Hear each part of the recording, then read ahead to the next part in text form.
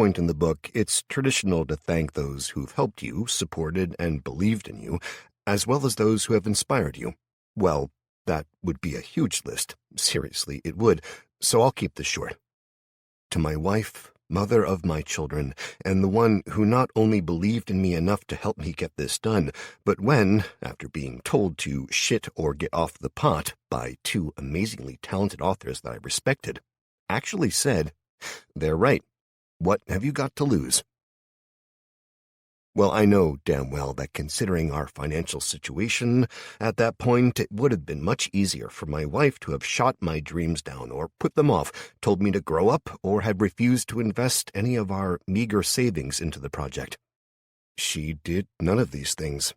Instead, she pushed me upwards and onwards, watched the two tiny sproglodytes, and kept the house, the family, and the pets all together, while I sat in our home office and scratched my head about the best word to use. Thank you, Chrissy. You're the best wife, partner, and friend I can imagine. All of this, is because of you. To my family, especially my mother, who will probably be crying as she hears/reads this, depending on which version she chooses, thank you. You always gave 110%, working multiple jobs and insanely long hours to feed and clothe us all, yet you still made time to read to a small boy who was grumpy, upset, and constantly in need of reassurance, when you must have been desperate for just a little time to relax. Thank you, Mum. I love you. It's the end of the world, as we know it. High Matrigan Finnabar watched the final Phase 1 satellite float free from the cargo bay of his ship, and he unconsciously released a little warble of regret as its engines flared, shifting its trajectory to match up perfectly with the rest of the net. He'd been here, in orbit, above this tiny blue, green, and brown ball, which the inhabitants called Earth, for almost 2 solar cycles now. He'd spent that time seeding the orbit with the satellites required to open the warp, and not a single day had passed when he didn't regret the necessity. He'd known it was a mistake when he started to watch the denizens, but he'd been bored, despite the significant resources that the clan had expended to fill his ship with every conceivable diversion, and if he was being truly honest, he'd felt curiosity regarding the lives he was about to change.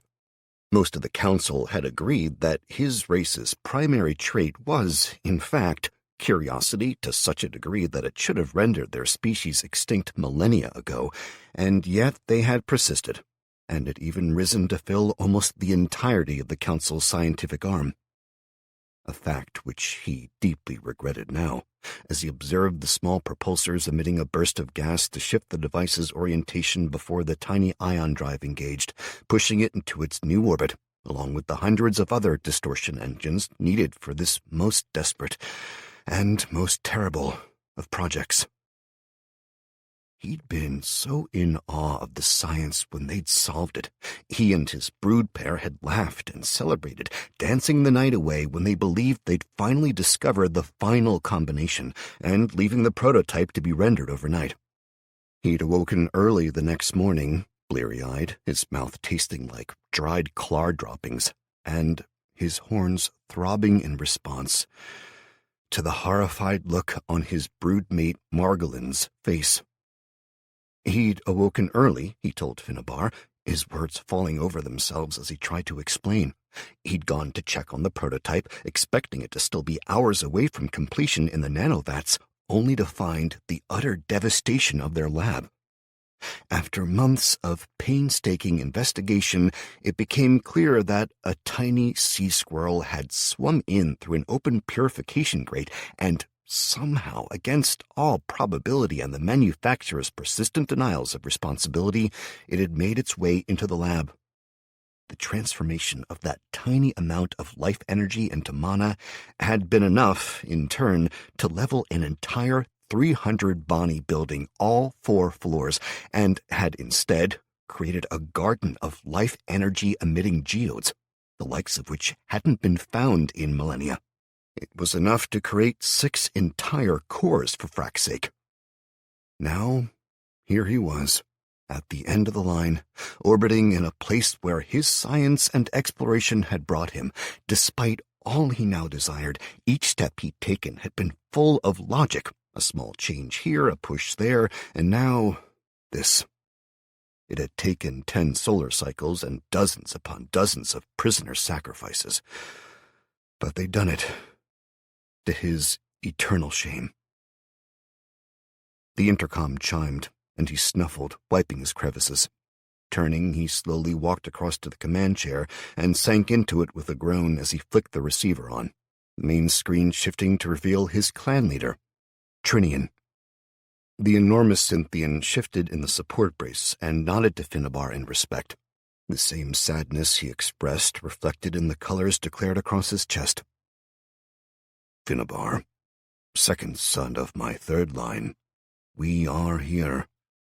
We know what you do and that you make this sacrifice for all of our people. As such, the burden is never yours alone. We share in it, and we weep with you. Trinian intoned as other screens flickered to life, displaying numerous members of his pod, and, lastly, his brood pair, coming to life on his personal screen. The monocrystal they shared across space pulsed with their collective love for him as he clutched it tight. Thank you all, Finnabar said quietly, clearing his throat before reaching out and gently caressing the raised nodules of the primary distortion engine controls. He slowly but firmly pressed the keys in turn, slid the dial, and felt the device query his embedded crystal to confirm his identity. Activated, the most valuable cargo that any Cynthian ship had ever carried was released into the ether above the small world below. Out of the 6 cores that had been formed by the sea squirrel's presence, the resulting information provided them with the information their technology had been lacking.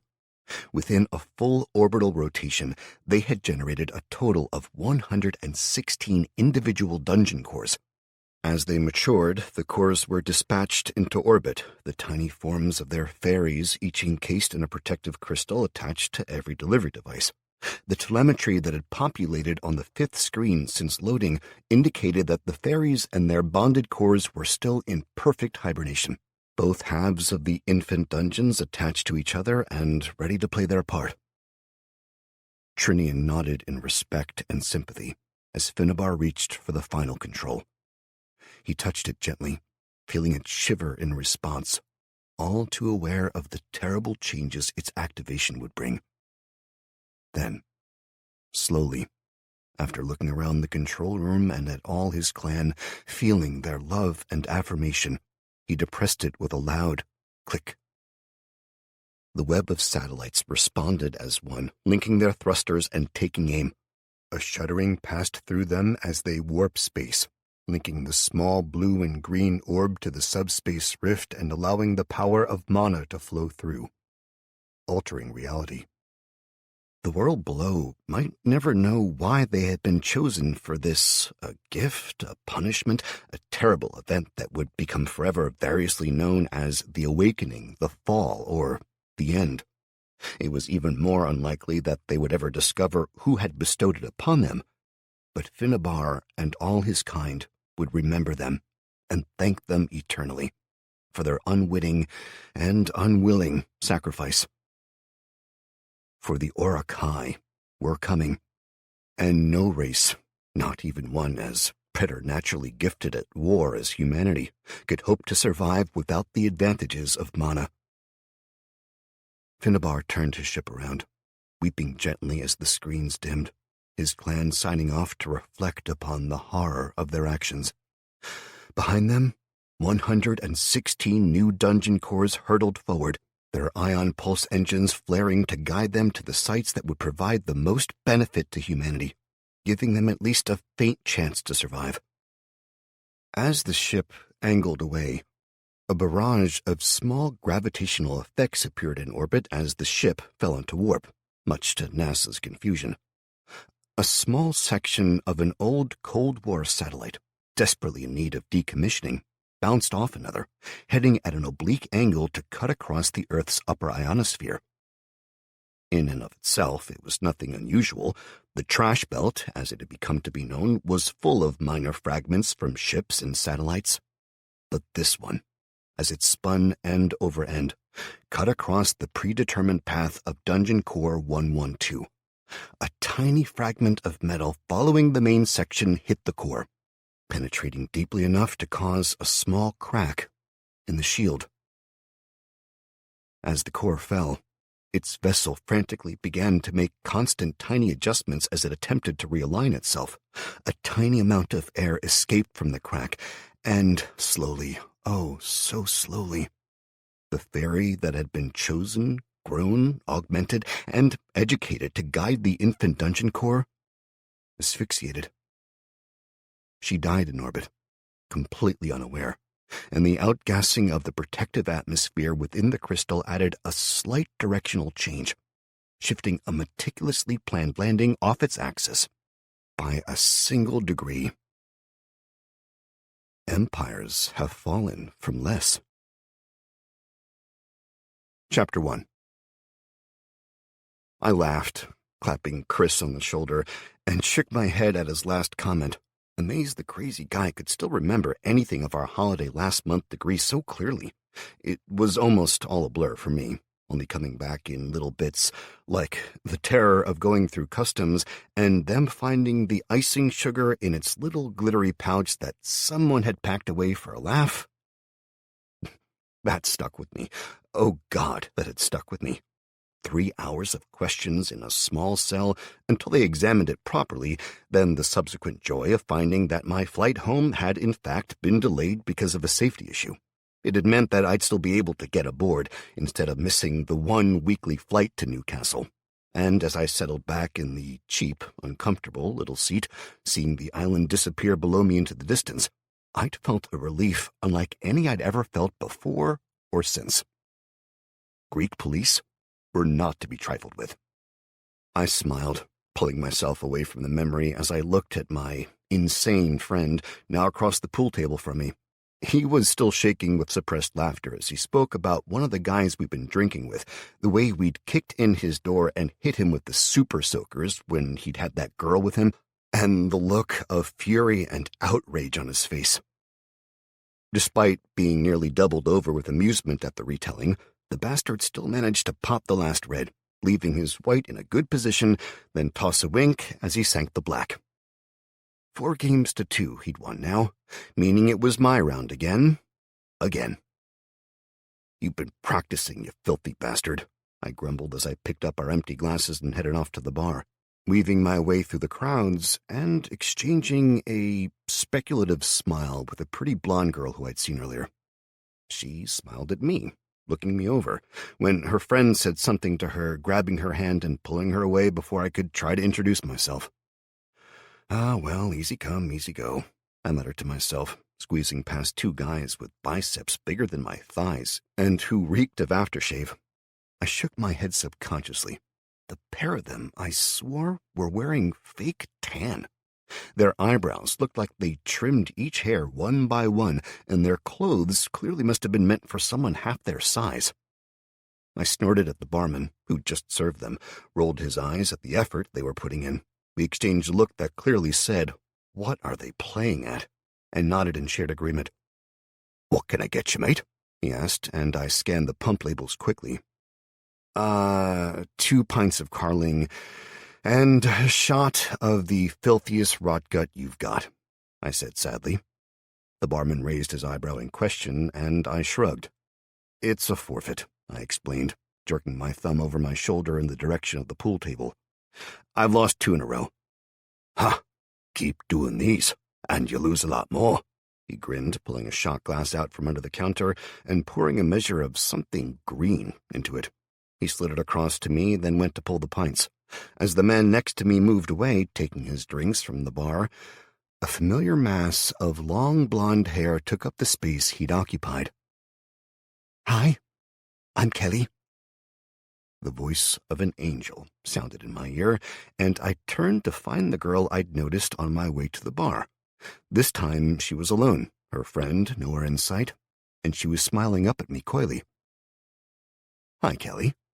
I'm Matt," I said, grinning back at her and enjoying her reaction to my accent. She was pretty beautiful, even, but not so much in the style I normally went for. She was well-dressed, her outfit flattering but tasteful, rather than the slutty look I tended to gravitate toward. Her figure was athletic, complemented by long legs, a reasonable chest, and nicely toned arms. I usually went for shorter, very busty girls, but her eyes. I gazed into them, the brightest blue eyes I'd ever seen, and that smile. "So, are you gonna offer me a drink?" She laughed after a second, and I blinked, realizing I'd just been staring at her and smiling. "Damn, sorry. You're beautiful," I chuckled in return and shook my head ruefully. "What do you want to drink, then?" I added it to my order, getting a knowing look from the barman when he came back.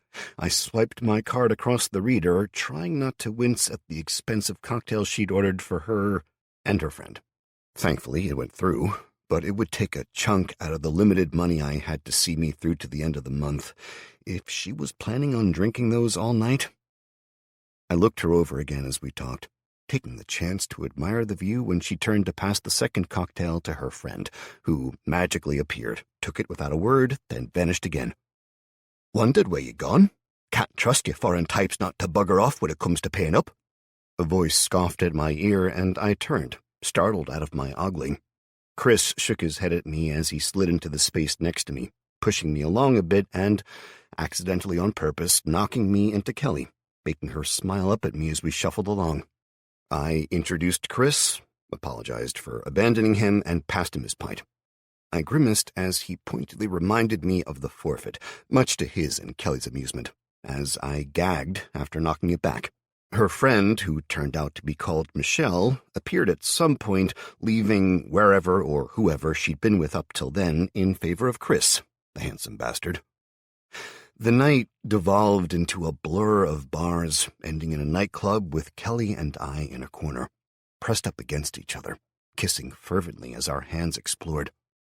We all eventually staggered outside at kicking-out time, blinking blearily at the heavy rain as we tried to find somewhere to stand without getting soaked while waiting for the taxi.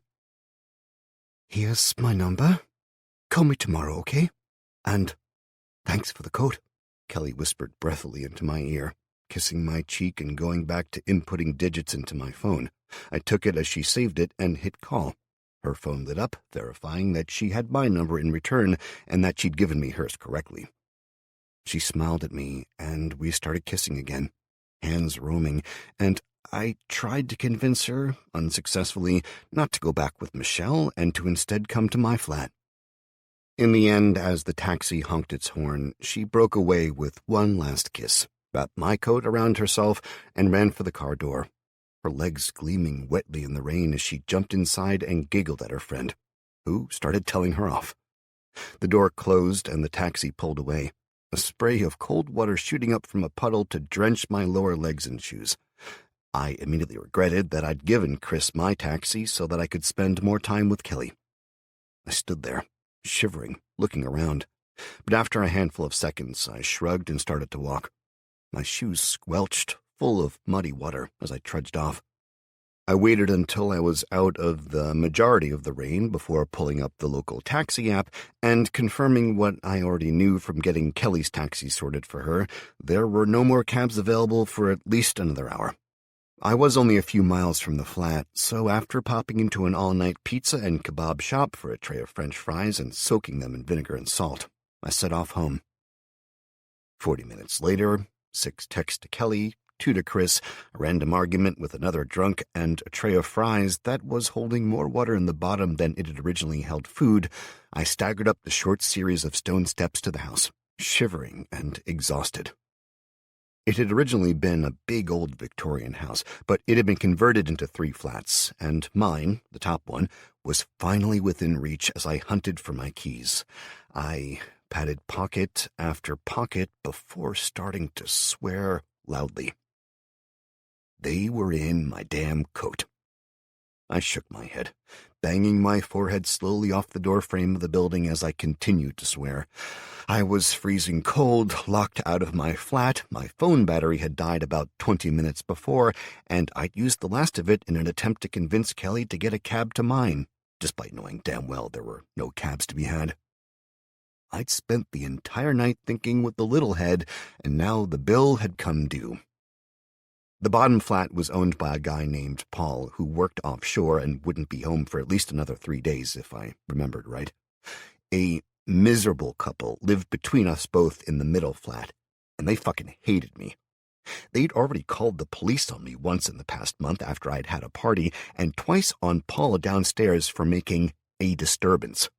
The guy had been having sex with his partner. It wasn't his fault that there was an old chimney that ran up one side of the building. It had been blocked off long ago, but it still carried noises if they were loud enough.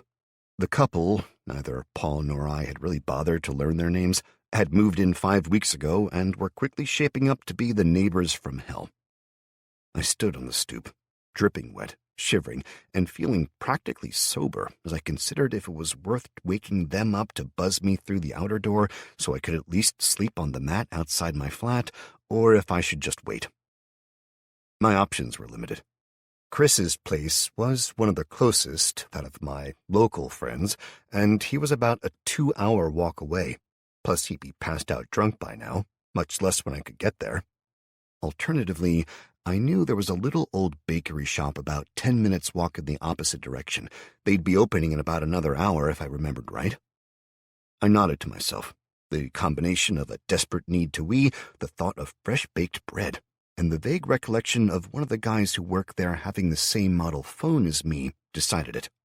I'd go get some food, charge my phone if I was really lucky, then call Kelly and get my goddamn keys. Hey, maybe I'd even get asked to stay out of pity, I hoped. Looking down at my drenched state, I certainly felt pitiful. I walked down the steps again and set off up the street, pausing long enough to pull my left shoe off and empty out a very wet stone that had somehow gotten inside. As I wandered up the street, I reflected on how the week before had been clear skies and warm nights. Sod's law. I got locked out on a night with a thunderstorm, I muttered. Hearing noise in the distance, I paused and looked up. I blinked in confusion, wiped at my eyes, and tried to make sense of what I was seeing. There were lines in the sky. Glowing red, yellow, well, fiery, I guess, judging by the colors, lines that crisscrossed the sky. I turned, tracking one, and realized that they spanned from horizon to horizon, slowly spreading out to link up, making the night bloom into an early dawn. They were faint through the cloud cover, but still bright enough to see and to tell the color, which meant that, around the world, they had to be going nuts. I twisted around, trying to make sense of the lines, and had a sudden fear race through me. I'd done a couple of lines at the end in the club with Kelly. She'd pulled them out and offered them, laughing when I tipped the little container out on her arm and did it there, kissing her afterwards and swearing it was sweeter. Now I wondered what the hell had been in it. Had she given me some weird shit cut with baking soda or something? Was it melting my brain? I gaped at the sky, trying to make sense of what I was seeing as the creak from a window nearby opening pulled my attention. An older man leaned out, staring up at the sky, stunned. "Hey," I called, and he jumped, banging his head on the window frame.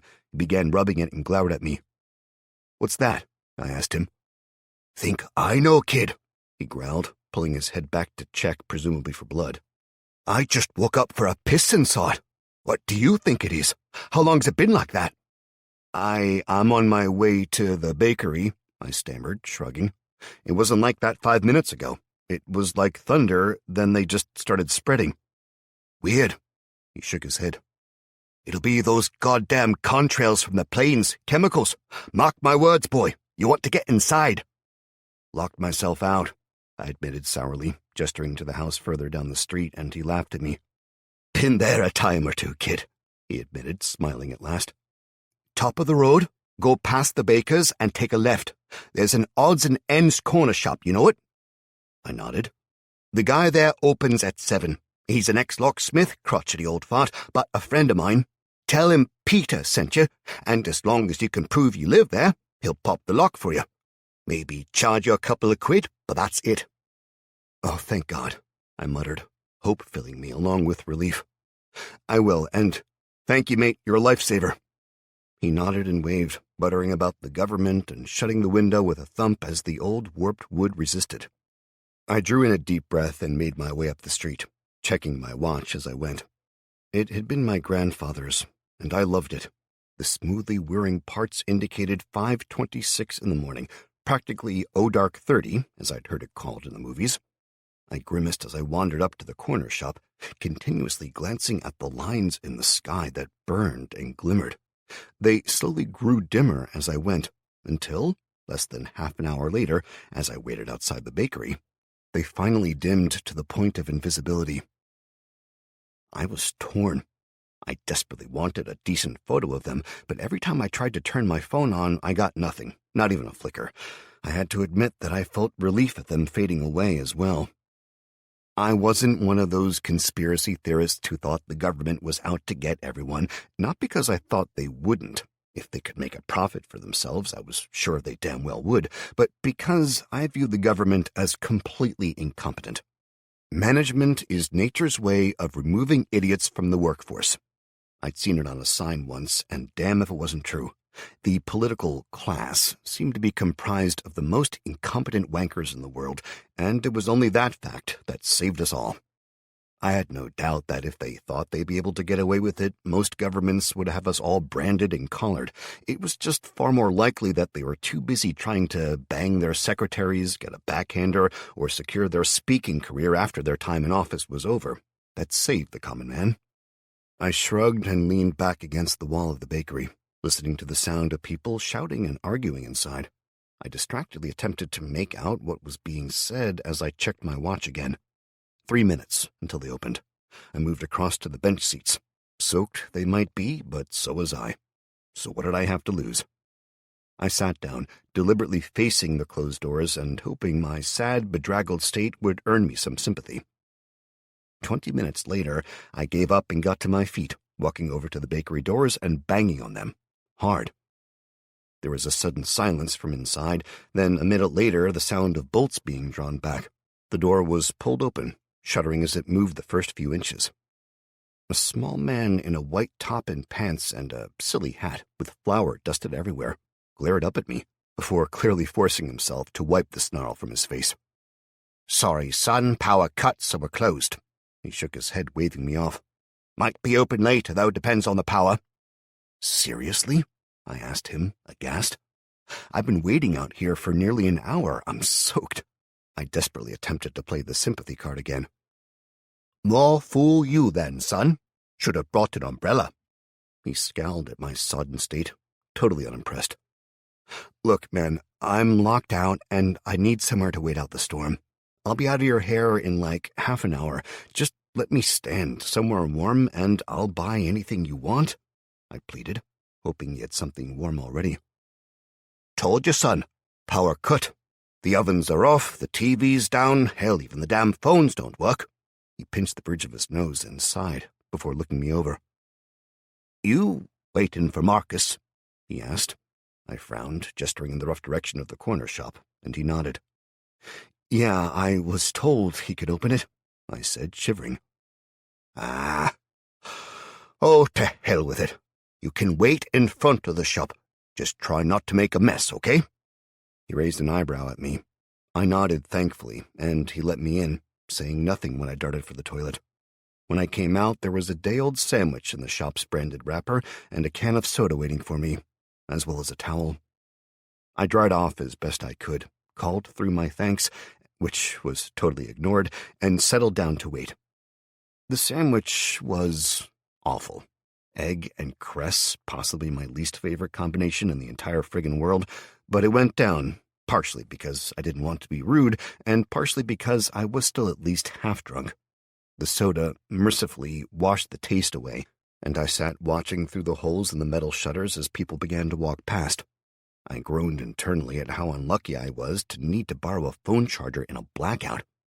Not much point there, I reflected. A few passers-by walked up to the closed doors, cursed, and walked away, while others struggled past in the rain. I watched a bedraggled young woman sloshing along with 2 kids in tow, and then it struck me, what I hadn't seen yet. There wasn't a single car moving on the roads. There'd usually be a steady rumble of traffic by now, cars and vans passing through on their way into the city, but today it was ominously silent.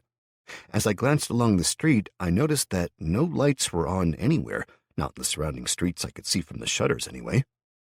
Another 10 minutes or so passed, with me growing considerably more tired and almost falling asleep on the bench seat, until the short, dark-haired baker came through and startled me.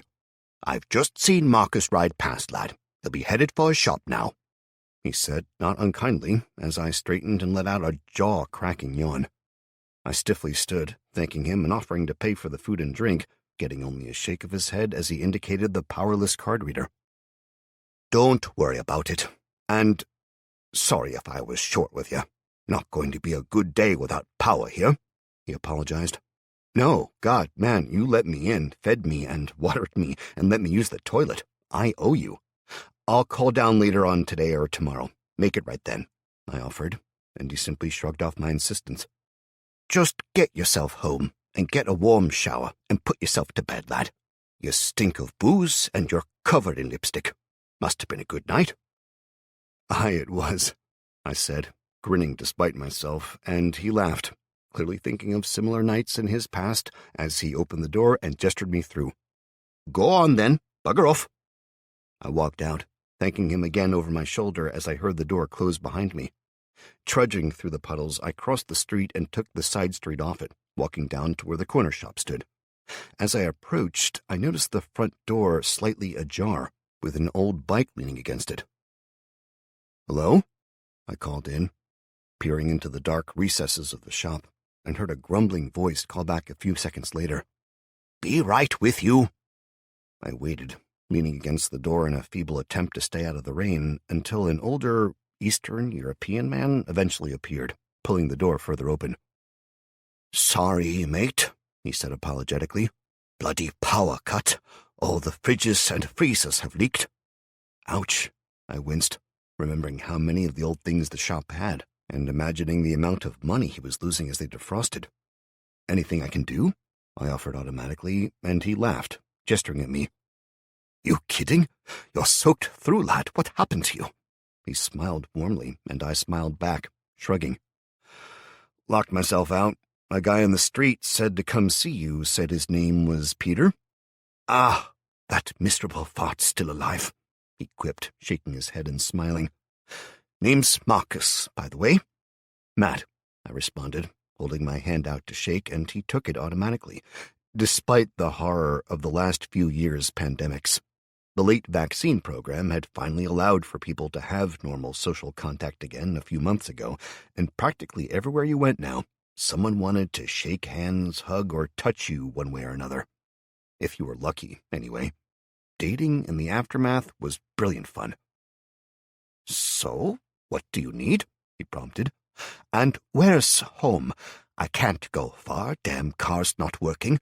You've clearly not got one." "I'm at the bottom of Osborne Avenue," I said, shrugging.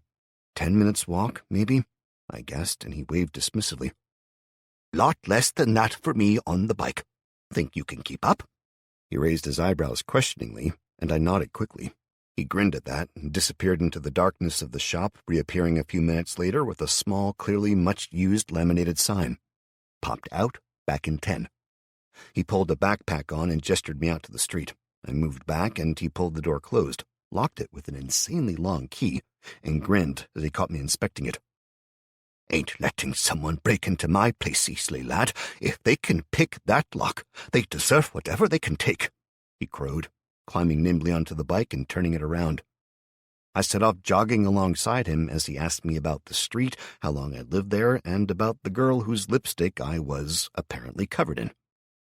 I told him about Kelly, and about the street, explaining that I'd bought the flat about 2 years ago, and in seemingly no time we were there. I showed Marcus my driver's license, and he grunted at the address match, pulled out a few thin, randomly bent rods of metal, and had the front door open in under a minute. He pulled his bike inside and propped it against the entryway wall, and we climbed the 2 flights of stairs to my flat. Again, he worked his magic with the bent rods, and 30 seconds later, the door popped open, much to my amazement and slight concern. "There you go, lad," he announced, clapping me on the shoulder and smiling as he stood back up. "Bloody hell, well done," I said in shock. "That was amazing. How'd you do that?" "Legacy of a misspent youth back in the old country." He winked at me, packing his tools back into the old battered backpack. The bag was yellow with orange trimming and looked like it had been dragged across the planet, and it clinked as he shifted it about until it was comfortable. "How much do I owe you?"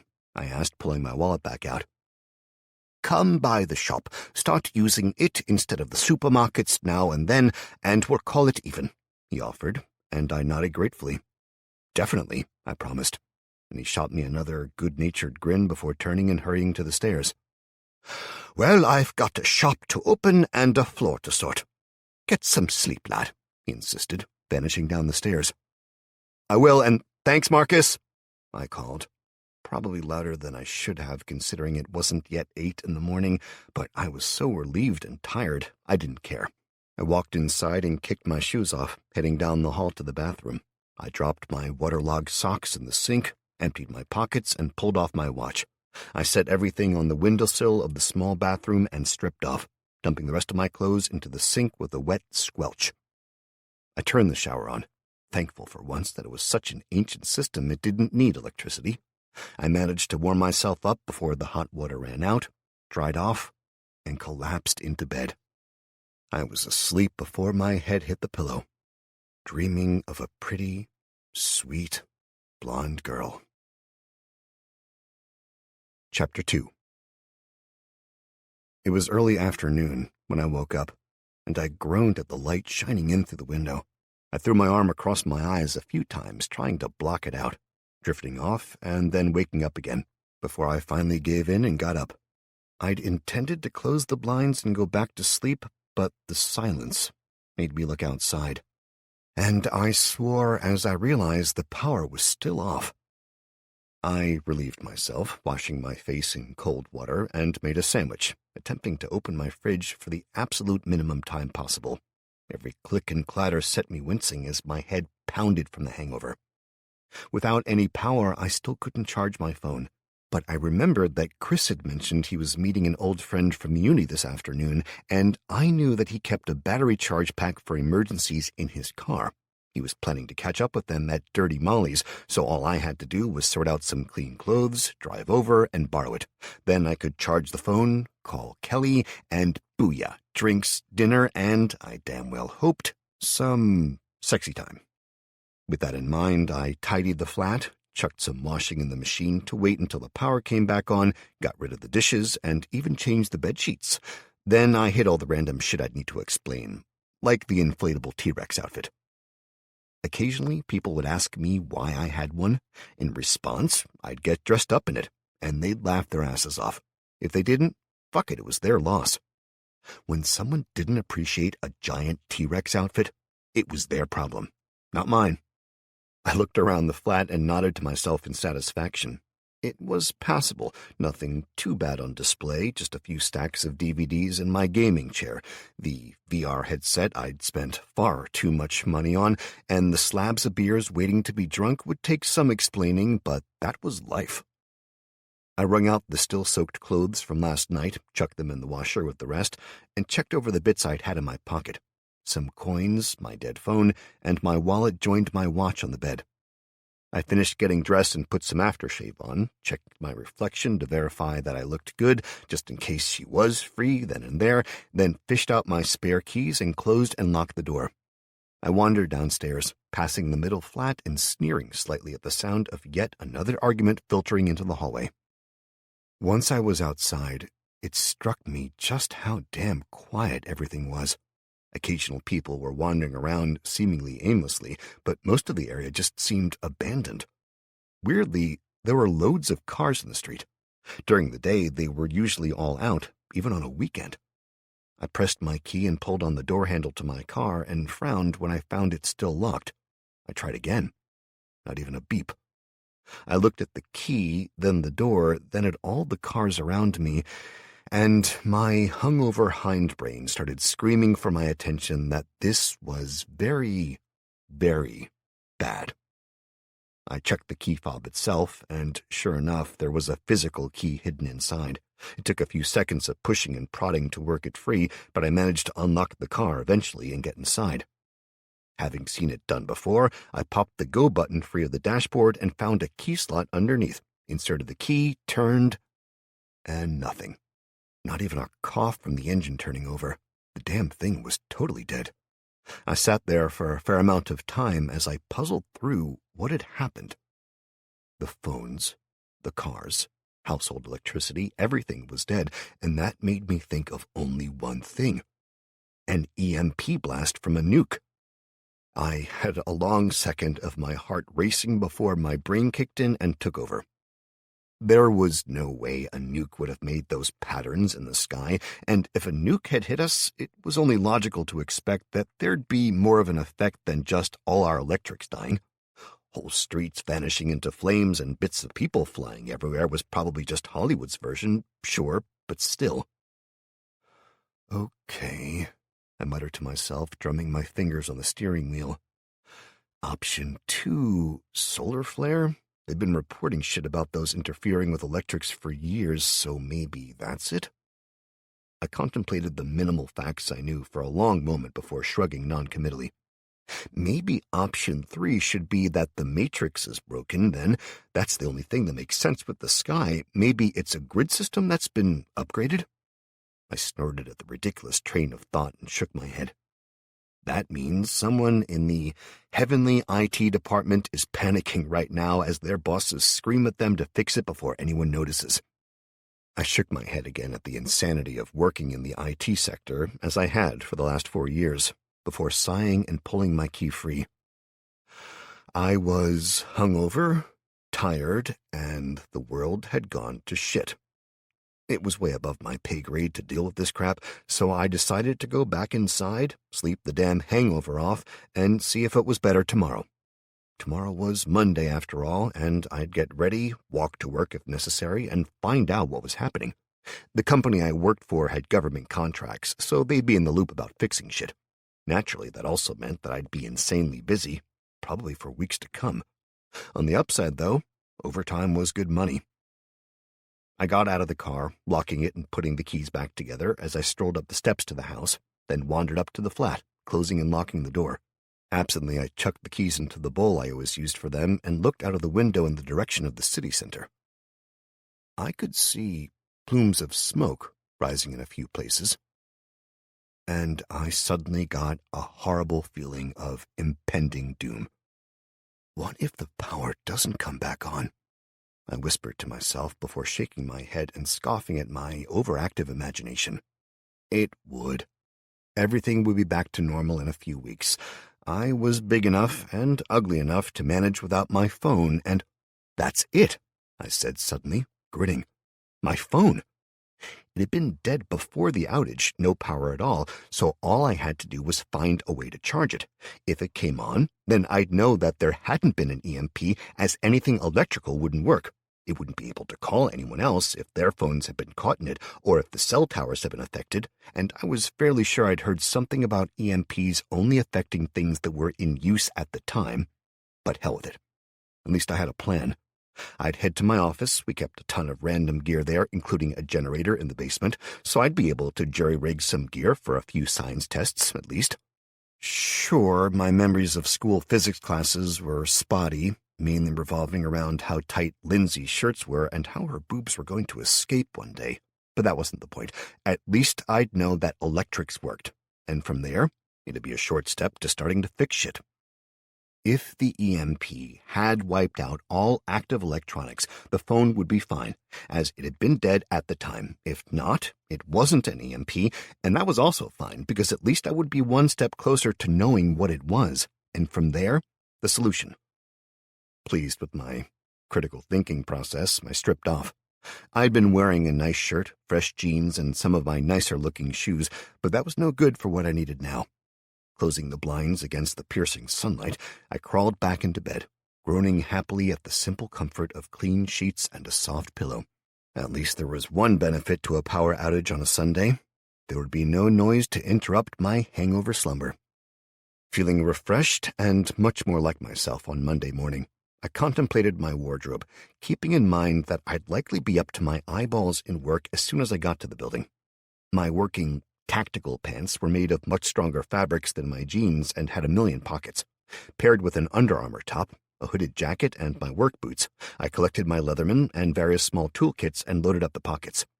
Grabbing my shoulder bag from its usual place by the front door, I chucked in a change of clothing, some energy bars, a canteen filled with juice, and my phone, and I left in the standard engineer's complement of random crap I was used to carrying. There was no way of knowing when a first aid kit, dozens of network cables, my network crimping tools, and a plethora of random crap might come in handy. Every time I picked it up, I'd tell myself that I needed to clear it out, but then, invariably, I'd need some random thing at work within the next day or two, and I always ended up keeping it as it was. I cinched the straps tight, made sure everything was comfy, and piled some towels under the fridge as it was already starting to leak. Then I set off, jogging down the stairs and passing the asshole from the middle flat. He watched me go, waiting till I was almost at the front door, then called down, wanting to know if this power cut was my fault.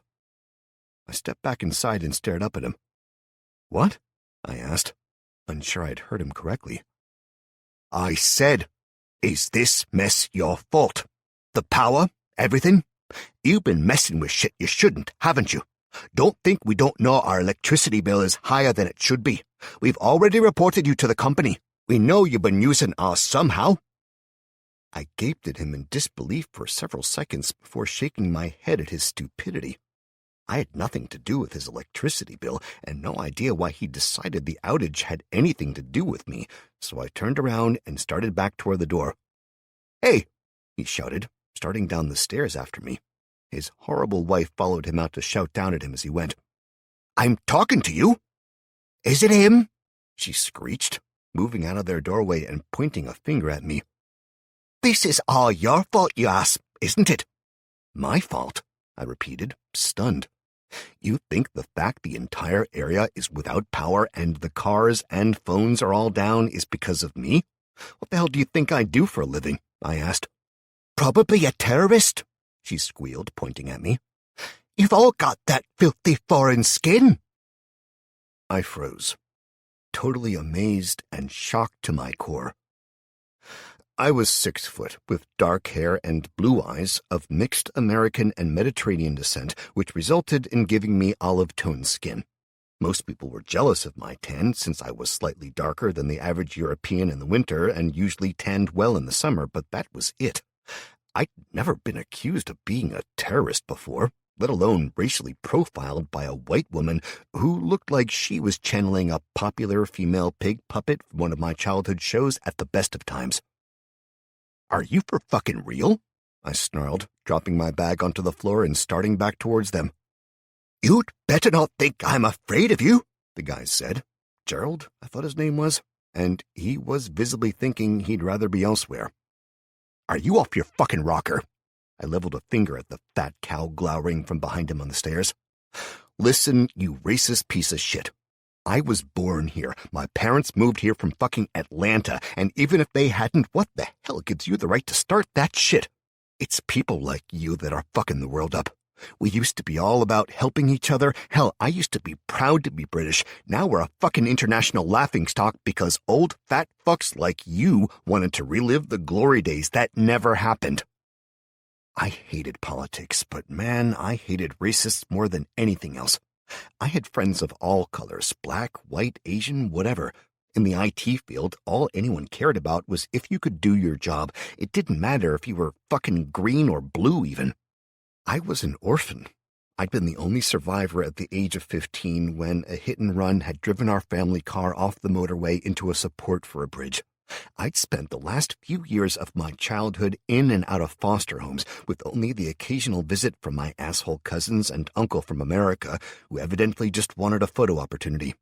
The best home I'd ever had since then, one which I'd only left because I was old enough to get my own place, I had still visited regularly for years afterwards, was Mama Aurelia's. A tiny house that always had the heating on full belt, filled to bursting with an enormous Caribbean woman with a heart the size of the house. Nobody ever went hungry in a 10-mile radius of Mama Aurelia's. She was a woman out for all she could give. And her funeral, 6 months ago, had sent me into a black fit of depression and rage that I was only just starting to get over. Growing up in and out of houses and foster homes meant I saw the best and the worst of people, and it had fueled my passionate hatred of racism. My accent hadn't helped, which even I admitted was American, thanks to my parents and the holidays we'd taken to regularly visit the family that had abandoned me after their deaths. People like you, I spat at the fearfully glowering excuse of a man, are why racism is going mad. People like you are why there's so much shit going on now. And as for you, you fat cow, I called up, switching from her pathetic excuse for a husband and pointing up at her. You can get fucked. You'll want to learn to keep your mouth shut, because there's nobody that's going to come by and help you if the shit hits the fan. I clamped my mouth shut, forcefully cutting off my tirade, and as I turned away, stalking toward the door and reaching for my bag, I could feel my blood boiling. Man, I wish the last guy hadn't sold the flat to them. You better watch yourself, Gerald threatened, grabbing my arm. I spun, punching him in the gut once. He was maybe 40, flabby and skinny, and that weird combination some people managed, with a pot belly and the muscle tone of an overstretched elastic band. He just folded around my fist, collapsing to the ground and wheezing painfully. I froze, looking down at him with my fist still clenched in anger, and I started to panic. I hadn't meant to hit him. Hell, I'd been in fights as a kid, who hasn't? And I'd done some sparring in martial arts, but only for a few months here and there. I didn't really get into trouble, so it wasn't a skill I'd ever refined. I suddenly realized, as his wife's squeals and his groaning broke through my fog of contemplation, that I might have made a terrible mistake. Our government contracts, which were a seriously big part of my job, required enhanced criminal checks. If this asshole pressed charges for me hitting him, I could lose my job. My brain was racing, and I said the only thing I could think of. You try anything? Touch me again, call the police, anything, and I'll make sure they need a dentist to ID you, I snarled, picking my bag up and walking out of the door. I hurried down the steps and turned left, jogging down the street before crossing over the road and taking a right to head for the city. I'd need to pass through it to reach my office, where I'd be able to find any and all gear I needed to power the phone. As I went, I replayed the scene back in my mind constantly, thinking about the consequences that could come from it, but after a half an hour of self-recriminations, I'd come to a decision. There was nothing wrong with me punching the miserable bastard, and the old argument of self-defense, combined with the fact that it was their word against mine, would probably see me through it with nothing more than a slap in the wrist. Hell, if the police were actually involved, they'd have to meet the pair and probably give me a round of applause for punching him anyway. Calmer now, I jogged for a bit, then walked, then jogged, covering the distance quickly, until I started passing more and more people. Couples and families were out for a stroll, kids playing, intermingled with people like me, moving with a purpose.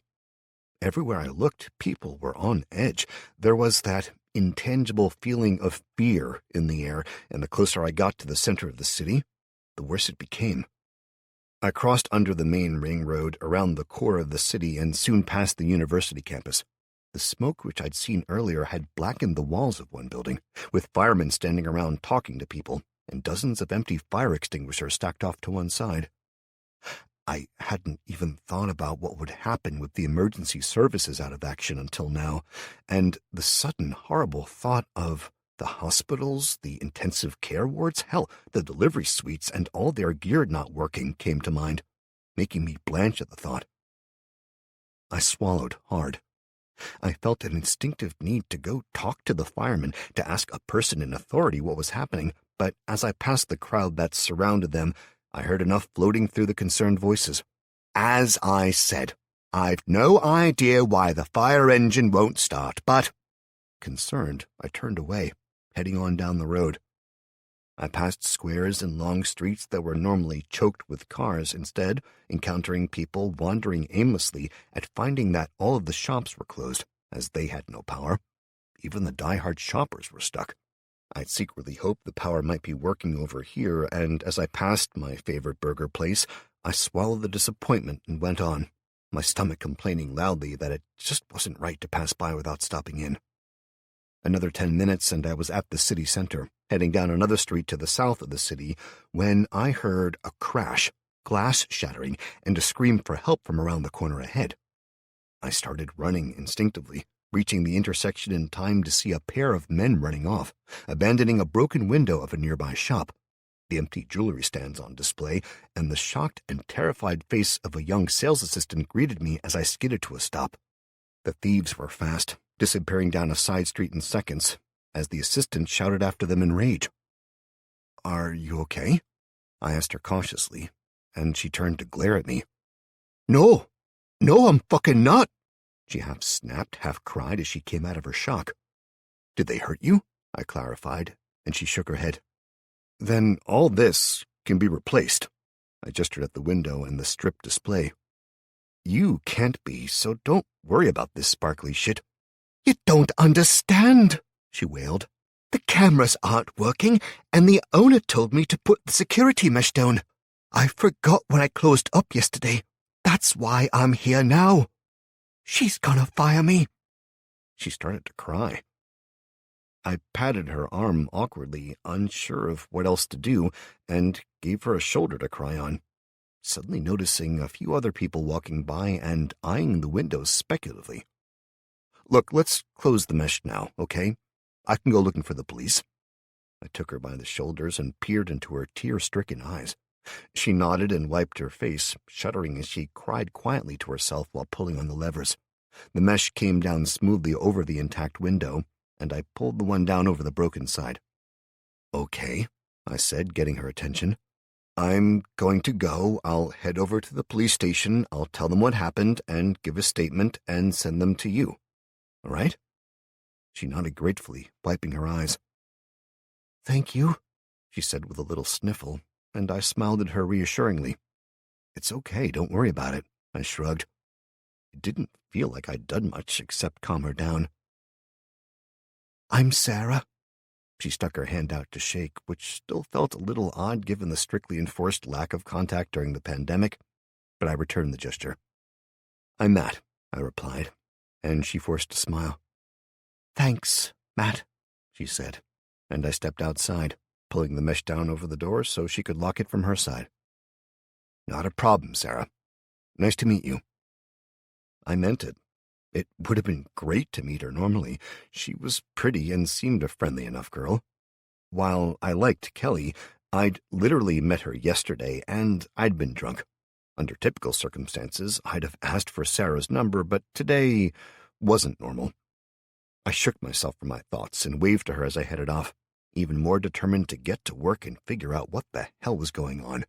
I crossed 2 more streets, doubling back on my trajectory at an oblique angle to reach the police main station, and I felt my heart drop as I got closer. A crowd had amassed outside the station, and 2 harassed and annoyed police stood in front of the building, dealing with the clamoring people. I joined the group and waited my turn, snarling once at a guy who tried to cut in front of me. Beyond that, I dealt with queue jumpers the British way, which was to say, glaring at them and grumbling under my breath until they realized they'd been spotted and moved back. The entire time, as I moved forward, I overheard the complaints of the people around me. My first instinct had been to push forward. After all, I had a real crime to report. But I quickly realized, so did they. Dozens upon dozens of people were reporting the same. From houses to shops to vans and workshops, looters were going for gold today. When I finally made it to the front, 40 minutes later, I gave an explanation to an impatient officer who wrote it down in a notepad and scrawled his signature on the back of half a raffle ticket. "Have the owner bring that down to the station tomorrow at some point," he ordered, handing it over and stapling the other half to the report. "They'll be dealt with then, but unless someone was hurt, we've not got the resources to deal with it today." Okay, I said, astonished. It was a basic premise of modern life. If you were in trouble, you went to the police and they'd deal with it. To find them this overrun, this stressed, brought the whole thing into focus. "Do you know—" I started, and he sighed, shaking his head in exasperation. "Look, people," he called, holding his hands up. "I'll say it again for those who didn't hear last time. We don't know what happened. We're working on it, and when we do know, you'll know. Until then, make your report and move along." He dropped his hands and gestured to me to move on, turning to the next person in line. "No, wait a second," I started, and he glared at me. "I'm a network engineer," I hastily explained. "If you've got any signal from the network, I might be able to help you get the systems back online." He paused briefly before nodding once to me and turning to his partner. "John, I'll take this guy inside. Be right back," he said. His partner looked me over and gave me a single nod in return. "You'd better not be lying, kid," the first policeman said, leading me inside through a magnetic lock door that had released automatically when the power had gone out. "I'm not. I work with data networks for a living." I wondered if the data centers were intact or if they'd been wiped. Most people had no idea, but the data they accessed was all stored in data centers, hubs for all the high-tech storage devices that were replicated all over the world. The buildings themselves were generally well secured, but the more important and therefore more secure centers weren't on any maps. Those were usually housed on sites that were guarded by armed security. Even here in the UK, where guns were rarer than in America, the sites were often heavily shielded and had backup generators as well. So for the first time since entering the queue, I started to think things might be fixable. Well, we've already got some techs in here," he said, opening a side door and leading me down to a basement level. I grumbled a bit under my breath as we descended into the bowels of the old building. I privately reflected that it was just like typical bureaucracy to always put the IT guys out of the way in the shitty sections of the building, not realizing until something went wrong just how much they needed us. We finally entered a room that was full of cables, computer parts, and swearing, and I grinned reflexively. I was home. "Hey, guys, got some IT geek here, says he can help," the copper called, and I glared at him. "I said I was a network engineer and that I might be able to help if you had a signal," I clarified. A head popped up from the other side of a desk, jam jar glasses inflating his eyes to owlish proportions. "Tell me you're a sysadmin?" the figure asked, and I smiled reflexively. "Network mainly," I replied. "Mostly layer 1, but I can do 2 to 4. "That's great. I'm all about the layer 7, he countered in geek speak, and the copper who'd brought me down shrugged and walked off, leaving me with the guy. The next hour passed in a blur as I was introduced around. Martin and Danny were the 2 engineers' names, and I was quickly brought up to speed on the things they'd already tried. We pulled fresh kit out of sealed boxes and connected it all up. The generator in the basement was getting worked on by a different team, and we tested all the gear as best we could until it was all ready. I was sitting on a table munching on a packet of crisps when Martin came looking for me. "Sorry, man," he said, holding up a power bank. "I could have sworn I charged it as well, but I must have forgotten." He looked worried. I shrugged and swallowed my mouthful, getting off the desk and checking the device over. "It's all right. I'll just wire one up from the battery packs I've got in the office once we've tested this," I said, both of us ignoring the possibility that it had been charged and was now dead for a different reason. "Well, they think they're ready to start the generator now," he said. A few minutes later, a clicking sounded from a few rooms over, followed by a lot of swearing.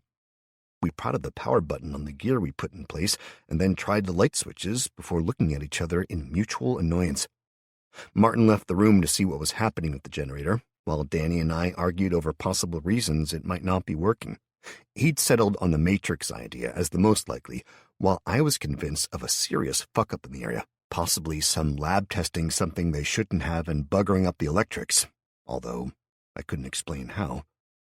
We debated over candlelight and tossed increasingly stupid ideas back and forth until Martin returned, sitting on a desk nearby and removing the enormous jam jar glasses to polish them. "Right," he started.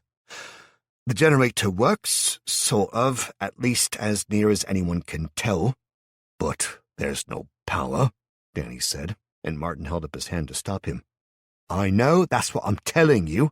The generator works, it's old school, a diesel Jenny, but the electricity doesn't, and I can't explain why. It just doesn't work." He rubbed the bridge of his nose. "I think we need someone who's really into this kind of crap because we're way past my level of understanding for it. As far as I know, it should be working. There's just no logical reason why it wouldn't." I sat back, thinking over the possibilities, and spoke up after a few seconds. "What about the university?" I asked. "There's got to be someone there who knows about it, physics lecturers or chemistry or whatever." "Chief already sent a couple of the senior team to the uni, and some to the council buildings. Guess we just wait around now, see what we can come up with." So that's what we did. We sat around, talking shit and trying to figure things out until we ran out of candles, and we were all forced upstairs by necessity.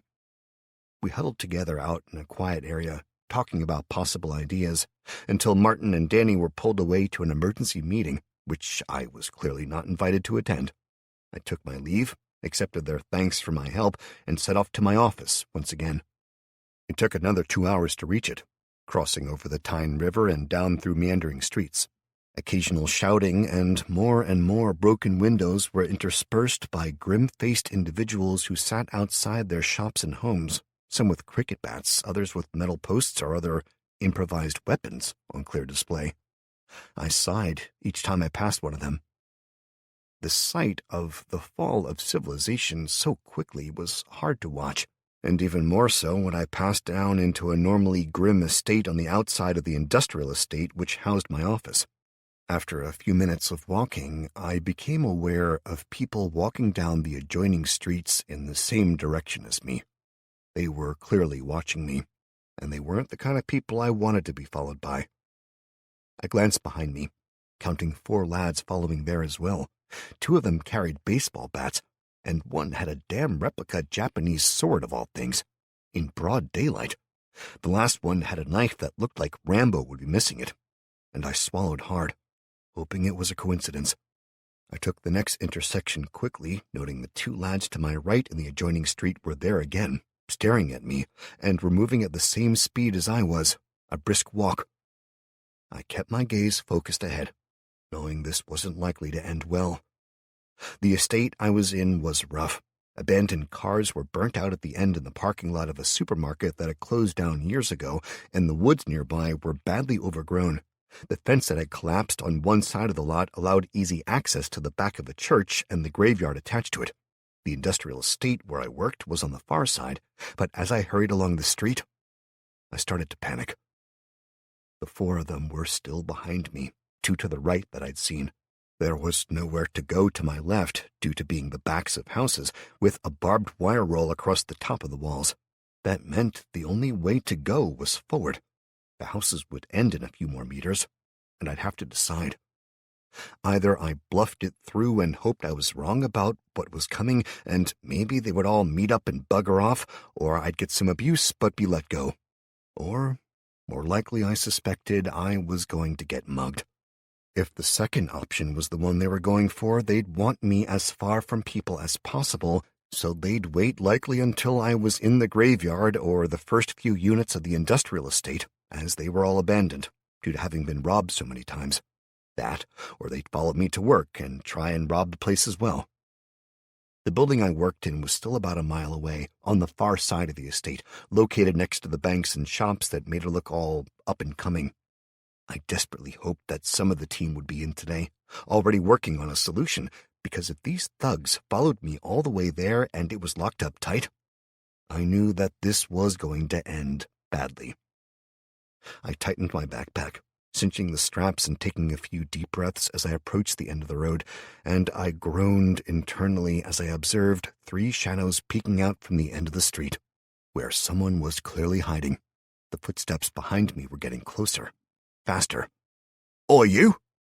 Stop, we just want a word," a voice from behind called out, and my nerve broke. I set off like the cry was a starter's gun. Despite the bag on my back, despite all the gear I now passionately wished I'd left behind, and despite the fact that I was wearing steel-toed cap boots and had the end of a hangover to contend with, I ran like I hadn't run in years. My feet powered me forward across the broken glass, fag ends, and random shit that covered the estate, and, racing past weeds that had cracked the pavement decades ago, I sprinted past the three that stepped out, a hand grabbing at my sleeve and nearly sending me flying before I broke free and ran even faster, if more unsteadily. Whoops and hollers rose behind me, and the sound of feet bursting into pursuit arose. Shouts to others were responded to, answered from somewhere up ahead, and I felt my heart drop, while the rate of beats was simultaneously going through the roof.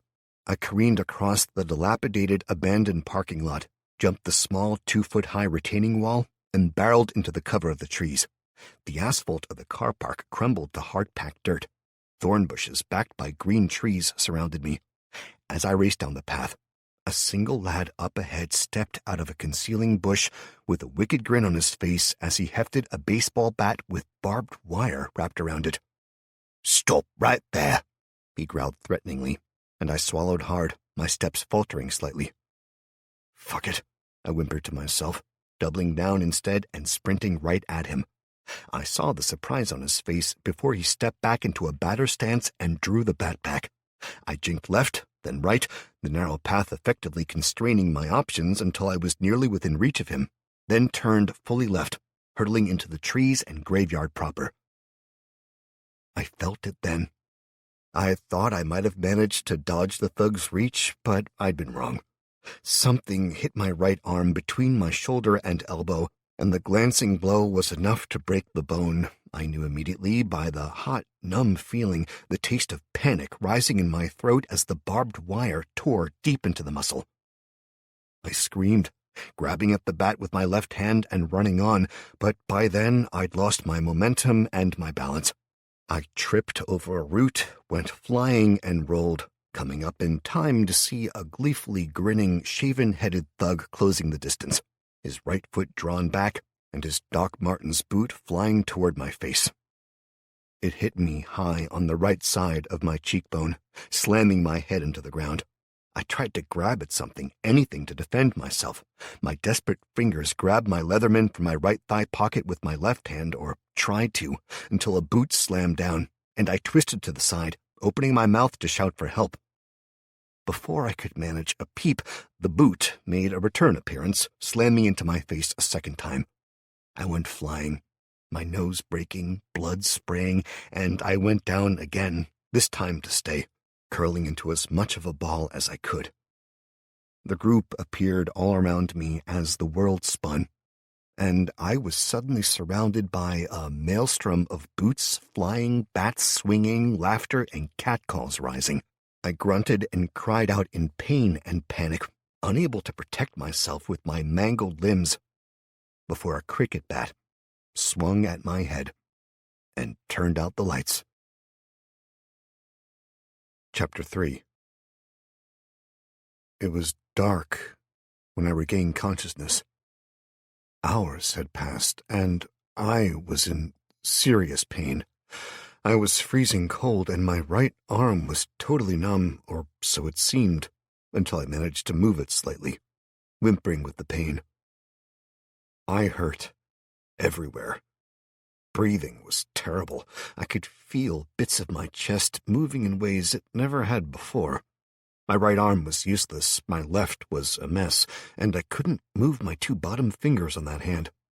I lifted it up and could faintly make it out in the darkness, but I could only see out of my left eye, and I realized matted, dry blood was caked all over my face as I touched it. A great, big cut ran across my scalp, going from below my right eye back into my hairline until it nearly reached the top of my head. Touching it made me want to vomit. It didn't help that I could feel stuff in it, and my eye was swollen shut.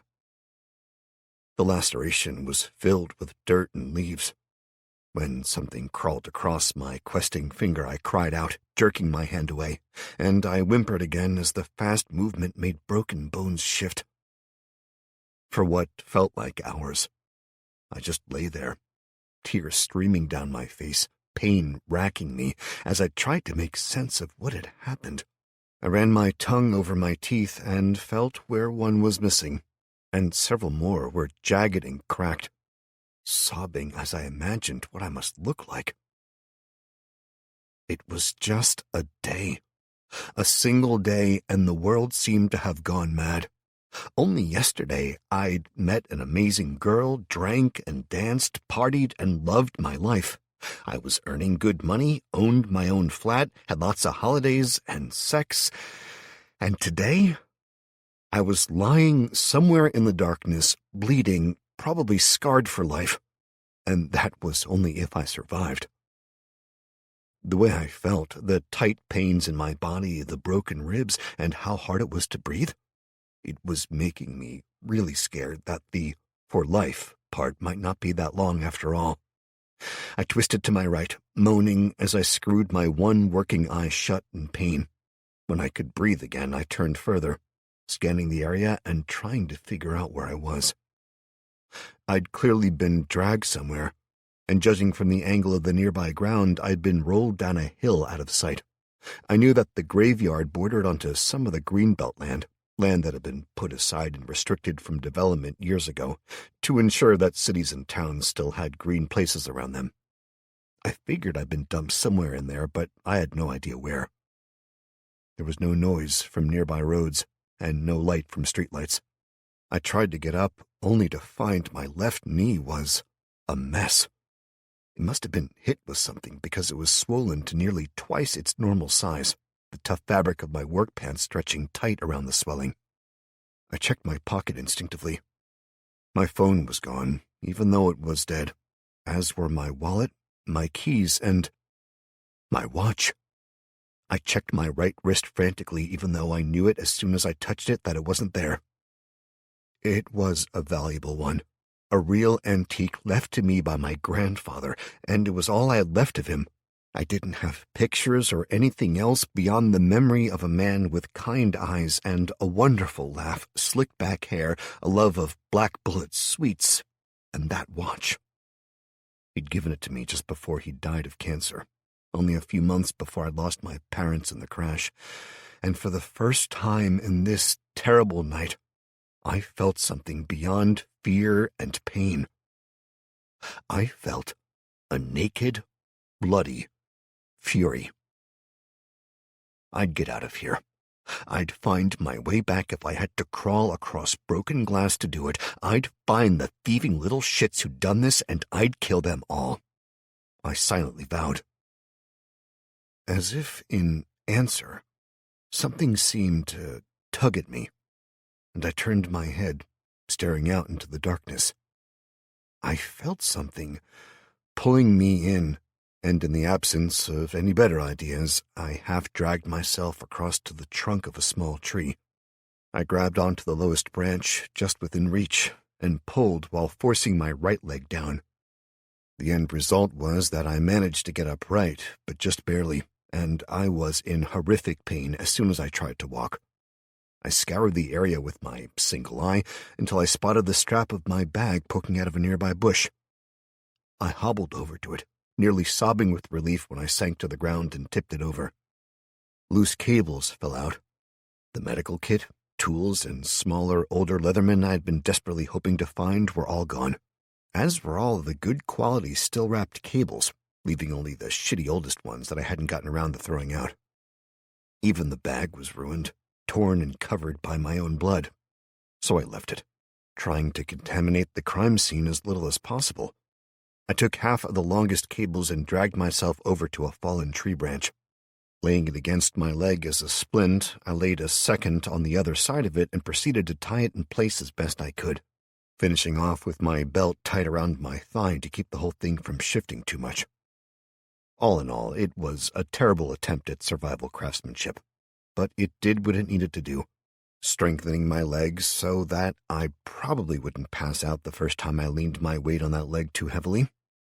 A single gleam to the left of the bag got my attention, and I almost wept as I picked up my house keys. The car key was gone, but the rest had been dumped, probably because they had been too stupid to check my driver's license to see where I lived. With grim determination, I set off, slowly, staggering from tree to tree and falling as much as walking.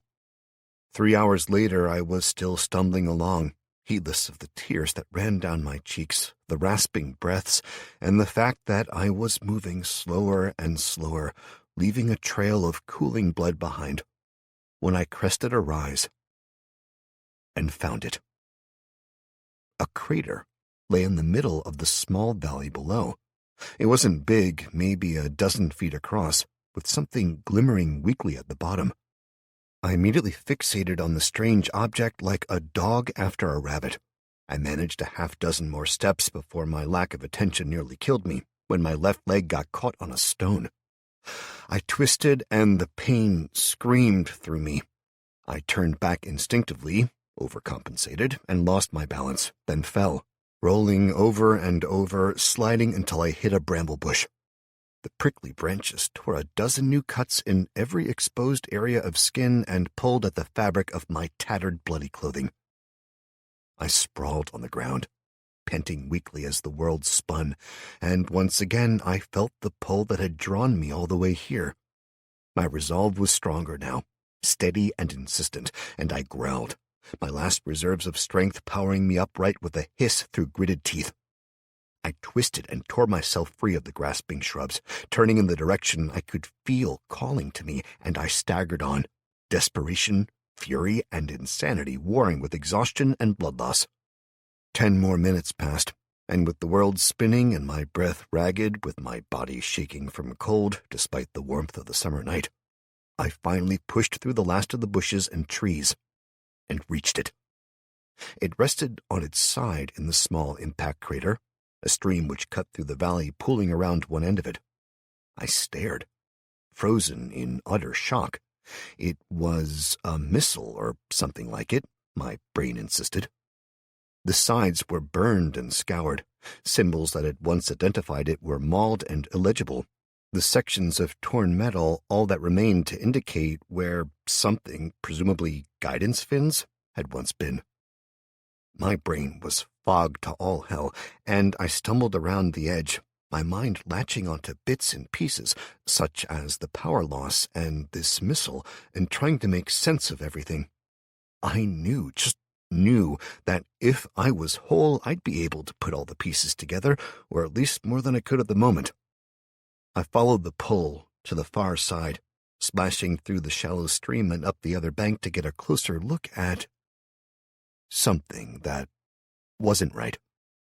Even in my current state, my brain told me that this was wrong as I stared at the cracked crystalline mesh lining the inside of the metallic frame. It looked as though a crazy crystal spider had webbed a weirdly glowing cylinder into place inside the missile, and the luminous container had come loose when it had crashed, dangling from the top and swaying gently in the nighttime breeze. I reached out and tried to grab the cylinder, feeling a shock roar up my arm as soon as my bloody palm touched it. The world vanished again as I was blown from my feet by the concussion. I was unconscious for a long time. How long, I didn't know, but this time when I opened my eyes, I saw the characteristic red-gold light of a sunset overhead through the trees. I heard the warbling of birds as they settled down, and the buzz of insects in the foliage. I twisted my head suddenly, following a bat that blurred past in hot pursuit of a moth, and I grunted as pain flared through my skull. It had been night when I'd woken up before. Surely I hadn't been out here alone for another full day. I froze at the thought, then turned my head, trying to see what was blinking orange off to my right. There was nothing there, but as I stared harder, I realized I'd just been mistaken. It was further to my right than I'd guessed, right at the very edge of my vision. I tried again, and again, twisting further each time, until I abruptly realized what I was doing. I'd turned around almost entirely, and I was looking out of both eyes. I was still in pain, sure, considerable pain, enough that I'd be at a doctor's given the chance, but before I'd passed out, I was in need of an accident and emergency team. Now I was just aching and sore. I lifted my right arm, wincing at the pain, but I could move all of my fingers. I mirrored the same movements with my left, and though the broken fingers throbbed, they had healed to the point that I felt like I'd had a good week's worth of healing already, making me worry about how long I'd been lying down here. I reached up and gingerly felt the cuts on my face and right upper arm. They were scabbed over, but felt as though they'd healed for a week or so as well. I'm hungry, seriously hungry, but not a week unconscious in the forest hungry, surely, I wondered. Then I forced myself to my feet and staggered across to the stream. Lying down, I dipped my hands into the water, then lifted them to slurp the clear liquid noisily from my cupped palms. I repeated the process a few times before getting back up and looking around, and finally properly inspecting the missile that rested across the clearing. I'd been trying to ignore it for some reason, no idea why, just the human mind playing its tricks and filtering out other details when I'd really, really needed a drink. I slowly circled the metal object, my mind noting in passing that it was weird that I didn't need to relieve myself, and that thankfully I hadn't shit myself or anything when I was unconscious. The missile or craft or whatever was maybe 6 meters long, badly damaged and hollow, with a weird pattern dried on the inside of the thing. A single crystal cylinder laid on the ground underneath it, maybe 20 inches long and 6 wide. I reached out hesitantly, tapping it with a finger, then retreating, before tentatively picking it up. My mind vaguely registered that this small cylinder had been part of a larger one before, one I'd not been able to take my eyes off of. This section filled me with a sense of sadness and mild regret for some reason. I turned it over in my hands, frowning as I stared at it, trying to make out what was inside. I shook it a little, and something clattered around inside. Washing it carefully in the stream, I made sure to keep the cracked section away from the water, just in case it was valuable. When I thought it looked cleaner, I straightened up, hissing in discomfort. Using the hem of my shirt, I wiped the surface again, leaning close and staring into it, before dropping it with a yelp. I backed away quickly, scanning the area and then warily eyeing the container and the tiny, desiccated body inside. It took a few minutes before I worked up the courage to pick it up and peer inside again. This time, I stared at it in wonder. The creature was tiny, maybe 6 inches tall and maybe 1 wide. The remains of wings jutted from its back, with the majority of the pinions and 1 arm lying broken in the bottom of the cylinder, presumably from my thoughtless shaking. I swallowed hard, then glanced around again. Seeing nothing else in the area, I also found no sign of the larger, ominously shining crystal that I'd touched before. I searched the area quickly, pausing to examine my wounds as best I could. Ultimately, I decided that discretion was the better part of valor, and that I'd bring the authorities here later, let them see what the thing was, and maybe get a nice finder's fee out of it. I didn't trust that it wouldn't disappear once they got a hold of it, as I now fervently believed it was an alien craft of some kind. But I'd also seen enough alien invasion movies to know that the dude who tried to hide the whole thing usually ended up dead, and I wasn't looking to be a redshirt. I turned back in the direction I thought the city should be and started walking, carrying the cylinder carefully. After a few minutes, I slowed to a stop, frowning. I couldn't see any landmarks. I was surrounded by trees, and the sun was vanishing somewhere in the distance past the trees. I had no idea where I was, but I also knew that I was 6.4 miles from my home and that the nearest road was in that direction. I paused for a dozen long heartbeats, trying to make sense of how I knew these things, until the sudden bite of a fly on my neck startled me from my daze, and I decided to test it out by doing what I could. I set off walking again. I ached, I was sore, and I felt seriously ravenous, but I moved steadily, knowing that I could be home in a few hours, and hoping that something had been figured out with the power by now. As I made my way slowly up and down banks and across a field, passing from the shadows of the trees out into the evening light, I paused, turning my gaze to the sight of Newcastle in the distance. I was maybe a mile to the south of the estate where I'd been attacked, and as I continued to look, I thought I could just about figure out where the crash had been. I carefully mapped it out in my brain, then blinked in surprise as it shifted. The mental image I'd made of the area rapidly altered itself to razor-sharp clarity, and the crash site suddenly became marked with a single pulsing dot. That triggered another of the orange-amber pulses in the corner of my vision, and I unconsciously muttered aloud as I tried to turn my head. "What the hell is that?" I said, freezing in shock as my vision shifted without my conscious control. The world seemed to blur out of focus as a series of small boxes popped up in my vision. Staring at them for a moment, I blinked and jumped as they vanished, presumably in response to my desire to be rid of them. To my surprise, they reappeared when I mentally focused and pulled them up again. I focused in on the first one, which grew slightly and centered itself, overlapping the others. Dungeon core assimilation is at 12%. Full assimilation cannot be completed until ambient mana in the surrounding area reaches a high enough level. Do you wish to view host capabilities? Yes, no. I read it through 3 times before it made any sort of sense. I had no idea what a dungeon core was, but I knew what mana was. It was a common resource in all of my RPG games. At a thought, another pop-up shifted forward into view. Ambient mana is at 6%. Estimated time to complete permeation is 387 local days. Communication array is unavailable at this time. Fall back on secondary role, construct dungeon, and begin local area cleanse. Recommended difficulty level for local inhabitants, 4. What the hell is this? I asked aloud, but there was no response. After a few seconds, I pulled up the first prompt again and mentally selected yes. Getting a new screen. Name, unnamed. Modifiers, broken. 16 bones are currently healing. This modifier restricts the speed of the host by 25%. Drained. Rapid healing has drained the host of reserves, leaving it mentally and physically impaired. -3 to control.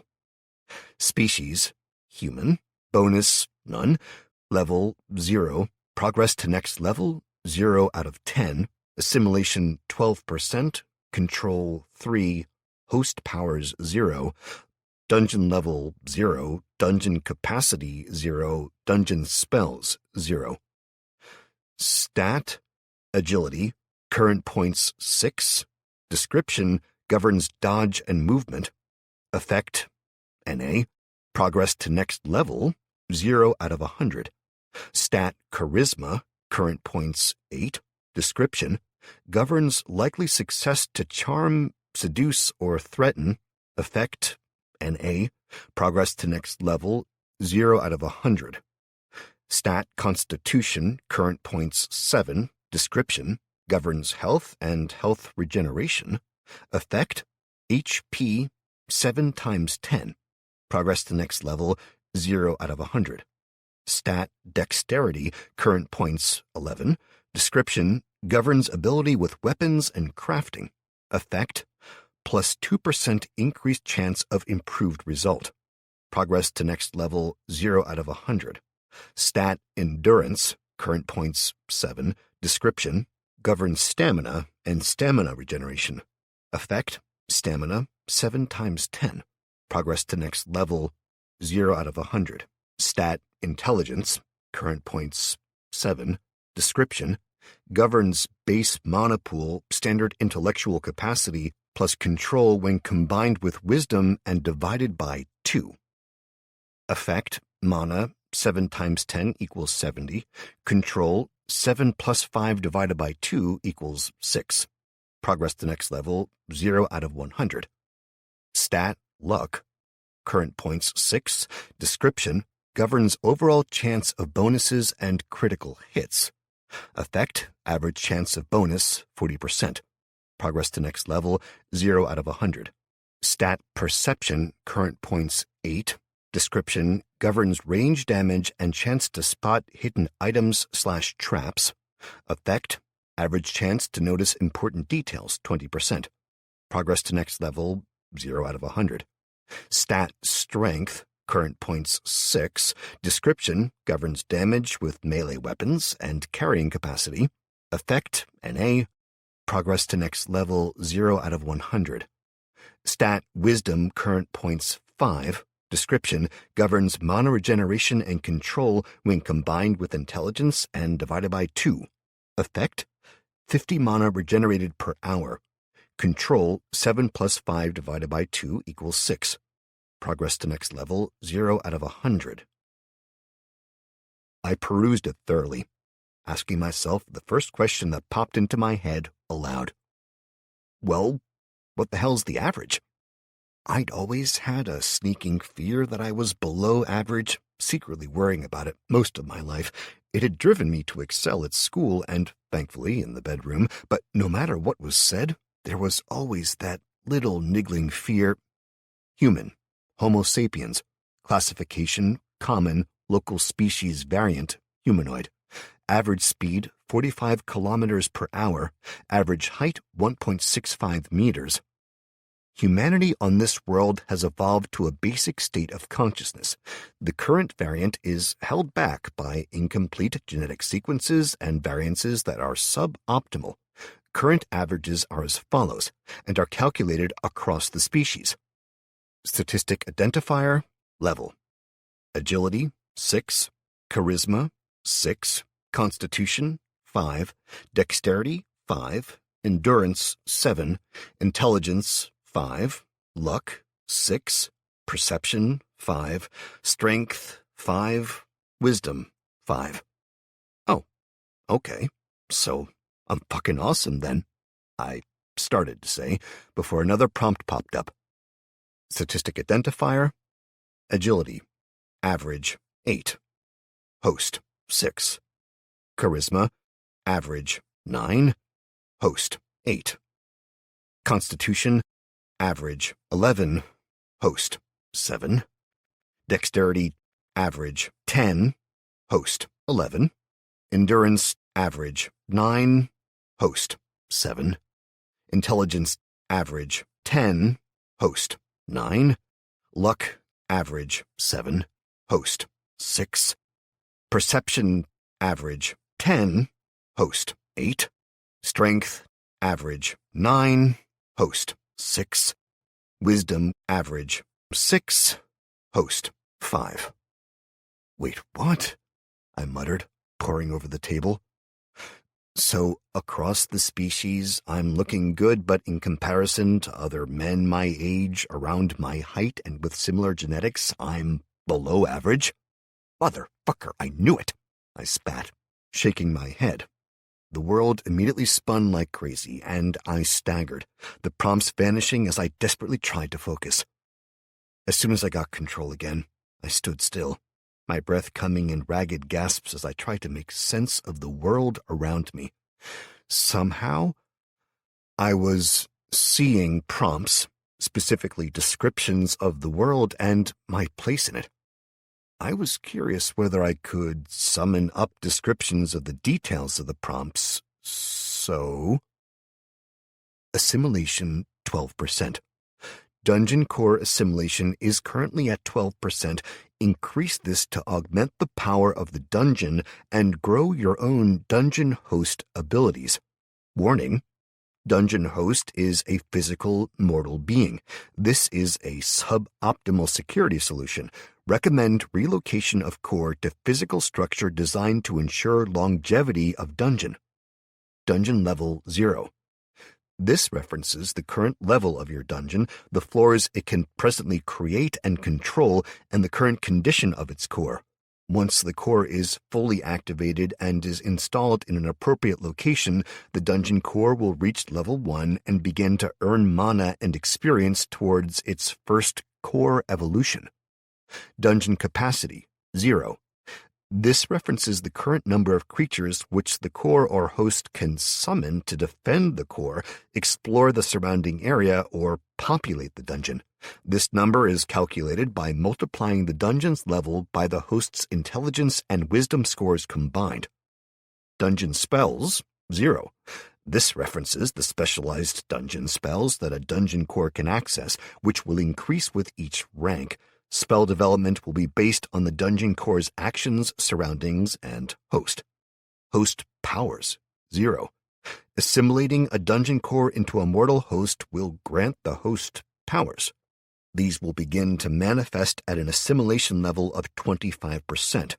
Current host likelihood of termination increases by 2% per point increase of assimilation from 0. Control, 3. This references the current host's level of physical and mental control. In order to fully activate and bond with the dungeon core, this must reach a minimum of 10. Current negative modifiers of -3 exist due to injuries and rapid healing debuffs. I read over the details slowly, a veritable dump of information hitting me all at once, and I started to piece things together, albeit slowly. So, I muttered aloud, the core of a dungeon was in that ship, and somehow it's now in me? It's got a 2% chance to kill me with each level of assimilation it reaches, and it's currently at 12%, so 24. Wait a fucking minute. This thing had a 1 in 4 chance of killing me already, and it's only going to increase? I growled, anger flooding my mind, along with fear. Do you wish to eject the dungeon core at this time? You will have 108 seconds to place the core and activate it before it will become unstable and detonate. Warning, host current control level is too low to be able to bond with this dungeon core. The ejected dungeon core will identify host as hostile, provided the dungeon core does not detonate immediately upon ejection. Yes, no. Estimated area consumed by dungeon core detonation, 1.672 square miles. Well, that's just fucking peachy, I groaned, selecting no and leaning back, suddenly aware that at some point I'd sat down. The pain was shifting from the level it had been at when I first awoke to, well, moderate aches and discomfort. The intensity felt more like a toothache in my bones, paired with weariness, rather than the horrific levels I'd felt not long before. So I can't eject the core yet, as it'd kill me and anyone nearby, and I can't keep it in me as some kind of battery since it'll kill me that way too. How long until the assimilation level is too high? I asked aloud, smiling slightly when a pop-up shifted to answer me. It seemed that the core couldn't talk to me directly. It didn't seem sentient, but it was responding like a computer. If I asked the right questions, it would respond with the data. Current level of core assimilation, 12%. Estimated time for increase of assimilation level is 0.5% per hour in current low mana density. Move to an area of higher mana density to decrease this time. Or I could fucking not and maybe live a bit longer, I muttered, dismissing the prompt. I could see that I was near the estate that I'd been attacked in, and I didn't particularly feel like getting my ass kicked again.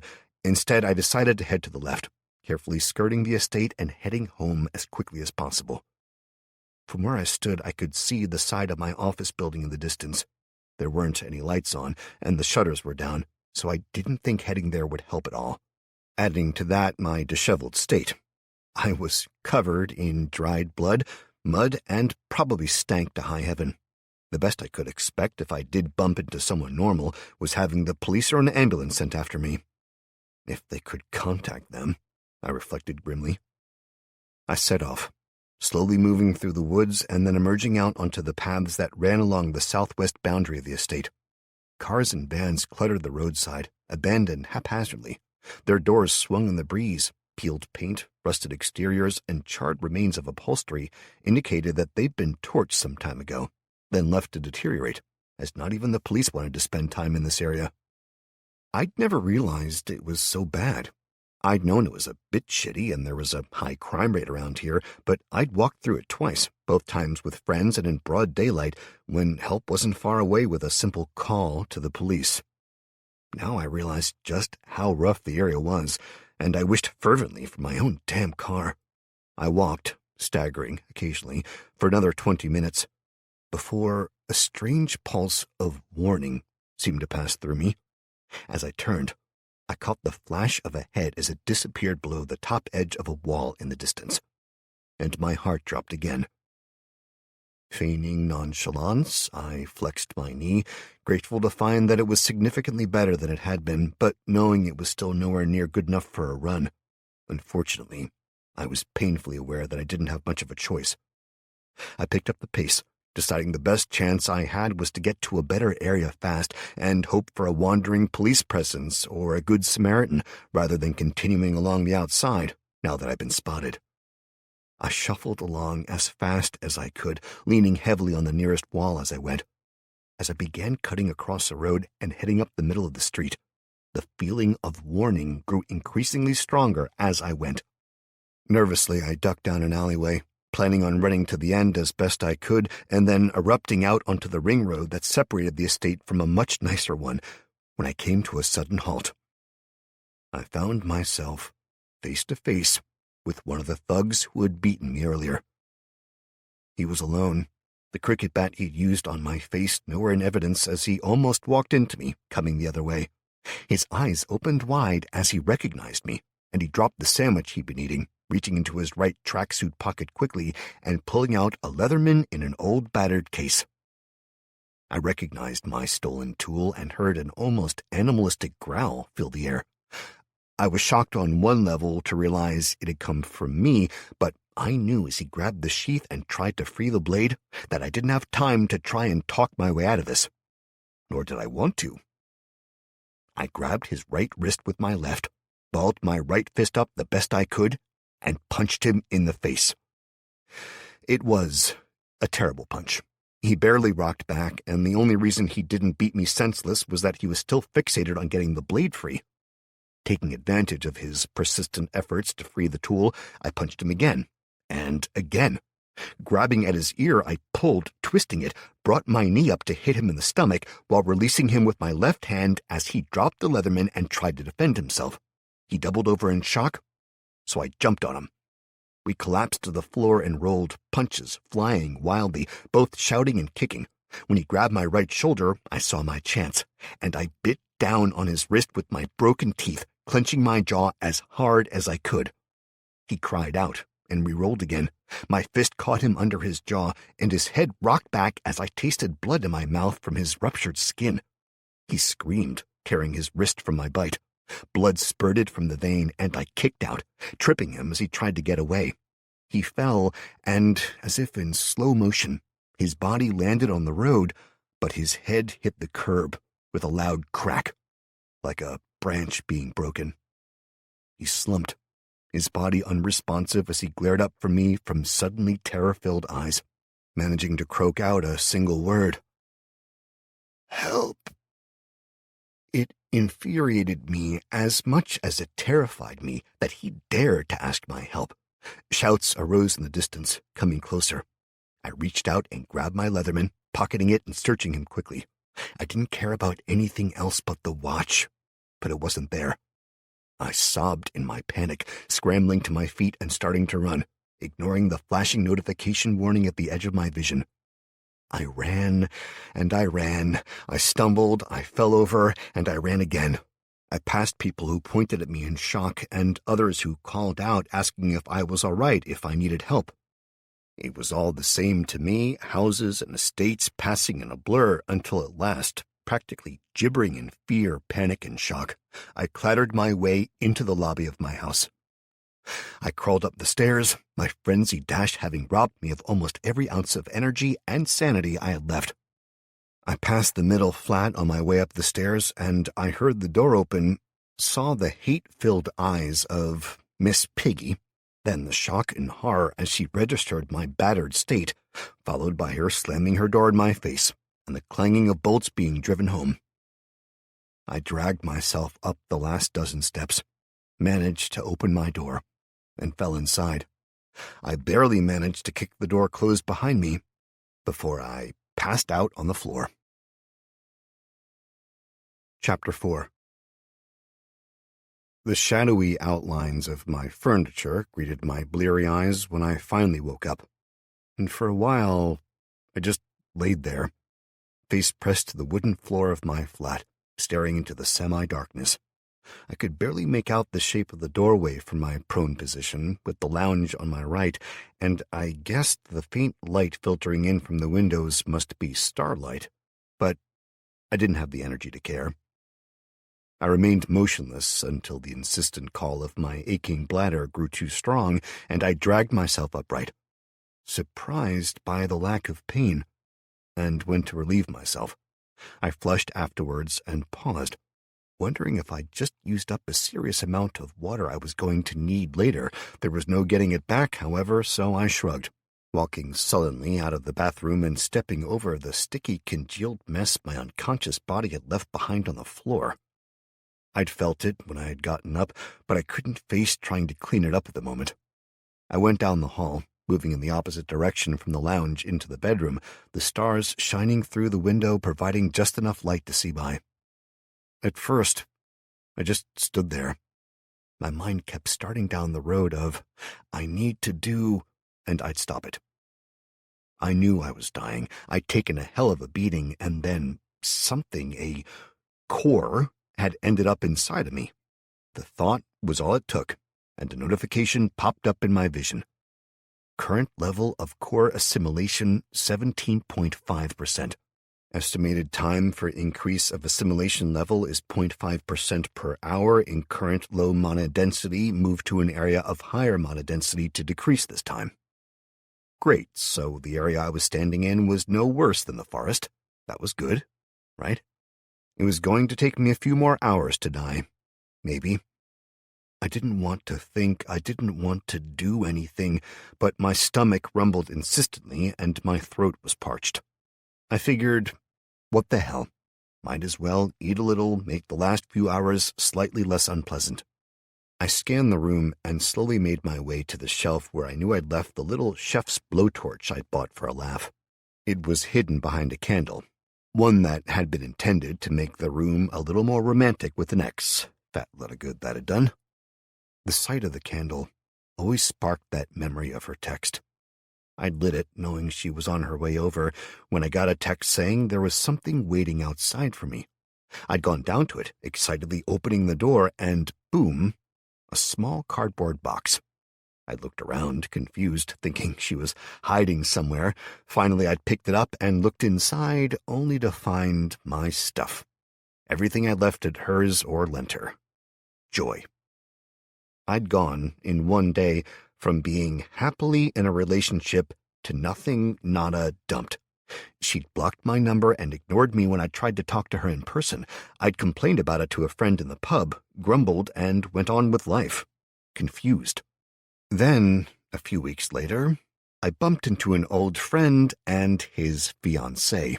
He'd just returned from a 6-month deployment, and practically the entire time he'd been away, fighting for us all, I'd been happily screwing his girl, and I'd had no idea. It had broken me for months. I'd done the usual, drinking, gym, sleeping around, but I'd been distant with everyone, mates and dates, as I felt I didn't know who I could trust. I'd finally started to feel like my old self again, and boom, the world went to shit right after I met a cute girl. Typical. I shrugged and deliberately banished the memory, flicking the starter and pulling the trigger on the blowtorch. A click, and nothing else. I frowned, verifying that the gas registered as full, and I could hear and smell it coming out, but no spark. I checked the batteries and found they were dead. Totally dead. I fished out another after rooting around in a nearby junk drawer and unpackaged it, slotting it inside, and dead. I glared at the battery in my hand and tried the remaining couple in the packet with equal success. Cursing under my breath, I hunted out a packet of matches in the drawer instead and sparked one to life, using it to light the candle. The room was instantly so much more comfortable it was unreal. I put the candle back on its shelf and looked in the mirror, catching sight of my battered state, and froze. The last few hours crashed back down on me as my eyes traveled over my reflection, taking in the bloody, dried mud, general dirt, and ruined clothes. I saw various scabs covering wounds, but there were surprisingly few of them. I swallowed hard and moved closer to the mirror, opening my mouth to find clean, white, regular teeth. I stared in shock, remembering the jagged remains of my teeth cutting my tongue at several points. Or was I going mad? I hurriedly checked my right upper arm. The cloth that covered the skin was shredded as the baseball bat that had been wrapped with barbed wire, but the skin, it was almost healed. White and red scars livid against my tan skin. Beyond that, the bone ached, but that was all. I felt as if I'd overdone it at the gym, not broken it. Maybe it hadn't been broken, I wondered. Maybe I'm going mad, a psychotic break or whatever they call it. I tried to make sense of it all, but I just couldn't. Nothing seemed right. But when I lifted a hand to scratch at the day or more's growth of beard on my chin, I paused. My hands, forearm, hell, my clothes, I was covered in blood. My gaze shot back to the mirror, taking in the blood on my face, around my mouth, and across my cheek. I remembered biting down on that guy's wrist and the blood spurting out. I'd gotten it in my mouth. Oh, God. I killed him, I whispered, feeling my stomach roil. I barely managed to make it to the bathroom, leaning over the toilet and bringing up a thin, acidic liquid that burned as it left my stomach. I hunched over the receptacle, alternatively sobbing, swearing that it wasn't my fault, and retching until I finally collapsed onto the floor and passed out again. When I awoke once again, daylight streamed in through the windows, and I laid on the cool tile, staring blankly up at the ceiling. Current level of core assimilation, 22%. Estimated time for increase of assimilation level is 0.5% per hour in current low mana density. Move to an area of higher density to decrease this time. I stared at the prompt sightlessly before I finally sat up. My mind felt clearer than it had since this had all started, even though my stomach thought my throat had been cut, and I was more desperate for a drink than I could ever remember being in my life. Okay, I whispered hoarsely. We're at a 44% chance of death now, and my control is... I briefly thought about it and knew it was at 6.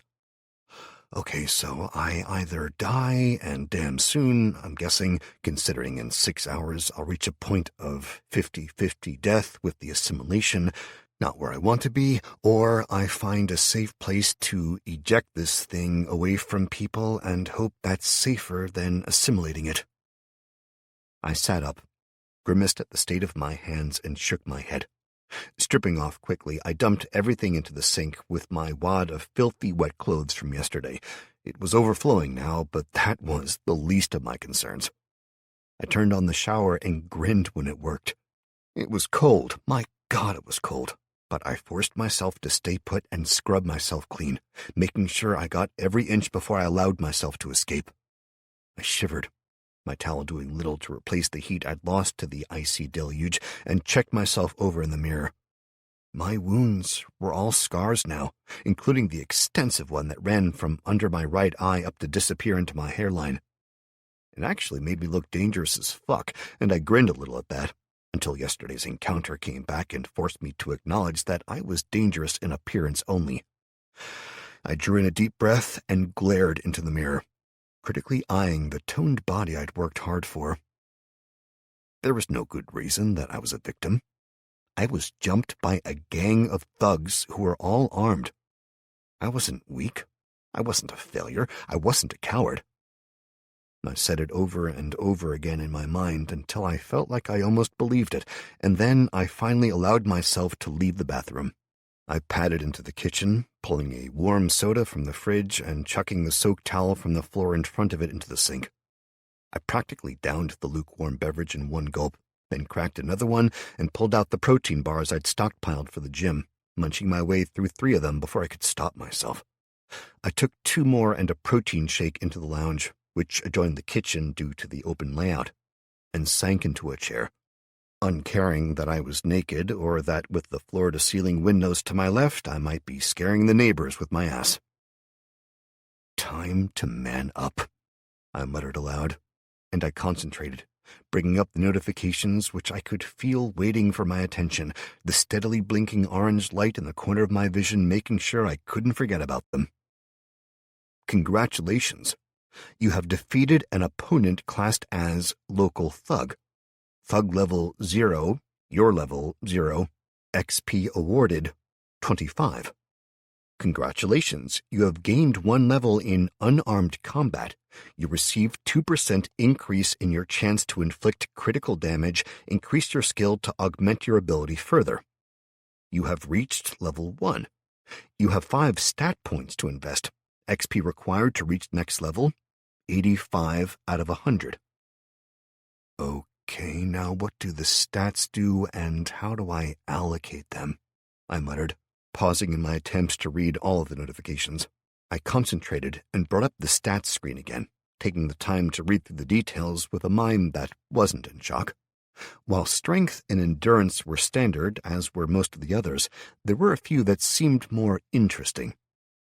Intelligence governs base mana pool, standard intellectual capacity plus control when combined with wisdom and divided by 2.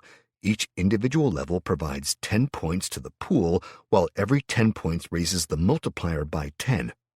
Okay, so if I have 7 in it, I've got 70, but if I have 11, I've got 220, as it goes from 7 times 10 to 11 times 20. Weird, but okay. I absent-mindedly mumbled the calculations to myself, fully absorbed in the intricacies of the stats. Wisdom governs mana regeneration and control when combined with intelligence and divided by 2. Each individual point invested will increase your ability to absorb ambient mana by 10 points per hour. I stared up at the ceiling, deep in thought, and decided that while putting all 5 points of my stat increase into, say, wisdom would bring it up to 10, 10 add 7 was 17, divided by 2 was 8.5, which was too low to eject the core safely. Do I have to kill someone to get XP? I asked aloud, and the first prompt flashed up again. I read it carefully and realized that it said defeat. So as long as I kick their ass, I'll be okay? I asked aloud, but I got no answer. Okay, I got 25 points for kicking his ass, and I need 85 for the next level, so it looks like to go from level 0 to level 1 takes 10 points, maybe? So if I was to go back and kick the ass of 4 more of those assholes, I'd get another level? Progress to next level, 15 out of 100. Okay, I said, dismissing it with a thought. I was trying not to think about what that actually meant for me, and how shit my chances were of success, but these assholes had literally beaten me half to death, then dragged me out into the forest and left me to die. They'd stolen my grandfather's watch, my gear, and who knew how many others they'd attack if I left them to it. Well, I've got 2 advantages, I guess, I admitted, staring out of the windows as I thought. They don't know I'm coming, and they don't have levels, do they? Current mana density and surrounding area is at 4%. Mortal mana interaction systems are estimated to activate at 10%, depending on individual and capacity. Okay, not really sure what all that means, but that's fine, I grumbled, bringing up the stat screen again. So, I need to increase my control to get this thing out of me and not have it detonate or view me as suddenly hostile, which means I need to increase my combined intelligence and wisdom score to 20 overall. I'm at 12, so I'll put 3 points into intelligence, and the last 2, well, I need to be able to fight, so I guess strength? Suddenly I remembered the pop-up on averages, and I compared that to my scores. The one area I really stood out in, with my genetics and everything being taken into account, was dexterity, which apparently covered weapons and crafting. I guessed it the reason I usually won at computer games and why I was so good at manual skills like typing fast. I decided to trust the system and drop the 2 points into dexterity instead. Confirm point allocation, yes, no. I focused on yes, and my brain almost exploded. It felt like someone had flicked a switch and plugged in a few extra gig of RAM. Everything seemed suddenly easier to understand, and I sat there stunned for quite a while. When I finally pulled myself out of my self-induced brain fog, I nodded, grim-faced as I reflected on what I had to do. I had both a limited time until I died, and a limited time during which, for whatever reason, I was the only one who was leveling, at least as far as I knew. Once those thugs realized how things had changed and how they could improve themselves, it'd be open season on anyone they met, so I had to act fast. I strode through to my bedroom, only pausing briefly to consider the bloody mess on the floor by the door and the crystal that held the small creature. At some point, I'd let go of the construct when I'd been unconscious, but I was glad I'd kept it, rather than losing it or leaving it behind. I ignored the blood, placing the corpuscle on the table in my room. I sorted through my dresser, thankful that I had multiple pairs of strong work pants. I paired them up with a training top that would keep me cool, then dug through my closet until I found an old shoulder bag. Moving quickly, I filled it with some bandages, some protein bars, and another canteen of water, as well as some more clothes. Once I was satisfied that I'd packed most of the useful supplies I had on hand, I grabbed my running shoes and my black leather gloves. I'd wait to put them on until I needed them, but I didn't want to leave any evidence behind. I also chucked some bleach wipes into the bag, figuring I could use them as well. With that, and not a single weapon to my name, I headed down the stairs. I paused at the middle flat at the sense of being watched through the door, and I walked across to the small peephole, slowly and deliberately, extending my middle finger and glaring through it. We all have fallings out with people, I reflected, but seeing your neighbor practically bleeding out on the carpet and slamming the door in their face? Asshole move. Snorting dismissively, I set off again, jogging down to the entryway, then paused and grinned to myself as a memory hit. Instead of going out the front, I detoured to the back garden, walked up to the shiny brand-new shed, pulled out my Leatherman, and used it to strip the lock off the door. The doors swung open smoothly to reveal a showroom-condition Boardman road bike. It had belonged to Gerald, or whatever the fuckhead's name was. Now, it was mine, and I didn't feel even slightly ashamed about it. I wheeled it out, faced up at the windows, and was unsurprised to find them both staring at me. They ducked out of sight, like the cowards they were. "Thanks for the new bike, fucktards," I called up, then calmly unbolted the back gate and mounted it, heading up the street. It took me only a few minutes to reach Marcus's shop, and I growled angrily as I saw the damage to the front door where someone had clearly tried to kick it in at some point. I gritted my teeth and pushed on it gently. It opened, and a voice called out from the candlelit gloom within. "Sorry, but I'm closed." Marcus's voice yesterday, or the day before, I couldn't be sure now, had been friendly, happy-go-lucky, and eager to help. Now it was low, almost a warning growl. "Marcus?"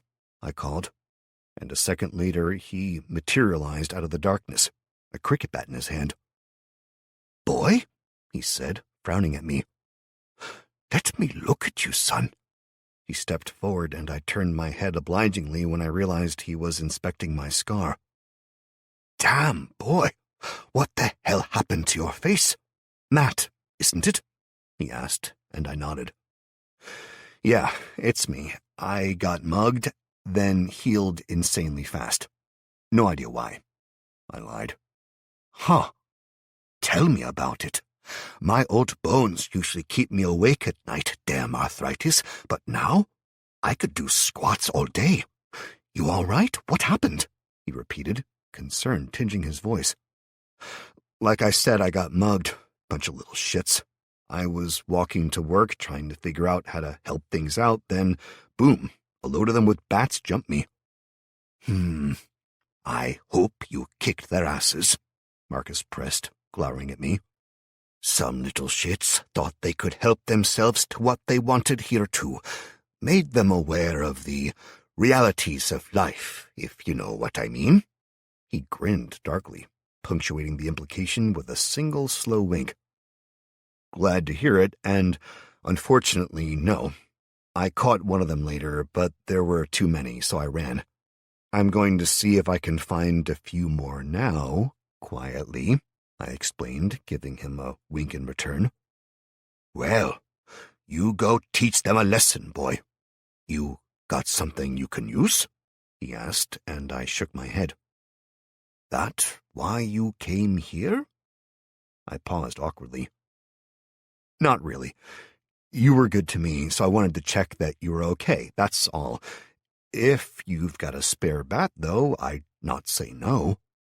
This one's got sentimental attachments. Came with me to this country, but I've got something that might suit you. Come in and lock the door. He turned and shuffled off into the gloom. I followed him inside, dragging my bike in and locking the door before following. I wandered through the shelves and into the narrow back room, finding a dual staircase, with one side leading up and the other down. Marcus was heading down, his bobbing candlelight all that illuminated the darkness, so I followed, feeling my way carefully down the steps. You'll have questions about what I show you, lad, no doubt about that, so I'll just lay it out nice and straightforward. You ever hear of Hema? He asked, and I shook my head. No, not really, I said after a second, once I realized he couldn't see me. Well, HEMA stands for Historic European Martial Arts. It was all the rage where I grew up in Germany. I expected it to be the same here when I arrived, but I was disappointed. Tried to start a club a few times, but I never drummed up enough interest, so I gave up in the end, he explained, leading the way to a large box in the corner of the room.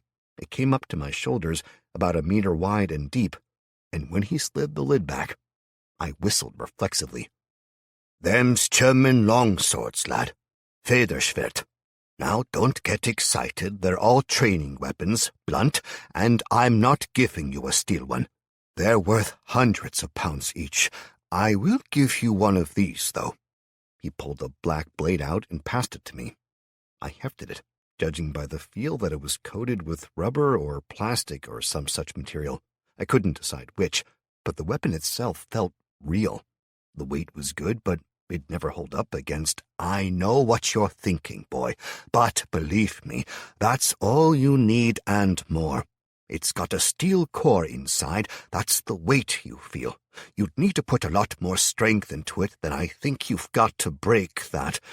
Company who made them went out of business when someone died after being hit with one the wrong way. Modern ones are a lot softer. Okay, I said cautiously, looking it over, then glancing back at the gear in the box. I'll give you a pair of gloves and a shoulder scabbard for it if you want. It's too long to wear on your hip, but be warned, it's a bitch to draw in a fight. Best way is to pull it off and chuck the scabbard aside. You ever used one? He asked, and I shook my head sheepishly, eliciting a sigh from him. Fine, come on, we'll go in the backyard. He picked up another training blade and passed me a pair of gloves and a scabbard. I followed respectfully as he wove his way out of the basement filled with old stock, up the rickety stairs that creaked with every step, and a minute or two later we emerged in the small concrete yard at the back of the building. Right, then, first and foremost, feet, he barked, and I looked down, puzzled. Standing like that is no use. Watch, he commanded and shoved me roughly. I staggered back and nearly fell over, not having expected the blow. Hey, I complained. Bah, you see what was wrong there? He asked, and I snorted. Yeah, you pushed me. Smart ass, he muttered, shaking his head. No, your stance was shit. Look, stand with one foot pointed towards me, the other back behind you, shoulder width apart, angled at 45 degrees outwards like this. He proceeded to shift me around, indicating minor adjustments with taps to my limbs. That's it. Now, front leg bent at the knee. Aim for the knee to be directly over the heel. Back leg extended slightly, heel lifted, and balance on the ball of your foot. I did as he asked, and then he tried shoving me again. I didn't move, not even a hair, and when I tilted him to the side slightly, he was the one who went staggering. "Good," he said, grinning. "Now, reverse it. You right-handed?" I nodded, and he gestured to my left foot. "Then you want the left advance to start. Best way for you. Now, step forward and swap over, so you're in the same stance, but right foot forward, left back." I followed his instructions, swapping back and forth a dozen times until he was satisfied. Then he started pushing and shoving me as I switched. It took a while, an hour or more, perhaps, but I enjoyed it, and clearly so did he. So he kept adjusting my positioning until he felt I could drop into stance without thought. "Good, lad. I want you to practice that, and I mean a lot. Do it for an hour a day, nothing but footwork, and you'll be amazed at how quick you learn. Now, I've shown you the basic stances, but you need to be able to move around. Quickly now, as I know you've got somewhere you want to be. You move like this." He showed me to lunge and retreat, to circle around in triangular patterns, and finally to cover short distances fast with bursts of speed. After another hour had passed, we were both knackered, although he definitely looked the worst between the two of us. He was easily in his 50s, if not older, judging from the comments he'd made as we'd sparred. I had to admit I really liked the old sod. "Right, last point. Although it's the most important to you now, or so you think, believe me, practice the feat and the rest will be fine. Grab your sword, hold it like this." He gripped his sword with his right hand at the top of the hilt, left hand loosely grasping the pommel, a good 4 or 5 inches below the right on the long hilt. "People think you need a death grip. Rubbish," he scoffed, shaking his head. "Think of it like you're holding your lady's hand. Good grip, but don't crush her. Left hand is like holding your wee kiddie's hand. Loose, you're using it to direct your swing, but be ready to tighten if you need to." I did as he directed, learning the paces of a drill. The sword started point down, resting against the ground, then was pulled back, pommel resting against my right hip, sword point angled upwards at 45 degrees towards the enemy. Then the blade was raised overhead, the point angled down, then switched to being held directly upwards as though a line ran from my chin to the top of my head at 90 degrees, with the sword extending the line. From there, he showed me a series of cuts, swinging down from the right to draw an imaginary line from across his left shoulder to right hip, stepping forward as I deliver the attack, then switching my lead foot to bring the sword back up to reverse that move, before flipping over as I switched feet to slash from my opponent's left hip to right shoulder, flip and reverse. We repeated the strokes for 10 minutes before he nodded in satisfaction, then swung his sword at me without warning. I dropped into defense and slashed back at him, mirroring his action. Our blades clashed briefly as he continued the pattern, each swing more graceful and fluid than I could manage by far, but in fighting back, I realized those 4 simple cuts were suddenly also 4 simple blocks, each one an easy counterattack that I was amazed at. "Well, lad, you're far from good, but you learn fast, and you should have a better chance now. Still, do me a favor and let me know you're okay later, all right?" he asked kindly, and I smiled as I clapped him on the shoulder. "I will, Marcus, and thank you.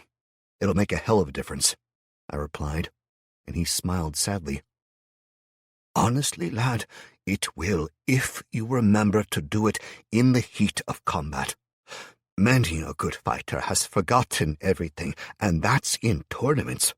Judging by that look in your eye, what you're going to do is a damn sight more dangerous. I don't want details, just in case. But come back safe, and if you ever want to train, I'm here."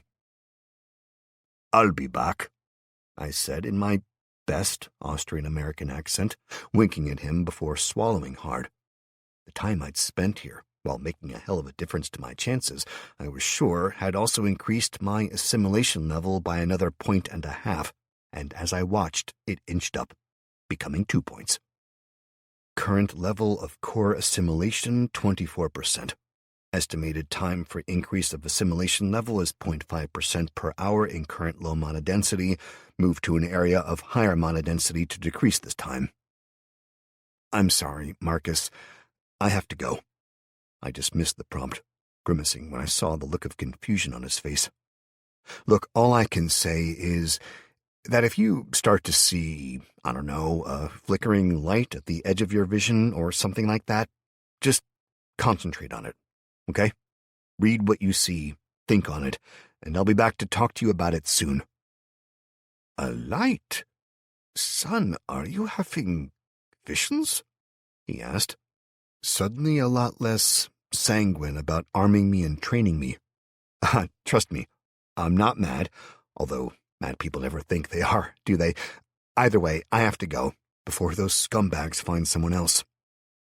I shot him a reassuring smile, turning and heading for the shop. I was nearly out the door when he called out again, and I turned to catch the can he threw at me. I grinned, appreciating the size of the Red Bull, and I thanked him as I slid my head through the strap for the scabbard. Once I'd settled it comfortably onto my back, I pulled the gloves on, surprised by how flexible they were despite their bulk, and tucked the can into my small bag that hung off my opposite shoulder. Good luck, son, Marcus said to me, patting me on the shoulder as I mounted my bike. Stay safe, beat those assholes, and help people where you can. That's all I ask. I will, my friend, I promised, shaking his hand. I raced down the street, calling back to him as I went. Now get inside and stay safe, you old sod. Chapter 5. I practically flew down the street, taking the corners faster than I'd gone on a bike in years. I couldn't help marveling at the difference between a road bike, one that probably cost thousands, and a cheap steel-frame mountain bike, which was all I'd ever been able to afford as a kid.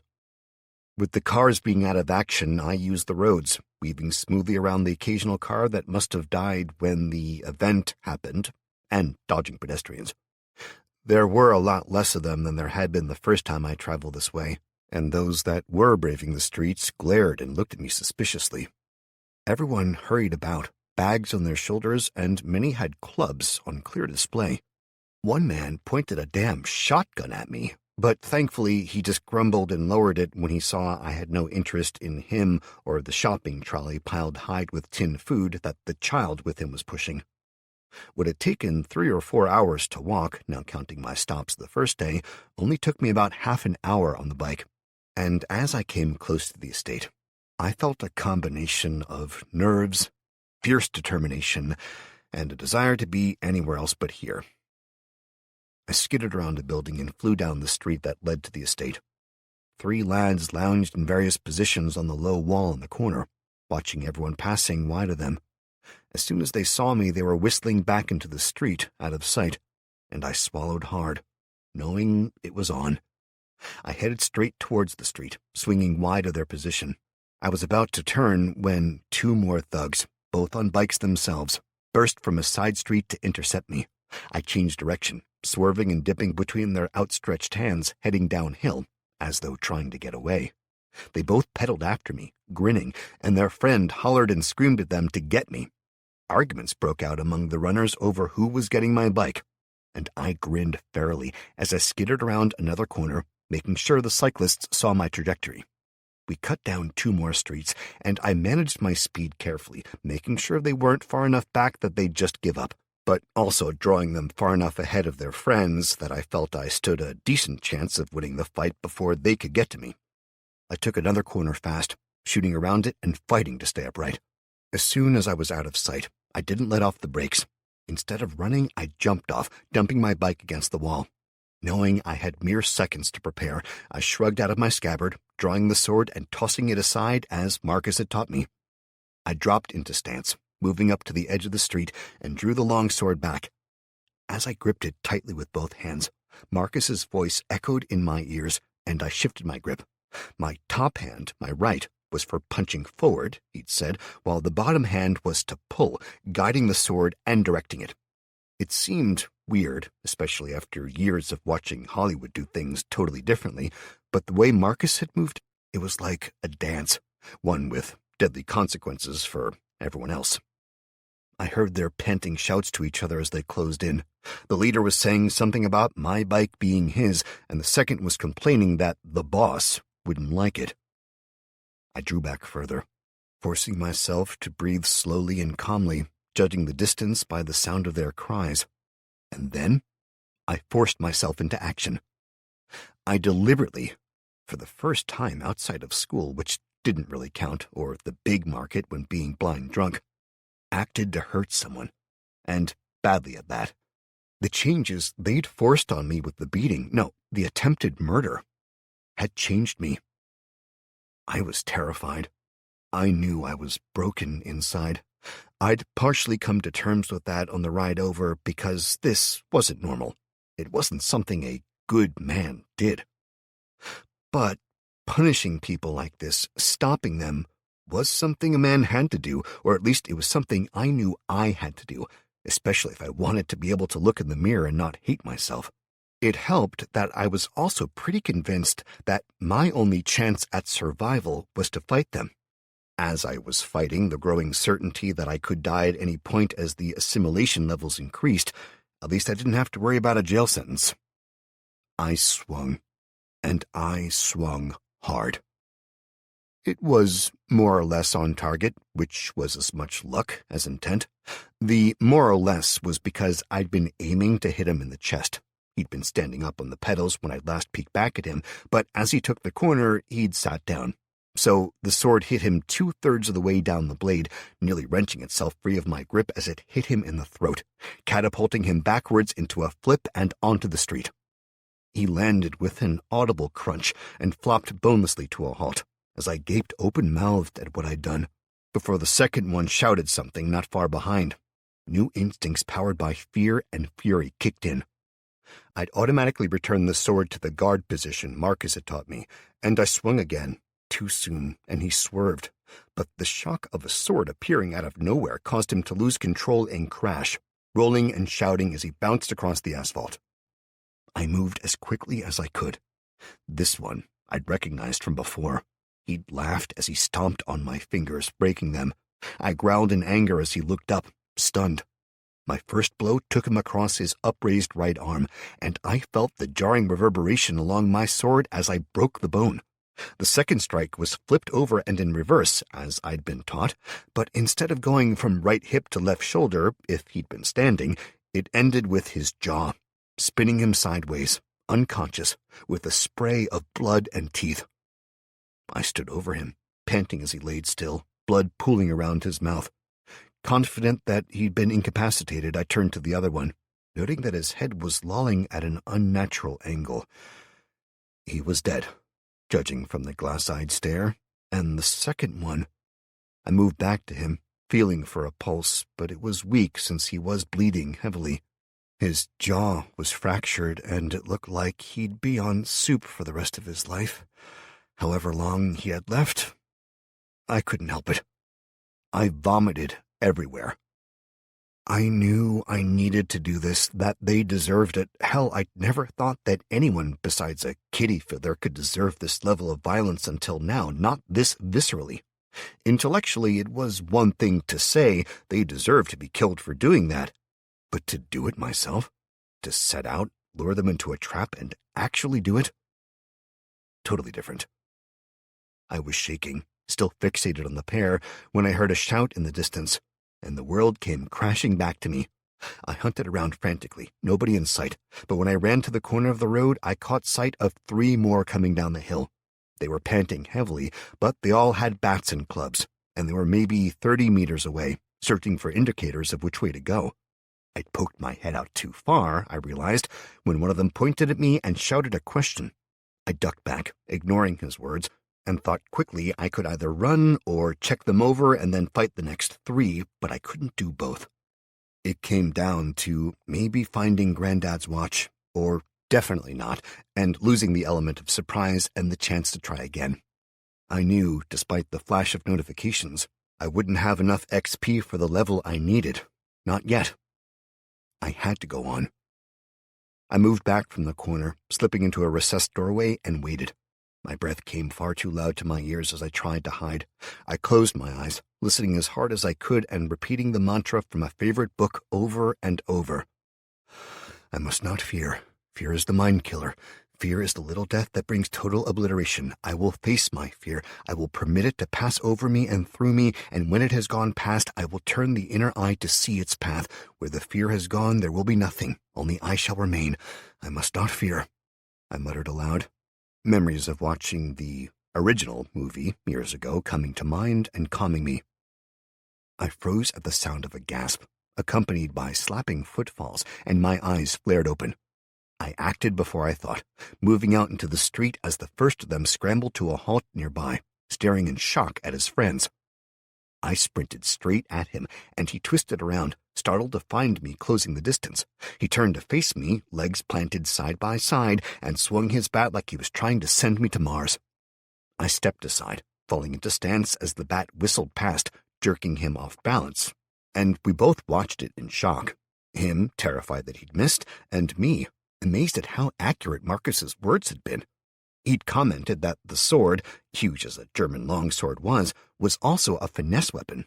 If you used excessive force, it was impossible to recover before you were dead. It was better to hit and need to hit again, or to slice the opponent as you drew back, rather than attempt to cleave them in half, as most likely, if you did manage a hit like those in the movies, you'd end up with a sword that was wedged inside a corpse, and then you were fucked if anyone else had an issue with what you'd just done. We blinked at each other, and he tried to yank the bat back, but his shitty footwork meant he was off balance, and he started to fall. I flashed my sword forward, connecting the pommel with the back of his head as he fell. The blow accelerated his dive, allowing me to draw back and kick him in the gut, hard. I turned back to the street as the second, and a heartbeat later, the third thug arrived. The two newcomers gaped at the bodies, the pooling blood, and me, but I was in full swing now, raging as I'd recognized another of them, one who'd kicked me in the face with his shiny fucking shoes. He'd laughed as I'd cried out, but he sure as shit didn't when I swung for his throat. He dove aside, hitting the ground and rolling as I recovered and swung again. The reverse attack served nicely for his friend, with a little correction. As my sword swung up, his scream rose in pitch as his balls cushioned the blow to his pelvis, and I stepped forward, my left hand releasing the pommel of my sword to grab his shirt collar. He dropped his bat, and I drove the pommel into his mouth harshly, yanking him forward at the same time before pulling back and smashing the crossguard into his temple. He fell to the ground, groaning as I released him, and I turned around, jumping backwards and stumbling over the moaning man as the second swung for me with his cricket bat. I backed up again, falling into stance out of habit. As he swung, I countered, his overhand meeting my own, and as I grunted and shoved, I threw him off balance. The footwork that Marcus had drilled into me saved me, and I followed him, reversing the swing and striking upwards, catching his attempt to bring the bat around and smashing it from his hands. I swung my blade up, flipped sides, and brought it whipping around to smash it into his neck with a scream of effort. Time seemed to drop into slow motion as the blunt blade brutalized his neck, the flesh bending to one side, while his head and body seemed to fold around the blade. I felt the next snap, and I pulled back, twisting at the hip and kicking him in the chest, Sparta style. The corpse collapsed as I turned to face the remaining two. The second was still kneeling on the ground, clutching his privates in his own personal world of pain, while the first had forced himself up, his bat in hand. He was clearly still dazed, but his stupor warred with the principles of my entire life, being taught that violence like this was wrong and feeling sickened by the lives I'd already taken. I forced the thoughts down and slashed out at him. He jumped back, causing me to panic as he regained his footing and advanced, too fast for me to dodge. He brought his bat up over his head, about to smack it down onto me. I couldn't bring the blade around fast enough, and he was inside its length anyway, so I lunged for him instead, dropping the sword and grappling with him. We both fell to the street, rolling, punching, and shouting in an animalistic brawl. The world reduced to a confused blur as we both reacted instinctively, lashing out ineffectually before he rolled again, and he came out on top. He wrapped both hands around my throat and squeezed as hard as he could, pushing down and crushing my windpipe more and more by the second. I panicked, flailing at him, and tried to pry his hands away frantically. Seconds passed like hours until I finally remembered a scene from a movie. Desperate for air, I reacted as the world began to grow dim around the edges. I let go of his hands, the shallow furrows I'd torn with my nails ineffective, and instead grabbed his head by the temples, driving both thumbs into his eyes. They felt like overset jelly, a slick coating on the outside. Just as I was beginning to black out, my thumbs popped into the sockets, squashing the malleable orbs to the sides. He released me with an awful scream, and I shoved him back, twisting aside and grabbing at my throat as I hoarsely wheezed in a breath of sweet, sweet air. I panted and coughed, crying as I got enough air to restart my brain, and I glanced over at the man I'd just blinded. It was telling that here, even in broad daylight, nobody was in sight. Here in England, estates meant something very different to what they did in America, I'd learned. There they'd be known as slum ghettos, or worse. Clearly, in this estate, cries for help were ignored as signs of weakness, even before the world had gone to shit. I rolled over and forced myself to my feet, wiping eye gunk from my thumbs as I picked up the nearest weapon, a cricket bat. I turned back to face the man who was screaming and pawing at his face, drew back as I sank into my stance, and swung for the fences. The crack was loud enough that I was never sure afterwards, even as I replayed it in my mind, if it was the bat breaking, his skull shattering, or both. Either way, he collapsed soundlessly to the earth, blood pooling around his head. I felt ice cold, empty inside as I scanned the street. They were all dead or unconscious, save one, the man who'd never have kids. Not that any of them ever would now if they hadn't already. I discarded the useless remnants of the bat, snapped in half as it was. The top only hung on by a splinter. Picking my way around the spreading pools of blood, I bent to collect my sword, sweeping it up and glaring down at the lone survivor as he tried to drag himself away. Clearly I'd done more damage than I thought, as his left leg evidently wasn't working. He didn't make it far. "Why?" he cried, rolling back and looking up at me as I loomed over him. "Why are you doing this? Please? No," he blubbered. I felt my lip curling back in disgust. This little fucker was a murderer, or at least an attempted murderer, and he and his friends had chased me down, intending at minimum to mug me. They'd already tried to murder me once, even if he didn't recognize me today. Now, because he'd lost, he wanted mercy? Because he was on the receiving end, he thought all should be forgiven? I growled as I reached down, grabbing him by the throat. "Tell me where it is," I said in a low, hoarse voice. What? He stuttered fearfully. "Where is it?" I screamed at him, shaking him back and forth like a rat caught by a terrier. "Where's my watch?" I demanded furiously, but he just gaped at me in confusion. Then I saw it. The light dawned, and he stared at my right cheek, following the thin scar that ran up and disappeared into my hairline. "No, you're dead," he whispered. I smacked him back, slamming his skull off the asphalt and making him cry out. "Last chance," I raged, straightening up and stepping over him. I lashed my sword down as hard as I could, smashing him in the left clavicle, the snapping sound forcing his scream. With his left arm entirely useless and his right reaching to cradle the fresh injury, I braced my foot onto his throat and pressed down just enough to cut off the air. "Where's my fucking watch?" I whispered icily, watching his eyes bulge. He tried to grab my foot, but he had no leverage where he was, and he knew it. I pressed down harder, and he tried to talk, the smell and spreading darkness across the front of his jeans revealing that he'd lost control of the remains of his cock. I let up slightly, and he wheezed in a breath, gasping out a single word. boss." "Where?" I growled, and he answered, tears drawing tracks in the dirt on his cheeks as he whimpered out all I needed to know. I glowered down at him, and I knew I'd done more to him than hurt him.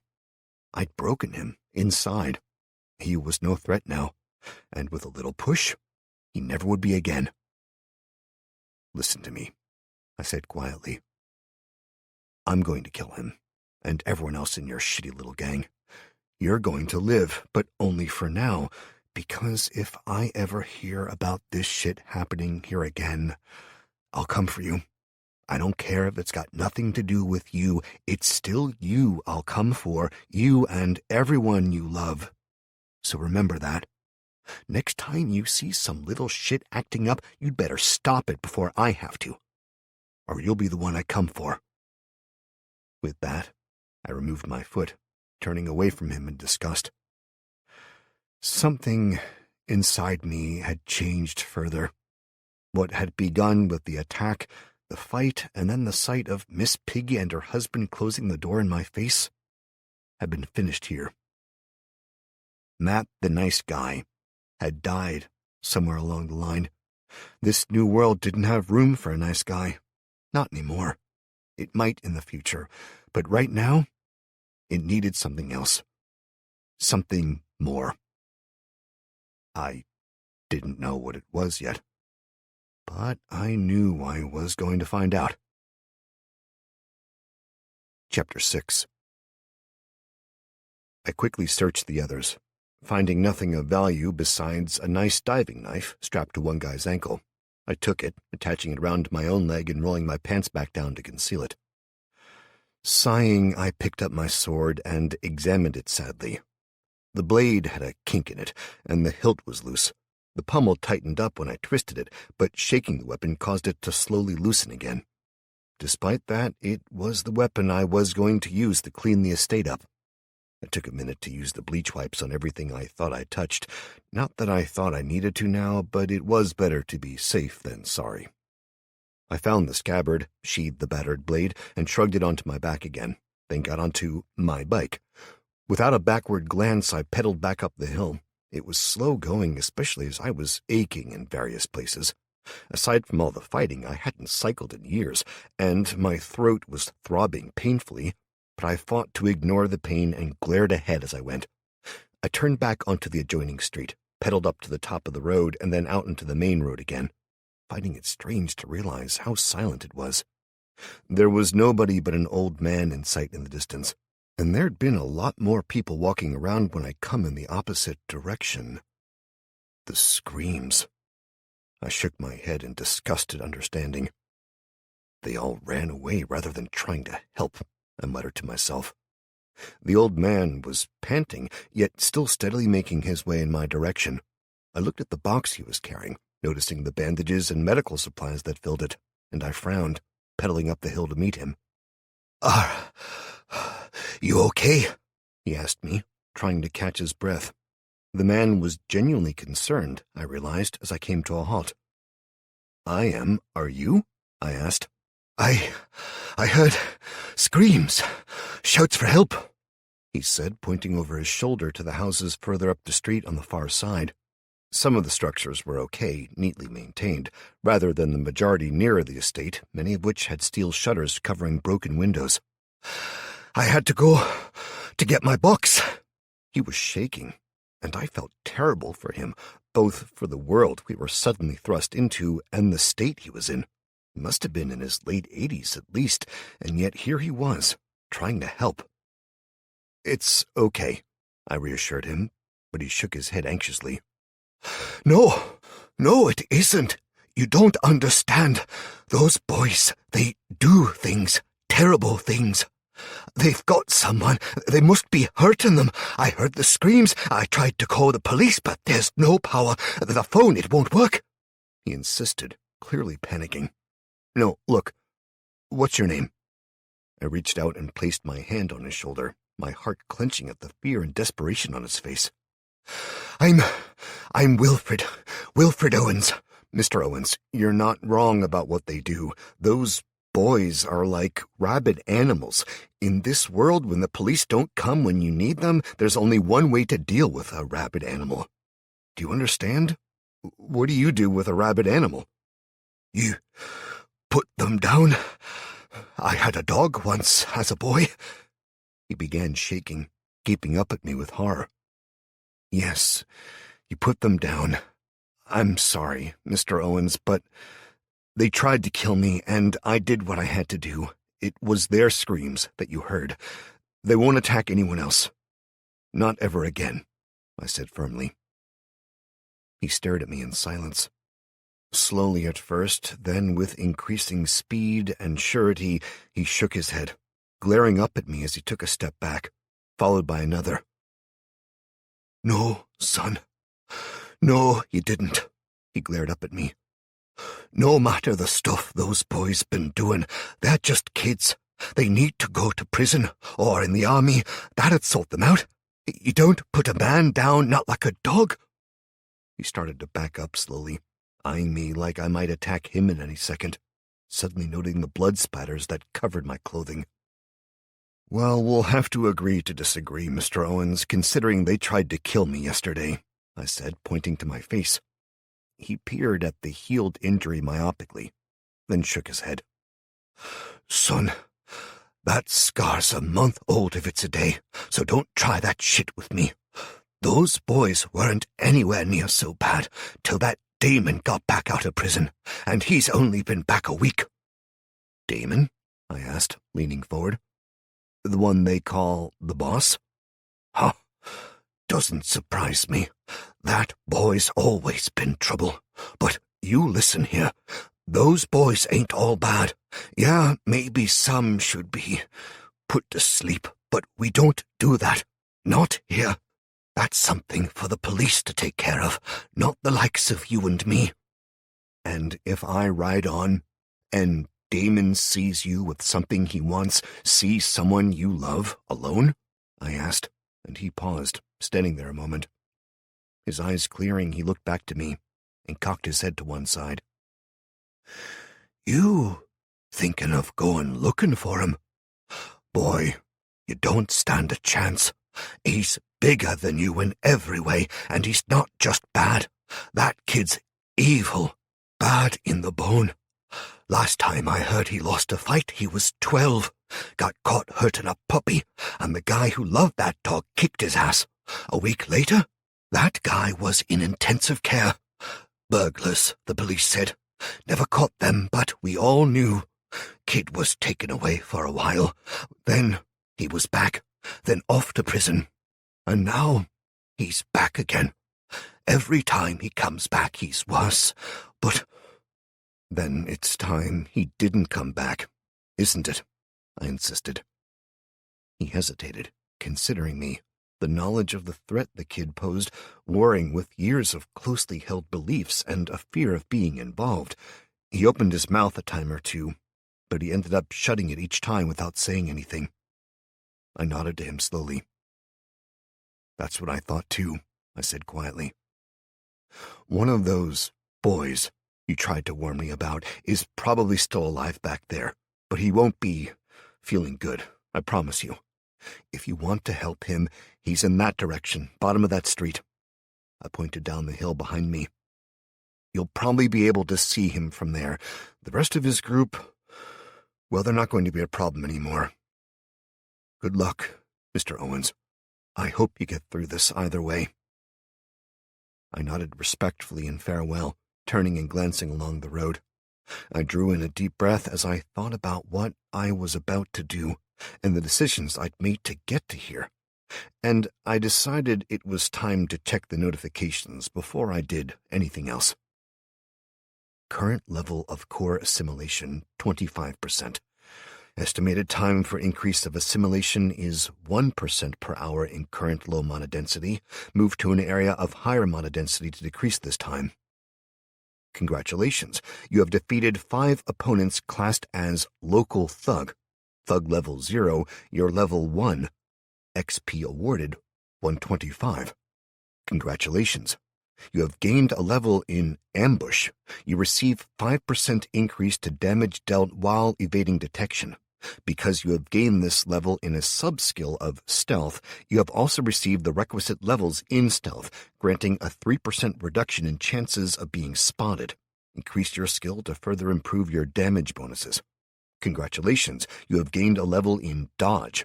You receive 1% increase to chances to evade damage. Increase your skill to augment your ability further.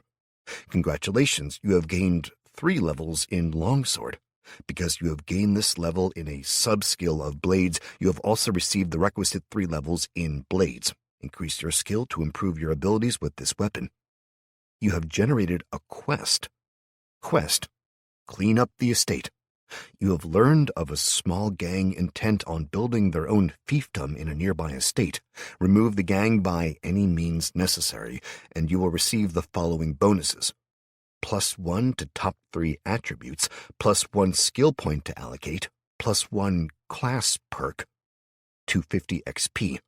Note, rewards have been increased on this quest due to level of difficulty. You have reached level 2. You receive 5 stat points to invest in your attributes, +1 skill point. You have 5 stat points to invest. XP required to reach next level, 160 out of 200. I read through the notifications hurriedly, noting that the rewards were no different for killing or sparing an opponent. As long as they were considered defeated, that was good enough to gain the XP. The next level required 200 total XP to reach it, and I currently had 40 points in the tank, as it were. Adding to that, I guess that I got a skill point every other level, maybe more, maybe less, but I had one now. I considered it putting into Blades, but as I'd leveled it 3 times in a single fight, I decided there wasn't an immediate need. I'd save it. I also gathered that if I took care of the gang, I'd at least reach another level as well. I could then use those points to boost my wisdom and, as such, my control, up to a level that would enable me to eject the core and install it somewhere safe. That meant I had to decide. Did I put these 5 points into definitely getting the attributes up in an attempt to deal with the core now, or did I risk it all, dumping them into something that would help me in the fight and go clean up the neighborhood? I considered for several seconds that turned into minutes, but when I looked over my shoulder, I saw the disappearing back of old Mr. Owens as he vanished down the indicated street, hurrying off to help the kid I'd just fucked up. That made the decision for me. He and others like him could hate me all they wanted for what I did, as long as they were alive to do it. If I left the gang alone for now, by tomorrow they might have killed him or someone else already. I pulled up my stats and skimmed them quickly. So far, I was above average in both intelligence and dexterity, but I was going to face a gang, and one that loved dealing out punishment. I had 3 logical places where I could commit the points, which I believe would make an immediate difference: strength, endurance, or agility. Strength would give my attacks more damage. Endurance would allow me to fight for longer, which was appealing, as I'd definitely been lagging by the end of the fight there, and my breathing had come hard and fast. Agility would hopefully boost my ability to dodge attacks. I considered them for a minute, before deciding if I was going all out and risking it all, then I might as well risk it all properly. I slammed all 5 points into strength and confirmed it, grunting in shock as my body felt like it was being torn apart. I hunched over the handlebars, clenching the grips in pain and trying not to scream as I felt my muscles writhing around. It took less than a minute. But when I could breathe again, I flexed my arms and stared in amazement. My top had been reasonably tight-fitting before, not insane, but fairly tight. Now I was moderately concerned that if I sneezed, I'd shred it. I reached out and felt my biceps, my forearms, my traps and thighs. I was a beast. Seriously, my muscles were hard, healthy, and I felt a subtle ache like I'd just finished a damn good workout. My first thought was that I needed a mirror, and the second was that I was seriously pissed about all the hours I'd wasted in the gym over the years, when all I had to do was kick some assholes to shit. My next thought was that if the gang boss, Damon, had found out how to level, I might be fucked. I swallowed hard and looked around, counting the streets that led off the main road where I stood, thinking about what the kid I'd questioned had said. The third street leading off on the left-hand side, I decided. That was probably the one he had meant. I stood up on the pedal and pushed down, skidding slightly as I took off like a rocket. I'd pushed off hard, sure, but I was headed slightly uphill. Instead of starting off a bit quicker, I must have nearly doubled my speed, and as I pumped harder, I was amazed at the result. The change to my strength hadn't been a minor one, and it was affecting everything. I mean, that upgrade must have piled the muscle on everywhere. I felt stiffer, and not in a fun way. I mainly noticed it across my shoulders and hips, and as I cycled forward, I could feel slight restrictions in the way I moved that I'd never noticed before, not to mention how uncomfortable my clothes felt. The thing was, though, my legs were so much stronger, it was insane. I could feel the changes, and when I considered how I'd normally work at the gym, I thought I knew why. There, I'd concentrated on my arms, my shoulders, and my stomach, as that was what society said a man should do. I knew that I should do my legs as well, and I did, a bit, but that wasn't so much what women seemed interested in, so I'd neglected it in comparison. The stat boost had fixed that by essentially almost doubling the muscle mass and efficiency across my entire body, and I guessed that I would look insane now when I was naked. The thought of my ex seeing me like this, considering the guy she'd left me for, made me grin for a second, until I realized in my daydreaming I'd passed the street I wanted and was heading off on a tangent. I turned down the next one instead, figuring I'd take it and take a left at the bottom, which would ultimately take me to the same place, but as I turned down the street, I suddenly found myself weaving in and out of parked cars. This street actually still had people living in it, or so it seemed. Windows were shuttered, but I caught glimpses of fearful faces peering out, and I growled to myself as I tore down the bank, headed to the bottom of the street. The decline was steep, and by the time I'd passed the dozen or so houses sheltering people, I found the estate falling deeper into disrepair again. Blazing down the last stretch, I shot out onto the street at the bottom, taking a left, and again, I found myself surrounded by boarded-up houses. There was silence down this way, and the stink of smoke hung in the air. I followed the directions I'd been given, taking another cross street to the right and heading down to the old railway tracks and the abandoned munitions plant. I slid to a stop in the middle of the street, looking around. I was standing where he told me to go, I was sure of it, but the house he'd said to look out for, a big one with a blue door, wasn't there. I searched the surrounding buildings, trying to work it out, when a burgeoning sense of danger rose in my mind. I frowned, looking around in an attempt to figure out where it was coming from. That hesitation nearly cost me my life. I stretched while I scanned the area, trying to loosen up the muscles in my back and neck without thinking about it. Luckily, it was that change in posture that caused the arrow to hit me in the thick muscle of my shoulder rather than sinking into the back of my head and killing me outright. I cried out in pain, staggering to the side, then saw a man rise up from the flat roof of a nearby house and draw his arrow back, his bow bending as he took aim. I froze, then took off, tripping and staggering as I jumped off the bike and ran for the nearest cover, a recessed doorway that was boarded up. 2 more arrows hit the ground near me as I ran, and shouts and laughter rose around me from the houses I'd ignored. I grunted in pain, reaching over my shoulder and grabbing at the arrow that was already stuck in me, fighting down panic as I realized I couldn't get it. My brilliant idea of boosting my muscles like an Olympic athlete had left me unable to bend in certain ways, and the goddamn arrow was literally just out of reach. To add insult to injury, I couldn't get back out of sight in the doorway without driving the arrow in deeper.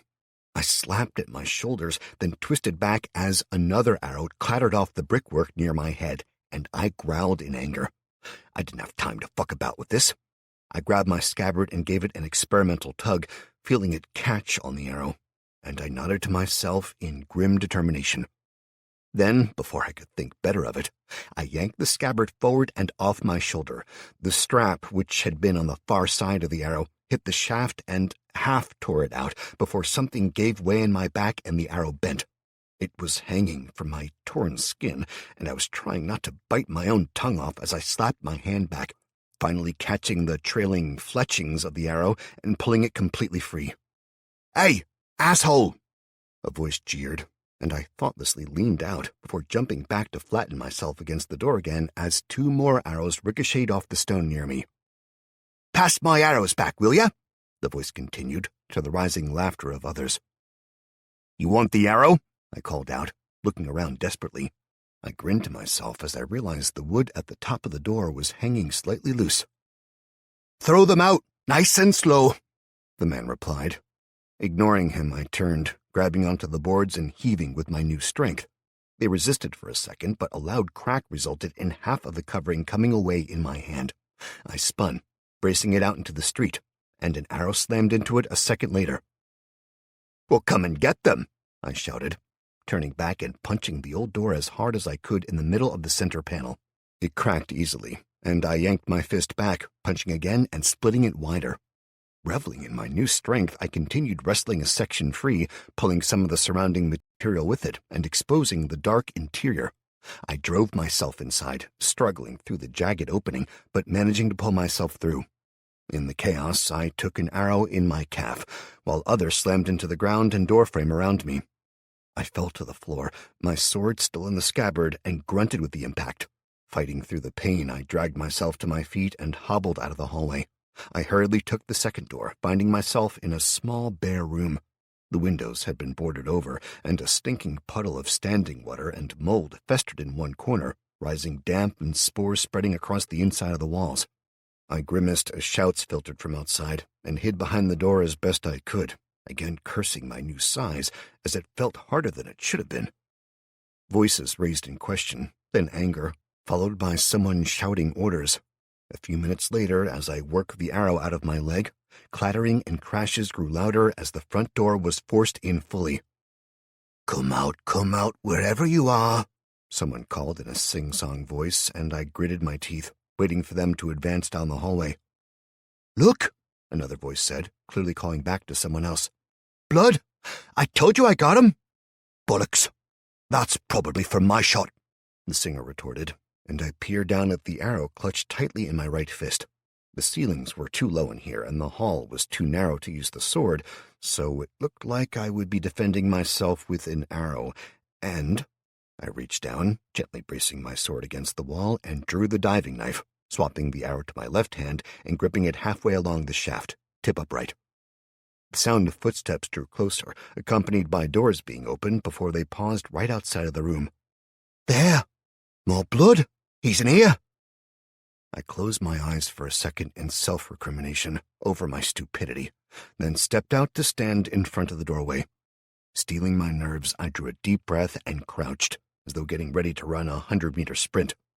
As soon as the door opened, I was off, clearing the tiny distance as the man on the other side came into sight, his hand leaving the door handle and going back to his bow.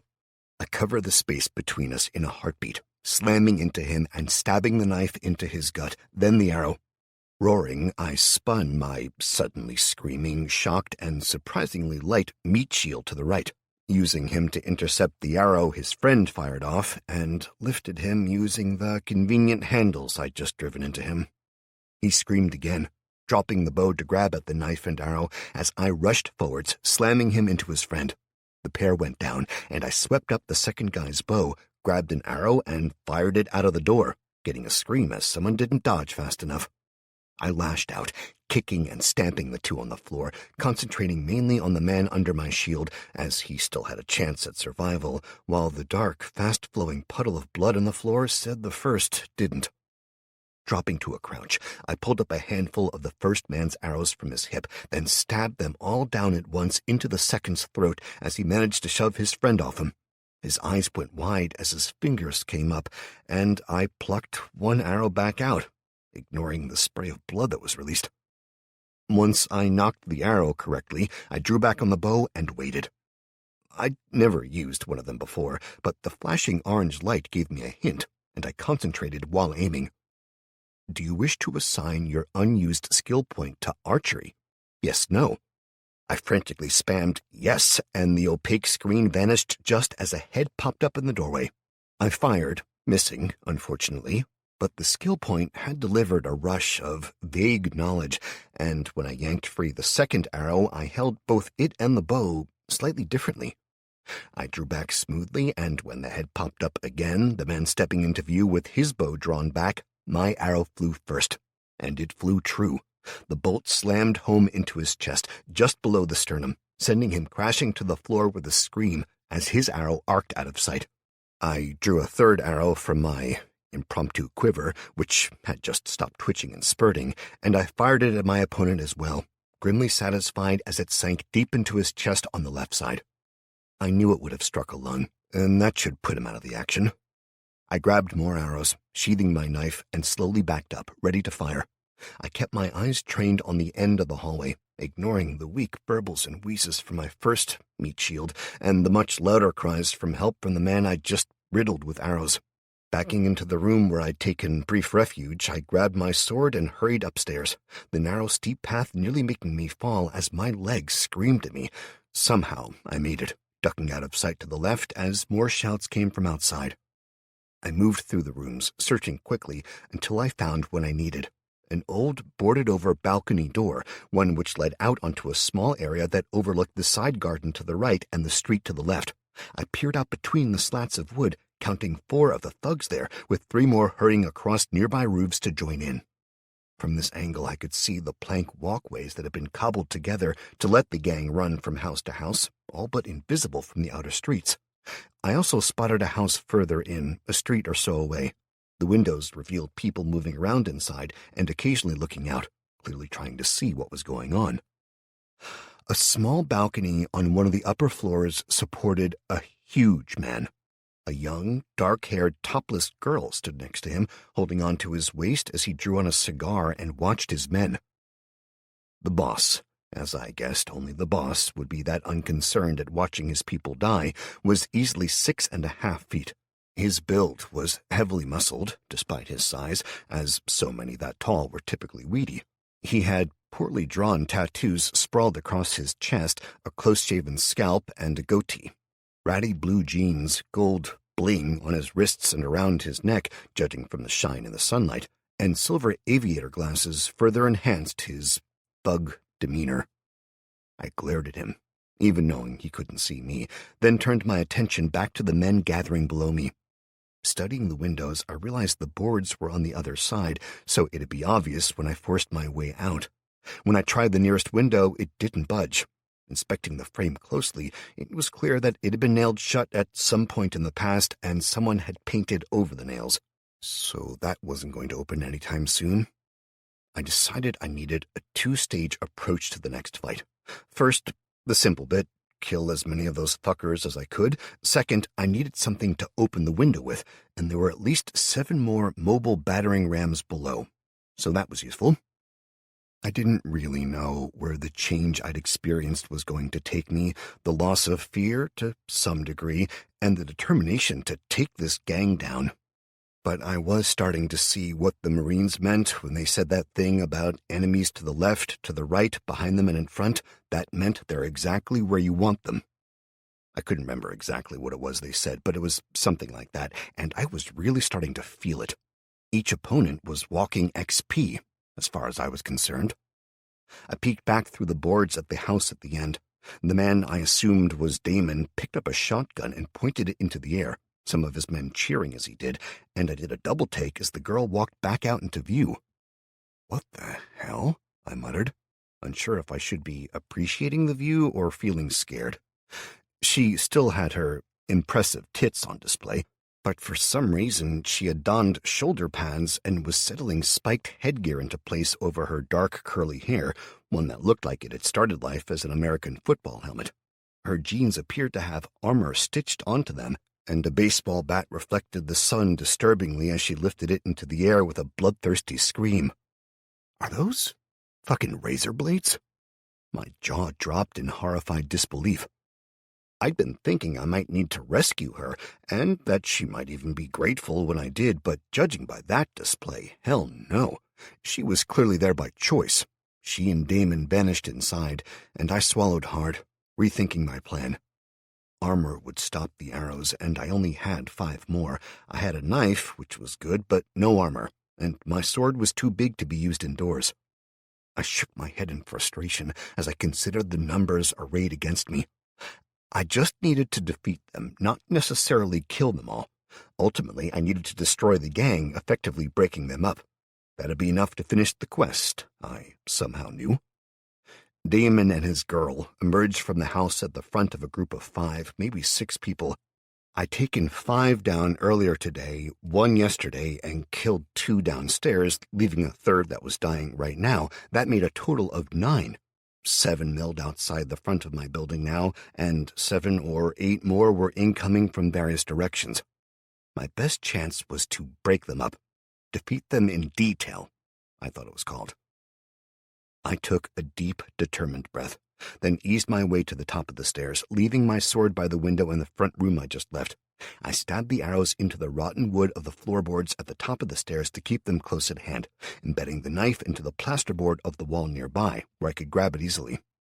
I took a single arrow, fitted it to the bow, and kept the point trained on the floor below. My eyes followed the shadows moving as the gang made their way inside, blocking the limited light. I took care to keep out of sight as much as I could, as one of them started peering around the corner of the stairs. I ducked back just in time, it seemed, as I heard him whispering to his friend before he started climbing up the steep stairs. I took a couple of deep breaths. When he was nearly at the top, I spun, leaning out. I'd had my foot drawn back, ready as I twisted around, and I drove it forward with as much force as I could muster. The steepness of the stairs and the way he was leaning forward combined to bring his head close to the perfect height. My foot slammed into the bottom of his chin, driving his head back with such terrific force that he was literally lifted from his feet, the blow cutting off his surprised cry of warning with the end of his tongue. He was apparently one of those people who habitually gripped his tongue with his teeth when he was nervous or excited, and that ended badly for him as he cartwheeled backwards, blood spurting from between clenched teeth and the remnants of his tongue. I swore in sudden pain, staggering as I tried to put my foot down, and I felt the result of my kick. I'd forgotten that I'd changed into my trainers, and the difference between using steel toe-cap boots and trainers to land a powerful kick on bone was immense. Hissing, I pulled back and straightened up, drawing back on the bow and aiming as they fell down the stairs. The first man was squealing like a stuck pig and thrashing around, while the second tried to catch himself and figure out what was going on. The pair of them fell backwards, clattering and screaming, and I fired, missing completely. I swore viciously and grabbed a second arrow, drawing back and aiming, waiting until they came to a bone-crunching stop against the radiator at the bottom of the stairs, before firing again. I ignored the first man, who had gone still after slamming into the radiator. Dead or unconscious, I didn't really care. This time, the arrow sunk deep, slamming into the second man in the groin and making him scream over and over as he clutched at himself. I stepped back into hiding and waited, listening to the shouted questions and the injured screaming for help. It took a handful of seconds before someone darted in, grabbing the guy with the pierced pecker, and dragged him out of sight. I waited, watching and wincing as I thought about the pain that guy must be in. I'd had the option to go for the chest, but I'd recognized him at the last second as one of those who'd attacked me. He'd been the one with the barbed wire around his back who'd cut off my escape and broken my arm, and I'd changed my aim deliberately. I didn't regret shooting him like that. I just hoped it never happened to me. There were a few moments of relative silence, broken by screams and moans and a bubbling cry as the man with the severed tongue woke up and started to crawl away, before a voice called up to me from below, out of sight. "So, who sent you?" someone shouted, and I stayed out of sight and remained silent. "Come on, don't be shy. Was it Mickey? Timo? One of the Manchester lot wanting their money? Come on. Either you tell me, and we can sort this out, maybe even give you a job considering all you've done here, or I set fire to the house. See how long you last." The last bit carried a tone of hunger, and I guessed that was what he was planning on doing either way. "Last time offered, but hell, maybe I'll send up some more people to play first, see what you have to say for yourself after that," he offered, waiting for a beat before moving back and saying something I couldn't make out. Then someone stepped around the corner. and I felt my butthole twitch. It was a bull of a man, one I'd not seen before, but he was holding the section of the door covering that I'd ripped free earlier. The bugger wasn't that tall, but fuck, he filled the stairwell, he was that broad. Well, fuck, I muttered under my breath, stepping out as the huge man lumbered up the stairs, hauling back on the bow, and then freezing in shock as the man stopped partway up, grinning at me malevolently. He ducked back down, and a shotgun appeared over his shoulder, pointed right at me. I tried to move, but I was too slow. Raucous laughter burst up from below. It fired, dozens of pellets piercing my skin as I frantically dove aside. I cried out in pain as I felt literal hot lead poking holes into my skin, burying themselves deep in my muscles. I slammed into the floor, gasping in shock as the world briefly flared into white-hot agony. My adrenaline took over quickly, dulling the pain, and I grunted as I rolled to the side, reaching out with my left hand and grabbing the knife where a stray pellet had knocked it free of the wall. I tried to move my right arm, but it was a sea of pain and blood, and I gave up after a single attempt. Instead, I stabbed out with the knife, digging it into the rotting floorboards and hauling on it, dragging myself forward. My right leg, arm, and chest had taken the majority of the pellets, and I grunted in pain as I kicked out with my left leg, pushing myself forward, desperately trying to escape. I'd maybe covered 3 feet, if that, before something slammed down hard onto the small of my back, and I screamed in pain, my left leg collapsing. I tried to move, finding that nothing below the impact point was responding, and I almost gibbered with fear. Someone stepped past me and stomped down on my left wrist. I wrenched my gaze up, finding a maniacal grin and a fantastic set of tits that would have normally commanded my full attention. Today, though, I fixated more on the bat that was being waved in front of my face. Razor blades had been embedded in it in all directions, and they were dripping blood. My blood, I knew with chilling certainty.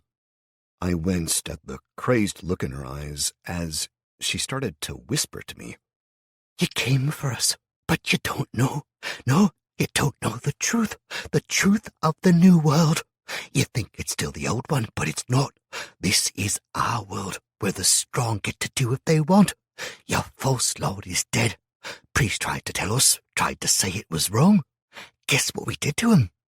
she asked, waving the bat in front of my eyes again. You gonna guess?" "I said guess!" she screamed, louder than I could believe from such a slender frame. "Guess, guess, guess!"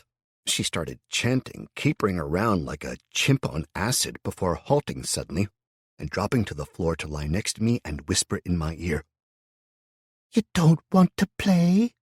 She pouted in a sad little girl voice before smiling suddenly. "That's okay." She kissed me quickly on the cheek, bouncing back upright to announce to someone out of sight. "He doesn't want to play," she called happily, skipping back to kick me in the face hard, sending me spiraling down into darkness. Again. Chapter 7. I had no idea how much longer it was before I woke up, again, only that I'd not expected to, and that multiple notifications were flashing for my attention. I was tied to a chair, upright, and in a hell of a lot of pain. I tried to lift my head and got a surprise when I felt something in my mouth. Pushing at the obstruction with my tongue, I tried to shift it, realizing it was a ball gag. I had a horrible thought about who might have used it before me. Then my hindbrain shouted up to my full brain that it was far more important to wonder how the fuck I was going to get out of here rather than whose kinky sex shit this was. Luckily, it had only been wedged in my mouth and not braced, so I managed to spit it out after a few seconds, and then spent a few seconds more of spitting in an attempt to get the taste out of my mouth. I shifted my head, looking around the room blearily as I worked my aching jaw. I was tied up in a small, dark room. What looked like bed sheets were stapled to the windows, and bare floorboards had been covered in a collection of mattresses, used needles, and empty cans.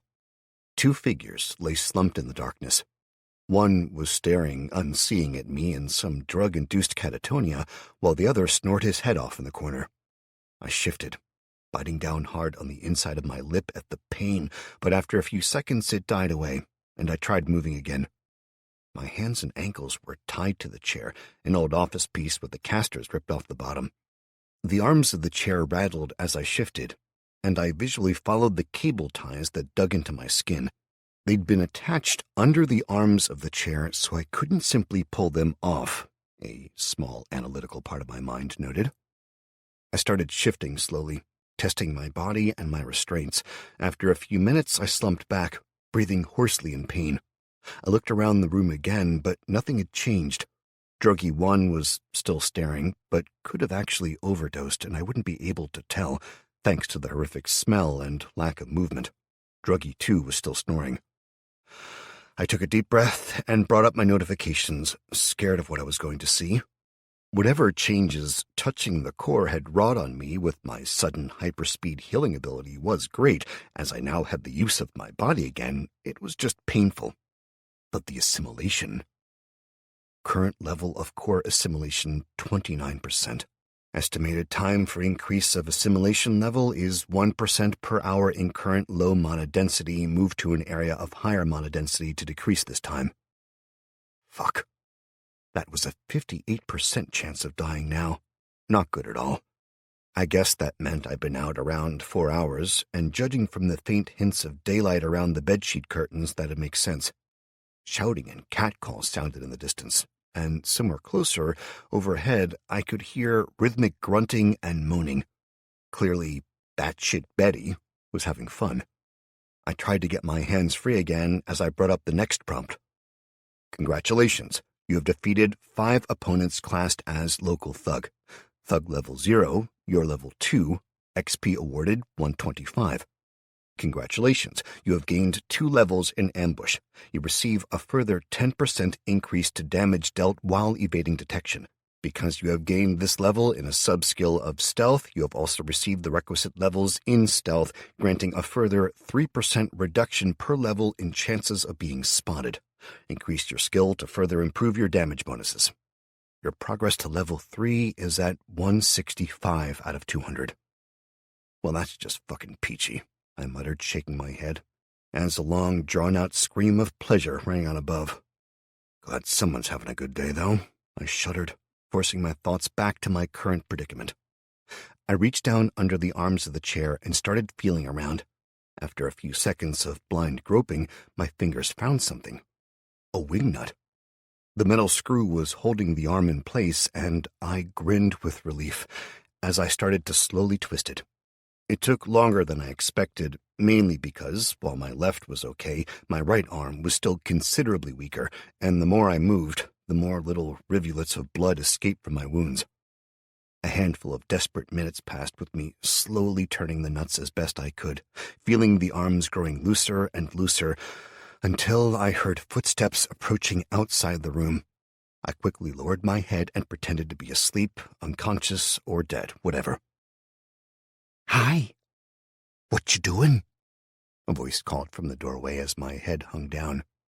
By sheer force of will, I kept my eyes closed, ignoring the crazy lady. The soft sound of bare feet pattered across the floor, then a hot, breathy whisper brushed my ear. "You awake? Want to play? I can play nice," she promised huskily, and I felt a hand slowly run up my left leg before settling on my crotch. I kept as still as possible, doing everything I could not to respond, not to flinch or, well, stiffen. I managed it at first, but after several panicked heartbeats, her voice changed, no longer speaking to me. Now she sounded like she was talking to herself. "What's in here, then? Dee won't mind if I take a little look?" The hand undid the zipper of my jeans, pulling it down and reaching inside. I felt her take a hold of me, freeing me from my pants, before the hot breath I'd felt in my cheek was suddenly playing elsewhere, lower. "I wonder what you taste like, Maybe just a little lick. What demon doesn't know won't hurt him, or me, or Maybe it would. Maybe he'd hurt me good. She mumbled and moaned, and I flinched as I felt her shift her grip, forcing me to respond despite my fervent wishes. She looked up, shocked, as I moved, and I reacted instinctively, stiffening but staying as still as possible, given that she was holding on to me far too tightly for me to do anything else. I just sat there, staring furiously into her eyes at a range of an inch. "What the ever-living fuck are you doing?" I whispered to her in shock and disgust, remembering at the last second that when I had been tied up, I probably looked like I was dying. Bang. There went the element of surprise. "You're awake," she purred with a feral grin. Checking to verify that my hands were still tied, she shifted her grip, wrapping her fist around me comfortably, then slapped her other hand down hard on a very sensitive part of my anatomy, like she was determined to get the last bit of ketchup out of the bottle. "Ah!" I cried out, and she jumped back, laughing, then turned around and shouted upstairs, "Dee, he's awake! Can I play with him?" There was a brief pause, then a deep voice called back down tiredly, "Have fun, babe. Just make sure he's ready to talk when I come down." She turned around slowly and fixed me with a mad smile, and brushed her hair back from her face, sauntering in. I'd been deliberately not looking before, but now I couldn't help but notice her shirt, unbuttoned down the front, black lacy panties and stockings. She grinned at me as I looked and ached. "You like? Maybe if I'm nice to you, you'll tell me what I want to hear?" she asked in her best sex kitten voice, and I grimaced. "Lady, you're all kinds of fucked up," I muttered, not sure where I'd heard the line before, but determined it never been more suited to someone. "Oh, I am," she whispered in delighted agreement. Dancing across to the guy that was staring fixedly, she reached down and prodded him, then poked him in the eye. He didn't respond at all, and I mentally moved him from the drugged-up box to the dead-from-drugs box. She leaned down, sniffed him, then licked his cheek. She maintained eye contact with me as she giggled and sauntered across to the snoring man, then danced back a step or two, wound up, and kicked him as hard as she could. He awoke, crying out in pain, wheezing and clutching at himself as she giggled again. He instinctively rolled toward her, growling, then saw who it was and backed up. "Oh, come on! Nobody wants to play with me, you know," she pouted, turning back to me and dancing across the room, before spinning around and darting back out of the door. I started yanking at the restraints again, feeling them give more and more, but it wasn't enough to free me before she returned. She dragged a chair in with her, excitedly yanking it along before plopping down into it across from me. 2 other gang members walked in after her and settled down on the mattresses to watch, but she seemed oblivious to them.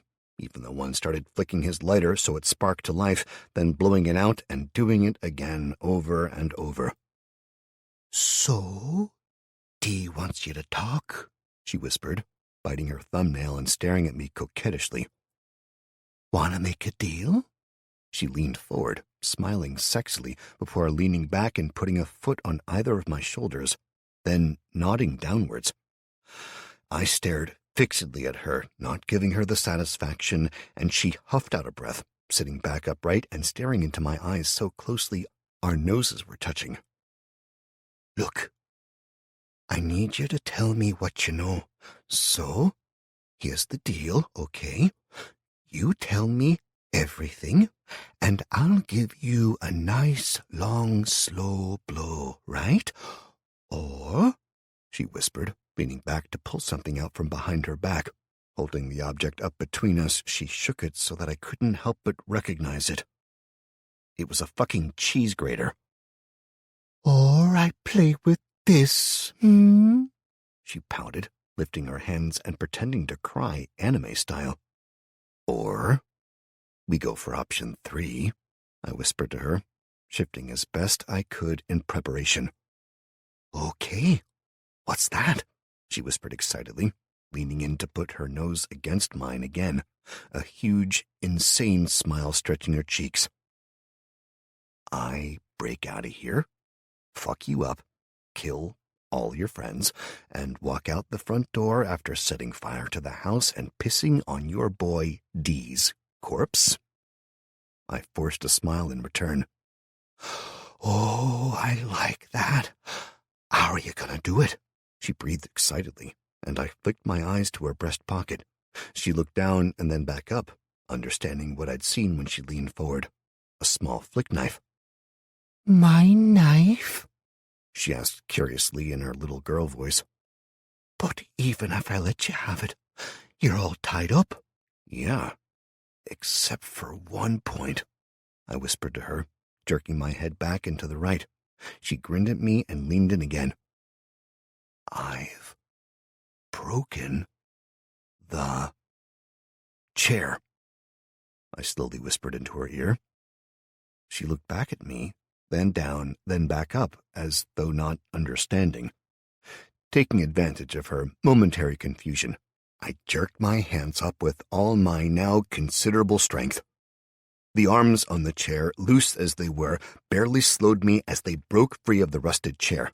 I grabbed her by the throat with my left, tore the knife free with my right, then pulled her close before throwing her back from her chair into the guy closest to her, who was struggling to his feet. She tumbled into him with a squawk of protest, and the effort sent me over backwards.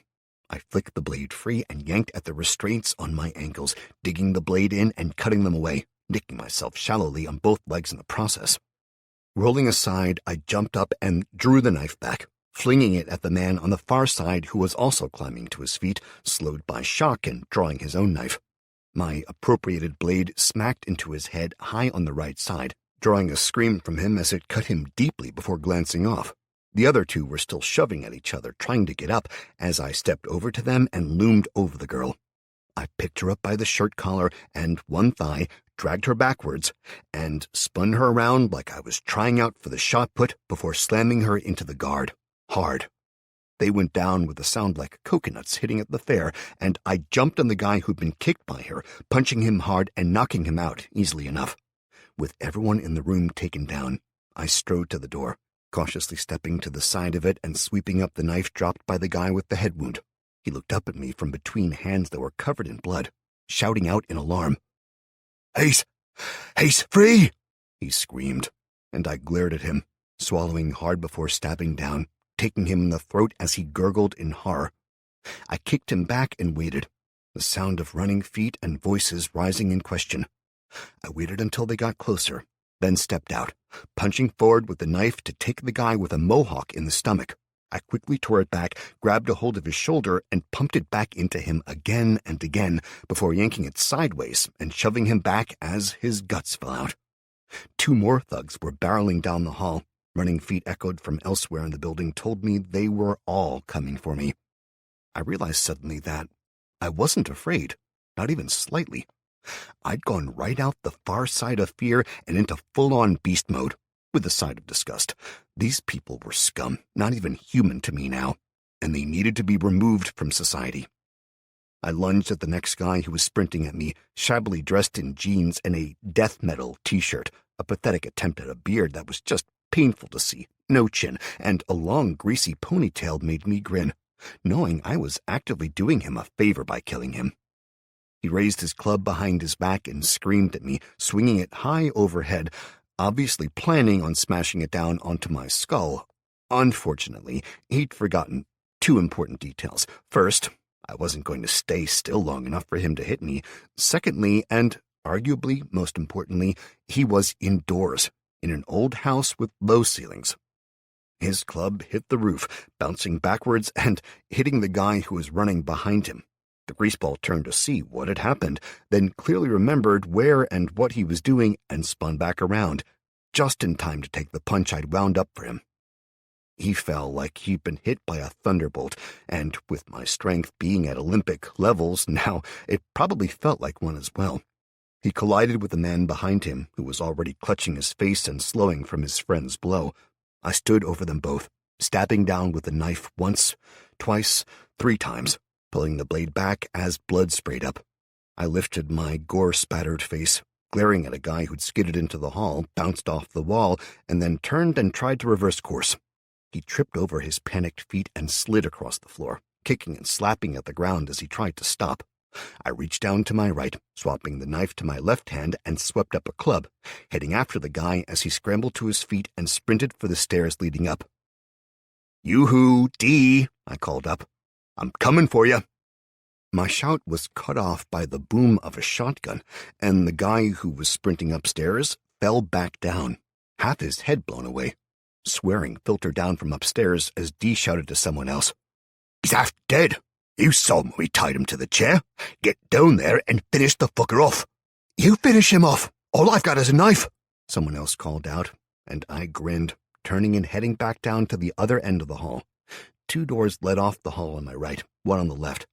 As I'd come from the first one on the right, I checked the left, finding a small room full of boxes, TVs, computers, coffee machines. All sorts of appliances and electronics were stored there, boxed up and abandoned. Clearly, they'd looted some major store or something. I looked in on the room I'd come from as I passed it. The girl was stirring, but the guy I slammed her into wasn't. I clenched my fist and moved on, unsure how I was going to resolve that. I'd been raised to believe that no man should ever hit a woman. Using her as a club had kinda swerved that issue, but I knew it wasn't going to go away. I pushed open the next door and glanced inside before pulling back as an arrow slammed into the door frame right next to me. "He's here!" A panicked, high-pitched voice shrieked from inside, and a second arrow slammed into the far wall. I debated what to do before grinning as I remembered something I'd seen one of the guys in the first room playing with, and I ducked back to collect it, ignoring the moaning and dazed crazy girl on the floor. It took a second or two, but I soon found the lighter. Stepping to the storeroom, I found a rolled-up pile of bedding that stank to high heaven. I bit back a gag as I wrapped it around a club that was on the floor next to one of the corpses, then lit it, waited until it was burning merrily, and returned to the room with the archer hiding inside. I waved the torch in the doorway, and a second later, an arrow glanced off it. I risked a glance inside, briefly glimpsing the man hiding at the far end behind a pile of crates and boxes.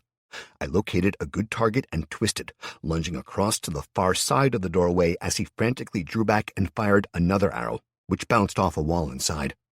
I stepped back out into view and threw the burning mess off to the right, where it smashed into a cupboard, wiping out several of the half-empty bottles placed on top of it. They fell as if in slow motion, and we both stared at them as they tumbled over and over. The crash and tinkle of breaking glass as the bottles hit the floor was eclipsed by the whumph as the alcohol hit the flames, then spread across the narrow walkway between the boxes. I glanced up, catching the look of horror on the skinny guy's face as flames licked up across the space between us. I nodded to him once, stepping back out into the hallway and closing the door. He started to scream as I turned around and made my way back to the room I'd first woken up in. I moved quickly to the girl, who was just starting to sit up, rubbing her head. She glared up at me through a mess of blood, her nose having clearly been broken when she impacted the other man, and her eyes blazed at me, as though I'd been the unreasonable one. My cock was still throbbing, and not in a good way, as I came to a halt over her, hauling her upright and spinning her around. I twisted one arm up behind her back and put the knife to her throat as I forced her out of the door and towards the stairs. "So, wanna have some fun later?" she asked me, trying to reach up and lick my cheek. "Shut the fuck up, you crazy bitch," I muttered in her ear, shifting her so her face was further away from me. She moved up the stairs happily as I directed her, before stopping halfway and pressing her ass back against me and giving a little wiggle. "I can be good," she whispered, licking her lip clear of blood, and I pressed the knife harder against her throat. "You'll be fucking dead if you don't do as I say," I growled at her. Tell me what to do then," she whispered playfully, and I glared at her, unsure how to handle her.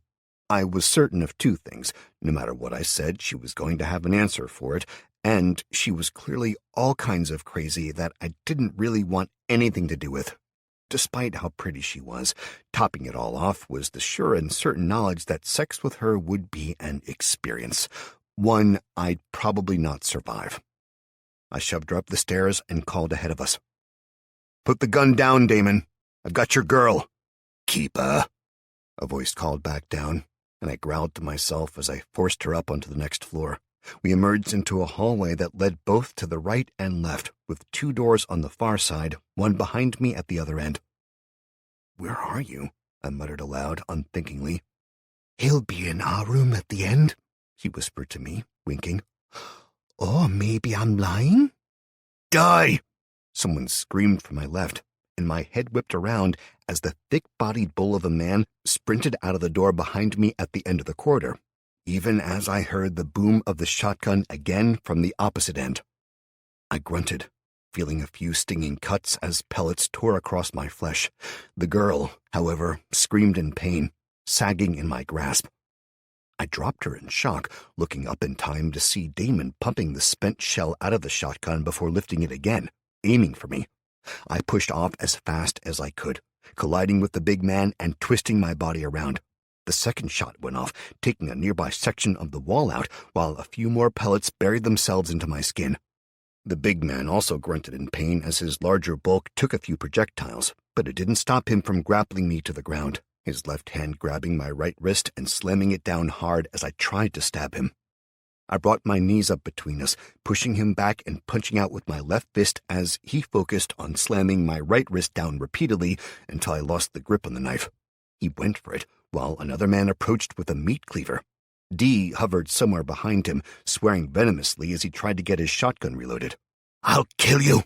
The big man swore down at me, his breath foul, as I punched him, my left fist glancing off his cheekbone.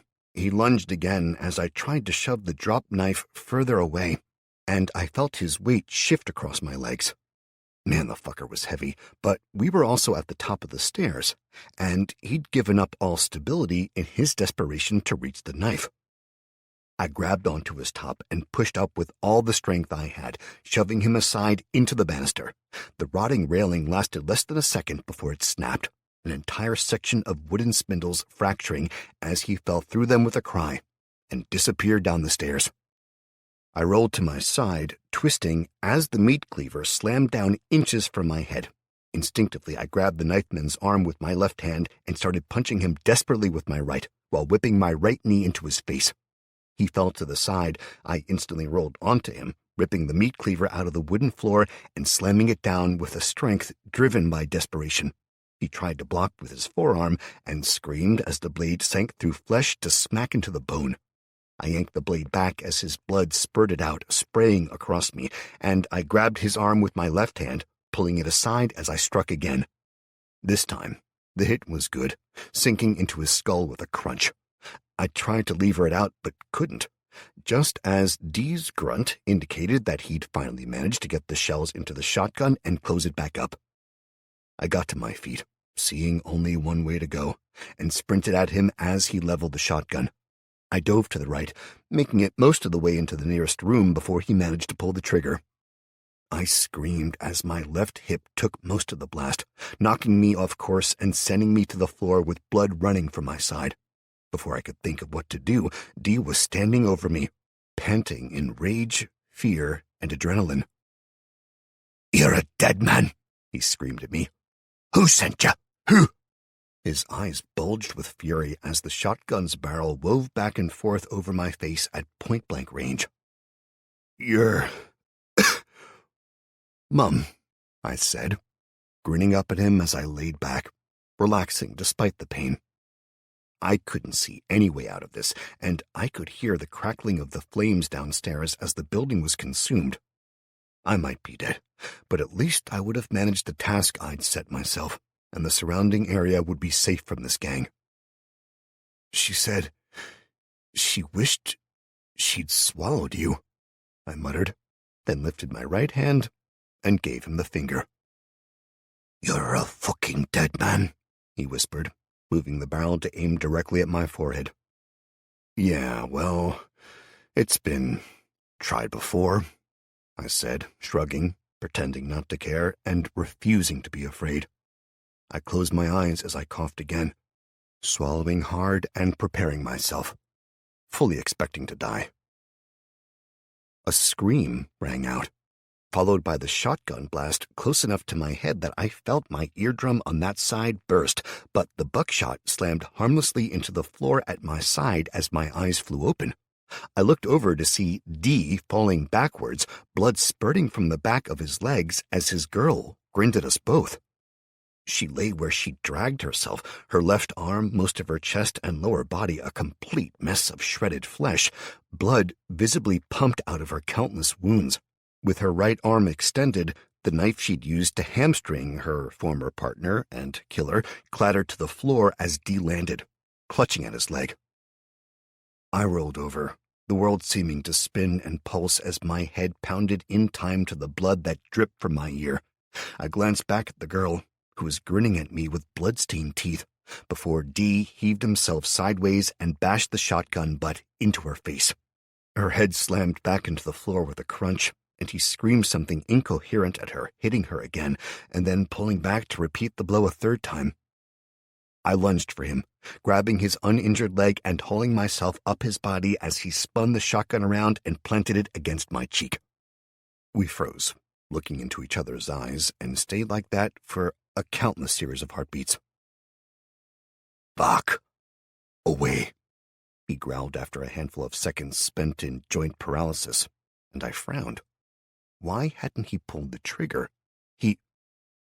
The last few seconds came back to me, and I counted, one blast in the hallway and one in here into the floor. "You're out of rounds," I whispered, and the fear in his eyes confirming the truth as he tried to deny it. I grinned, and he pulled the trigger defiantly. We both froze again, but only for a second as the click of an empty chamber echoed around the room. I drove the shotgun aside and hauled myself further up his body, ignoring his attempts to hit me with the stock, and punched him in the face. He let go of the shotgun and grabbed my left hip, where his second-to-last shot had caught me, and I screamed in pain, using the agony to drive my next punch. I felt his left cheekbone and nose break as my punch landed, the back of his head smacking into the floor and rebounding. He tried to grab onto me, his fingers wriggling to get inside my skin, and I roared. His eyes widened in shock at my unhindered attack, stunned as my fist landed again. I drew back and shifted my weight in order to use both arms and started punching. After a dozen blows, he wasn't moving anymore, and the mass I was punching had become far more shapeless. Huffing from the exertion and adrenaline, I scanned the room to check for any further threats, while my questing gaze fell on the girl's face. Grateful that her eyes had already glazed in death, I interlocked my fingers, lifting them overhead and slamming them down in a hammer fist that smashed the front of D's skull in. I collapsed to my right, panting and coughing as the smoke rose, and I reached out to her, gently closing her eyes. She was batshit crazy, but her help was the only reason I'd survived. She must have known she was dying and had instead decided to get revenge on her boyfriend for abandoning her as expendable. The room was starting to fill with smoke, and I laid back down, in too much pain to care that it'd all be over soon. I swatted out at a blinking light that was annoying me until I realized what it was. I coughed again and pulled up my notifications for what I thought would be the last time, my mind idly reflecting on how weird my life had become. Quest complete. Clean up the estate. You have defeated the gang. Their headquarters is in ruins, and less than 10% of the gang still live. Those who do live have sworn in the darkness of their souls to do better, lest they attract your ire again. +1 to agility, constitution, and dexterity, +1 skill point to allocate, +1 class perk, 250 XP. Congratulations, you have defeated 10 opponents classed as local thug. Thug level 0, your level 2, XP awarded 250. Congratulations, you have defeated 1 opponent classed as Gang Lord. Gang Lord level 0, your level 2, XP awarded 50. You have reached level 3. You receive 5 stat points to invest in your attributes. You have reached level 4. You receive 5 stat points to invest in your attributes and gain 1 skill point to allocate. Your progress to level 5 is at 115 out of 500. You have 10 stat points, 2 skill points, and 1 class perk to allocate. Please allocate these within the next 24 hours, or they will be assigned randomly for you. Congratulations, you have gained 2 levels in Dodge. You receive 2% increase to chances to evade damage. Increase your skill to augment your ability further. Congratulations, you have gained 4 levels in Unarmed Combat. You receive 8% increase in your chance to inflict critical damage. Increase your skill to augment your ability further. Congratulations, you have gained 3 levels in Small Blades. You receive 6% increase in your chance to inflict critical damage. Increase your skill to augment your ability further.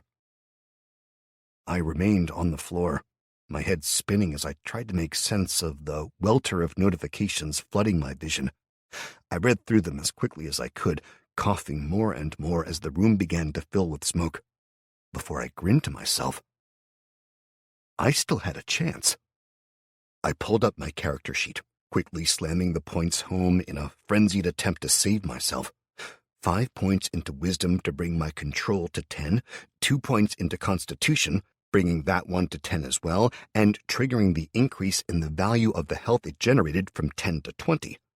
I held off on assigning the remaining 3 points, just in case, and confirmed my choice, before screaming until I broke off into a coughing fit.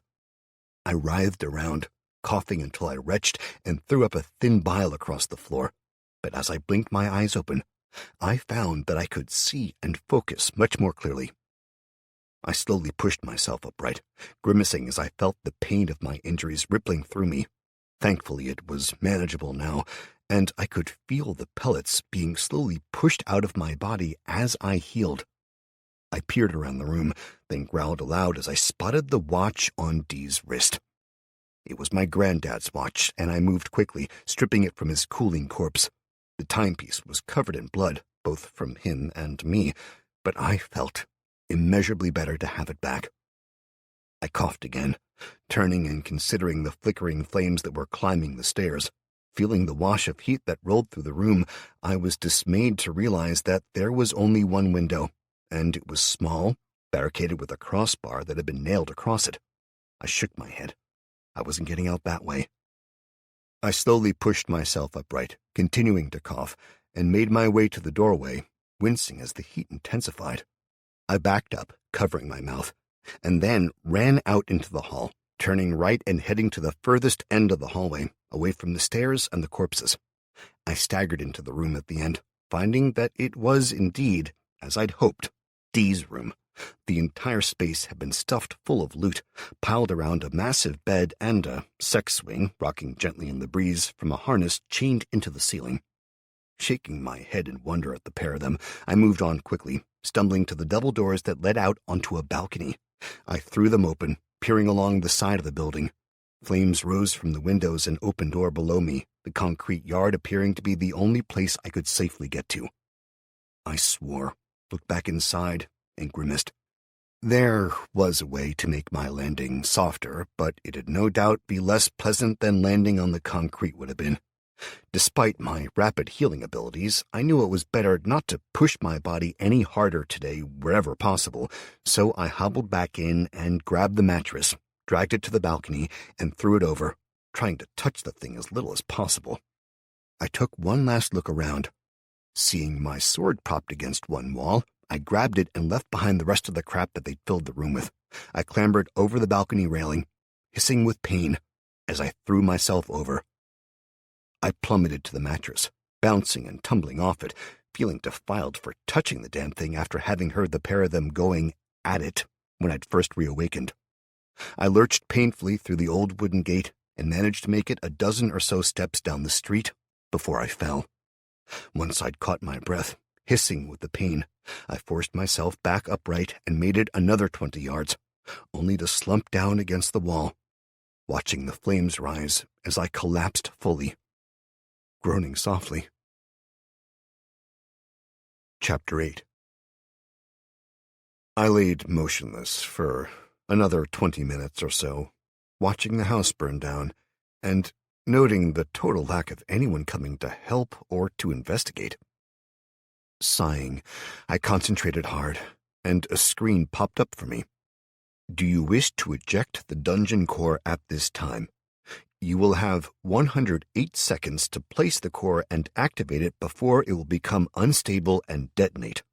Host has a sufficiently high level of control to be able to assume full command privileges over this dungeon. Do you wish to assume control? Yes, no.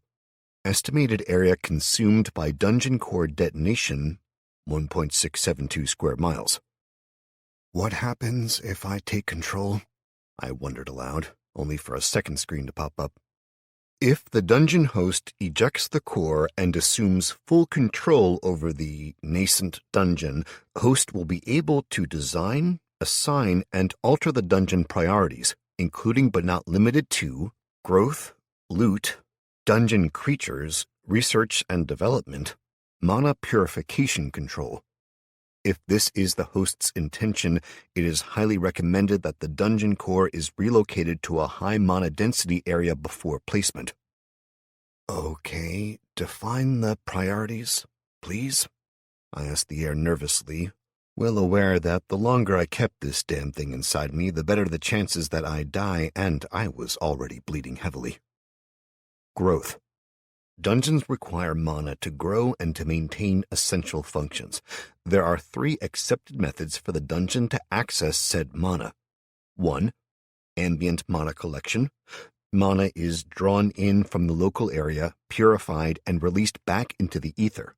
Unpurified mana greatly increases the chances of monsters spawning in the surrounding area, while purified mana has been linked to increases in the health, well-being, and intelligence of creatures in the surrounding area. 2. Direct assimilation. Mana is drawn from a direct source of mana, such as a nearby subspace rift. This is by far the most effective method to grow a dungeon, but also the most expensive and difficult to arrange. 3. Mana drawn from life forms. This, combined with the ambient mana collection, is the standard method of growing a dungeon. When adventurers or living creatures enter the dungeon's area of influence, it begins to draw the corrupted mana found within their forms into itself. Mana released by life forms at the point of death is absorbed at a higher rate. Loot. Dungeon fairies traditionally assign a portion of the collected mana to generate random loot in order to entice adventurers into the dungeon depths, as opposed to those who simply gather at the dungeon entrance to cultivate mana, enjoying the increased purification that the dungeon provides. Dungeon creatures. Each dungeon generates creatures to roam its depths, stirring up the mana that accumulates and gradually increasing the mana of one strand or another. Depending on the overall aim of the dungeon fairy, certain creatures may be prioritized over others. Example, goblinoid races generate earth mana consistently, while nature mana may be drawn from woodland beasts such as bears, panthers, and horned rabbits. Research and development. All dungeons that are designated to grow more efficiently must eventually unlock research and development options, enabling directed growth. Example, a dungeon specializing in metal production may choose to develop base golems that are armed with drilling tools to replace the standard first-level rockworm design of Gatherer. Mana purification control. Specialized mana purification dungeons have been set up on several Cynthian worlds to cleanse, purify, and regulate ambient mana. This has the environmental effect of systematically raising the local life forms from their low-level existence to a Tier 2, 3, or even 4 civilization. A dungeon set up for exclusive mana purification will draw in the local mana and purify it at a much greater rate than a standard dungeon. As such, standard dungeons on these worlds are deployed at a 1-to-6 ratio. What the fuck? I muttered, reading over the details and shaking my head as I made the connections. Is this a Cynthian world? I asked, but there was no response. Hey, I asked you a question, I shouted, then groaned as pain shot through me at the movement. There was an abundance of silence, and I slumped back, listening to the crackle of the flames and hearing the occasional crash as glass shattered from the heat. Luckily, the house was a freestanding one, so I hoped it wouldn't set fire to anything else. But still, Okay, I continued under my breath. I guess the creature in that crystal was the dungeon fairy that had been assigned to the dungeon core. Well, it's toast, and I'm now the host. I could eject it, but it'd still kill me if I didn't claim it. Simplest solution is I claim it then so I can set its priorities. I can make it purify the area, fair enough. That'd probably be a good thing, but there's no way to tell for sure, really. The way these prompts were laid out suggests that this is now classed as a Cynthian world and that they've seeded these fucking dungeons around. I shifted, gritting my teeth as I forced myself to my feet and started to walk along the wall slowly, heading back toward the house I'd been captured in. That means they've got plans for us, possibly to raise our tier, whatever the fuck that is. Either way, though, I'm betting this means the power isn't coming back on, and that the whole world's gone to shit. I scrubbed my face with my gory hand. And I've clearly gone mad talking to myself. Meh, only way I'm gonna get a good conversation, I guess. So, world's gone to shit, and I'm in control of a dungeon, one I need to eject fast before it kills me. Where the hell am I going to find a high mana area, though? A map popped up in my vision, the local area overlaid in blues, greens, yellows, oranges, and reds. I searched for my current location, discovering that it was classed as a yellow zone, and where I lived was orange. Okay, so if here is green at 1 point an hour, and home is orange at half a point, I guess the reds are, what, no mana? Logically, then, the blues are the place to be, I muttered, absent-mindedly rubbing my chin and missing the flakes of dried blood that fell off. I studied the map closely, figuring out locations and trying to guess where I could set up that nobody would notice, as the last thing I wanted was for people to actually stumble into the dungeon. Maybe one day, yeah, fine, but for now, I needed to figure this shit out, and once the government got wind of it, they'd no doubt nick it, if it had half the potential I was starting to suspect it had.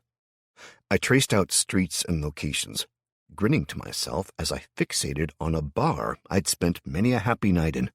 It was on Collingwood Street, a great little bar and nightclub called House of Smith, and it had closed down a week ago for renovations. Given the way the world was going, it'd probably never reopen, and it was slap bang in the middle of the deepest blue area I could see.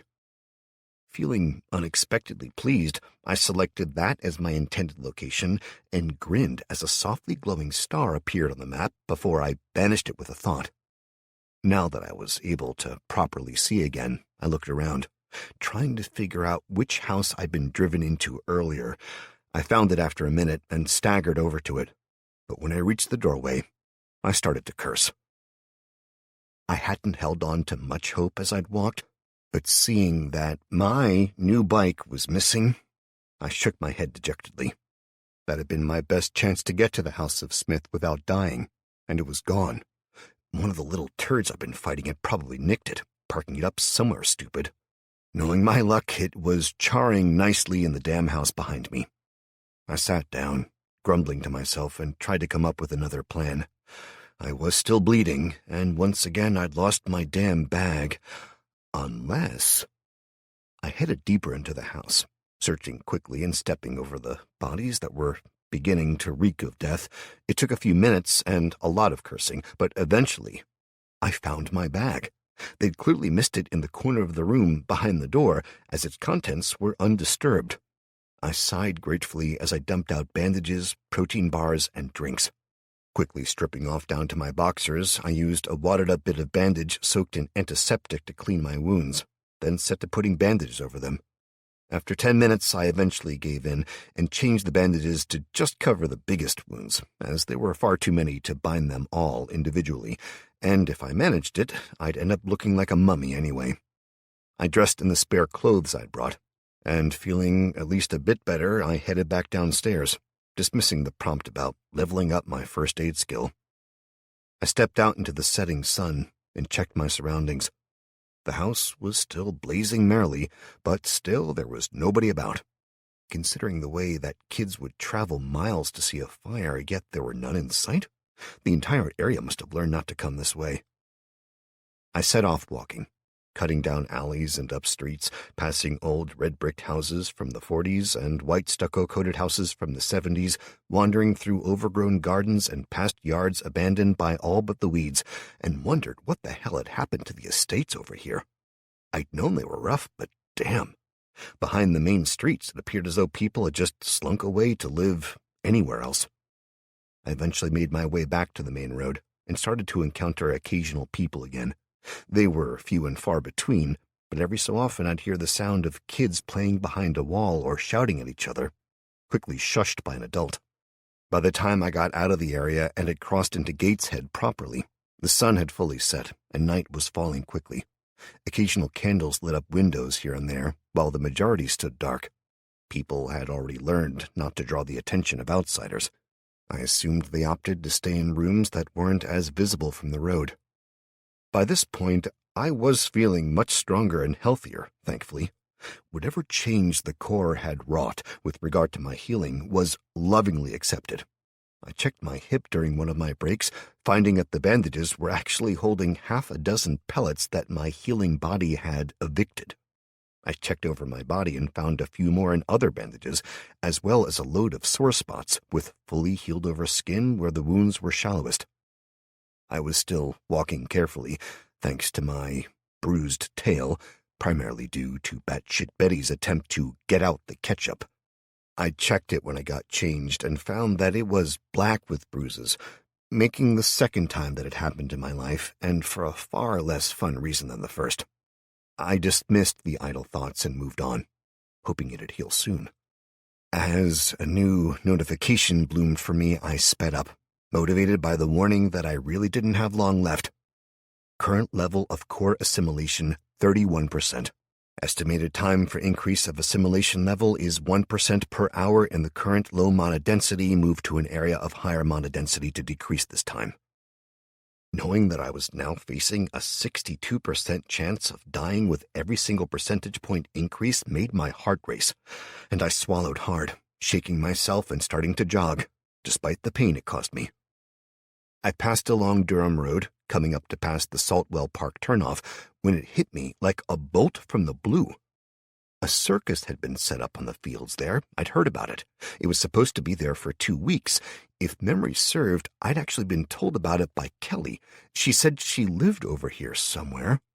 I knew I'd never be able to find her house. Hell, all I knew was that she could see the park from her bedroom window, but what she'd said came back to me suddenly. These beautiful big horses. They're running all over the field with the gypsies watching over them. I couldn't remember much more, but it didn't matter. That was what I needed. A damn horse. I changed direction, jogging down the side street past the care homes and the new estates built after the college was torn down. Once I turned right, I could see the park, despite approaching it in utter darkness. The clouds that scudded low overhead were thick and black, the promise of rain clear enough in the air that I knew I needed to move quickly if I didn't want to be soaked. Right now, however, that was the least of my problems.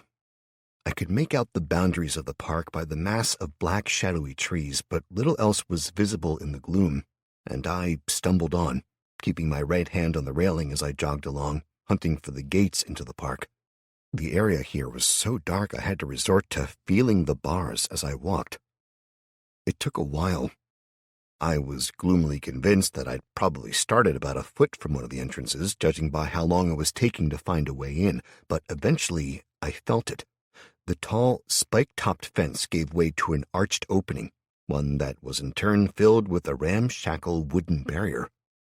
I halted, running my hands over the rough boards and squinting, trying to see, as I felt the first few light raindrops landing. I started to swear. Someone had made a barrier across the entrance, a big one, which ran at least as high as I could reach and filled the entire space. I searched the opening back and forth before growling to myself and setting off jogging again. I couldn't help wincing at each footfall as my remaining wounds were jostled. I ran off and on for nearly 10 minutes before I found the next entrance, I cursed softly at finding it similarly blocked off, but this time at least I could see better, the trees being further back and not casting as deep a shadow. I searched about, finally finding a handhold I knew I'd be able to use, and started to climb, disappearing upwards into the darkness. It took far longer than I'd expected, having to feel each time for a handhold as the heavens opened above me. A long, low rumble of thunder filled the night, as I finally felt the top of the arch and clambered over it. I dangled over the other side, still unable to see anything, before closing my eyes, dropping into the darkness, and landing hard. I fell to the side, hitting a square-shaped brace that my hands determined to be a park bench support. I pulled myself up onto the bench and sat there, listening and hoping that nobody would come, while simultaneously hoping that someone would and that they'd help me. Finally realizing that I would likely die of exposure if I stayed where I was, I clambered back to my feet and set off. Whoever had closed the park entrances had clearly wanted to keep everyone out, so I had to guess they'd have a way to make sure nobody did what I had just done. I walked on, arms outstretched and ears listening, my eyes little used to me under the trees. I tripped over what seemed like everything in the park, only my memories keeping me even headed in the right direction for the field.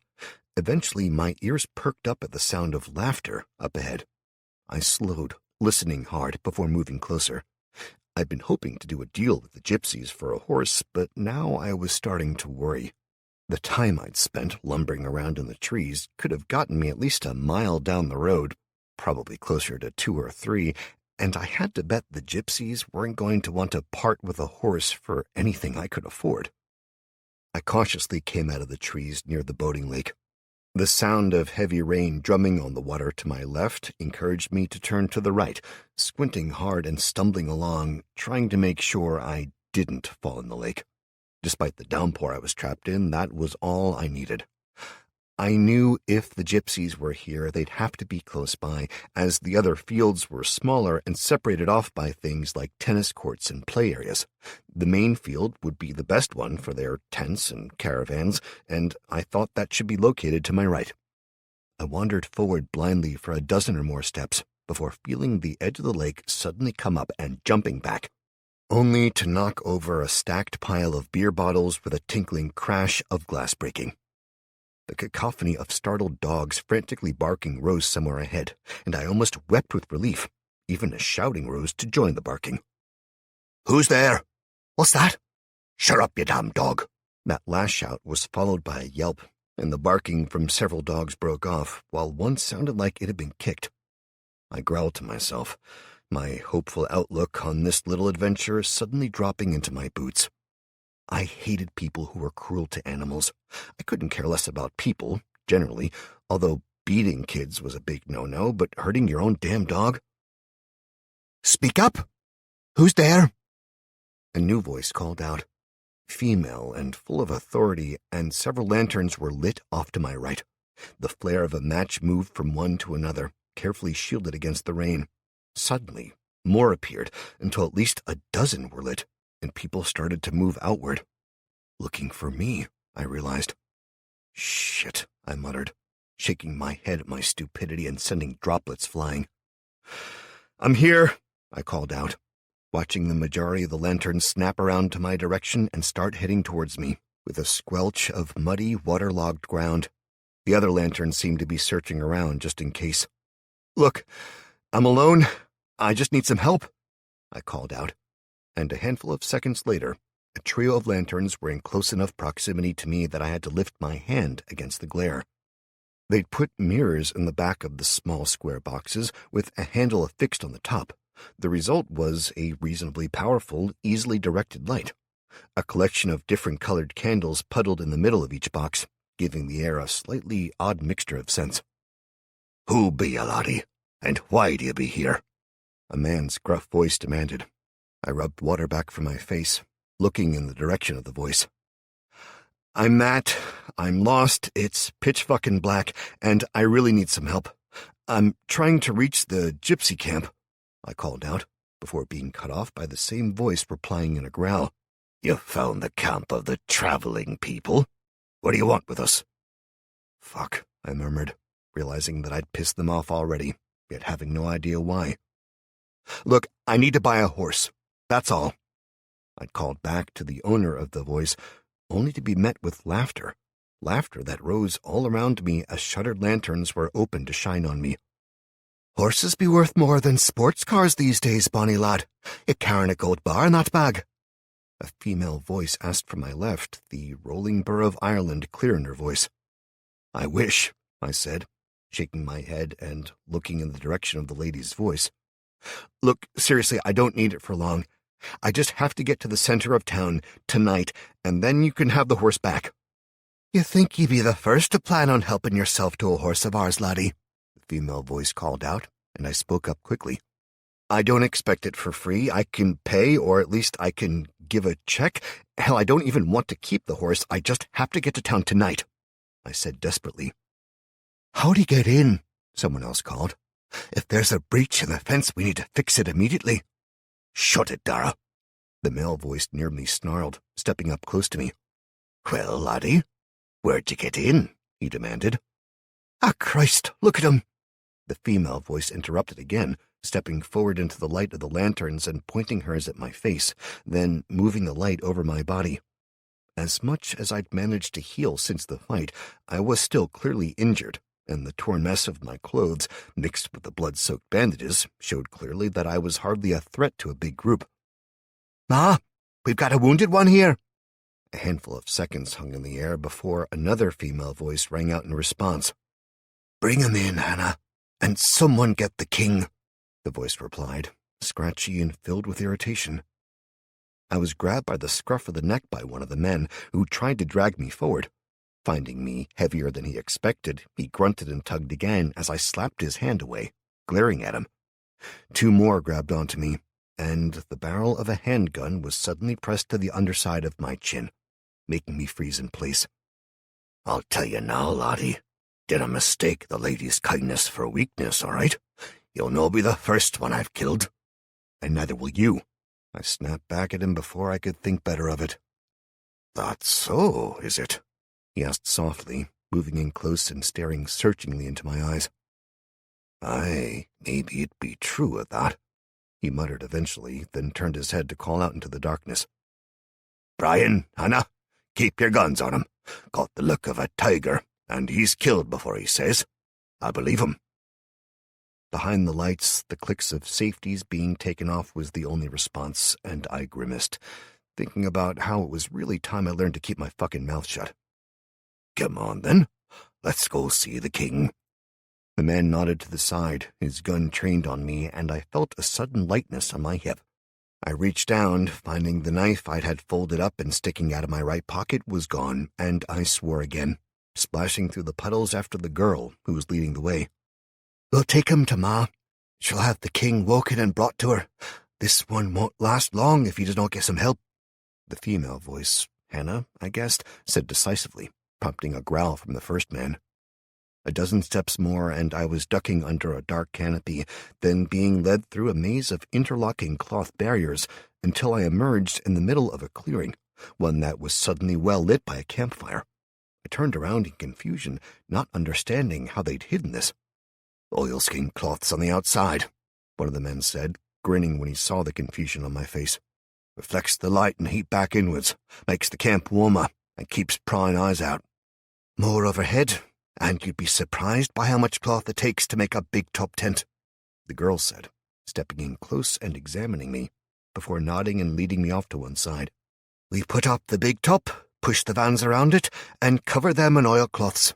Ain't nobody finding the people when we didn't want to be found." "It's impressive," I admitted, following her to a section of the big tent which appeared to be an aid station. As I looked around curiously, I observed that the interior had been portioned off into smaller private areas, with a communal area for food prep, storage, even what looked to be a section for the animals off to the side.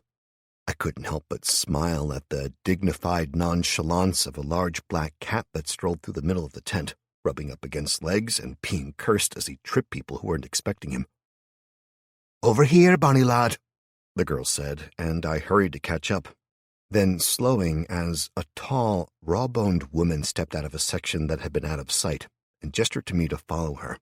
We moved into a cordoned-off space, and I found her sitting down on the far side of a small brazier, staring at me. "Let's be seen to the wounds first, laddie," she said, and I shrugged. "I'll be all right. Don't worry. It's a horse," I started to say, only to feel the cold press of the handgun at the back of my head again. "Or I could shut up and let you have a look," I amended quickly. She smiled coldly at me, shaking her head once in annoyance. I quickly stripped off my soaked top. Then, at a nod from her, I sighed and removed my trousers as well, with the younger woman undoing my bandages. I reached for them once and got the handgun jammed into my ear in warning. "Listen, I've had a really bad couple of days," I growled at the guy behind me with the gun. "So how about you quit that shit right now?" "Or I could just shoot you now. Make sure you're not a threat, aye?" he sneered. The tall woman snorted at him. "Or you could all stop your shit. Keith, drop the attitude, and you," she said, her eyes pinning me to the spot, "quit rubbing him the wrong way." "I'm sure as shit not rubbing him the right way," I muttered, catching a snort from behind me as the gun was taken away. "Right then. I'm Queen Esme, and I do all the doctoring for the people. Who be you, and why are you so covered in wounds?" "I'm Matt," I said after a pause, in which I considered lying and figured I didn't need to. I just wouldn't tell the whole truth. "I got jumped by a gang of thugs along the road to the industrial estate in the valley. They tried to kill me. It ended badly for them," I said simply. "I'm nearly for you too, laddie," Esme countered, slowly circling me as she inspected my injuries. "I'm seeing the wounds and the healing. So, how about you cut the crap, and we make a deal? One-time offer only." "Go on," I said, watching her warily as she circled me. Keith and the girl who I assumed was Hannah leaned against posts on either side of me, watching the exchange. "You seen anything unusual of late?" she asked slowly, watching my eyes as she came to a stop. I flinched, and she nodded. That's what I thought, laddie. Tell me what you saw. Tell me what you know, and why, and maybe the people can make a deal with you." I stopped. I couldn't tell them about the Dungeon Corps. First, I'd sound mad. Second, if they did believe me, it wasn't something I could prove without ejecting it. That could destroy the area unless I planted it, and this place was shit for it. If they did believe me, I didn't see a way out without a fight for control of the dungeon either. I sure as hell wasn't going to tell them about the ship, but maybe... "Look, I don't know what's going on, but I'll do a deal. One of you lend me a horse or even just ride along with me on the back, drop me off in the city and fast, and you take the horse back. Do that, and I'll tell you what I suspect and what I've seen. Deal?" "Depends on the tale, laddie," Esme said, sitting back down in an old rocking chair and watching me. "Anna, go hurry up your da.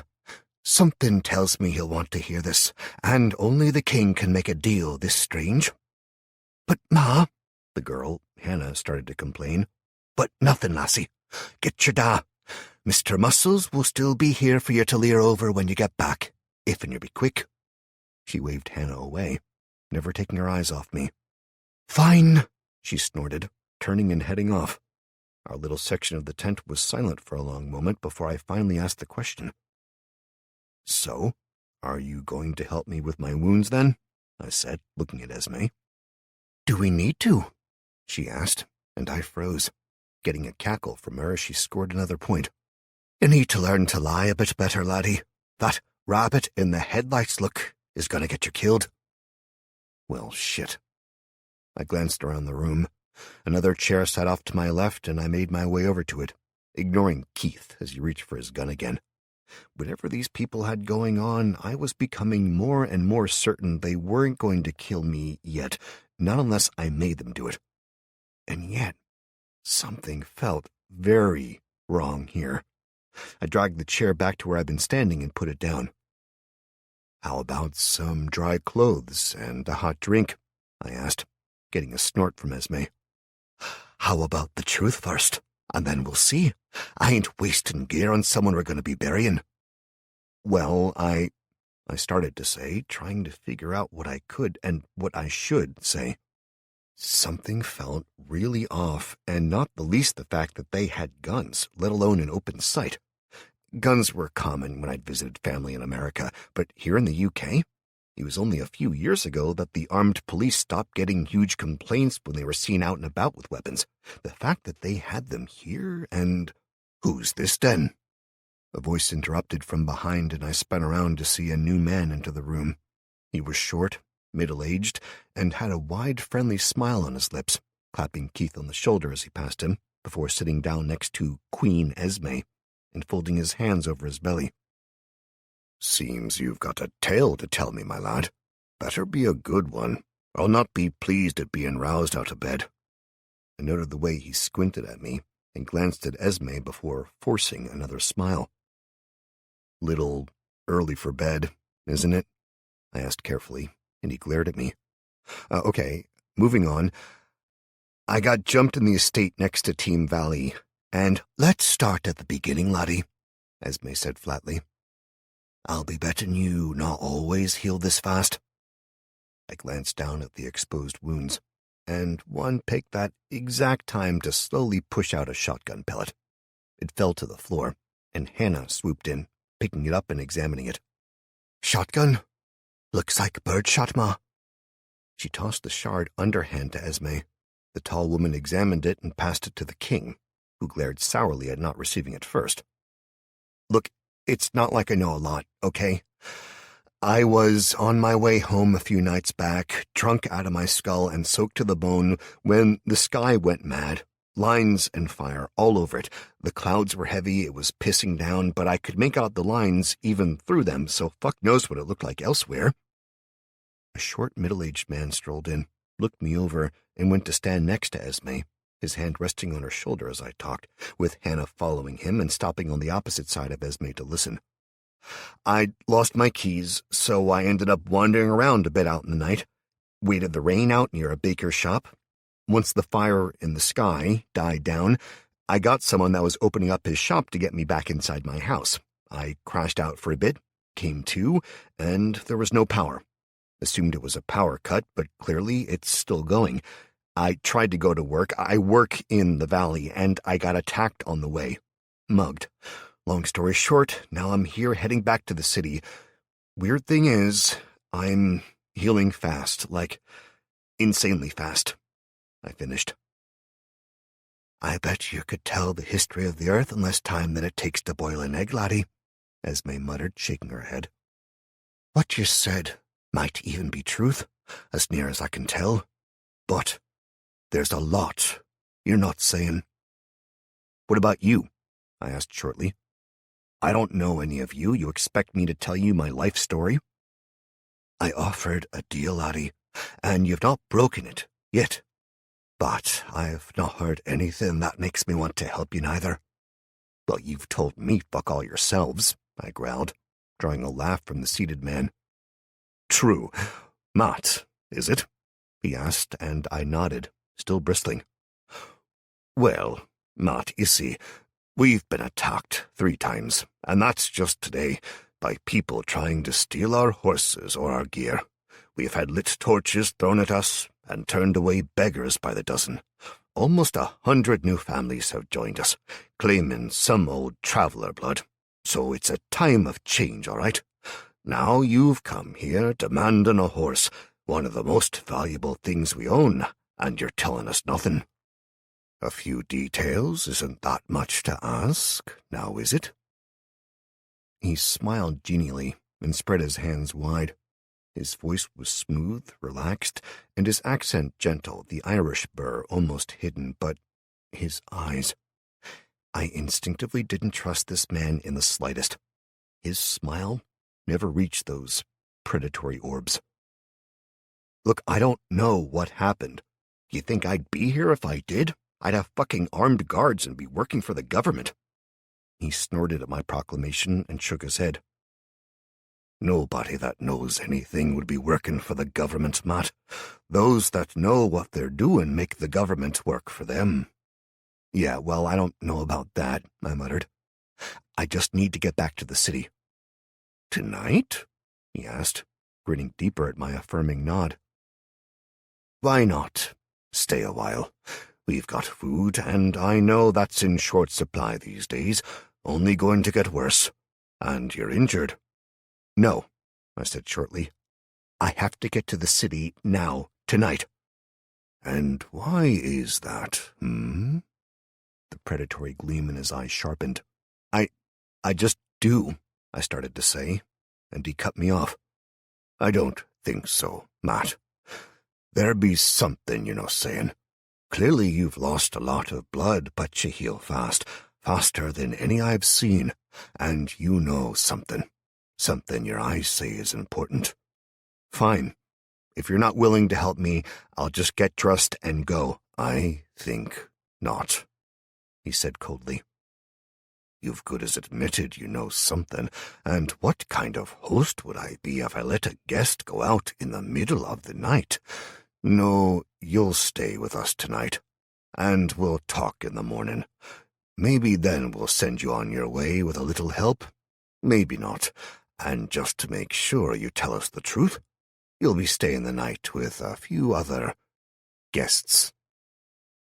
I looked to the others in the room, reading disappointment from most and maybe disgust on Hannah's and Esme's faces, but Keith just grinned at me, stroking the butt of his gun. You can get dressed now, boy. You'll be staying in the special quarters at the back, the king said, walking out of the small enclosed area. For the first time I noticed the man who left with him. He was short, blond, and rough-looking, but it was the gear he wore that got my attention. It was a filthy but clearly new set of police-issue body armor, spotted with dark patches, which, I guessed with a sinking heart, were blood. And he was carrying a semi-automatic rifle. As soon as he stepped out of sight, another man stepped in, a club in his hand, and he glared at me, softly patting the end into his other hand. So, that's it? I come to the traveling people asking for help, and I'm a prisoner? I spat at Esme, and she shrugged, looking slightly ashamed but firmly following the king's orders.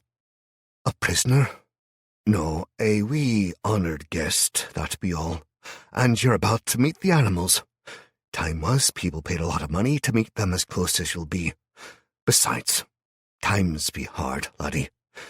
Maybe this'll help you remember that now to be free, you think on telling us what you know, and a word to the wise, lying be a big mistake. Now, Ma, he'd just be tired, stressed, and hungry. Maybe we could help him a little, give him a drink and some food? Hannah asked, glaring when Keith blinked at her in shock, then shook his head. It's a new day, Hannah. Don't you be forgetting it, Keith said, his lip curling in a sneer as he faced her. She scoffed, storming off in disgust. Esme glared warningly at him, sitting down heavily and staring off after her daughter, clearly thinking. Keith drew his gun again and told me to get dressed. I pulled my sopping wet clothes back on, shivering at the frigid touch, before being led by the other man from the little private area. They guided me, none too gently, to the back of the area, past a dozen or more families, and then out into the night. Once we stepped out into the rain, I froze for a second, hoping that they weren't just going to shoot me. Grunting their annoyance, they shoved me forward, then turned and walked along the outer edge, ducking back inside another, smaller tented area. This one was totally different.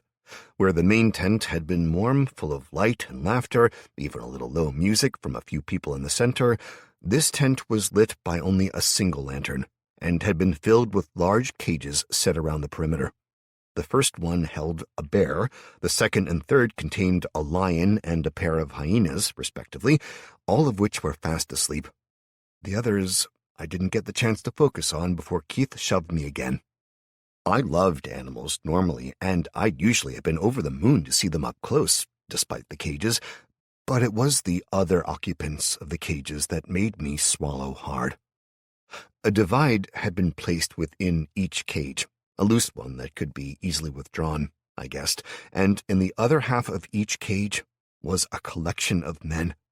3 in with the hyenas, 2 each in with the lion and the bear, and as I was roughly shoved to the back, I saw what I'd missed when I entered. The 4th cage, one without a barrier, was getting one slotted into place, and the occupant of it, a large white tiger, didn't seem happy about it. "Guess who?" Keith called out to the big cat, ignoring the other 2 men who were guiding the divider between the bars.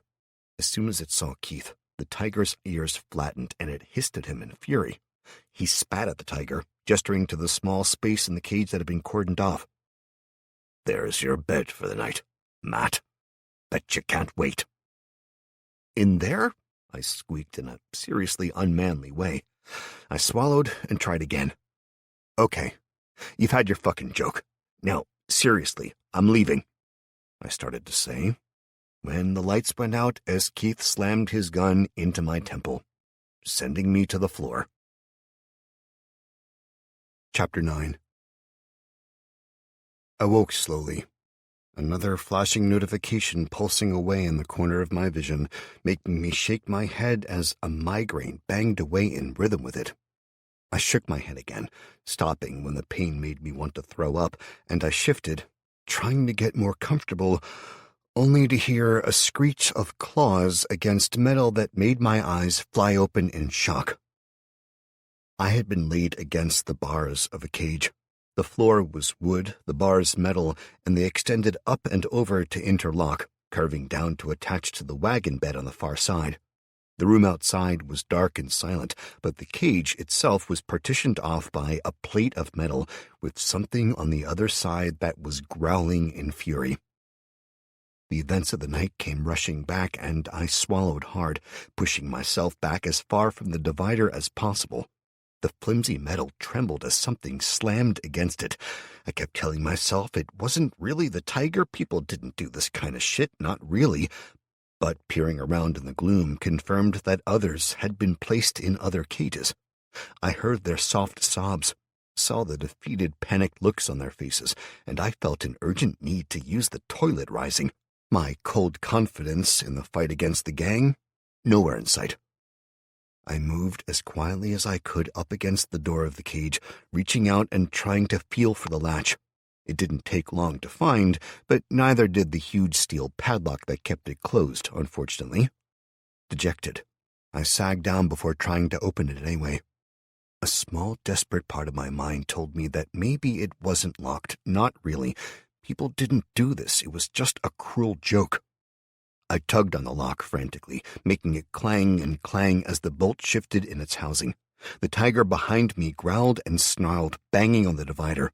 I looked back, shaking in terror, and realized the divider was bending in the middle as the tiger desperately tried to reach me. The ends of the crude metal partition were slowly pulling together to slipping inside the cage. When that happened, I knew instinctively that it was all over. "Stop, you idiot!" Someone hissed from one of the other cages, but I was past reason, shoving desperately against the lock, and I started to shout, rousing the other animals to roar and scream as well.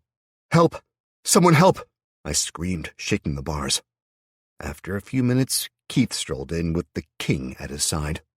They stood there, watching me and smiling as I panicked.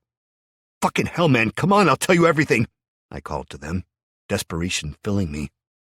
I'd won the fights against those scumbag thugs because they were thugs, but this was a fucking tiger, a creature that evolved to kill, and I was in a tiny enclosed space with it, unarmed and terrified.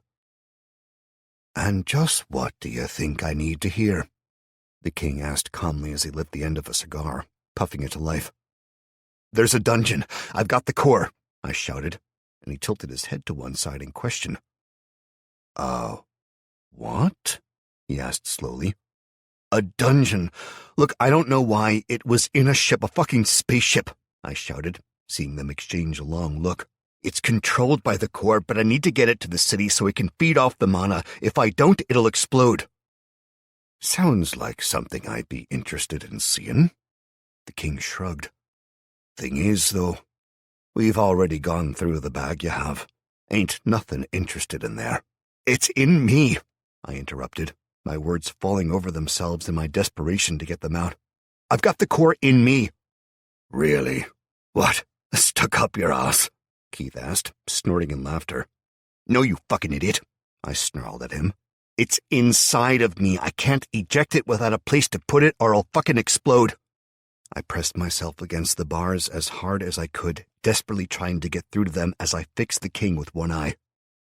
"If I eject it, it'll explode, but the longer it's in me, the better chance it'll explode anyway. I need to get downtown to get it out safely." "Really? Well, maybe tomorrow we can talk about it, when you've calmed down." The king eyed me dismissively, starting to turn away. "I won't be here tomorrow, you fucking asshole," I screamed. "And neither will you." Current level of core assimilation, 34%. Estimated time for increase of assimilation level is 1% per hour in current low mana density. Move to an area of higher mana density to decrease this time. Estimated area consumed by dungeon core detonation, 1.672 square miles. 68%, I shouted as he looked back at me. "I've got a 68% chance of dying in the next hour, and the fucking detonation will cover 1.672 square miles. "That's very specific," he growled suspiciously, moving in closer to me. He reached up and tapped the bars of the cage, eliciting a snarl from the tiger, who clearly hated him. "Listen, Matt, I don't care what kind of shitty issues you've got going on in that tiny brain, but you're going to tell me what I need to know, because you're not coming out of there until you do." With a cruel smile, he took a deep drag on his cigar, blew it out into the tiger's face, and walked away. I yanked on the bars and shouted for him to let me out and that I needed help. The tiger next to me went crazy, spitting, hissing, and smashing into the barrier between us, and the world broke down into an insane mess of howling growls and screams.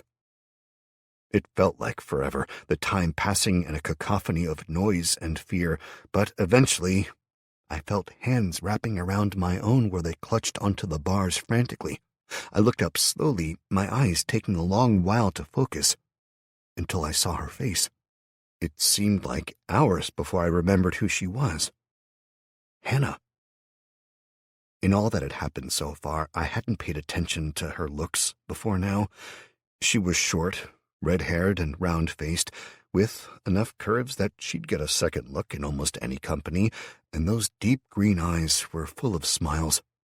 I gazed desperately into them, and she kept talking softly to me, making me realize she'd been speaking for a while.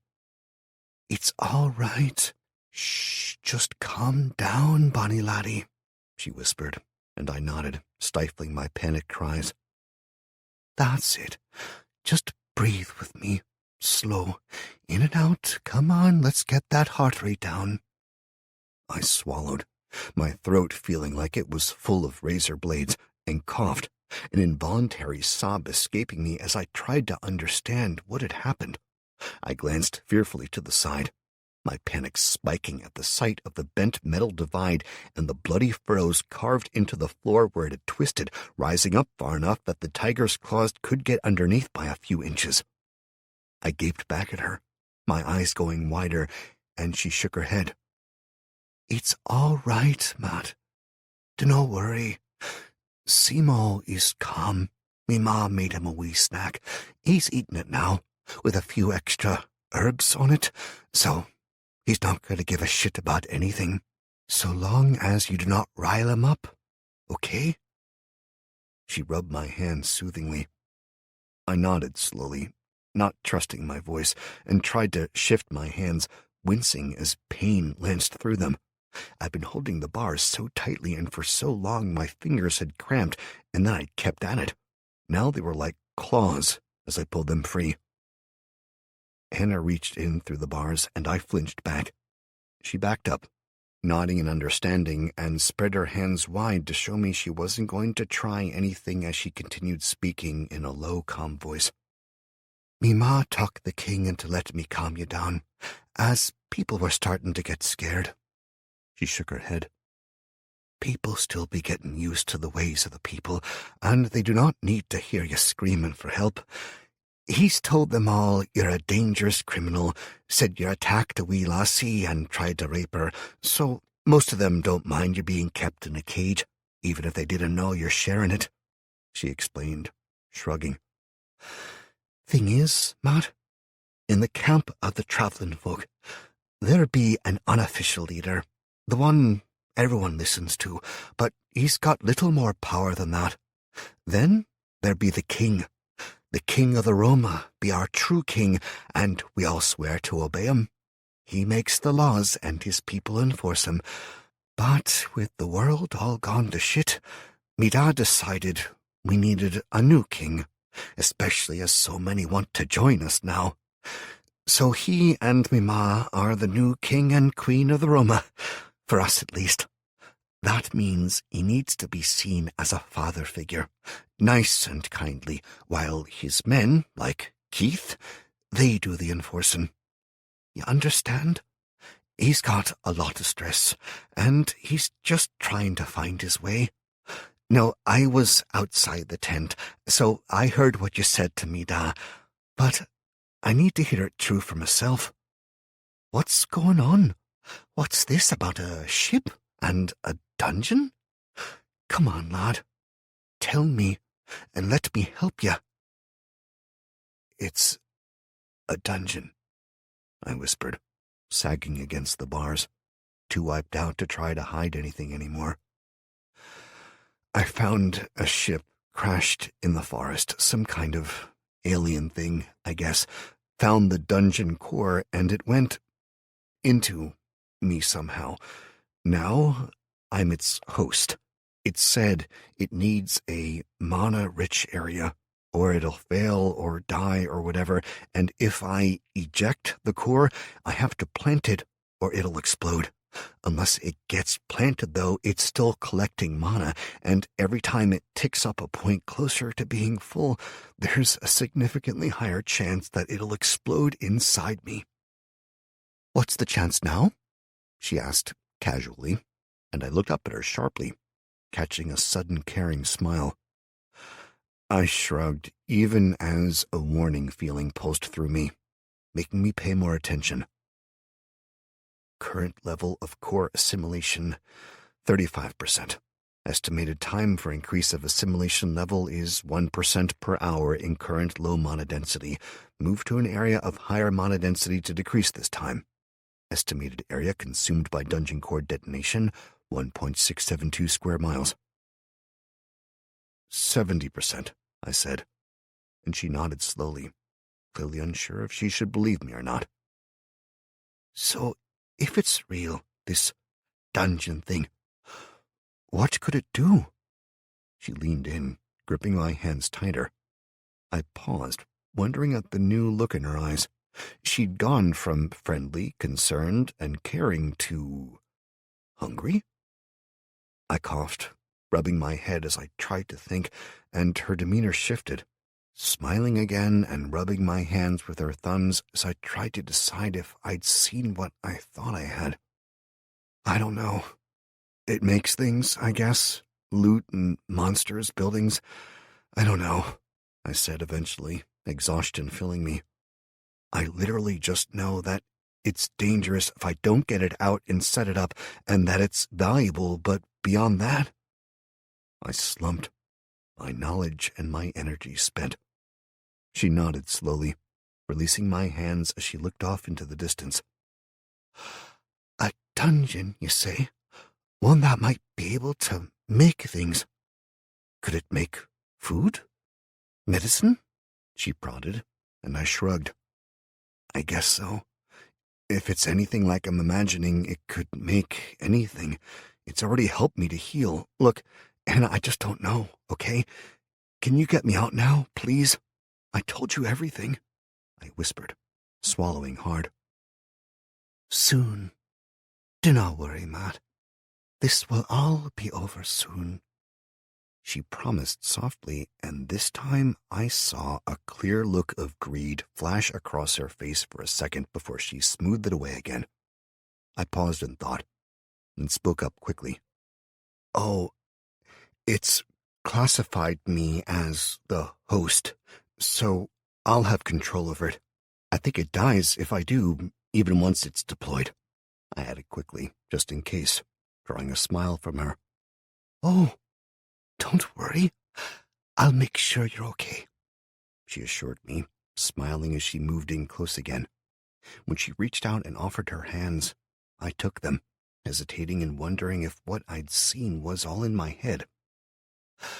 I'm going to go talk to me ma now, see if I can get her to help me, and we'll see what we can do. You just stay here, calm and quiet like, okay? I clutched desperately at her hands before she pulled them away. It's all right. Do not rile Simo up, and you'll be fine, okay? She flashed a smile, then rushed away. I looked back at the metal barrier, my scalp prickling at the way it had bent and the marks carved in it, and tried not to give in to the panic I felt building. I sat as far from the bent divide and, by extension, the tiger as I could manage, huddled up to the bars as I tried to get my brain working again. Hours seemingly passed, but I couldn't say how many, or even if it truly was hours rather than minutes, but Hannah was finally back, slipping into the room and hurrying across to me. Crouching, she pulled keys out from her pocket, pressing a finger to my lips as I started to speak. Listen, I've got a friend to help. He's keeping watch out the front, so let's go. I've got a horse out the back. I'll take you back to the town, and you can show me this dungeon, right? She said, smiling at me. Maybe I can stay with you for a bit, make sure you're okay. Just tell me where the dungeon is, just in case we get separated. She kept her voice low and her eyes friendly, though that hungry edge was starting to return to both. It's part of me, so it isn't set up yet, I muttered. Then, reading the darkening look in her eyes, I went on hurriedly. I'll let you know where to go, as I know it'll tell me. She glared at me for a second, before smoothing her face back to her usual friendliness. Okay, you direct, and I'll get us there. But you got to be quiet, right? She said, and I nodded my agreement as she unlocked the small door and helped me crawl out of it. I almost fell to the floor as she let me out, backing away warily as she closed the cage quietly, locking it up and ignoring the other whispered pleas for help. I suddenly noticed that the door in the tiger's cage was too small to be for the tiger, and I frowned, trying to figure out why it'd have a small hatch as well as an entrance, but I gave up, feeling too tired, stressed, and ragged to care, even as I tried to ignore the others the way she did. Here, she murmured, passing me a handful of things, my wallet and keys, I realized, pocketing them. I couldn't get the rest, but I figured you'd at least need these. Come on, this way. She grabbed my hand and led me to the back of the tent, lifting a flap slightly to uncover a peg that had been tugged free of the ground. We crawled out, and I caught the disgusted look she gave me as I passed her, my pants displaying clear evidence that I no longer needed to use the toilet. I almost said something pointed about being locked in a fucking cage with a goddamn tiger who was trying to kill me, but in the end I bit my tongue. I needed her help, and I saw the way she tried to hide her revulsion behind a kind smile. She guided me through the darkness, running across the field to a line of horses that were tied up nearby. Gesturing silently, she took me to a single horse on the end of the row. The animal had its bridle on, with a blanket draped across its back, presumably because a saddle for two wasn't invented or comfortable or whatever.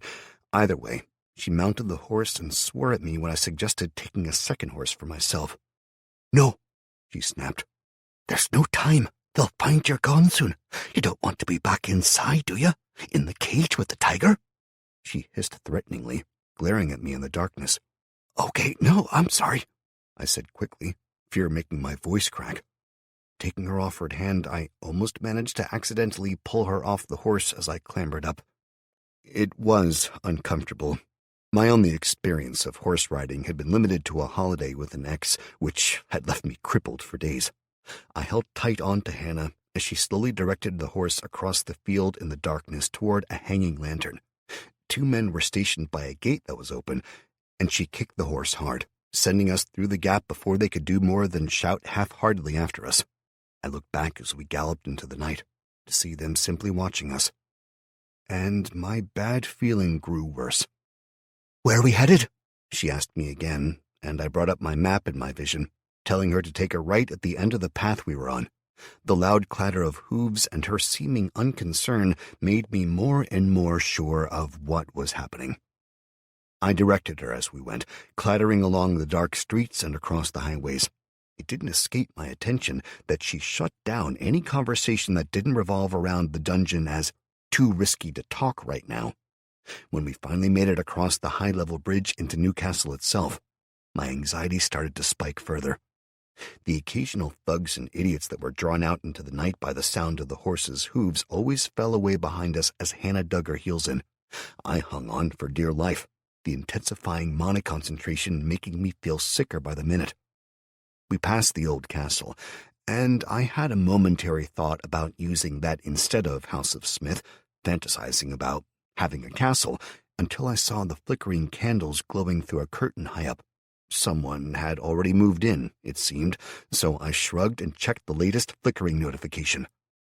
Current level of core assimilation, 41%. Estimated time for increase of assimilation level is 5% per hour in current higher mana density. Move to an area of higher mana density to decrease this time. Estimated area consumed by dungeon core detonation, 4.324 square miles.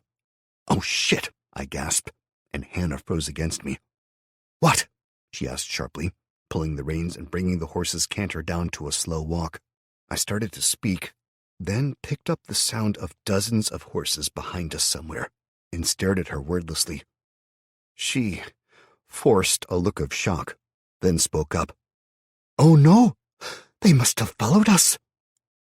I recognized the look in her eyes, the contempt she was badly hiding behind the mask of beauty, and I forced myself to stay calm, acting like I believed her, while I wondered how stupid I had been to fall for her false kindness for even a second. "Yeah, we need to split up," I said abruptly. "What? No," she snapped. "I mean, he'd get lost without me." She grabbed onto my hand as I started to take it from her waist. "No, you don't understand. I just got a warning. I'm not going to last," I cried, tearing my hand free and tumbling off the back of the horse, somehow barely managing to keep from slamming into the pavement. "The dungeon is the castle, you see, up there?" I asked, pointing upward at the light that flickered gently.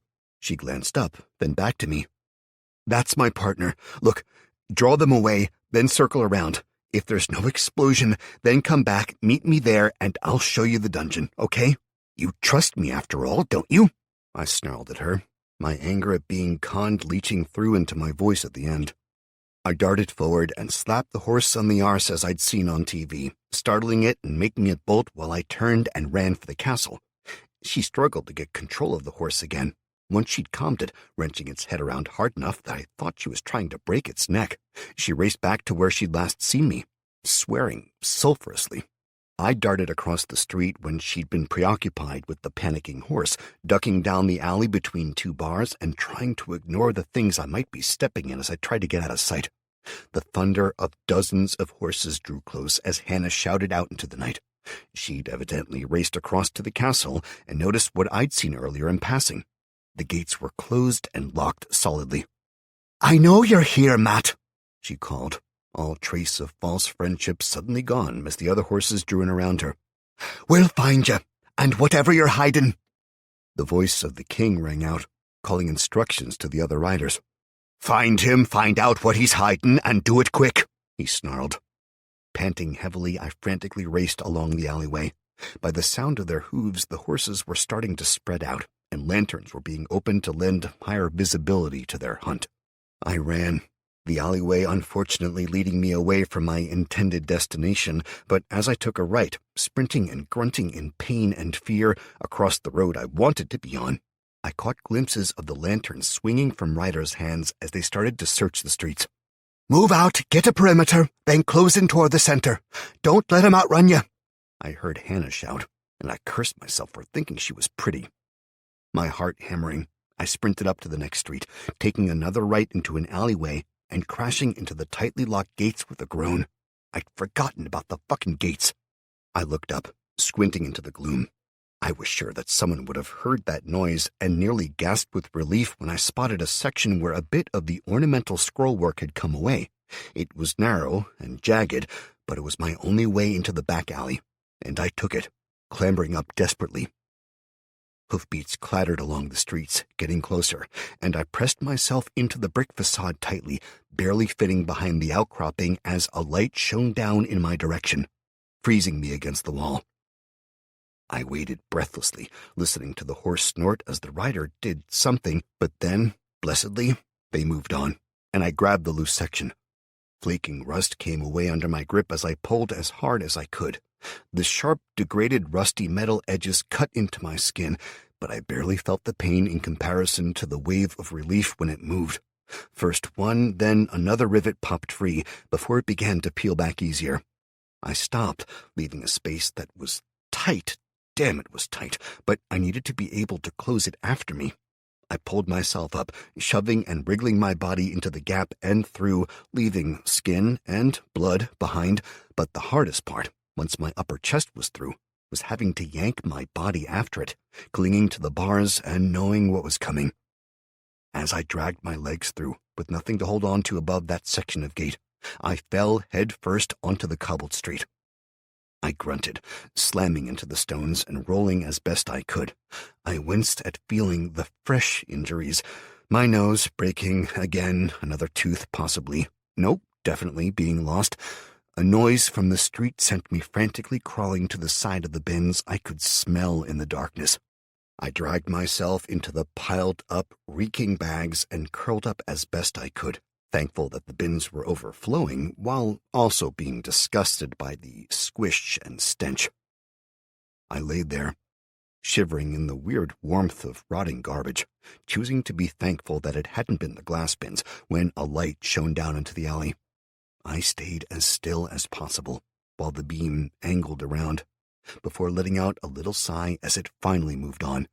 The sound of hooves traveling down the street in the opposite direction made me sag in relief. I stayed put for a slow count of 30, just in case they were fucking with me. Confident that no sound or light had returned, I crawled out and headed deeper down the alley. One hand on the wall guided me along, my fingers feeling in the pitch darkness for the familiar outline of a carving on the wall. I almost missed it, but years of sitting next to it made me almost laugh out loud with relief as I felt it. I traced it to be sure, suddenly more grateful than ever that I'd frequented the multiple bars that opened out into the shared alley so often. I moved the 3 feet along the wall until I found the edge of Florita's emergency exit. I carefully felt around the top of the door frame, knowing what I was looking for after a friend who worked there had taught me about it. My fingers rummaged around the outwards projected lip of the door. There, a little bolt that was stuck upwards. "Thank you, cheap-ass bar managers," I muttered gratefully, pressing down on the bolt. It resisted for a second before clunking down and releasing the latch. I had no idea why it worked, and I didn't care either. It had something to do with the remote locks, Ben had said. I didn't give a shit. I just slipped inside the bar, closing the door softly behind me, and breathed a sigh of relief. I moved across to the bar top, knowing even in the pitch black that it would be to my right. My hands found the long dust sheets that hung down to protect the stock. I moved around the edge of the bar, slipping behind it. My hands reached cautiously along the counter as I stared blindly, searching under the bar for the manager's stash. It took a full minute, and I was starting to worry that they'd removed it while the refurb was taking place, but eventually I found it. A little lacquered box at the back behind a pile of paperwork. Pulling it out, I popped the lid, feeling the familiar cigars and an old Zippo lighter. The damn thing was older than I was, probably by a factor of 3, but it worked when I sparked it to life carefully. I knew the front of the building was well secured against thieves, so I wasn't too concerned about anyone busting in by surprise, and I set off through the adjoining room, making my way into Madame Q's. It had been bought out a few months back and annexed to be part of the new House of Smith, as 3 bars rolled into one, Madame Q, Florita's, and the original House of Smith. After talking to Ben, I'd learned the new design had a lot of additional space in the basement. Space that would be fantastic for my specific needs. I hurried downstairs, almost falling in my rush, and opened the heavy double doors into the stripped-out nightclub. I lifted the Zippo overhead, ignoring how hot it was getting, and grinned. It was perfect. The mirrored wall reflected enough light that I knew where I was, even as I headed across the floor to the manager's office at the back. I felt a twinge of disappointment at finding the room had been stripped of everything, bar an old, well-worn chair, a bottle of whiskey, and some paperwork on a desk, with a half-empty steel waste paper bin. I lit the paper in the bin, closed the lighter, and dragged the blazing bin and the chair out into the center of the room. Finally safe for a moment, with a source of light, I sat down with a groan. Sighing, I pulled up the prompt and took a last look at it. Current level of core assimilation, 43%. Estimated time for increase of assimilation level is 6% per hour in current mana density. Move to an area of higher mana density to decrease this time. Estimated area consumed by dungeon core detonation, 5.189 square miles. Do you wish to eject the dungeon core? Yes, no. Yes, I said simply, and the world dissolved before me. Chapter 10. I blinked, no longer in darkness as the world transformed. Wireframe drawings of this building and those that surrounded me flared to life. Red outlines of people and horses were frozen in the act of exploring the street above me, and smaller shapes glowed below and around the room I was hovering in. I could see sewers, pipes, hell, I even saw the tip of a large cave system deep, deep underground beneath my location, 100 meters or more down. I saw everything, the entire building and all of those in the local area, and I zoomed through them mentally as a single glowing star of energy pulsed and flickered before me. I darted back to where my body remained physically, to find a green figure collapsed in the chair, arms thrown back as though in pain. Well, fuck, this doesn't look good, I commented to myself. A flicker caught my attention, and I turned my vision sideways without moving. I couldn't describe it better than that, even to myself. I just seemed to slide the world along, while my sight remained in exactly the same place. Suddenly, a new screen waited for me, one that was steadily counting down. As it fell, a figure alongside it grew less and less defined. That figure was me, I realized, and I froze, then frantically inspected the screen. It was the same map I'd seen before, just localized in the room I was in, and I suddenly understood. Whatever I'd done in ejecting the core, the process had slowed time locally somehow, but that action was using a tremendous amount of mana to maintain it. It was ticking down, increasing the chance of a failure and a detonation, as well as my own personal death, for every second I wasted. I frowned, trying to figure out what it wanted. A second later, it became clear as I unconsciously shifted the glowing star, and the room altered with it. I needed to pick a position for the core, and I needed to finalize the design for the room before it would do whatever it was going to do. Be born, I guessed. I concentrated and shifted the core back to the most solid wall and imagined it being secured there, safely fixed away from the plumbing, just in case. The room blurred as time resumed, and I collapsed to the side, the chair tipping over and sending me crashing to the floor. I laid on the floor for a while, groaning, as I pulled up the notifications.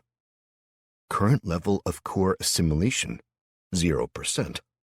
Dungeon core has been placed and is absorbing mana. Full control privileges will be released at 100% charge. It is recommended the core is not disturbed until primary activation has occurred at 10%. Current charge, 7%. Estimated time to full charge, 15 hours local time. Basic functions will be made available to Dungeon Master in 1 hour, 6 minutes. I collapsed back with a sigh of relief. Dismissing the prompt and slowly climbing to my feet, once I'd set my chair back upright, I turned to face the glowing dungeon core. It hovered in the air between two spikes of a silvery metal that protruded from the floor and ceiling, the shining surfaces sharpened to a keen point around an inch from either end of the core, which spun gently in the air between them. The core itself was the size of my thumbnail, and it glowed with a gentle radiance. I slowly approached it, staring at the actual core, and wondering what the hell it actually was to be able to float like that. It was clearly crystal, and probably naturally grown, judging by the rough, unpolished edges. I reached out to touch it, then thought better of it and moved back, sitting in the chair and sighing with relief. For the first time since I'd left Marcus's shop, I felt safe. More or less. I'd been stabbed, shot, clubbed, and beaten, thrown into a cage with a tiger, and subjected to a horse ride that had mainly been intended to injure my balls, judging from the way Hannah had ridden, but at least I'd made it here alive. Hannah. Now, there was a debt I'd have to settle at some stage. Hannah, the king, Keith, all of them. I wondered just what was going on there, and how many of the people they were sheltering actually knew what they were up to. Well, for the first time since waking up in that forest, I wasn't close to death, or even dying at all, as far as I knew, so I did what any man would do in those circumstances. I took a big damn swig of the whiskey I'd found and settled back in the chair, going to sleep. It was a good few hours later when I opened my eyes again, awoken this time by a tingle of warning and a sense of desire, hunger. I sat upright, looking around blearily, but I found nothing. The waste paper bin had long since gone out, and the steady glow of the core filled the room. I frowned, staring closely at it, and I concentrated on the feelings coming from it. An image appeared before me, showing the area again. More people were moving around, including some at the front of the building I was in. I almost panicked, thinking they were the gypsies, until I realized they were wandering up and down the street outside. There weren't many of them, and they seemed to be walking with purpose, but I almost slapped myself as I realized what they were. They were people, just walking around wherever they wanted in the city. They weren't out to get me, they were just out. I watched them for a few minutes, sorting through the feelings. After a few moments of investigating, I was able to identify the warning as coming from the core because people were so close to it, and the hunger because it wanted to eat them? No, that was inaccurate. I knew immediately. It wasn't interested in them per se. It specifically wanted the corrupted mana that they'd absorbed. I suddenly knew that life attracted mana, and that unless a person cultivated it, purified it, and worked with it, improving their body, the buildup would not only eventually kill them, it could transform them, converting a normal life form into a mana-twisted version of itself.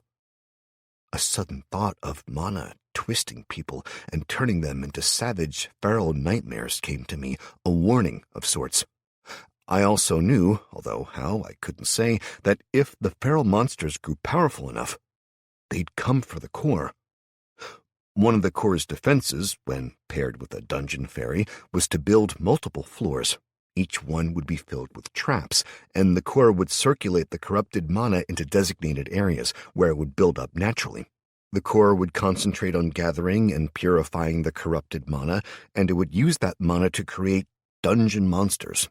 These were creatures that it either researched, found, or designed to perform functions of the dungeon, including drawing in adventurers, clearing the local area, exploring, or even performing specific tasks for the dungeon, such as crafting or research. I sat there, working through the processes in my mind. There were multiple types of focus for the dungeons, but the main reason they existed, at least as far as I understood, wasn't to kill people, despite what I'd learned from the games I'd played. They were purposefully seeded to cleanse the mana in an area, to stop the corrupted mana from becoming too strong and warping people and animals into ferals, who'd seemingly kill anything. The dungeon's primary purpose was to clear the surrounding area of harmful shit, and within that designation, they were compelled to construct items and grow. I had sudden visions of shining cities that flew through space, havens of safety and tranquility where nobody wanted for anything, items ranging from glowing swords and armor to small spacecraft were grown and given to the residents as they went out to save others. That was a genuine possibility, I suddenly knew. As my dungeon was now, those benefits were at the far end of the spectrum, but it was doable. And what did I have but time? I concentrated, and a screen popped up, indicating that the dungeon was at 42% charge and full functionality would be granted at 100%. The 10% minimum had been surpassed, though, which gave me access to the screens I needed. I started to flick through them, reading and learning what the hell was going on. I quickly realized there were 5 established pages. The first, and clearly considered to be the most important, was mana flow and core status. The second was dungeon design, then monsters, then loot, and finally, research and development. Mana flow and core status was simple enough. It showed the current state of the core, which was charging and at 43%. The percentage ticked up visibly while I watched it, but was currently classed as a stone core, and as I focused on that label, a new detail popped up. Stone core. Stone is the assigned designation for the primary dungeon core and represents the first of many of the accepted ages for most star-faring civilizations. Increasing the quality of the dungeon core through direct upgrades, mana infusion, and redesign will result in higher-grade mana absorption rates, as well as increases in the size, quality, and capabilities of the dungeon. For further details, please see the assigned dungeon companion. Well, that's just fucking peachy, I grumbled aloud, grimacing as I considered that the assigned dungeon companion was dried to a husk and sitting on my bedside table at home at the moment. I shook my head and moved on, noting the representation of the core resembled a pebble. Finding nothing of further immediate value, I dismissed it and went to the next page, figuring I'd get more details once it reached 100%. Part 2 was dungeon design and indicated a grand total of about 1.5 feet in radius around the softly glowing core. There was, of course, bugger all I could do there, so I moved on. Monsters and loot were both much the same. Each was grayed out as currently unavailable, but it looked like anything that I created as a dungeon monster would need a portion of the dungeon's mana to keep it going. Loot was assigned from any blueprints the dungeon had access to and would drop upon the death of a creature or when a receptacle, like a chest, was generated. Current loot blueprints? None. I snarled with frustration, flipping irritably to the final page, Research and Development, letting out a relieved sigh when I saw that there were finally options.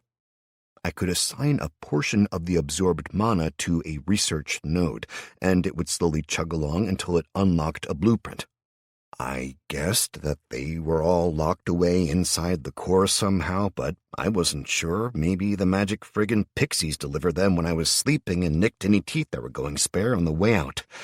I shrugged, dismissing the method as unimportant while bringing up the options. The following research is available. Core upgrades. Research into core improvements will unlock the path to higher tiers, increased mana absorption rates, and increases in the size, quality, and capabilities of the core. Dungeon upgrades. Research into dungeon upgrades will provide blueprints for specialist structures, facilities, traps, and special magics. Monsters. Research into monsters can provide upgrades to existing dungeon creations, provide insight into hunting and eliminating mana-warped threats, and further options, depending on the specializations chosen. Loot. All loot must originate from somewhere. Loot research reveals methods to upgrade the standard basic designs, provide magic options, stat boosts, and higher-tier drops. Research nodes. Investing in research can provide a dungeon with additional research nodes. Please note, the maximum research points assigned will always affect the outcome and quality of completed research. I sat there for a while, processing all the options, trying to get them settled in my mind. As near as I could figure, I had a few priorities. First and foremost, I had to defend myself. There was no point in doing anything else if I was dead. I had to get the dungeon to take control of the entire building, and then I could reinforce it or whatever. Second, I needed food. God, I needed real food. I didn't know what the chances of a steak dinner were, but I'd take anything over the goddamn protein bars. Adding to that, the entire world had relied on transport facilities that were now toast. Ideally, I needed to set something up that would enable me to provide food for others. At minimum, I wanted to be able to bring a few friends inside to keep them safe, so that must fall under the dungeon facilities, I guessed. An odd thought ran through my brain, that if I could find that Kelly, having her here would go a long way toward making my life better. Hell, any kind of company would be good, just someone to watch my back. I needed monsters to protect the dungeon, yeah, but for now, I needed to hide. No need to draw attention when I couldn't defend myself. Yet. Third, I needed to start generating loot. If I could just drop the loot into a chest or something, there was nothing stopping me from picking it back out. That could solve my food problem, and give me some clothes as well, which was something I desperately needed. Research felt like a tricky decision. I'd always loved games like Civ, and the infrastructure versus production versus research decisions were traditionally something I loved to balance. Now, I was pissed that it even existed, with how limited my resources were, but I decided I'd figure it out, somehow. For now, I needed to wait, letting the core charge up fully. Once it was full, I could get started on the next phase. Maybe tomorrow I'd head out and try to find some food and a change of clothes. For now, I needed to stay hidden, and that meant scouring the building like a starving rat, praying there was food to be found somewhere. I got up and took my new best friend, the lighter, to start searching around. The downstairs bar area where I'd placed the core had nothing. Neither did the surrounding rooms, which were set up to lead off the main dance floor. Luckily, on the upper floor, I found and kicked in a locked door to a storeroom that held all the stock that they decided to keep safe from the renovation. There wasn't much in the way of food, since most of it was alcohol, but 3 boxes of crisps, what the Americans called chips, had been stacked in one corner, and at the very back, furthest from the door and buried beneath a crate of vodka, was a crate of mixers, so at least I wouldn't be down to drinking booze constantly. I made a few trips to bring most of the fruit juices and the crisps down. Then I spent over an hour cursing and losing my temper as I wrestled the biggest, comfiest couch that I could find down to my new core room. It was a pain in the ass, but eventually I maneuvered it inside the space and collapsed onto it. I drank some fruit juice, made a trip to the mercifully still plumbed-in and working toilet, and spent the next few hours walking back and forth around the room, most often with the map up, so I could be sure nobody was trying to get inside. It was early evening by my watch when the core finally reached full charge, and I sagged into the couch in relief, bringing up the Dungeon Core management screen. Dungeon Core, classification, stone, charge 100%, ambient mana absorption, 6 points per hour, pph. I studied the self-explanatory details, few as they were, and I nodded in comprehension. There really wasn't much I could do with it yet, beyond checking to verify that it was okay, I guessed. I moved to the next section, glad to see that dungeon design was unlocked and that there were options available to me. Current dungeon area, 16 square meters. Options available, alteration/expansion. Once again, the interface seemed clearly simple and designed for fast access. I looked around the room, suddenly aware that the area where I stood looked slightly different to the rest of the room. My immediate surroundings, presumably inside the dungeon's area, were slightly sharper in texture. At least that was the best way I could explain it. Colors were brighter, and it was as though I was watching the room in HD as opposed to SD on a movie. I walked over to the edge of the dungeon's influence and stared. After a few seconds, I found the boundary on a wooden plank on the floor, A line of slowly growing detail inched along the floor, almost unnoticeable, and when I made a mark with a fingernail and watched intently, the detail gradually absorbed it. I straightened up, nodding to myself in satisfaction. Clearly, the dungeon took time to claim the area, and the options I'd been given were limited to concentrating on growing that claim or working on it as it was. I sat on my couch again and selected expansion. Instantly, I felt my point of view change, and I shook myself, landing back in my body a millisecond later. I tried again, and once again I shifted, seemingly fading out of my body and into the core. I looked around the room and found my usual battered meat suit slumped on the couch. With a little mental effort, I mentally zoomed over to it, its form highlighted in my ethereal vision. Human host.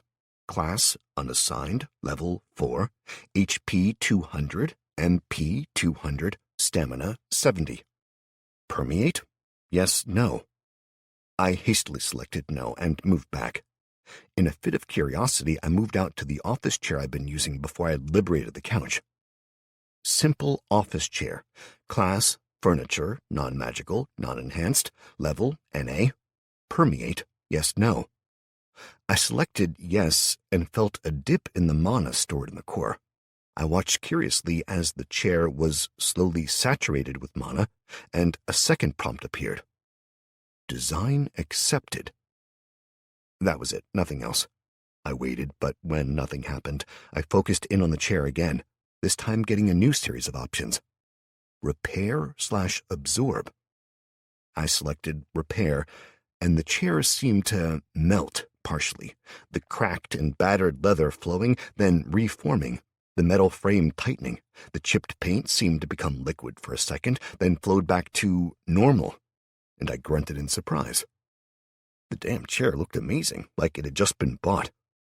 I shook myself out of the core and stood up, moving over to examine the chair and running my hands over it. It was a seriously huge improvement, and I grinned, thinking about what I could do with my clothes. I flew back into the core again, examining my tattered, filthy clothes. Elated, I was about to start repairing them, and by extension cleaning them, when I noticed the core. It was down to 70%. Shit, really? I groaned, realizing that it'd take at least the rest of the energy in the core to make my clothes fresh again.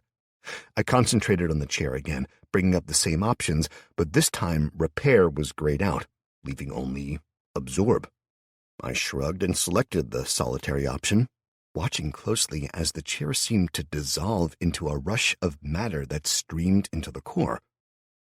Core charge level 100%. Excess matter has been lost. Seriously? I cried out, back in my body as I gestured angrily at the core. You couldn't have warned me of that before, like a, hey, by the way, there's more here than I need to recharge, are you sure, or something, motherfucker? I growled in annoyance as I stomped around the room. I tried not to think about the fact that I could at least be wearing some clean clothes at the moment, but it was hard.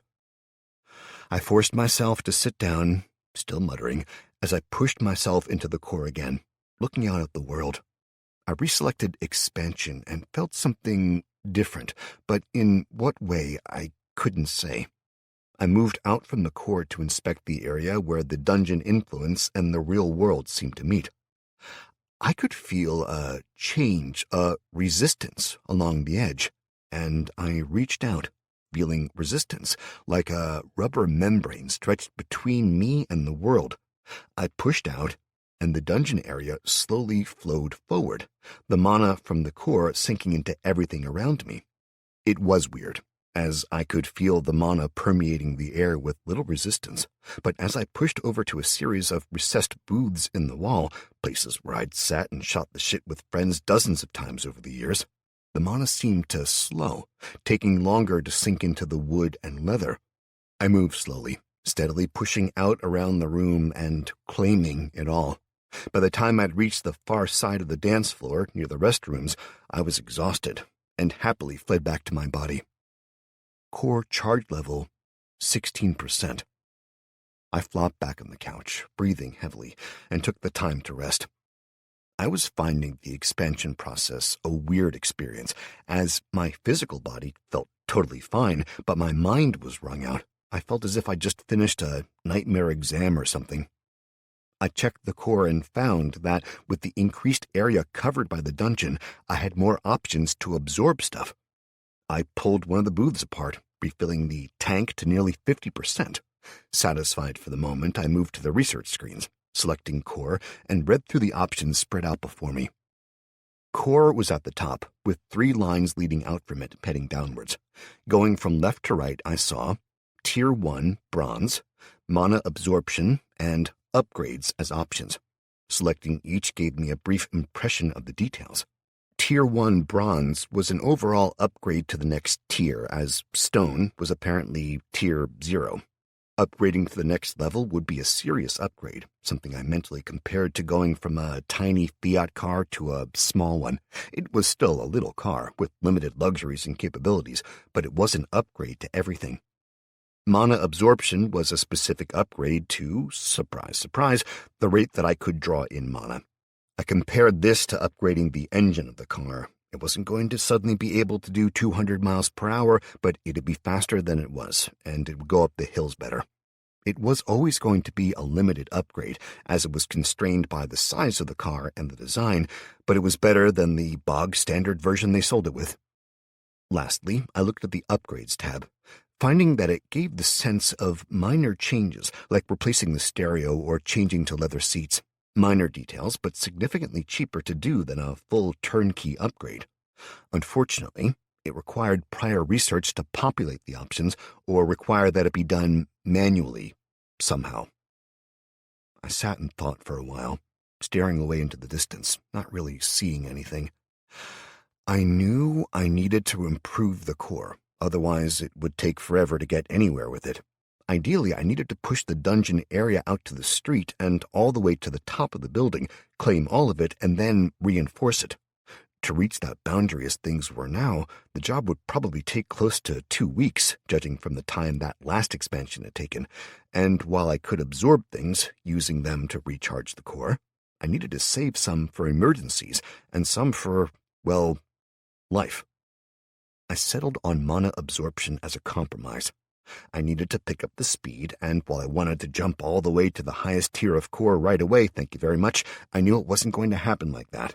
As soon as I selected the research, I got a slider, asking how much mana I wanted to invest into RP, or research points. They worked on a 1-to-1 ratio, it seemed, so I put 3 out of the 6 coming into it, sighing as it flashed an acceptance and vanished. Looking back around the room, there was nothing else I could do but wait, so I had a few packets of crisps. Cheese and onion, thankfully, was an option. I also took the time to have the dungeon absorb all 12 bags of tomato sauce flavor with a shudder of disgust. I got 3 points of mana for the lot and viewed it as a good trade. I settled back to drink some lukewarm orange juice, then relaxed, waiting for something to happen. I wondered how my friends were doing, worrying about what could be happening to them while I idly chilled in my dungeon basement. I wanted to go to them to get out and help, but I knew I couldn't. I needed to get the base ready first. Then, and only then, I could get out there and bring people back. I couldn't afford to let someone else steal it from me. With that pleasant thought, I shifted around, trying to get comfortable, until I finally fell asleep. Chapter 11. I woke up hours later, bleary-eyed, as a terrible sense of foreboding filled me. I sat bolt upright, searching the room. Seeing nothing out of the ordinary, I then reached out to the core, and my heart started to race. I could see the outlines of figures moving around upstairs in Florida's. While I could sense their location, I wasn't able to determine who they were or why they were there, and I frantically dived into the dungeon design section, fleeing from my body back into the core. I was at 68% mana, and the space controlled by the dungeon had grown, seemingly infinitesimally, past what I last remembered it being. I ignored the rest of the room, though, and floated straight to the stairs leading up to the next floor. I pushed and prodded, moving the bubble of control steadily through the door and to the bottom stair, then slowly edged upwards. Each step took more energy than the one before it, and I saw my charge dropping quickly. I reached 10% mana with 6 steps to go, and suddenly felt a change as the dungeon refused to push any further. I started to panic at the sounds of people moving through the building, clearly searching. I dove back downstairs and grabbed at the remaining 2 booths in the room, absorbing them both and receiving 16 and 22% respectively due to their size. It took over a minute to convert each, and when I flew back to the stairs, now at 48 again, I could not only hear people clearly talking, but I could see the flickers of light as they searched through the bar. Almost gibbering with the fear of being discovered, I climbed all the way up to the doors, deciding to include them too. I racked my brain frantically for a way to protect them, then dipped into the alteration option, highlighting the doors, thinking I needed to change them. Limited options flooded my mind. They were simple. God, they were depressingly simple, but they were all I had. I could cover them to look like a plain brick wall like the ones downstairs, remove the doors altogether, or fill the space with wooden planks. I could also transform them into solid stone, but I didn't have enough mana. It also seemed that I couldn't make anything that wasn't creatable by a similar level of technology to the stone core's tech level. There had been other options to replace the doors with other types of doors I'd examined downstairs, but they'd been marked as too advanced for the core and remained grayed out. I decided on the brick wall. The bar had put them up all over the standard gray concrete walls, and there were more upstairs, so hopefully it'd blend in. Failing that, I didn't know what I'd do. I selected the wall, and the view changed to allow me to place it, lining it up and smoothing the edges as best I could into the existing unclaimed brickwork. It would take a few minutes, and the facade would never stand up to real scrutiny, but it was all I could do with the time I had left. As soon as I confirmed my choice, the mana flooded out, sinking into the doors and blurring them. The wood ran like honey, slow and thick, seeping out and shifting in size and color. I sensed one of the figures on the other side move into the room I was working on, and I prayed fervently that he wouldn't spot the wall that was growing across the doors. "What the hell?"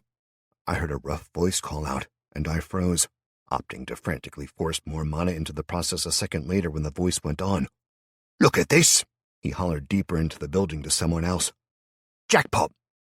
A second, then a third figure joined the first, striding straight past the wall that was forming in the darkness as they headed into the open storeroom I'd raided earlier. "Looks like someone found it already, but there's still loads of booze," a sharp voice said excitedly. "Get out there and get the cart. We'll get it loaded up and clear out as much as we can. Johnny, you're staying here. Make sure nobody comes back for this shit. It's ours."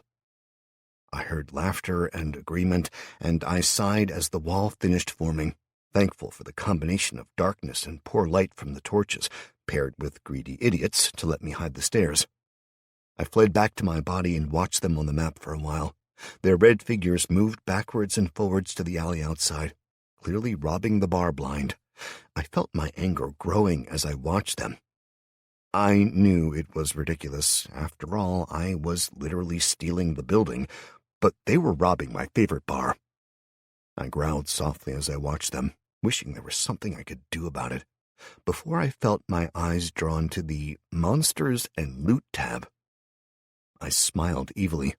As I pulled it up, I saw that I had 3 options for monsters at the moment. They were all grayed out, but that was fine. I was down to 12% charge, after all. Monsters. Common grade. Vermin. Rats are a common pest that are ubiquitous across the universe. Vermin of this type vary in size and limb count, but often conform to similar local design. Cost. Vermin spawn in packs of 3 for 5 mana each. Maintenance is 1 mana point per day per individual. Mammal. Goblins as a species have multiple variations, ranging from the lowest caste, who are barely sentient, to the high Gurnai, a race that suffers little interaction with lesser species due to the enormous gulf of grace and beauty between those races and their own. The most basic can be spawned as dungeon monsters. Utilizing their species' polymorphic tendencies results in greater enhancements than are commonly available. Cost. Goblins spawn individually for 5 mana each. Maintenance is 2 mana points per day per individual.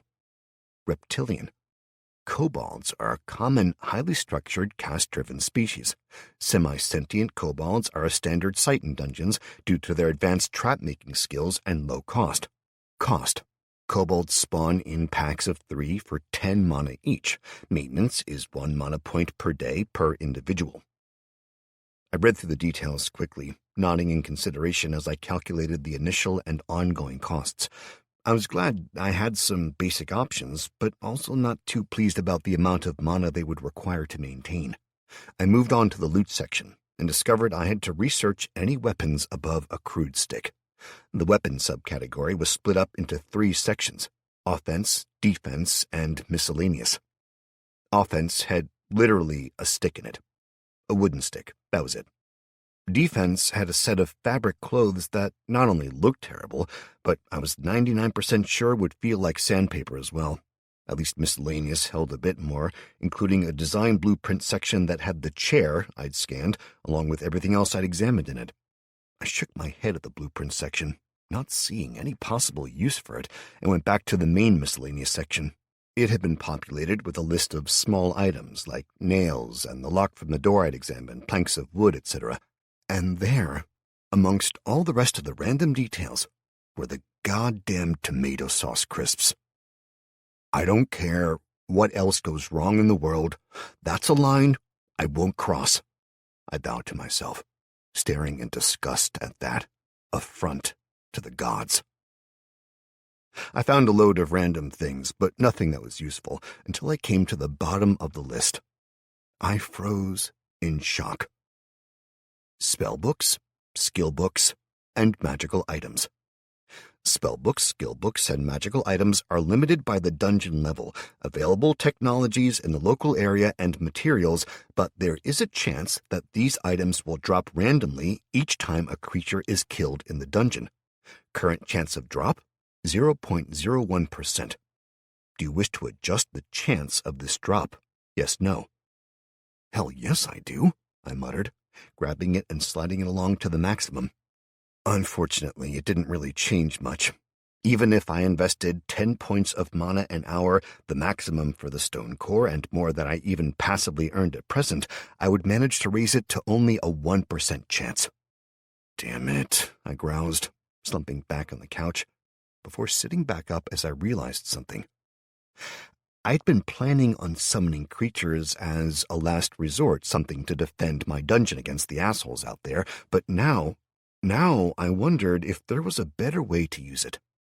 I could summon the weakest creatures available and kill them myself.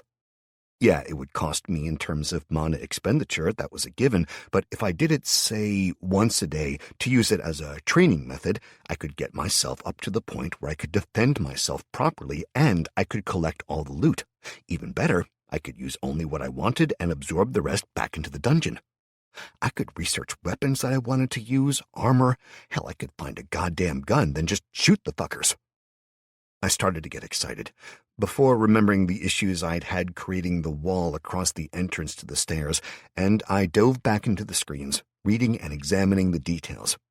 After another hour, I felt I had a better grasp on things, and I dismissed them while I considered what I'd discovered. The tech I could replicate was dependent on the core and its capabilities, which meant I was stuck with extremely low-level tech for now.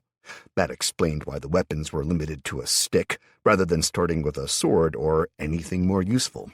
They'd be available only when I lifted the core to a level of bronze or iron. It seemed that I could absorb anything, and certain items were omitted from those rules, such as food. I could make the crisps, after all, so it was a relief to know that food was apparently not going to be limited to grains and shit. A brief note had indicated something along the lines of sustenance differing to such extreme variables among worlds that it was exempted from the core level requirements. All I needed to do was absorb examples of different foods, and I would have the core produce them for me. I nearly wept with joy. I also learned that I could repair more complex things like the chair, but I couldn't actually make them from scratch yet. That meant, in my mind at least, that it was a setting in the core, a program that said, if X, then Y. It was also way beyond my ability to change it, though considering the fact that the core could somehow alter matter at a fundamental level. I resolved not to touch it, at least not for a long time. Realizing that I had been reading for a while, I checked the research tab, pleased to find that the mana absorption was ticking away nicely and had a countdown timer of 10 hours to go. I got up and started wandering around the room, bored to all hell, when I froze in sudden fear, looking up at the ceiling as a horrible thought occurred to me, before letting out a relieved sigh a second later. I'd blocked off the upper stairs with a fake brick wall, but there were open air ducts still in place, so even though there wasn't power, there was at least a way for the air to get in.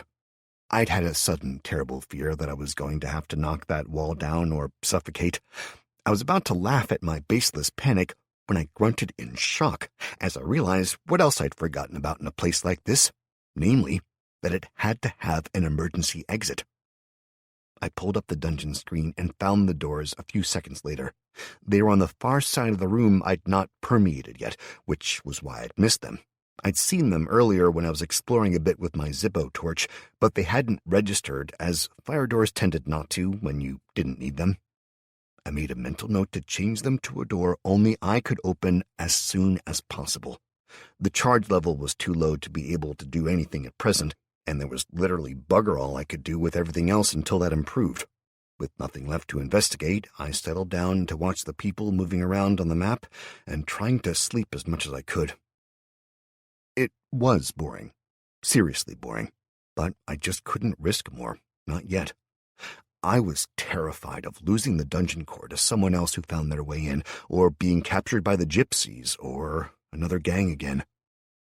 I laid there in the semi-darkness, the only light in the room being the glow of the core, and I tried not to imagine the shit I could be doing right then.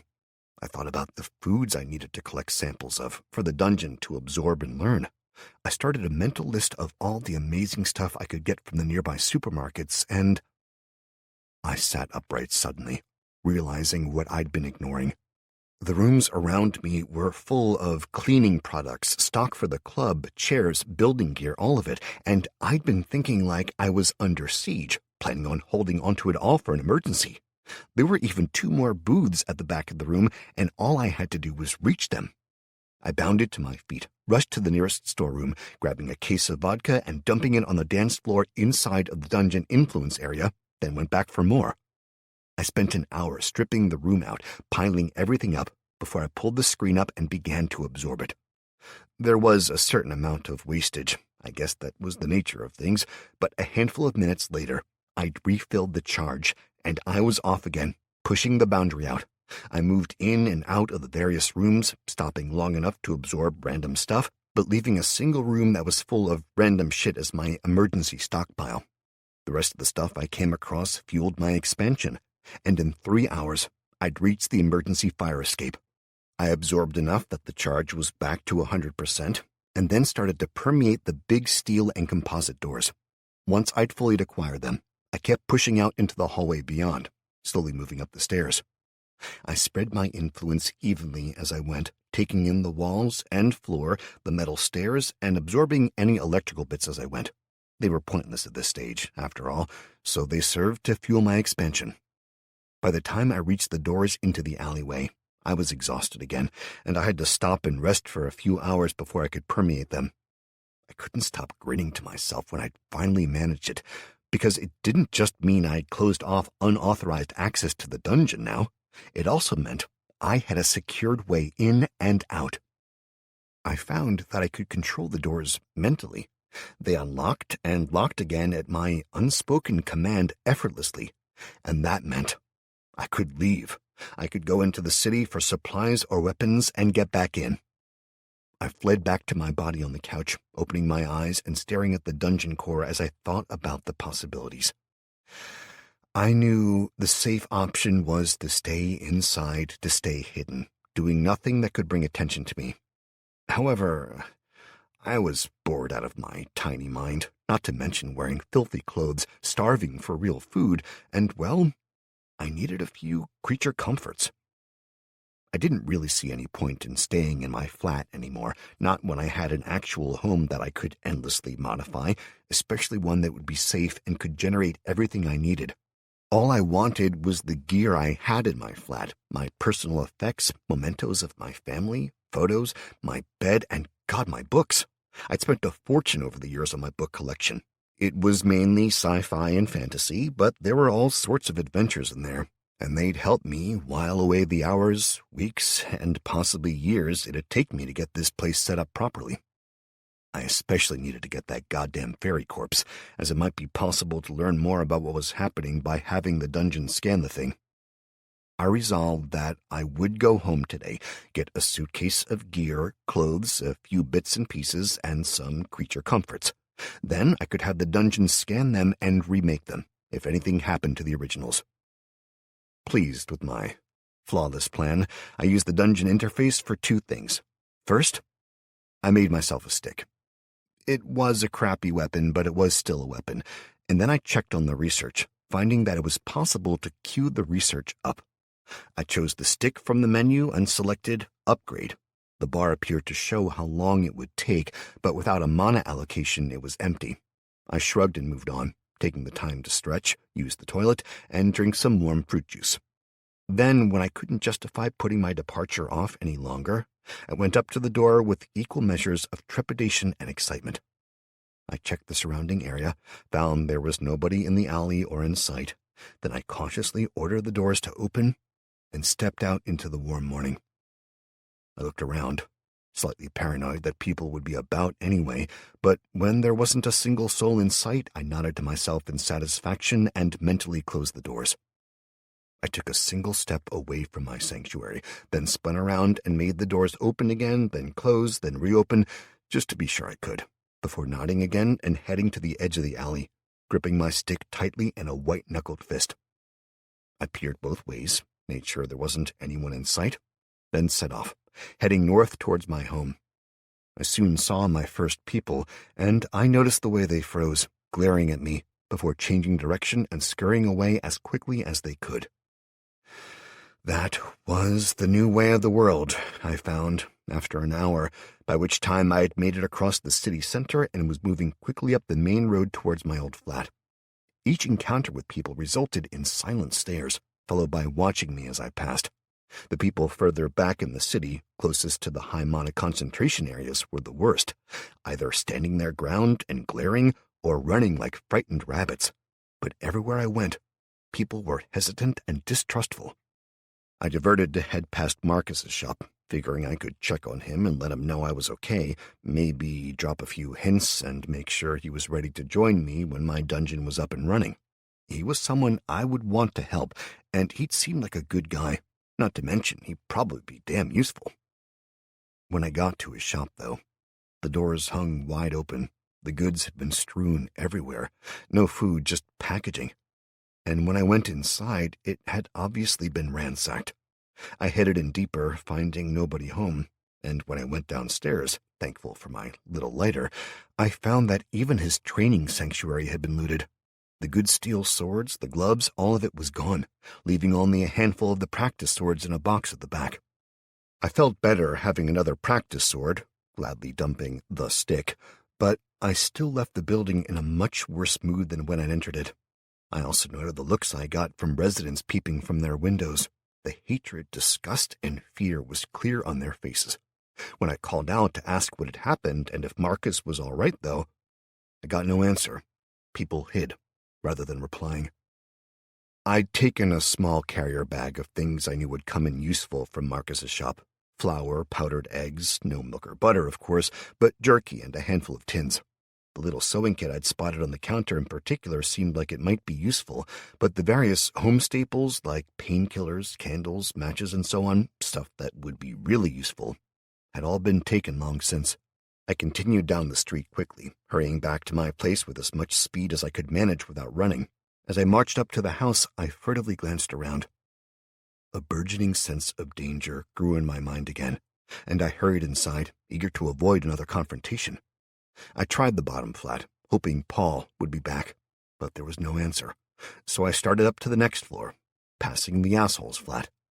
I was unsurprised when the letterbox opened and a voice called out to me, "Where's my bike, you thief?" I turned and glared at the malicious gaze of Gerald, squatting down to reply. "I gave it to a whore for a blowjob. Why?" I said, blurting the first thing that came to mind that I figured would annoy him the most. "What? That bike was worth thousands! You fucking idiot! I already told the police. They said they'd be coming for you. You see if they don't." I grinned at him and flipped him the finger before starting to straighten up. I paused, then sighed, and squatted back down to look at him as he screamed to his wife about what I'd done. "Look, I'm sorry. I just wanted to piss you off, okay?" I said, and he spun around, glaring at me. "The world's gone to shit out there. I got attacked and they took the bike. I took it because I was angry at the way you both turned away from me when I was hurt and needed help. You admit it? You admit you stole my bike?" He snapped, and I snorted. "Yeah, I admit it, okay? Look, neither of us likes the other, and that's fine, but seriously, it's getting really bad out there. They're like animals, so just be careful if you go out, okay?" I said, swallowing my dislike of the pair of them. Just because they were assholes didn't mean I was, and the least I could do was warn them. "You don't need to tell me that. The world's full of it. This is all your fault. If your kind just went home and left the civilized people to it, we'd be all right." Miss Piggy started up, and I snarled, straightening up and marching on upstairs towards my room. The door opened a crack, and I saw her face filling it as she screamed up at me. "And you can tell your friends to keep the noise down. We'll be reporting you to the Landlords Association for this when it's all over. See if we don't." I froze, frowning at her in confusion. She nodded at me in satisfaction, thinking she'd scored a point, and went on. "That's right. They'll make you move out, and we'll get some good, respectable white people in here instead, not like you and that filthy Scot downstairs." I glanced at the ceiling, wondering who she meant, and hoping against hope that Chris had come around, that he'd stayed, waiting for me for some reason, or hell, maybe it was Kelly. I'd left my keys in the coat I'd lent her, after all. "You just see what the Landlords Association has to say about this, you—" "Shut the fuck up," I snapped at her, shaking my head. "We own our flats, you stupid bitch. Even if there was still a Landlords Association, they'd have nothing to do with us. Now fuck off." I stormed away from her, hurrying up the stairs and wondering who was waiting for me. Running through the short list of possibilities, I reached the door and pulled my keys out and looked at them. These weren't right. My keys had been replaced. There were a half dozen on the ring, but they were all wrong. All that was right was the key ring itself, with the picture of the dog I'd had when growing up on it. I stared at the unfamiliar bits of metal, confused, until the door handle shifted and opened from the inside, revealing a swarthy, grinning face I recognized and a handgun barrel that was pointed at my face. "Fuck. Keith," I muttered in shock, and Keith the gypsy backed up slightly, gesturing for me to come inside with his gun. "Aye, you wee snot. Now get your ass in here, or I'll fucking shoot you right there." I swallowed hard and stepped inside, my heart in my boots and my butthole puckering like it was trying to decide if it was tighter than a duck's arse or bracing itself for a wienering by an elephant. Chapter 12. I moved through the door, closing it behind me at Keith's gesture, and glared at him. "How did you get here?" I demanded, and he snorted scornfully, tossing his head. "It wasn't hard. We got the address from your wallet, swapped your keys out before Hannah gave 'em back to you. Now me and Bar have been bored shitless waiting for you to show up. We almost gave up. Then I look out the window, and there you are, strolling along, happy as can be." He grinned cruelly at me, and I glanced toward the other end of the hall as a second man stepped out, a kosh held loosely in his hands as he smiled. My balls shriveled up at the sight of the weapon. I'd seen one years before, used on a roof tile by a mate who wanted to show it off, since they were illegal pretty much everywhere.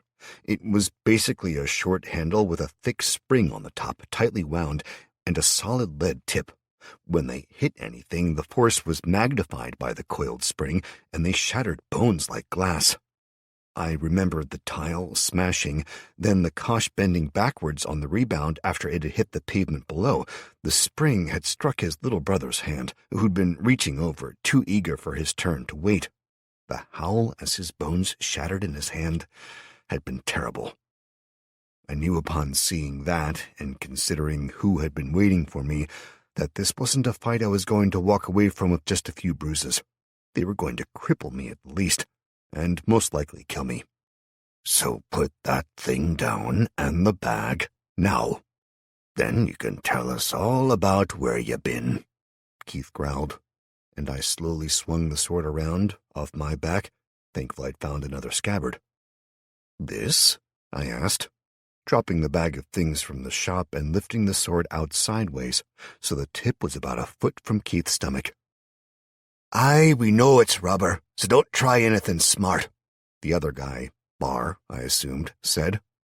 Oh, okay then, I said innocently, wrapping my left hand around the pommel and shifting my right up to grip the top half of the hilt properly, the way Marcus had shown me. I said, Keith started to repeat, and I lunged, yanking back towards myself hard with my left hand while I drove the sword into his stomach with my right. It had the effect of moving the sword point faster than Keith could see, and it knocked the barrel of his gun aside as he fired. The bullet flew down the hall and lodged in the doorframe next to Bar's head, forcing him to duck aside with a curse as I stepped in closer to Keith. I shoved the gun aside, letting go of my sword with the left hand, and slammed the hilt of the sword into his face with my right, knocking him back. Before he could regain his balance, I dropped it and grabbed his t-shirt collar, yanking him into a headbutt. The gun went off again as he tried to shove me away with his left arm, his right pulling the gun back as I grabbed at it, and I hissed, feeling the bullet score across my ribs before heading down the hall again, making Bar shout. I shoved Keith back into the wall, finally managing to get a hold of the wrist of his gun arm and cracking it against the wall next to his head. I leaned in, twisting around and shoving my back against his chest. He grabbed at my face with his left hand, but I shook it off, yanking his arm harder than he thought I'd be able to, and I pointed the gun at his friend, who was running down the hall, now only a few feet away. The gun went off with a boom, the third shot flashing out and slamming into the charging man. The impact hurled him from his feet in a welter of blood and bone fragments, sending him crashing to the floor with a pained squeal. Bar! Keith bellowed, finally grabbing a handful of my shirt with his left hand. I'd frozen, having never shot someone before, and before I could reorient, Keith shoved hard into me, twisting and slamming me headfirst into the wall opposite. The gun was torn loose from both of us, clattering away into the bloody debris on the floor near Bar, who was thrashing and clutching at his chest. Keith started punching, slamming fist after fist into me, howling like an enraged bear as I tried to defend myself.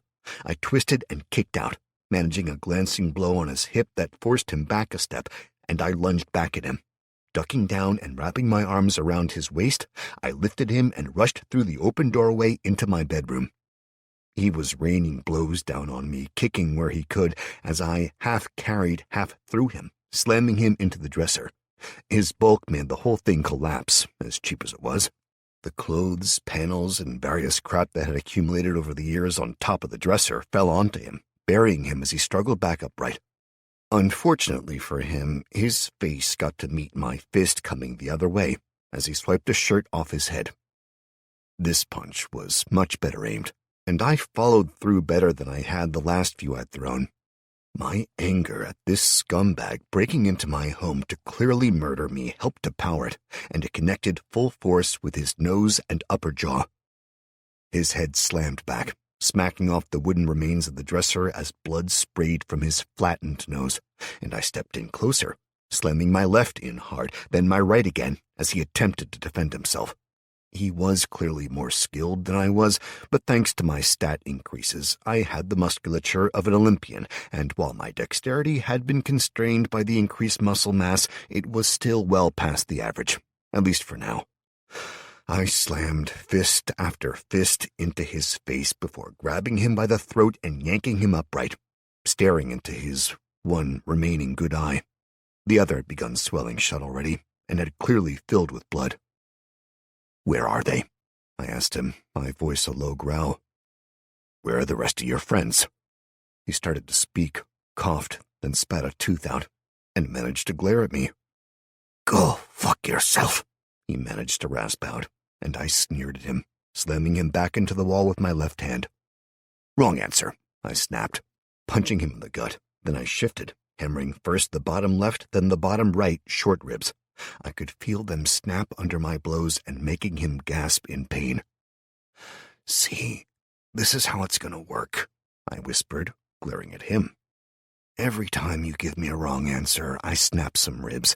Then it'll be fingers, then arms. I'm leaving here right after we talk, and I'm going to leave you to bleed out on the floor. If you're good, maybe you'll still be alive when Hannah and the others come looking. Maybe I'll even give you a message to pass on, or maybe you'll just be dead, just like your mate." He glared at me, blood dripping from his chin, and started to speak, then lashed out, punching me in the face with his right hand as he grabbed my wrist with his left, trying to break my grip. I shook my head, shaking the blow off, and glared at him. The taste of blood filled my mouth from what felt like a busted lip, and I slammed him back again, letting go of his throat and grabbing his right arm instead, twisting it and slamming my fist into the wrist, feeling the delicate bones as they fractured. He screamed, and I grabbed him by the hair, lifting his head and punching him in the face again. "Maybe I don't need you alive to pass a message on, eh? Maybe I should just fucking kill you and write it down?" I snarled to him. He spat out a gobbet of blood, coughing and snarling a response. "I said go fuck yourself," he managed to get out, and I snorted, shaking my head. "Typical gypsy," I growled at him. "Never give up. Fine." I drew my fist back and punched him as hard as I could, letting go with my left as it landed, and he slammed back into the wall, slumping to the floor. I wanted to kill him. Fuck, I really did, but I didn't need to kill him. I could just leave him, and what happened, happened. I checked on the other one, verifying that he was dead already. Blood spread out from the hole through his chest.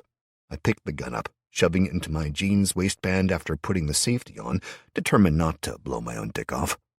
I grabbed the kosh as well. A thick leather loop on the base could be closed over the top of the spring, compressing it and making it more or less safe. With all the weapons in my possession, I checked Keith over, finding he was unconscious, and pulled a handful of bullets for the gun from his pocket and a big bunch of keys. The thick roll of cash he had in his pocket might not have much value anymore, but I snagged it too, leaving the pouch of drugs behind. Then I took them on a whim. I didn't trust what he might have. For all I knew, it was a trap, but I might be able to use it in the dungeon. I knew the gunshots would attract attention, as would the blood that I had no doubt was seeping through the floor of my hallway now, so I moved quickly, searching the bedroom.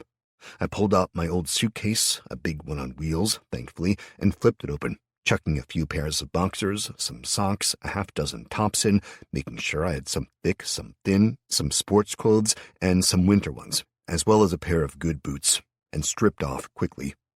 I knew I didn't have time for a shower, so instead I got changed and made do with that. Dumped the little first aid box I had, mainly bandages and bits and bobs like aspirin, into the bottom of the case as well. I glanced around quickly, grabbing photos and a few keepsakes, then frowned and started looking harder. After a frenzied search, I stood in the middle of the floor, swearing like a pirate. It was gone, the fairy corpse in its crystal container. Some fuckhead had taken it. I knew who it'd be as well, and I spat on the floor. I slapped Keith a bit and poured a can of beer over his face. I refused to waste water, but it was only Foster's anyway. But it was no good. He was out for the count. I stood thinking furiously for a few more seconds, then started moving again, grabbing shower gel, aftershave, and the various other products I used regularly, shaving gear, and a toilet roll. By this point, the suitcase was getting full, so I shoved half a dozen of my favorite books in before filling up every last available space with individual foods from the kitchen, including a very soft bar of butter, which I put in a bag, along with a handful of condiments. I felt a bit daft, considering I had 2 people bleeding out in my flat, 1 dead and 1 clearly not far from it, but that was the way the world was going, and I'd given up on most of normal life already. I checked around for the last time, hoping against hope that there was nothing I was missing, then grabbed the rolled-up sleeping bag from under my bed and my pillow, having made up my mind that some things weren't luxuries, and I didn't care what it looked like. I left the flat, knowing it was almost certainly for the last time, leaving a note for my friends who came looking in the middle of the bed. I knew it was a risk, but I felt it was worth it. Guys, remember me at the end of the night. M. I figured it might read more like a goodbye to anyone who wasn't part of our group, but it was a phrase we used regularly, meaning that if we'd passed out drunk or off our heads on the drink, then we'd need to be taken home. As we almost always ended the night in coups, it would be enough for the lads to understand, but almost impossible for anyone else, especially without access to our social media. I carried the case out of the door, stepping over the corpse, and snagged a long coat on the way out, along with the sword in its scabbard before setting off down the stairs. I paused, looking at the door of the middle flat as I passed, then called out, knowing they were listening. They weren't friends of mine. They were there to rob me. They're dead now, and I'm going to Scotland to stay with my family. Good luck. Then I turned and clunked down the stairs, wondering if they'd stay there or run away. Either way, at least if someone asked them where I was, it might leave a false trail. The lads knew I had no family, so they'd know it was bullshit. The gypsies wouldn't.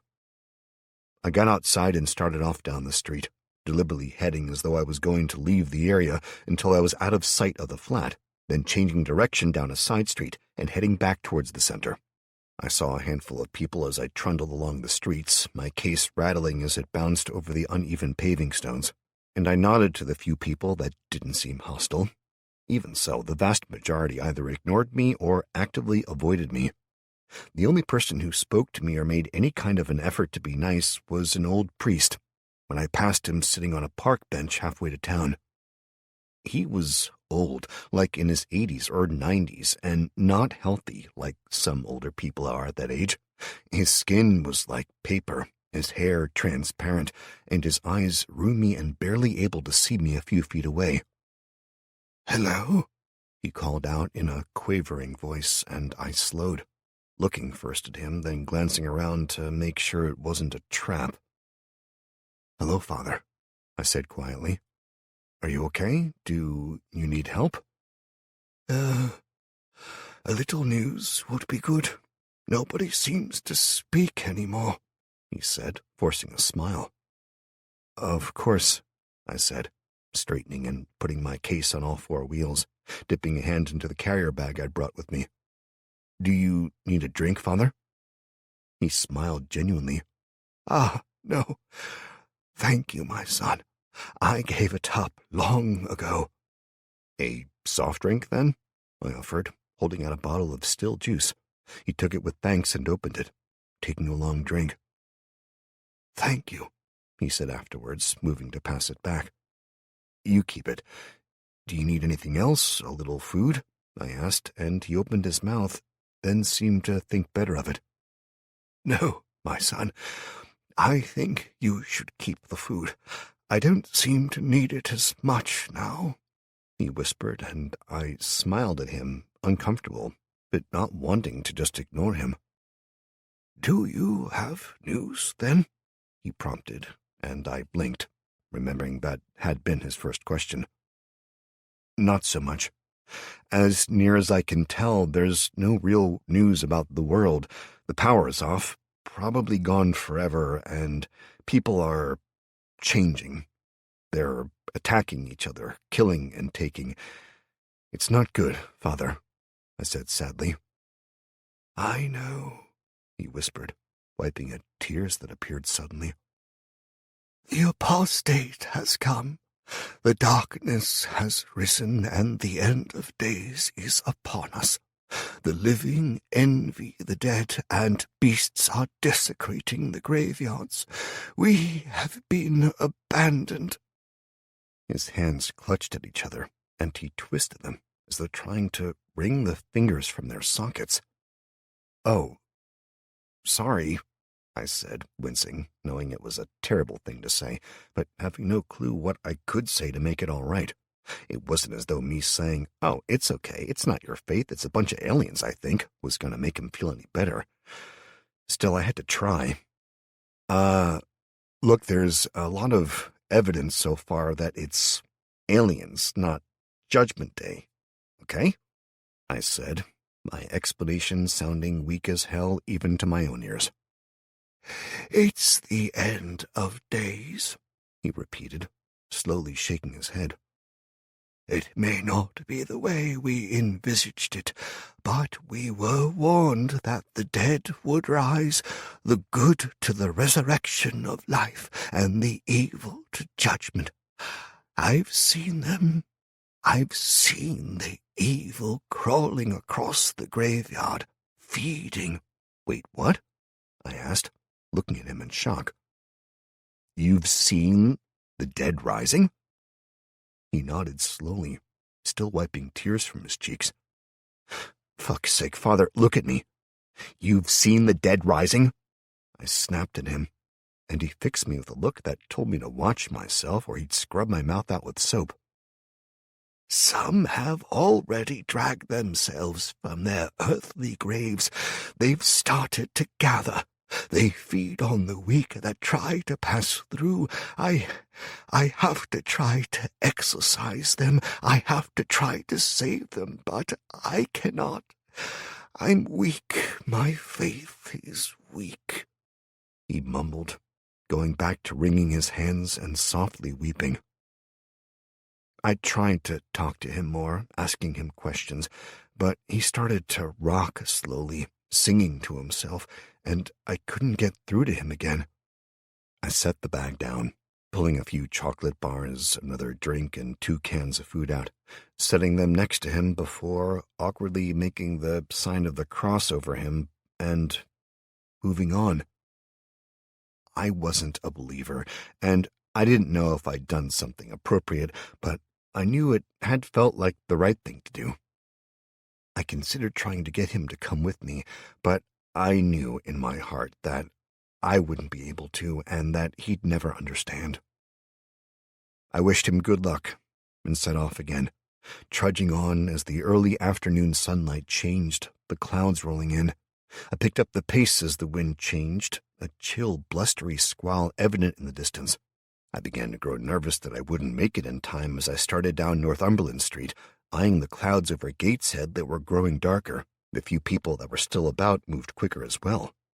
I took the side streets, passing as quickly as I was able, up and down, crossing the city in as direct a path as I could manage, glad when I reached the edge of the high monozone fairly quickly. This time, in an attempt to avoid notice from anyone else in the area, I'd taken a different path.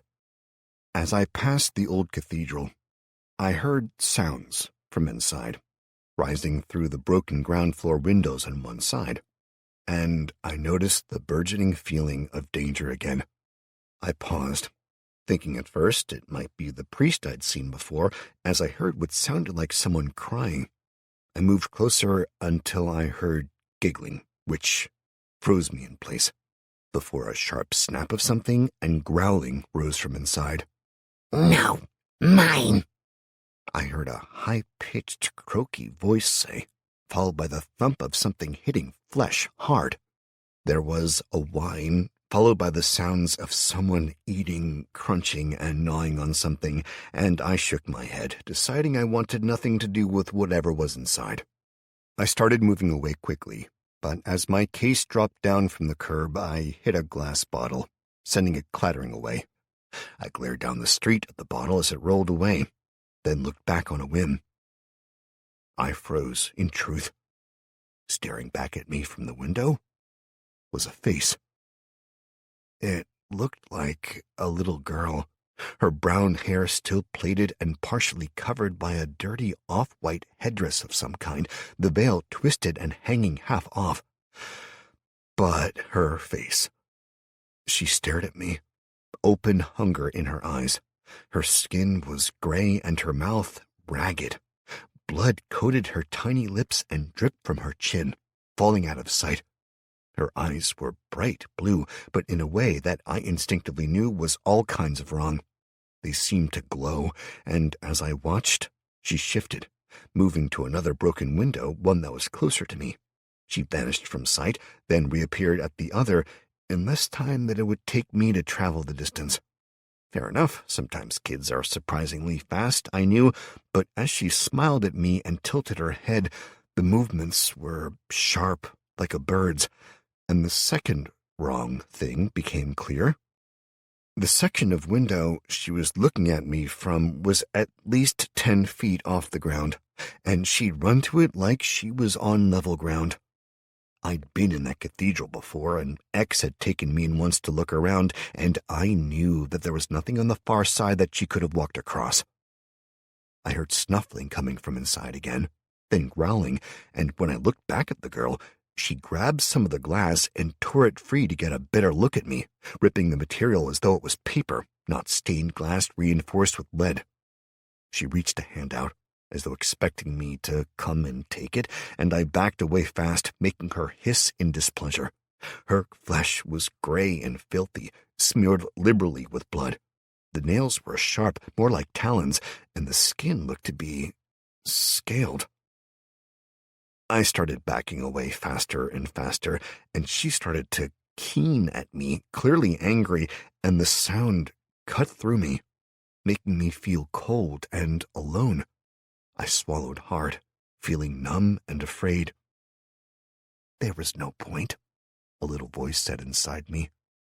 No point in going on, not if I was going to be alone. Instead, I could go inside the cathedral. I could be with the girl and the others. I'd never be alone again. No more fear, no more pain.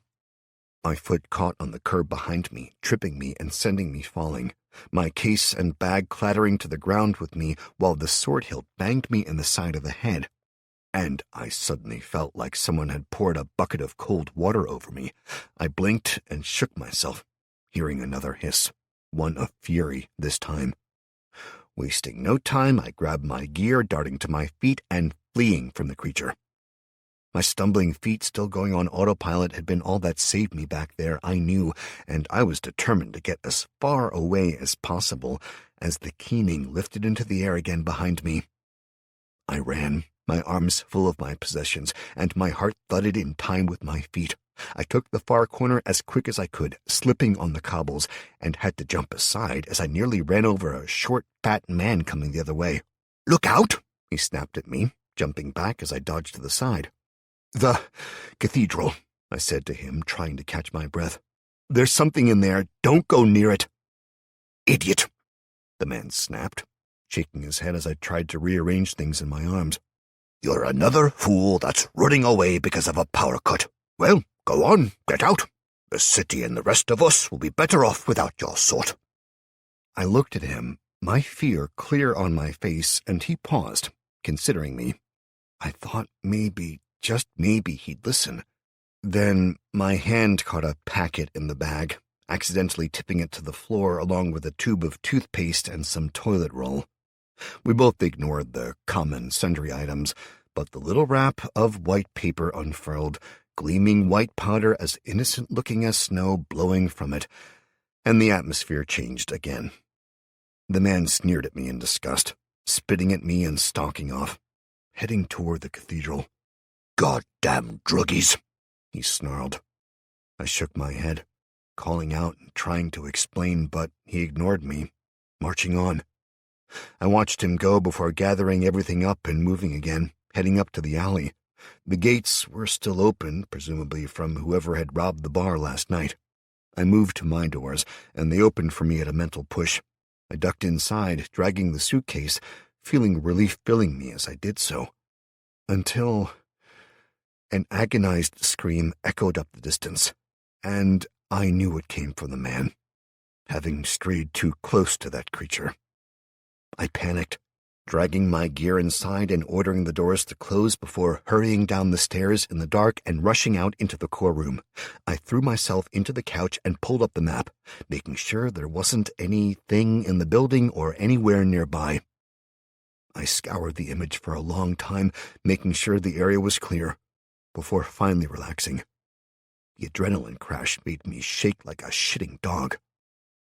I pushed out with the dungeon senses into the room instead, going through the bag first, scanning and making sure it could reproduce the patterns for the food and various items I had brought back. Then, I rolled the sleeping bag out and curled up in it, eating some chocolate and trying to calm myself, before I finally fell asleep.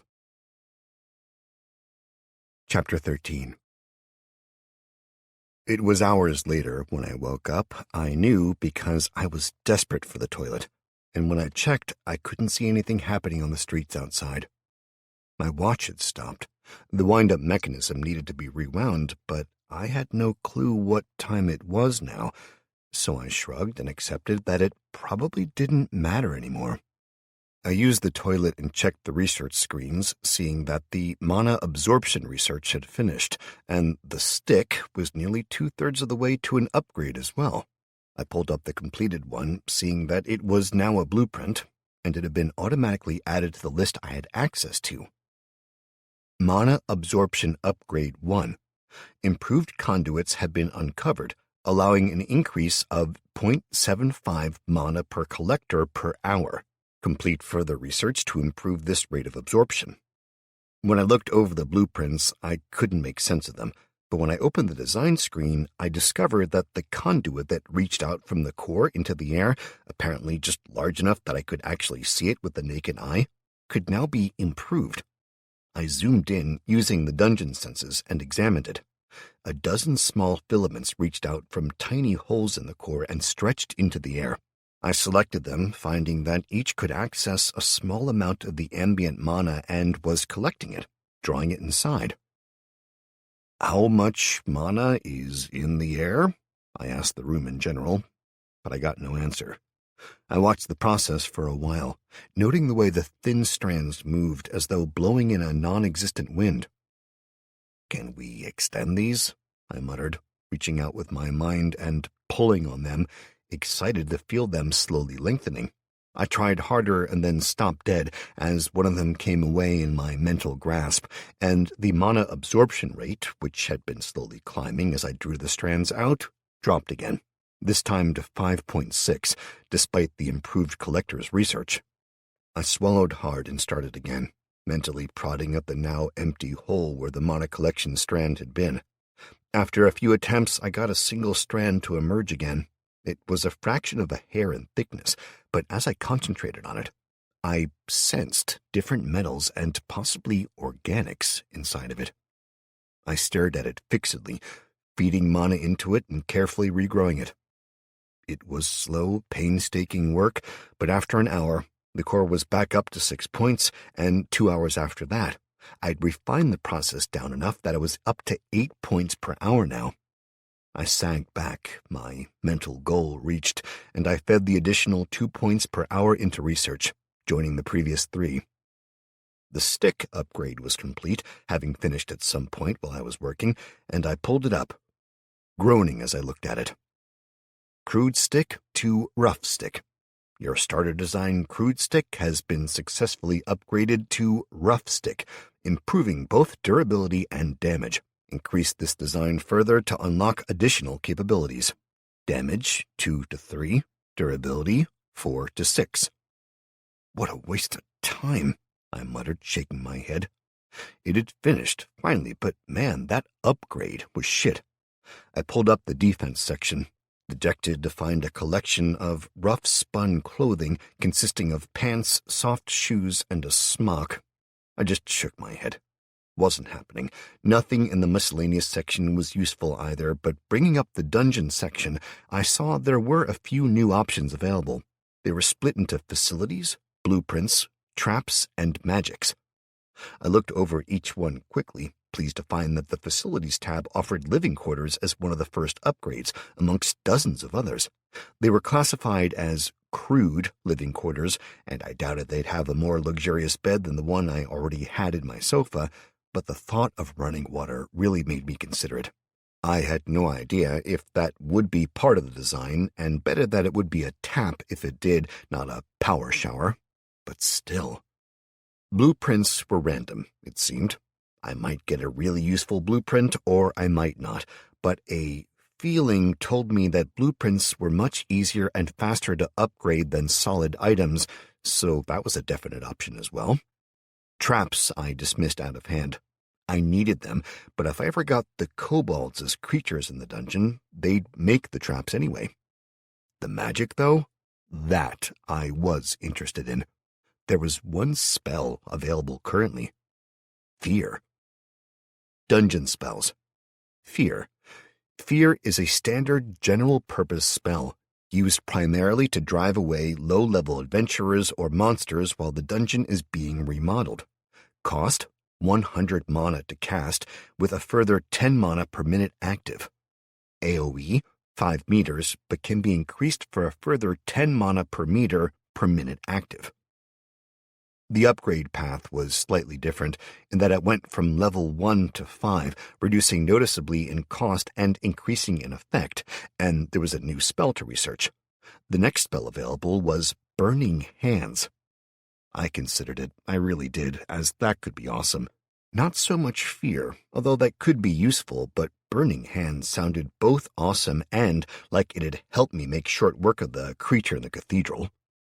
Lastly, I pulled up the nodes options, and my jaw dropped at finding they were essentially magical item generators. They were split into 3 sections: research, environment, and mana.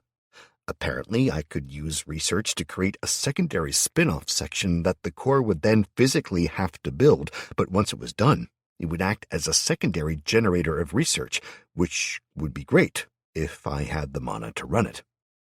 I looked through the environment version and found it would either generate a secondary bubble that would slowly grow out, attaching a secondary location to the dungeon, or create a specialist environment in that area.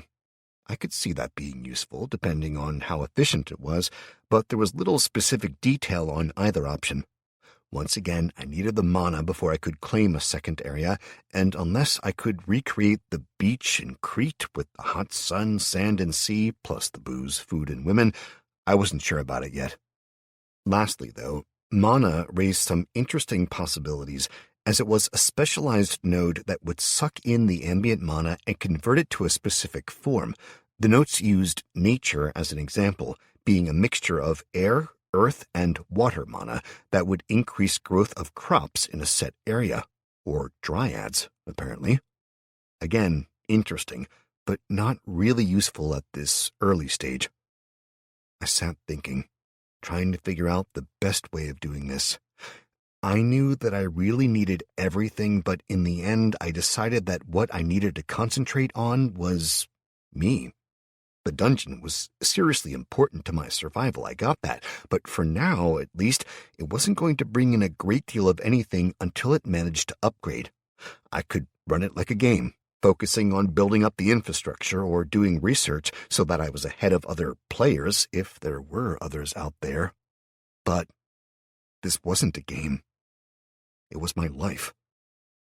I needed to do whatever gave me the best chance of survival, and falling into the trap of treating the situation like a game could kill me, especially with that creature out there. I needed to be as strong as possible, and I needed to get that goddamn fairy corpse back. I especially needed to be ready if that creature came sniffing around, or if the thieves from upstairs managed to get inside. For now, that meant a slight restructuring of the dungeon and my own priorities. I had 8 points per hour coming in right now, so I could recharge the core to full every 12.5 hours if I put them all into it.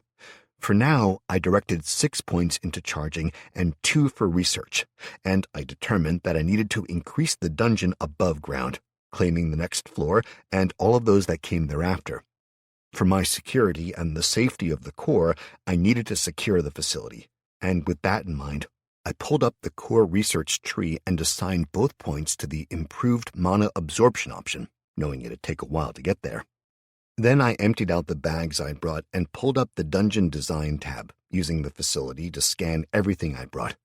It took literal hours, examining them one by one, and several times I accidentally did the same one more than once when my mind wandered through boredom. Some items I could assign as loot straight away with no problems, such as food, which was a vast relief. Bandages were available as well, as was the sewing kit, but only a lower-leveled version. The kit contained rough thread and had stone needles, for example. I found that items such as my sword could be reproduced as a wooden club, it just made a bigger one than the standard version. In the end, though, I was ready for the final phase of my master plan. I got up, cleared everything away, and took a few deep breaths, acknowledging my notifications and swiping them aside. Congratulations, you have gained 1 level in firearms. At level 1, you gain an increased chance to hit your target by 1%. This stacks with the class of firearms, such as a 5% chance to hit with energy weapons, becoming a combined 6%. 1% chance of familiarity with unknown firearms also gained. Increased familiarity with said firearm will increase this chance. I grunted, dismissing it and moving on. Congratulations, you have defeated 2 opponents classed as Gypsy Thug. Thug level 0, you're level 4, XP awarded 50. I was at 165 out of 500 XP to reach level 5, and I took the time to drop the 3 points I'd kept in reserve into luck, figuring I was going to need it. Then I concentrated and summoned my first goblin.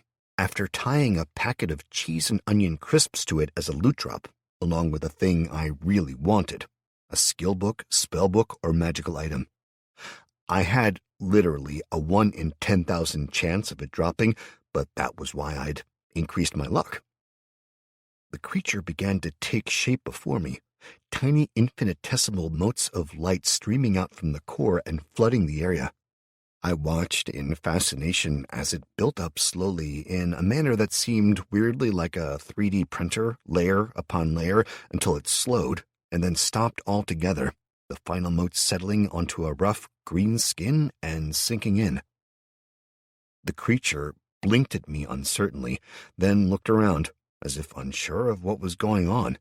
It was short, maybe 2 feet tall, bipedal, with long, sharp-looking claws at the tips of its 3-toed feet and hands. The hands were webbed at the base, with 3 long fingers and a stubby thumb, and its head was massive for its tiny body, with huge ears that trailed behind it as it turned its head.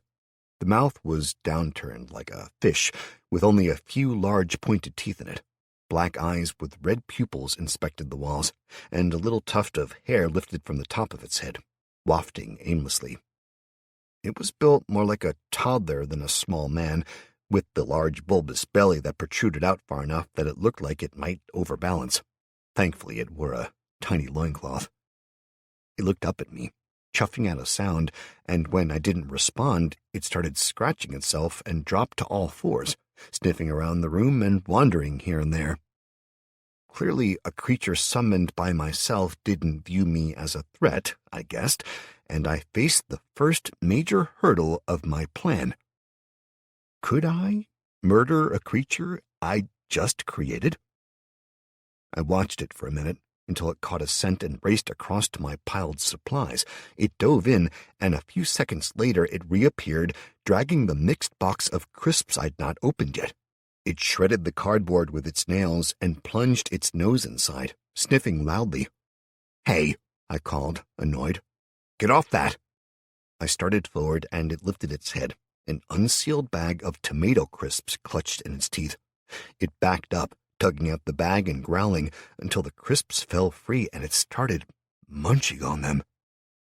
"You sick little bastard," I muttered, shaking my head as I saw its choice. The head came up again, and it growled at me, looking from me to the box of crisps and back, before flexing its claws in a clear threat. I quickly revised the opinion I'd held about them not attacking me. I guessed that I was actually viewed as a neutral entity until I did something it considered hostile. Getting between the goblin and food made me a threat, and that made me feel so much better. "Oh, thank God," I muttered, drawing my sword back and dropping into guard stance, feet shoulder-width apart and right foot trailing, sword held upright but the point angled at my target at a 45-degree angle. It growled at me again, then sprang forward, snarling, and swiped at me. I stepped back, then again, getting an idea of its speed and range of movement and attacking as it made its third leap. I stepped forward, swinging across my body from right to left fast, and then stepping back after I'd hit it. It went flying with a crunch of breaking bones, hitting the floor and sliding a good foot before it came to a halt. My sword had impacted just to the left side of its neck as it jumped, snapping the clavicle and several ribs and smashing the small form to the floor, where it coughed out blood and twitched. I stepped in and brought the sword down on its head, killing the goblin quickly. As soon as the creature was dead, I got a notification, and I pulled it up eagerly as the corpse slowly dissolved, leaving behind a single packet of cheese and onion crisps. I nodded to myself in satisfaction and looked at the log. Congratulations, you have defeated a dungeon opponent classed as Pathetic Goblin. Goblin level 1, your level 4, XP awarded 10. Note, XP is halved due to creature being a summoned monster. That penalty was something I could live with. I got 8 points an hour in mana charge for the dungeon, and the goblin took 5 per summoning, so I couldn't just pound them out. But as a proof of concept, it worked. I checked the sword, making sure it was okay, then put the crisps aside, planning on trying them later. I checked the area to verify that nobody was up above, and nodded to myself. It was time to get some shit done. I had 30% charge at the minute, so I needed to bring some stuff to the dungeon to be destroyed. As there was nobody in the alley or the surrounding street right now, that seemed like the perfect time to do it. There wasn't even a figure upstairs in Florida's anymore, but there was also a lot less in the way of stock from what I could see on the wireframe map. I decided I'd get as much junk down as I could, then push the dungeon control out to the gates to the alley and seal them. Once I had control over those, I could start on the surrounding buildings in peace, stripping them to the ground and sealing the whole place up. I quickly headed upstairs, double-checking that the map was clear before moving outside, and then looking around, just to make sure, as soon as the doors opened. I darted out, picking up the boxes and general debris in the alley, dragging all of it inside the doorway and returning for more, getting everything small that wasn't nailed down, including the bags of rubbish, and piling them inside the entrance before slipping back inside and closing the doors. It took less than a minute to select each item and absorb it, and I grinned as the dungeon jumped up to 49% by the time I reopened the doors, dragging the big wheeled bins over to the door in turn. I quickly closed the doors again and separated myself into the floating, formless control state of the dungeon. My incorporeal mind passed back through the sealed doors, pleased to see that almost a foot of extra space had been claimed by the dungeon into the alley than there had been when I originally took the doors. I nodded in satisfaction that it was still increasing its aura or mass or whatever, and started to manually push it out again. The feeling of a soap bubble slowly expanding was there again, and I pressed it gently but firmly outwards, quickly encompassing the entire bottle bin and sinking inside to select all the bottles, absorbing them as quickly as I could. That gave me another 10 points of mana, and I used it quickly, pushing out further and further. I was finding that the cost of manual expansion was roughly equivalent to each small step I took in my mental form taking a single point of mana. I worked that out as roughly a foot per point and saw that the alleyway, which was blocked by gates that had been forced open on each end, was around 100 meters in length and maybe 5 wide. That gave me, with a bit of mental math, around 1,500 feet to go if I claimed it all, or around 300 if I went in a straight line, then claimed just the gates, leaving the rest to slowly expand out naturally. I checked after claiming the space I needed to drain the bin, and I found I had 55 points left. If I took the minimum 10 that the dungeon needed to keep operating, I could do 45 feet-ish. Nor near enough to claim the section in a day, unless I found a better source of mana. I slowly pushed along the wall toward the gates to my left anyway, figuring that it was better to be busy, when I sensed something. It was small, very small, and close by, and it was full of mana. Due to its size, it wasn't a huge amount, but still it was far, far more than the rubbish had given me, and I looked around in confusion, seeing nothing there with my eyes. I concentrated on the dungeon senses instead, and what I found shocked me. I'd been subconsciously using the visual equivalent of the sense automatically, as that was what I was used to, but as I concentrated on the mana in the alley, not the ambient stuff that was flowing through the atmosphere, but the actual concentrations, I was shocked to realize that it was everywhere. There were piles of it, huddled in the corners of the alley, hiding in the gutters, just out of sight in the drains. I looked up and saw more fluttering from roof to roof, and I realized what the bright spots were. They were the vermin that the city was full to the brim with, the rats, mice, and pigeons, all the things that, as a city dweller, you just ignored and that hid from you instinctively. It was all there, and they were full of mana. I quickly summoned a goblin into the middle of the alley, the swirl of light and energy making things shy away again, but as soon as it appeared, it dropped to the floor, snuffling. I could sense things from it when I was in the dungeon system as I was now that I'd missed when facing it directly, and I grinned as I found out I could influence it. It wasn't a command system like I was used to, at least not like a game where I could point and click and give a command. Instead, this was more like suggesting things.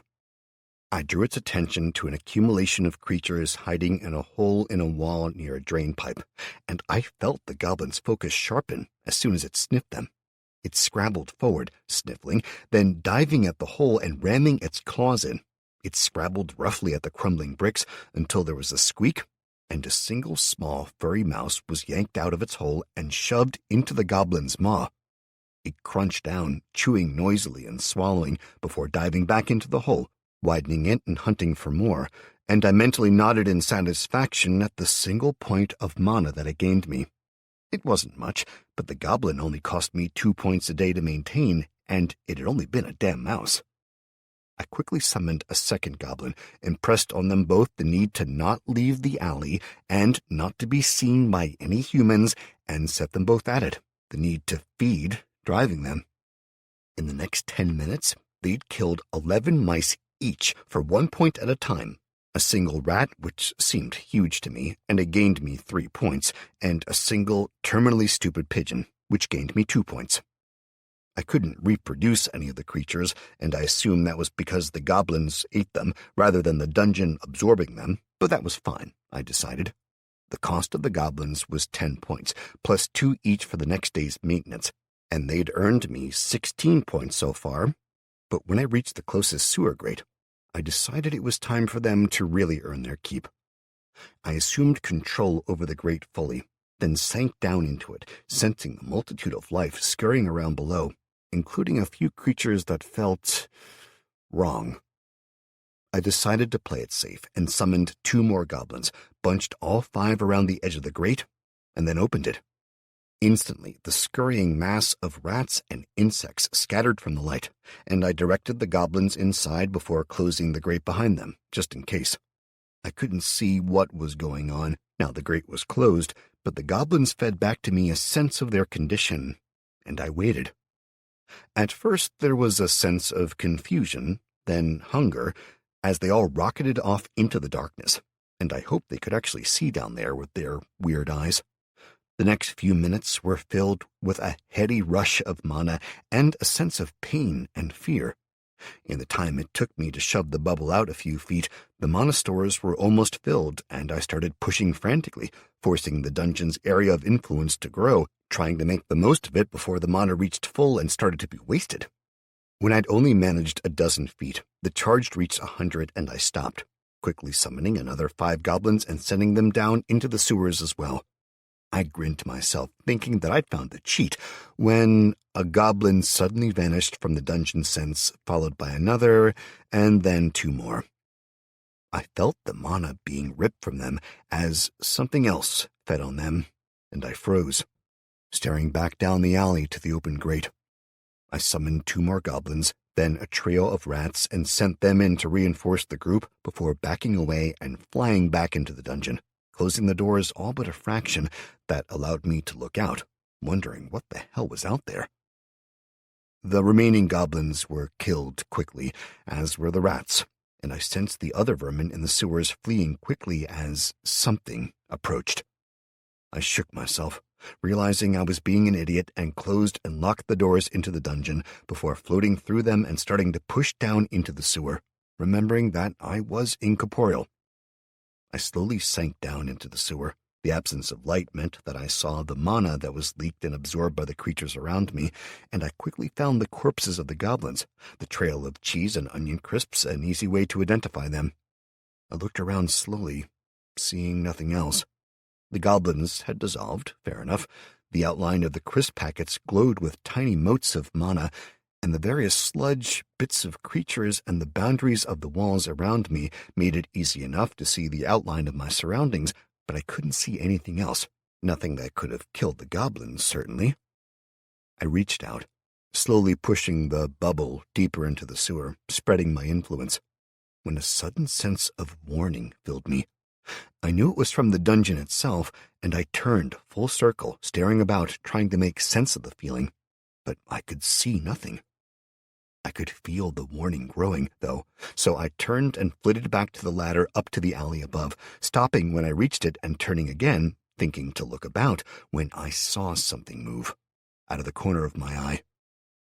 I twisted around, catching a blur of movement as something whipped out of sight back into the darkness, and I swallowed hard. I'd not seen much, just a flicker of something as it was drawn out of sight, but it looked like a tail, a white-gray color with bone ridges and a flexible stinger. And it wasn't near any of the goblin corpses. It was much, much closer to me. I backed right up to the ladders, then shot up as quickly as I could into the open air, heading straight for the door into the dungeon, when it struck.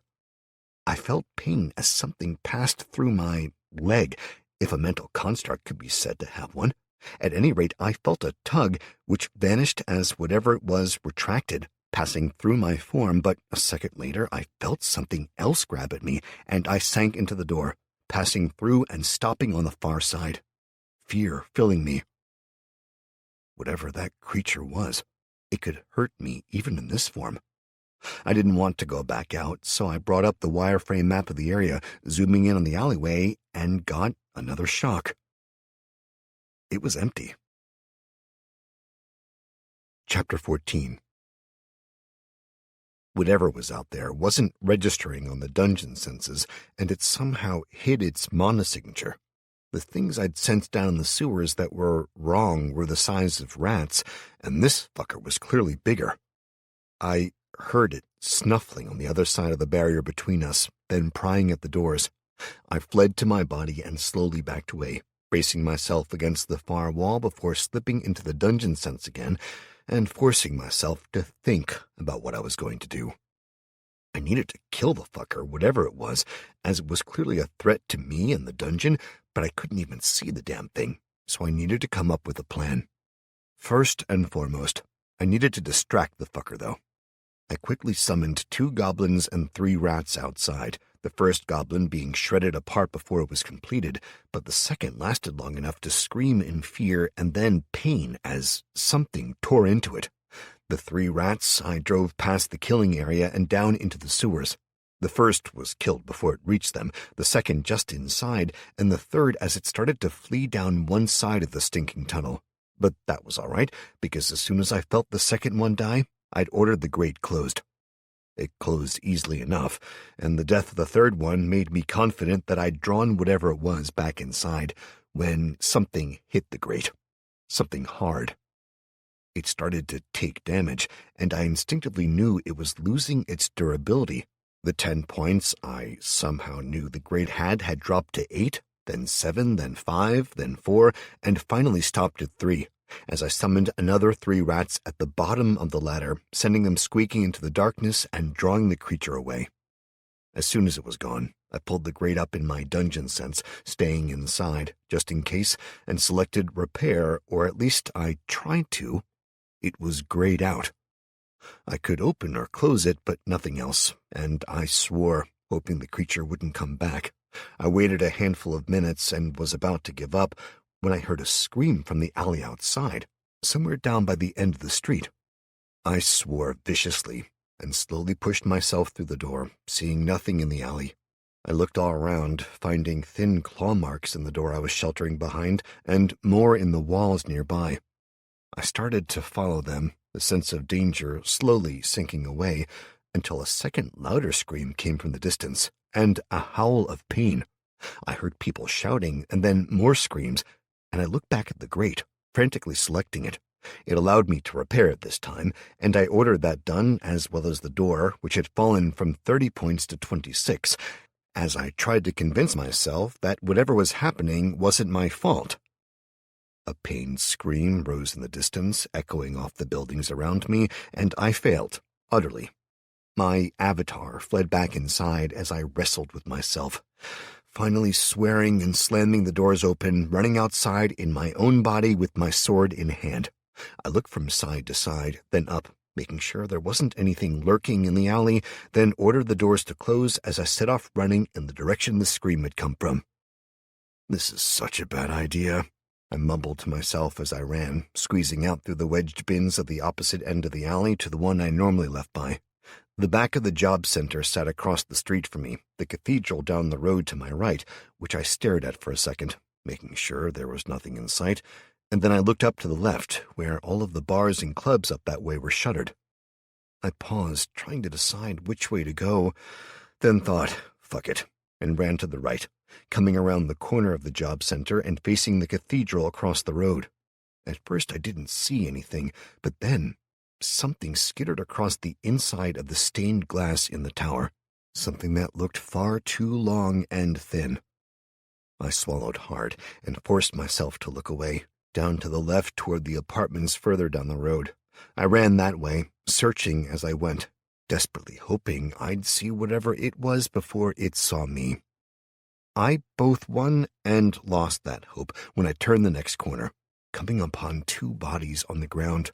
One had been torn half apart, a horrifying mess from the waist up. The other was suspended in the air, getting shaken from side to side as something fed upon it.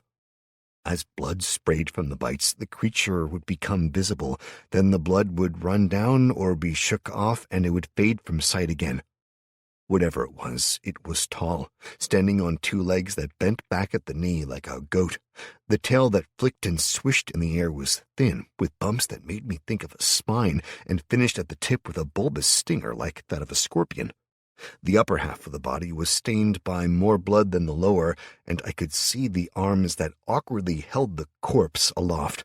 They were rail-thin, but filled with a wiry strength, changing below the elbow from wiry muscle into long, solid spurs of bone, one jammed deeply into the corpse it fed on.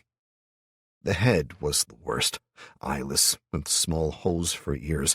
The humanoid skull was covered with flesh that was apparently smoothed over the eye sockets, no nose, just slits, and a long jaw that was filled with razor-sharp teeth. The tip of a long, thick tongue flashed out and wiped across its face, spreading the blood about before whipping back inside as the head came down, biting deep. It chewed and slobbered noisily, the reek of the sewers clearly rising from it, yet it stood there, unconcerned, in the middle of the street as it feasted.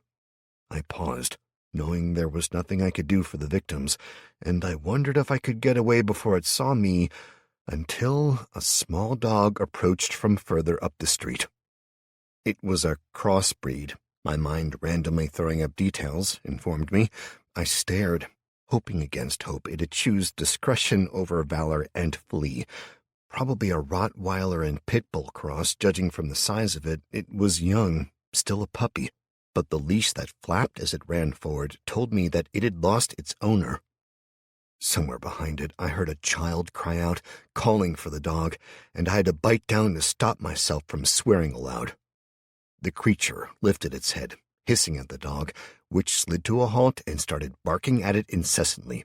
The creature dropped the woman's remains and turned, presenting its back to me.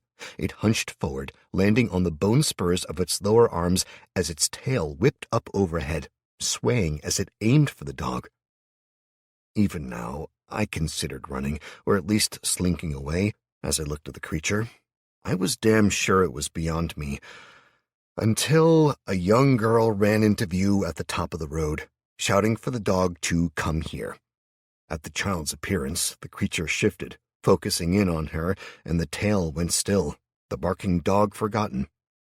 I didn't know why it wasn't interested in me at the minute, or if I'd just been overlooked in the search for more interesting prey, but I was damn thankful.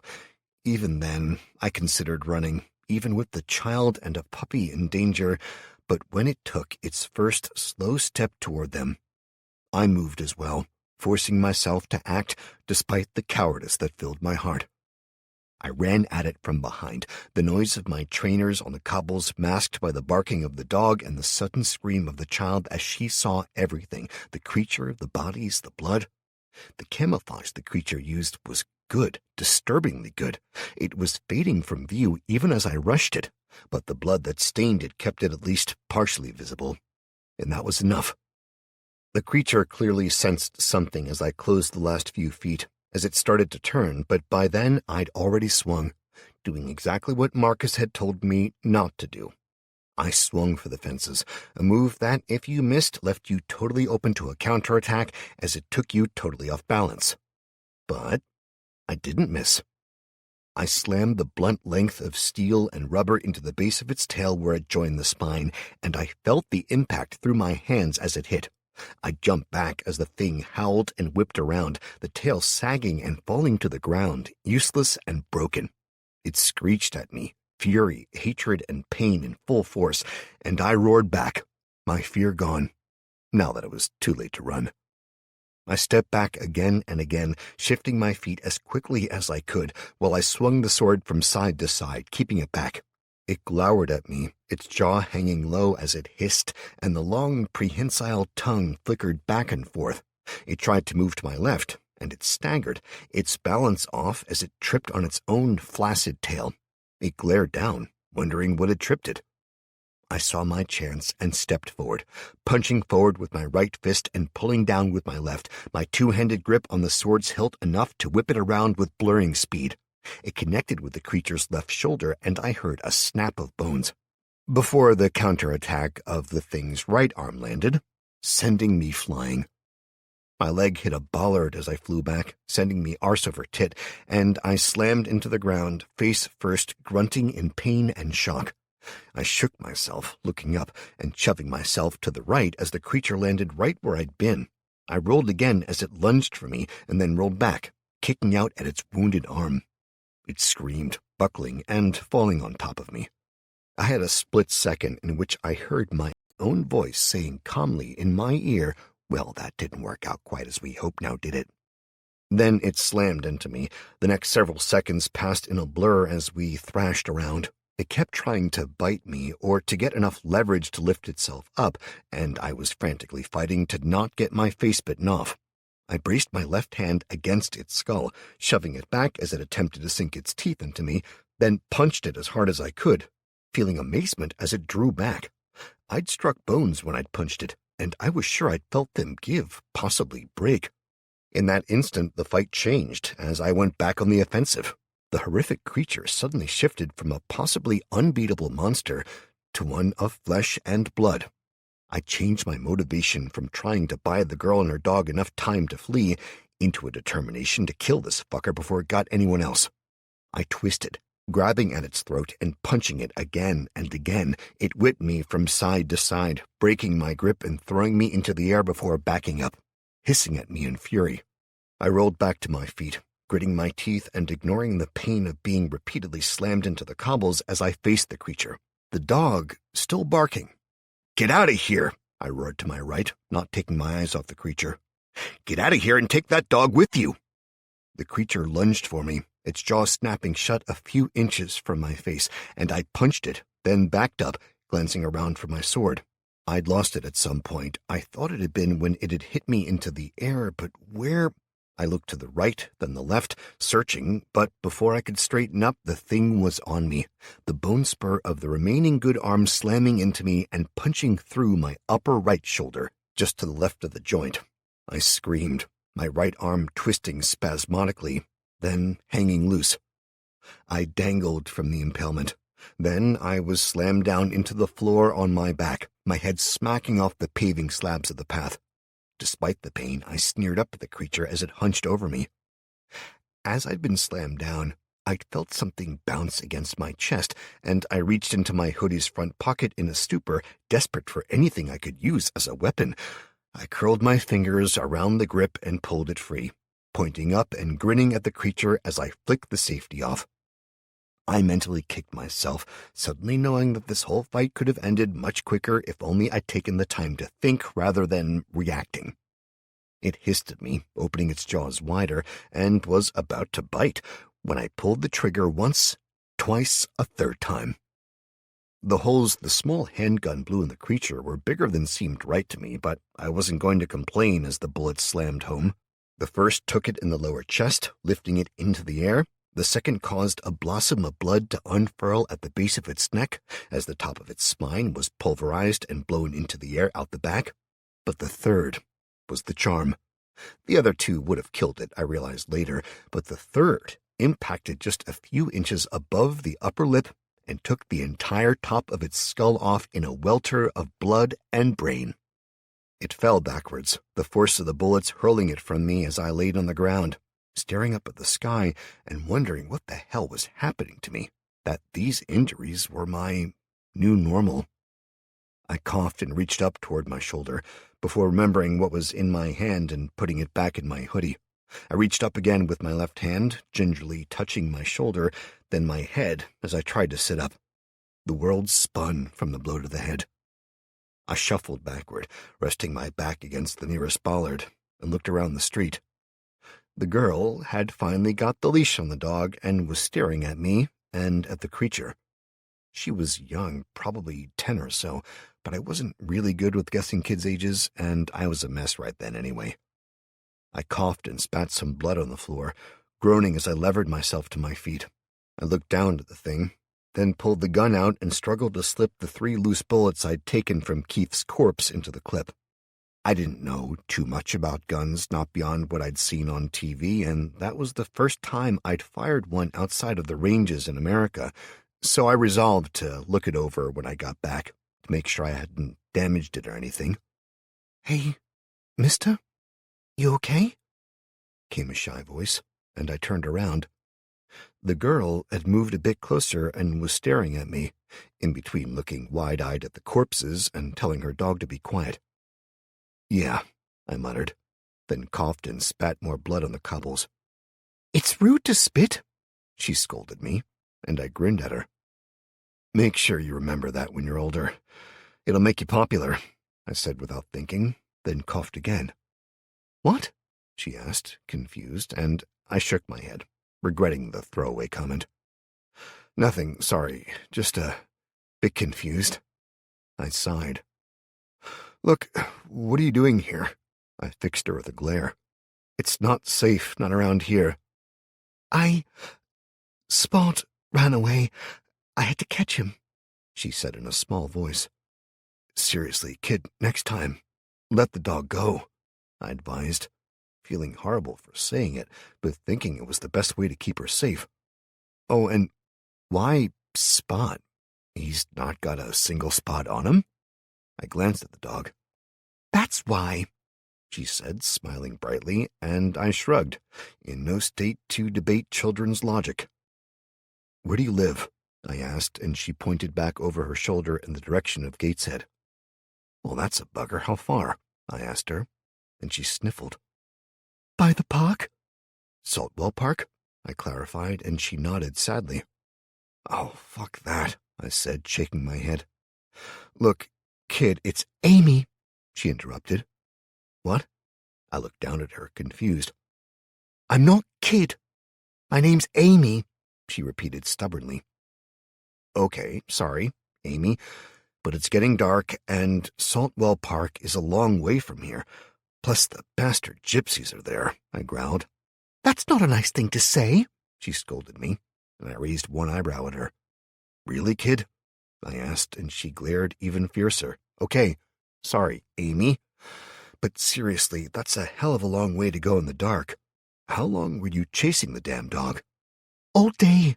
He got out yesterday. My mama went to the park to ask for help. When she didn't come back and the bad men told me to go away, I went looking for Spot on my own." "The bad men?" I asked her, then nodded in understanding. The guys around the outside of Saltwell Park, the gypsies?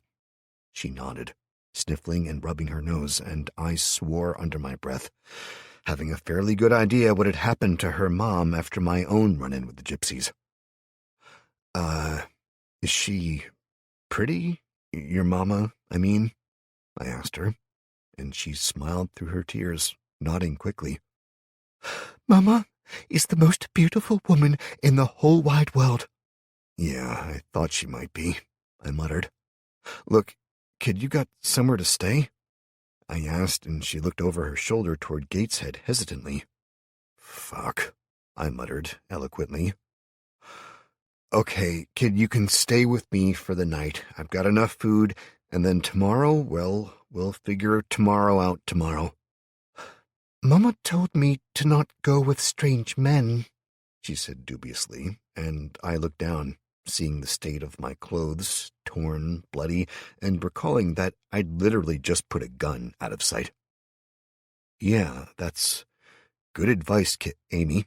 Thing is, though, I literally just fought some kind of demon thing to stop it from hunting and eating people, so while I'm not going to force you to go anywhere, I'd ask that if you're not coming, you start running. This area is dangerous, and the further away you are, the safer you'll be. I pulled the fabric back from my shoulder, inspecting the wound and swearing under my breath, then looking at the corpse of the creature and at my sword. I needed my sword, but I couldn't help wondering about the creature. I had a dungeon that could replicate things I brought in, and they left me in control of the creatures I made, more or less. Could I make one of these? Seemed that it'd be a far better hunter than the damn goblins were. I glanced back at the kid, catching her looking around and clutching the dog's lead tight, as though unsure of what to do. Amy, I said, and I waited for her to look at me before I went on. I'm sorry about your mom. I don't know what's happened to her, but hopefully she's back home now, waiting for you. Thing is, it's honestly dangerous to try to make your way there now. If you wait until morning, I'll take you home myself, okay? I could do with a little help here, and you'll be safe. I promise. Promise? She asked, and I heard the desperation in her voice as she spoke. I promise. Anything that tries to hurt you will have to go through me first, I said firmly. She nodded and wiped her cheeks, smearing dirt and tears across her face. Okay, but you'll take me to my mama tomorrow, right? She pleaded, and I paused, thinking how easy it would be to just lie. No, Amy, I said after a few seconds. I hope your mama is at home waiting for you, but I don't know it for sure. I'll take you back to your home, though, and I'll try to help you. That's the best I can promise. Okay, she said quietly, and I could tell she was on the brink of tears again.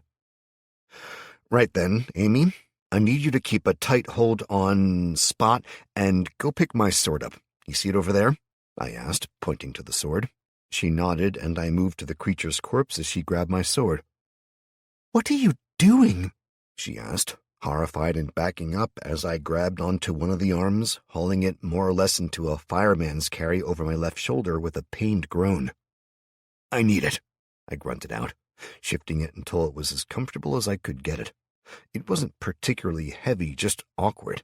The damn thing was too long in the arm and leg, and as I started stumbling up the street, making sure to head away from the cathedral, I kept almost tripping on its feet, which dangled in front of my own. We walked up the street to the middle of the big market, before turning left and left again, going back down the street that led parallel, finally ducking into the alley at the back of my building. All the while, I was peppered with incessant questions by Amy until we got halfway along the alley and a particularly loud, "But why?" from her provoked a response from the sewer grate. It shook, and the screech of bone spurs against metal reverberated through the alleyway, making us both freeze in place.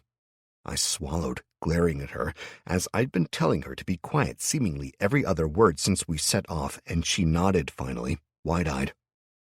I flexed a mental muscle, and the doors popped open to the dungeon. Amy gasped, backing up. "No," I hissed to her. "It's okay, that's where I live." I nodded to the doors, then staggered inside, trying to ignore the screech and battering at the grate. I moved around it quickly and threw the corpse down onto the floor inside the door, kicking it off to one side as she ran in after me, dragging Spot, who had started barking furiously at the grate. "For the love of God, shut him up!" I snapped at her as I closed the doors and sent my mind into the dungeon senses. I reached out and checked the grate, chagrined to find that it only had 2 points of durability left, and that as long as the creature was interacting with it, I couldn't affect it, not even to do repairs. I swore and shook my head, turning to the little girl and the dog. Suddenly I became aware that it was pitch black inside, and while I was used to it, they weren't. "Okay, stay still and stay quiet. I'm moving over to you and I'll carry the dog. You just concentrate on walking down the stairs, all right? There's light at the bottom," I reassured her, moving carefully over to where they had been standing when the closure of the doors had cut the light off entirely. I considered using the lighter, but I figured holding a dog that didn't know me and a flame in the other wouldn't end well. I reached out blindly, and after a few seconds I found the leash. Following it down, I picked the dog up, muttering soothingly to it. Even as I felt Amy grab onto my other arm, I fought to stifle a groan as the wound shifted. We headed downstairs, slowly, moving into the core room after only a minute, where I put the dog down and gave Amy the grand tour. It consisted of, "Leave that alone, toilets are over there, there's a couch to rest on and a sleeping bag, food is over there, and there's my stash of pop and juice, help yourself." "Is this really where you live?" she asked me after a few minutes, her eyes being continually drawn back to the rotating glowing core. "It is," I said simply. "I used to have a flat, but the gypsies attacked me there, trying to rob me, and now I live here. I know it's a bit weird, but it has its benefits." "Like what?" she asked, and I opened my mouth before closing it with a click. I'd been about to tell her about the core, mainly because it was so cool, and I'd not had anyone to talk to since the end of the world, not normally. I remembered just in time that she was a kid, and she'd tell everyone she met about it if I did. In the end, I shrugged and finished lamely that it just did. Luckily, a screech from outside interrupted our conversation. "Quick, hide in the sleeping bag," I told her, and she obeyed, while I sat down on the couch and dove into the dungeon senses, flying up to examine the alleyway. As soon as I reached the doors, I could sense the snuffling of the creature on the far side. I froze, remembering the way that they'd managed to hurt me even in this form. Instead, I turned my focus to the corpse on the floor, glad that this form of vision didn't seem to need light. I pushed the mana into the corpse slowly, permeating it entirely, and grinned to myself when I was given the option to absorb it into the dungeon. I checked the levels, relieved that I was back up to almost 100 points, so I spent 50 points on goblins, summoning 10 of them in the alley. 3 were dead before they were fully formed, their coalescing forms torn apart viciously, but the remaining 7 appeared intact, and I ordered them to kill whatever was attacking them. They turned as one, creating a whirlwind of bloody destruction by attacking an invisible mass, their tiny forms jumping onto the creature and mobbing it, claws and teeth sinking in and tearing strips of the creature free. Unsurprisingly, they didn't last long, even as a group, but they managed to claw and bite the creature enough that, as I sensed the last goblin torn from its leg, the second creature collapsed from blood loss, a lucky bite having severed an artery. "Okay, so they are crap individually, but as a mob they're actually useful," I commented to myself, pleasantly surprised at the discovery. Reaching out and absorbing the first creature, I found the influx of mana I gained to be entirely different. New mana form encountered. Your dungeon has encountered a Tier 3 form of mana, Shadow. Shadow mana is a mixture of 3 forms of Tier 2 mana, Storm, Clay, and Nature. The combination of mana has resulted in an aberration known as a Lesser Ghast. Your dungeon has absorbed the new mana form, gaining plus 25 to storage capabilities, plus 1 additional research path, plus 1 to agility for all dungeon creatures. find and absorb additional forms of mana to increase dungeon bonuses. I could almost taste the difference in the mana I absorbed from the thing, which, according to the dungeon, was a lesser ghast. It was dark, cold, and hungry, and got the impression of the ghast as being a creature that wasn't necessarily evil, as it didn't take pleasure in what it did, but it was driven to kill and to eat voraciously. It felt as though it would never be satisfied, because it couldn't fill some void inside itself, a yawning gulf of hunger for something. I shook myself, and the feeling vanished. The 50 points I got from the creature were enough to bring me up to 97, out of a new maximum of 125. I quickly reached out my senses and found the sewer grate outside, smashed and worthless. I couldn't repair it, as it was at 0 durability, and I wasn't advanced enough to recreate it, so instead I filled the passage with stone. I should have considered doing it before, I realized, building blocks like bricks over and over again, filling in the unavoidable gaps with rubbish and anything else I could stuff in there. Soon it was filled, and I copied a section of the alley, cobbles and all, over the top to conceal it. Then, with only 13 points of mana left, I absorbed the second corpse and searched the alleyway for loot. 7 packets of crisps dropped by the goblins. Joy. I shrugged and retreated to my body, which was being shaken by Amy, who was frantically talking at me. "Wrong!" she said in a panicked voice, and I blinked, turning to look at her. "What?" I said. "What's wrong?" she said again, louder. "I asked you before, and you just ignored me." Her bottom lip quivered, tears clear in her eyes. "Crap," I muttered, shaking my head. "Sorry, Amy, I was concentrating on something, that's all," I said, forcing a smile. "Look, why don't you go get some food, okay? Anything you want," I told her, nodding at the piled-up food. She looked at me askance, and her eyes slowly widened. "Anything?" she asked carefully. "Anything that I have," I said warily. "Seriously, I know there's no healthy food here, but still, just grab what you want. I won't tell anyone if you don't," I smiled, lifting a finger warningly. "Just don't make yourself sick by eating too much, okay?" "Okay," she said, clambering out of the sleeping bag and going over to pick through the boxes, asking me in a sad voice if there were any tomato sauce flavor crisps left. The sick little sod. It was a good while later when I finally managed to get her to sleep. I'd let her help me bandage up my shoulder, played some guessing games, and played with the dog for a while. As soon as I was sure she was out, I pulled up the details for the monsters. I was excited that the ghast had joined the other creatures, but it was grayed out for now, as it required specialist mana forms to create it. Looking into the details, I soon found that any creatures could be formed from the pure mana which the dungeon generated by sucking in the various corrupted forms around us and purifying it, but that it took a tremendous amount of that mana to create creatures beyond the basic ones. As an example, the lesser ghast would either take 40 shadow mana to make or 200 pure mana. I delved further into the information on mana itself, and after some digging around, learned that the various types of mana could be created by combining the purified 4 elements of mana: earth, air, fire, and water. I tried to modify the pure mana, but received a prompt telling me that I needed to create a set of accumulation crystals to access that skill. Looking over the facilities, I resigned myself to having to do a deep dive through them sooner rather than later, but for now, I contented myself with just checking over the most basic facilities I could construct. The available options were living quarters, which I clearly now needed, halls, a monster den, a kitchen, an underground farm, and the ability to build freely, which was basically the smartest way to do it as near as I could tell. The set designs were hugely mana-intensive, while it seemed that I could create the same things for roughly 2/3 to half the mana by figuring it out myself.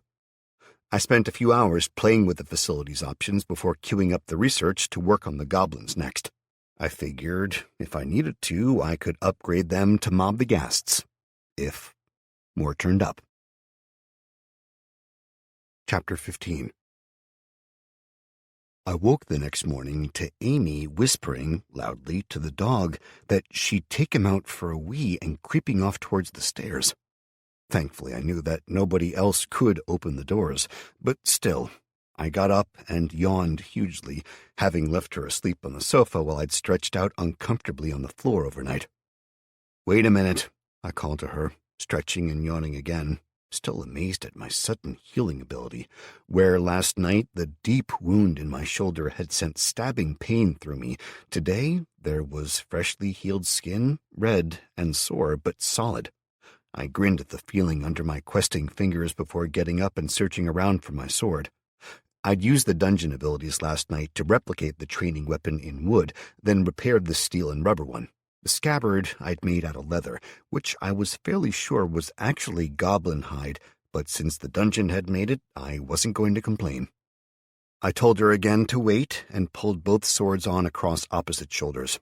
The setup was a pain in the ass, as it was literally impossible to draw a sword that was 3 feet long out of a sheath on your back gracefully without having arms at least 2 feet longer than the standard, as near as I could tell, regardless of the things Hollywood showed. Adding to that, a long sword that was 3 foot or just over, as mine were, tended to drag along the floor when you walked if you didn't hold the hilt and angle the tip back.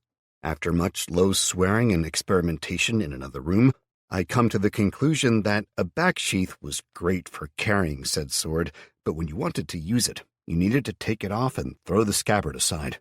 It was massively inconvenient, but trying to draw it from my shoulder meant I got the last few inches stuck in the sheath, and I looked like an absolute tit, staggering about until I used both hands and shifted my grip to halfway down the blade before pulling again. It was something that annoyed me to no end. I'd considered trying to shorten the swords, but I suspected that would just create more issues. So, in the end, I just accepted that my scabbards would be spending a lot of time on the floor and planned to use the wooden sword until it broke, then use the other. I drew the wooden sword and took Amy and Spot upstairs, carefully examining the alley with my senses, then summoning a trio of rats outside first.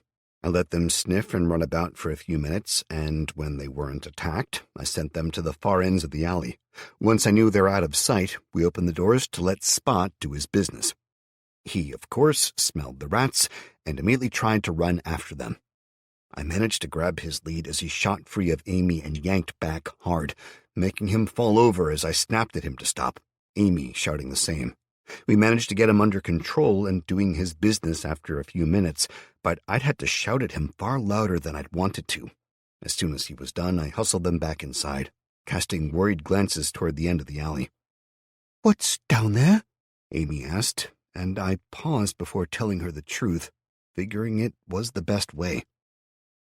"I don't know, but it's dangerous and evil, I think." I shrugged uncomfortably. "Something is living in the old cathedral, and whatever it is, it scared the shit out of me when I saw it. It looked like a little girl, but it wasn't." "A girl?" she asked, perking up. "No," I said flatly, crouching down so I was level with her now that we were back in the core room. "It's definitely not a little girl, whatever it is. It killed a man the other day, so don't think about going to look, okay?" I saw the frightened look on her face, and I quickly changed the subject. "Besides, we're going to have some food, and then I'm going to take you back home, right? See if we can find your mama." "Really? Thank you," she said, a sudden smile splitting her face from ear to ear, and I nodded quickly. "Yep, just as soon as you eat some food, have a drink, and use the toilet, okay?" She nodded and rushed off, grabbing a handful of chocolate bars and a bottle of pop before heading to the ladies' toilets. I shrugged and let her go, sitting down and stroking the dog. He'd woken up a few times during the night, and each time he'd woken me, sniffing around, so I'd ended up stroking him and settling him down, in fear of Amy panicking when she woke up and found he was missing. I checked the research, disappointed that it wasn't even halfway to level 2 of the mana absorption yet, so I shrugged and went back to stroking the dog, giving him some crisps and various bits of food, as well as a drink. By the time Amy came back, both Spot and I were ready, and I decided not to ask what had taken so long, instead making sure the gun was secure and that she had a couple of chocolate bars in her pockets. We opened the doors cautiously, my rats outside once again letting me know it was safe, and stepped out into the alley. "Where's the monster?" she suddenly gasped, pointing to the clean area inside the doors. "It's gone." Then she spun around, looking for the sewer grate, and being unable to find it, she started to panic. "Shit," I growled. "No, it's okay. I got rid of it last night, that's all." I grabbed her shoulders and made her look me in the eyes. "It's okay, Amy. Don't panic. It's safe, but you need to be quiet." "But," she whined. "No," I snapped. "Seriously, Amy, it's gone.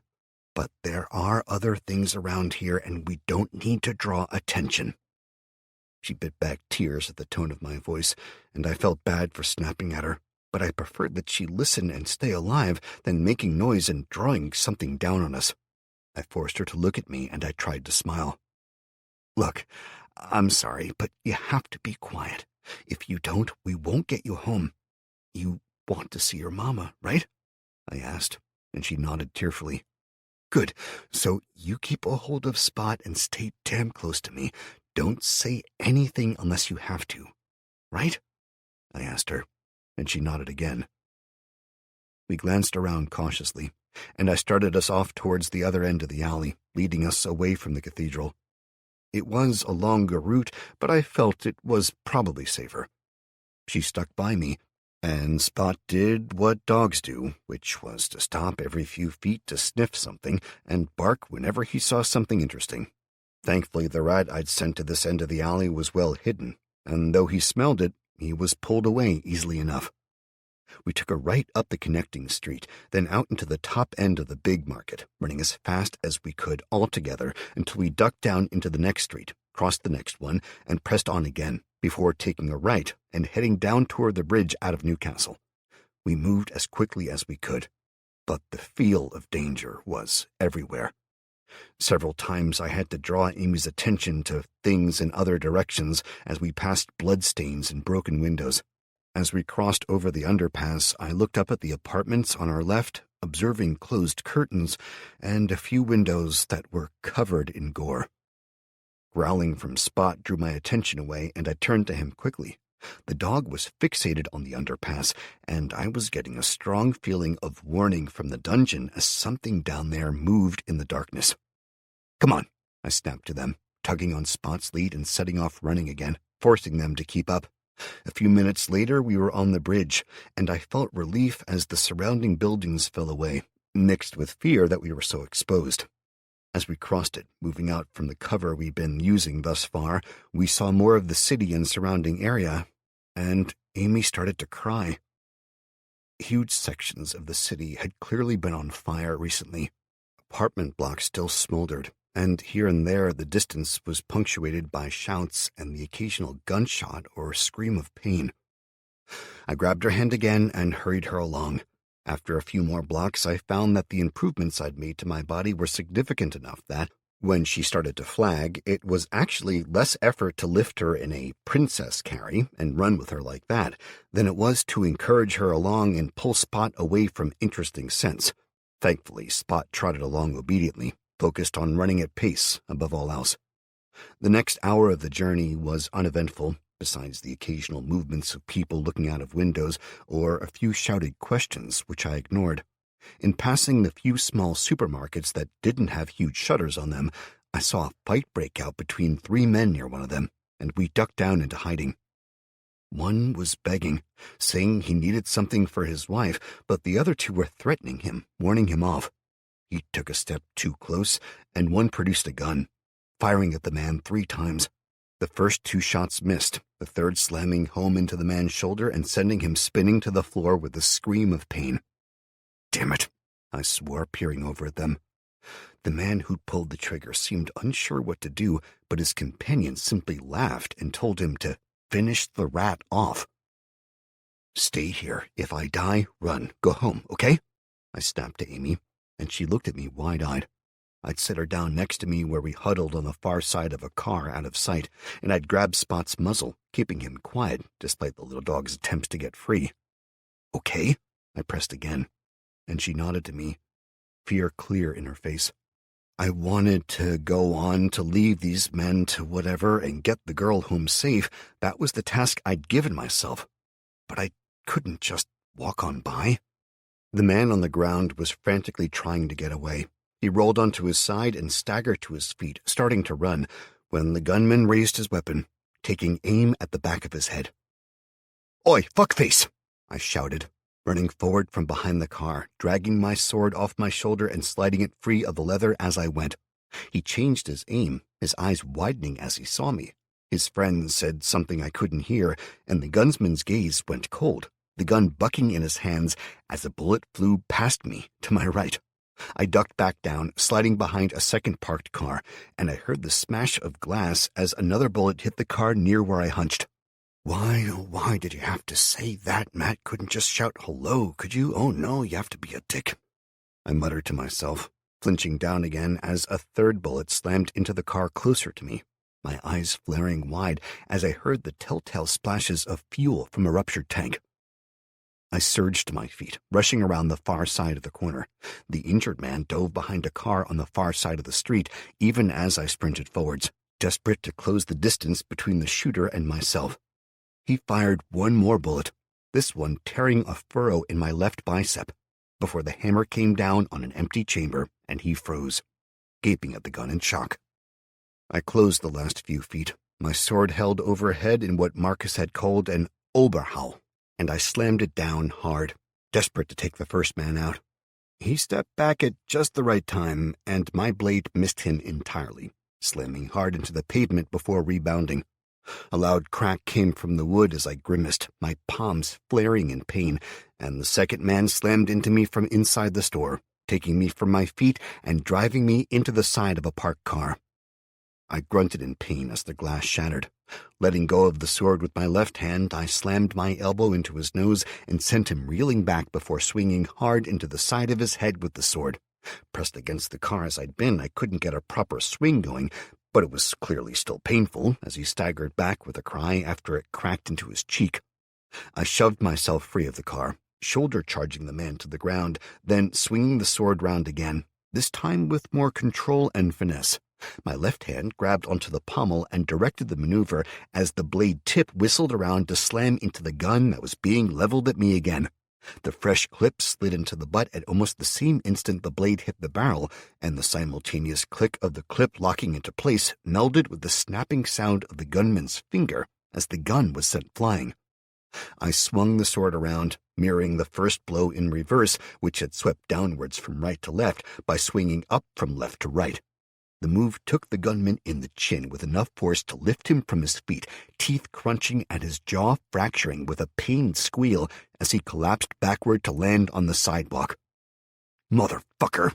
I snarled, following and kicking him hard in the face, once, twice, and then a third time, before leaning on my sword and glaring down at the pair of them. I picked the gun up, checked it, and ejected the clip after looking it over for a few seconds. It was simple enough. A small switch on the left side of the grip, I was pleased to find, was similar to the gun I already had. I put the safety on, slid it into my pants, and swung my sword down across the upraised arm of the man who directed the gunman. His wrist snapped, and he screamed, then choked, as I pressed the rounded tip of the sword hard against his windpipe. "If I ever see you again, I'll kill you," I warned him. "Blink if you understand. Good boy. Now, pick your friend up and get moving. You've got till the count of 3 before I shoot you." He glared at me, but did as he was told, and once I was satisfied they were on their way, I moved over to check on the man they'd shot. He was crouched behind a car, tears covering his cheeks as he clutched at his arm. I nodded to him reassuringly as I walked around him, squatting down carefully a few feet out of reach. Amy scampered over with Spot a few seconds later. "Are you okay?" I asked him, and he gaped at me.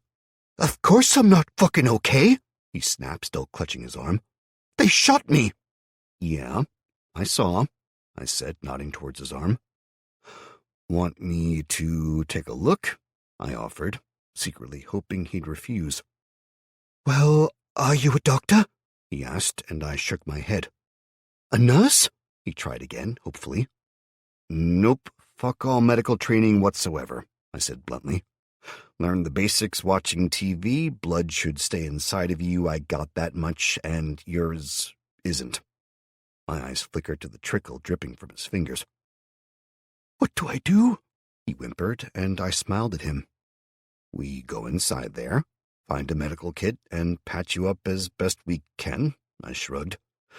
They've got a pharmacy in there, right? I asked, noticing the sign on one wall, and he nodded anxiously. Yeah, it's new. It's why I was there. He trailed off, wiping his eyes.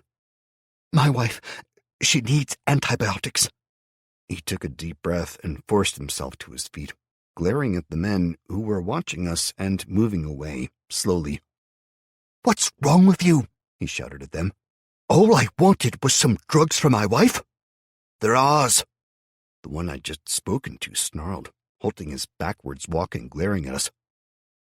You better watch yourself, you bastard. I'll find you. He started pointing at me, and I straightened, swapping my sword to my left hand. I pulled the gun from the waistband of my pants, flicked the safety off, and pointed it at them. 3, I said, not bothering to count. I'd warned them and given them a chance. This was the choice they'd made. The recoil from the shot was stronger than I'd expected, throwing my aim off slightly as I brought the gun back up for a second shot. I'd aimed for the center of mass, fully expecting to miss, and I'd hit the second man in the chest rather than the one I was aiming for, them being side by side. He fell backwards, blood spraying and a look of shock on his face as I swallowed and pointed the gun at the first man, firing again. This time I missed entirely as he dove behind a car, shouting his friend's name, then scurried out of sight, screaming that I'd regret it. I already did. Each life I took was both weighing on me, yet strangely, not enough. The points I was getting for basically defending myself and taking out the scum of the planet were helpful and making me want more, which sickened me in my stomach. I gestured for Amy to come to me, and she dragged Spot over, staring at me wide-eyed and afraid. I led the way into the store, stepping through the broken floor-to-ceiling windows, passing collapsed shelving and piles of damaged boxes as I led them all the way to the back of the room. The faint sunlight filtering in through the grates over the windows was just enough to let me find what I needed. The pharmacy at the back was still well-stocked, the secure door hanging broken on its hinges and rocking back and forth slowly in a faint breeze.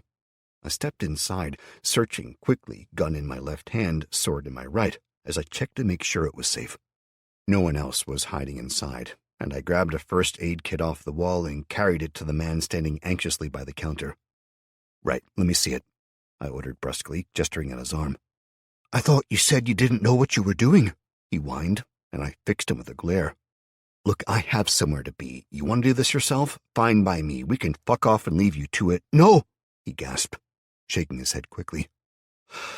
"Please, I'm just an asshole. Yeah, it's all right, I know," I said, quirking a smile. "Come on, let's see it." He peeled his jacket back, and I looked the wound over, glad to see that it looked to have passed cleanly through the upper meat of the shoulder. I poked and prodded at it, making sure no bullet fragments had been left, and ignored his pained winces. "Okay, first off, you're lucky, I think. It looks like the bullet went straight through. Lots of blood and pain, I bet, but nothing inside. Bandage it up, and hopefully it'll sort itself out, until you can find a medical textbook or a doctor anyway," I said, pouring out some antiseptic onto a bandage and roughly cleaning the wound, then wrapping it in a fresh bandage and binding it as best I could. "Congratulations. You have gained 1 level in first aid. You receive 2% increase in your chance to downgrade your target's damage tiers.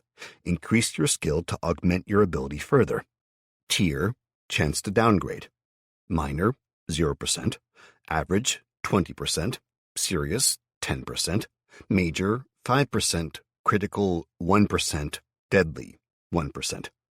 I spent a brief moment looking over the prompt before dismissing it this time, remembering the last few times it had shown up, and realizing that I'd reached level 5 in it already. The chance to downgrade was a bit unclear, but As I concentrated on the phrase, I felt a wash of information flood me. Blinking, I knew suddenly that it indicated the chances that if I worked on a wound, I could make it less life-threatening, basically.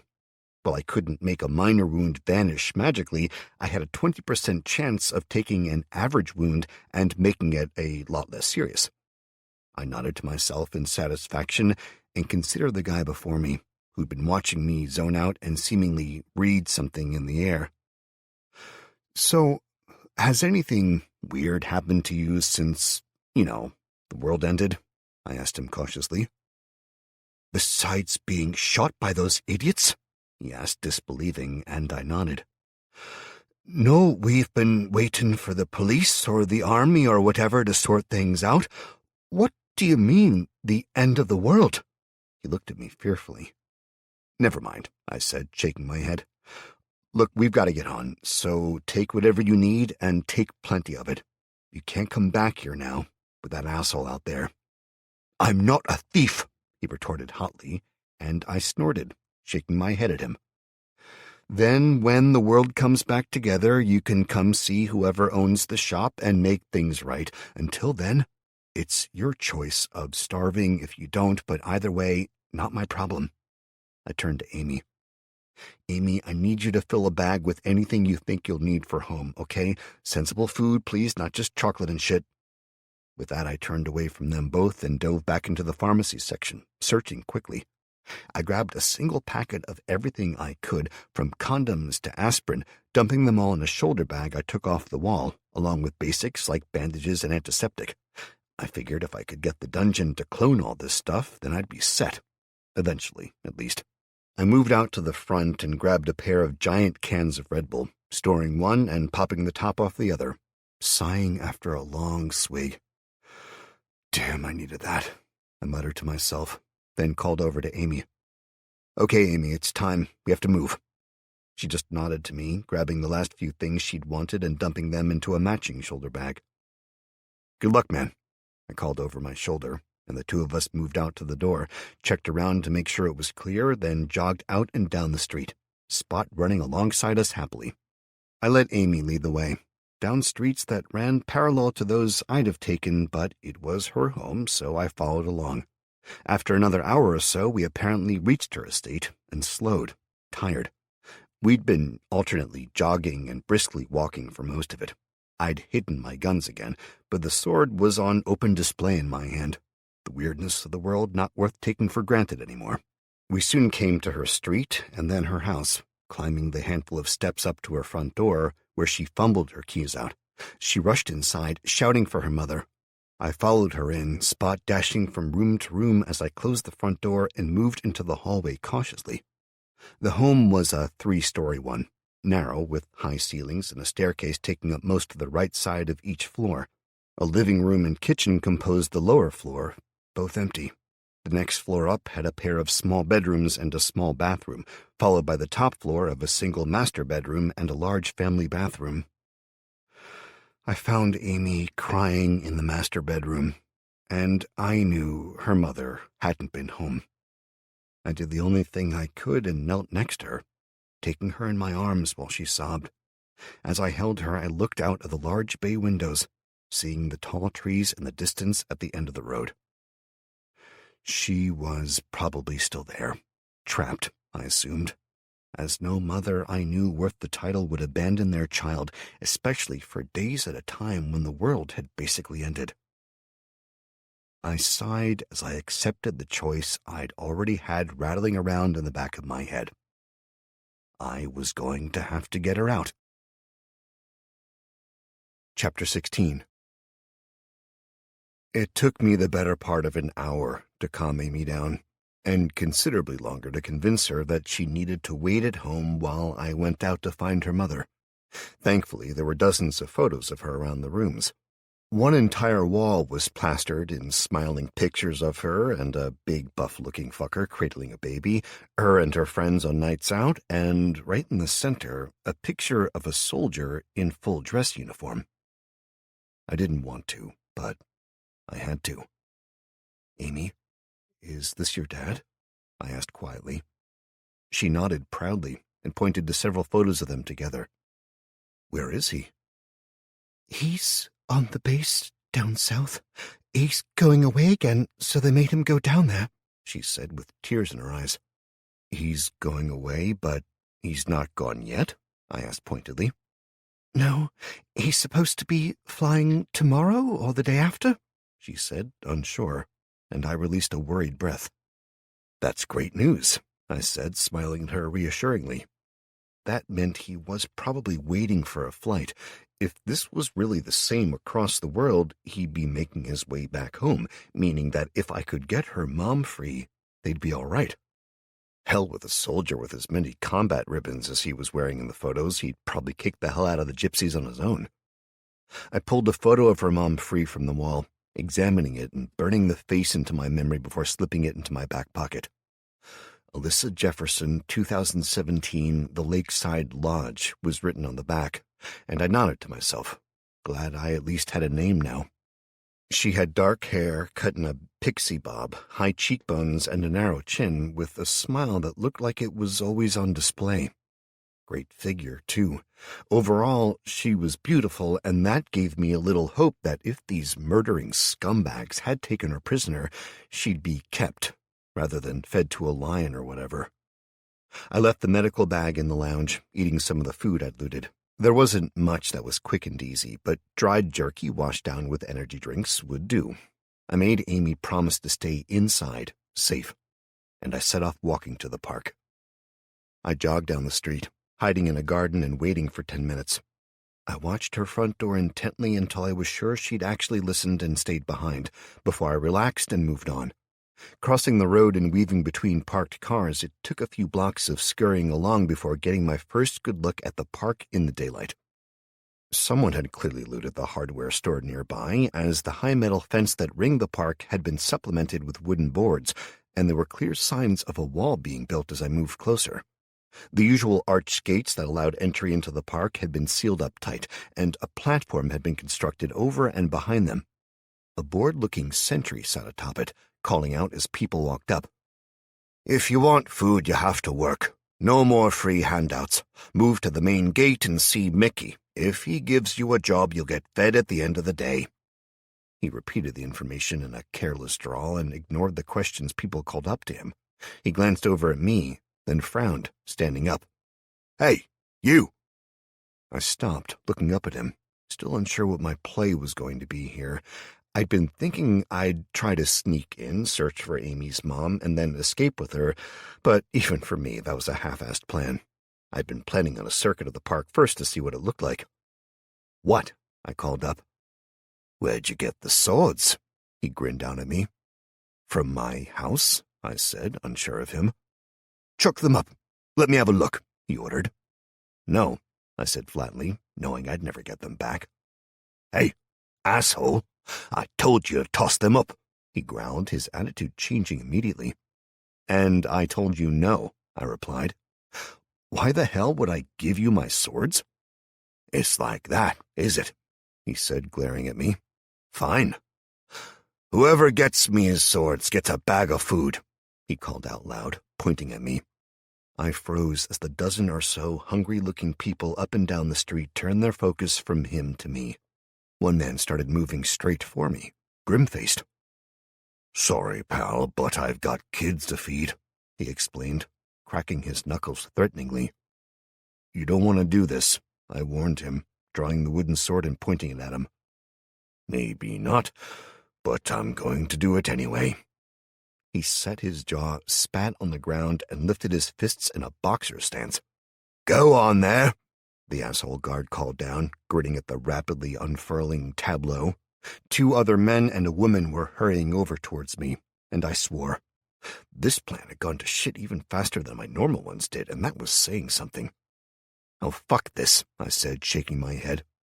I could try to run, I could fight, or I could win. The last option required doing what nobody expected and going balls to the wall. I started to spin my sword with my right hand, rolling my wrist to keep the blade in constant movement as I reached into my top, wrapping my left hand around the grip of the gun.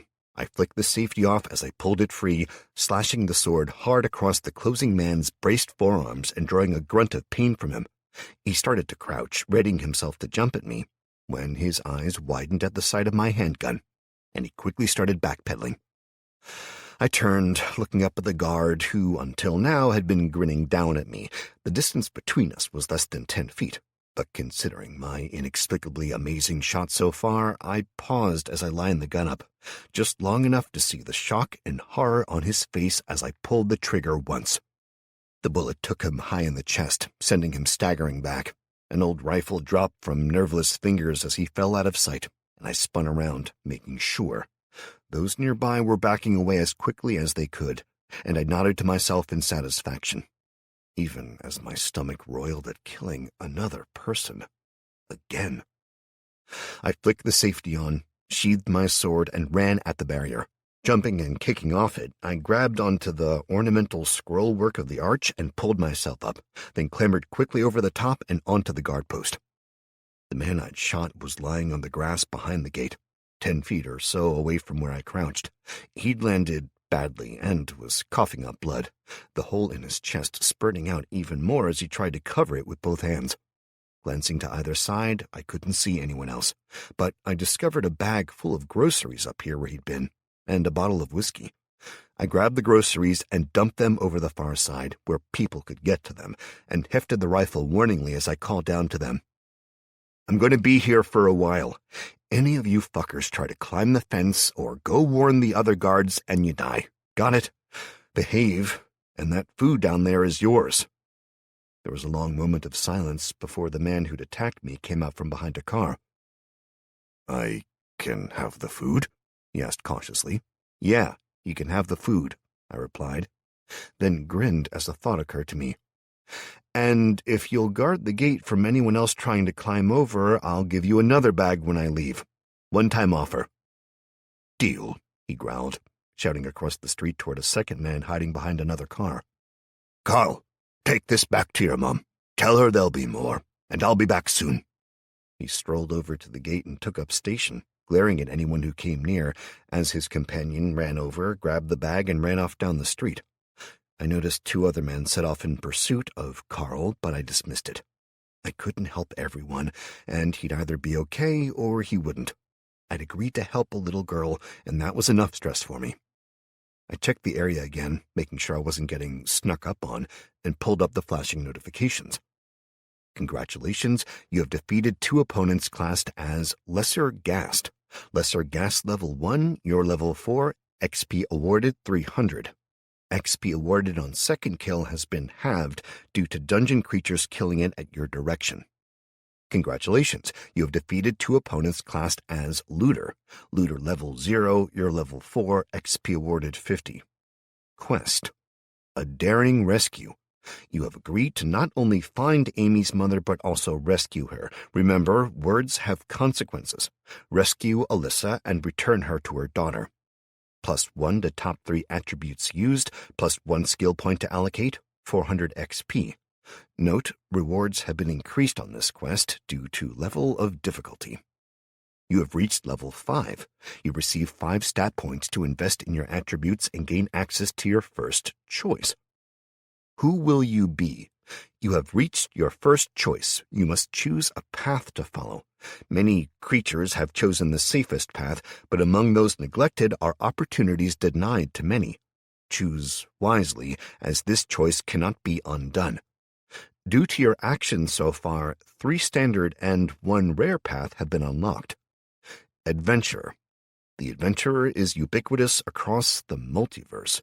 Every evolved world has a name for these brave and excessively foolhardy individuals, but they all boil down to the same: idiots for hire. Adventurers make a living delving the dungeons, exploring the unknown, and facing the creatures of the night. As such, they gain the following one-off bonuses: +2 to strength, +2 to constitution, +1 stat of your choice, +1 class skill point. Arcanist. Arcanists are the welders of mana and knowledge in the multiverse, searching out power wherever it can be found and seeking to grow their knowledge above all else. They gain the following one-off bonuses: +2 to intelligence, +2 to wisdom, +1 spell, +1 class skill point. Healer. Healers are everyone's favorite people. No matter where you go, they are in demand, and the multiverse is no different. Healers gain the following one-off bonuses: +2 to intelligence, +2 to dexterity, +2 class skill points. Rare class. DungeonLord. DungeonLords are whispered of, rumored, and often legendary figures, as much revered as reviled depending on who is speaking. This class controls the vitally important dungeons of the multiverse, and depending on their choices, they rise to either slaughter millions or uplift entire civilizations. DungeonLords gain the following one-off bonuses: +2 spells, +2 class skill points, +1 personal pet. I read and reread the details before shrugging and selecting the bloody obvious choice of DungeonLord. As soon as I chose it, I was greeted with another series of screens. Congratulations, DungeonLord. You have 2 times spells to select and 3 times class skill points to assign, along with a personal pet to select. You have gained your first dungeon power: Forced Evolution. Forced Evolution. You may forcibly evolve a dungeon species of your choice. Depending on the mana invested, this species could evolve in new and interesting ways. Beware, this will evolve the base species in a new direction, removing the original version until a new one is scanned and made available to the dungeon. Not all evolutions are worthy of continuation. Do you wish to select your choices now? Yes, no. Not even a slight hesitation. I wanted them right goddamn now, for sure. Spells. Summon familiar/pet. Summon your familiar or pet directly to your side, regardless of your location. Incinerate.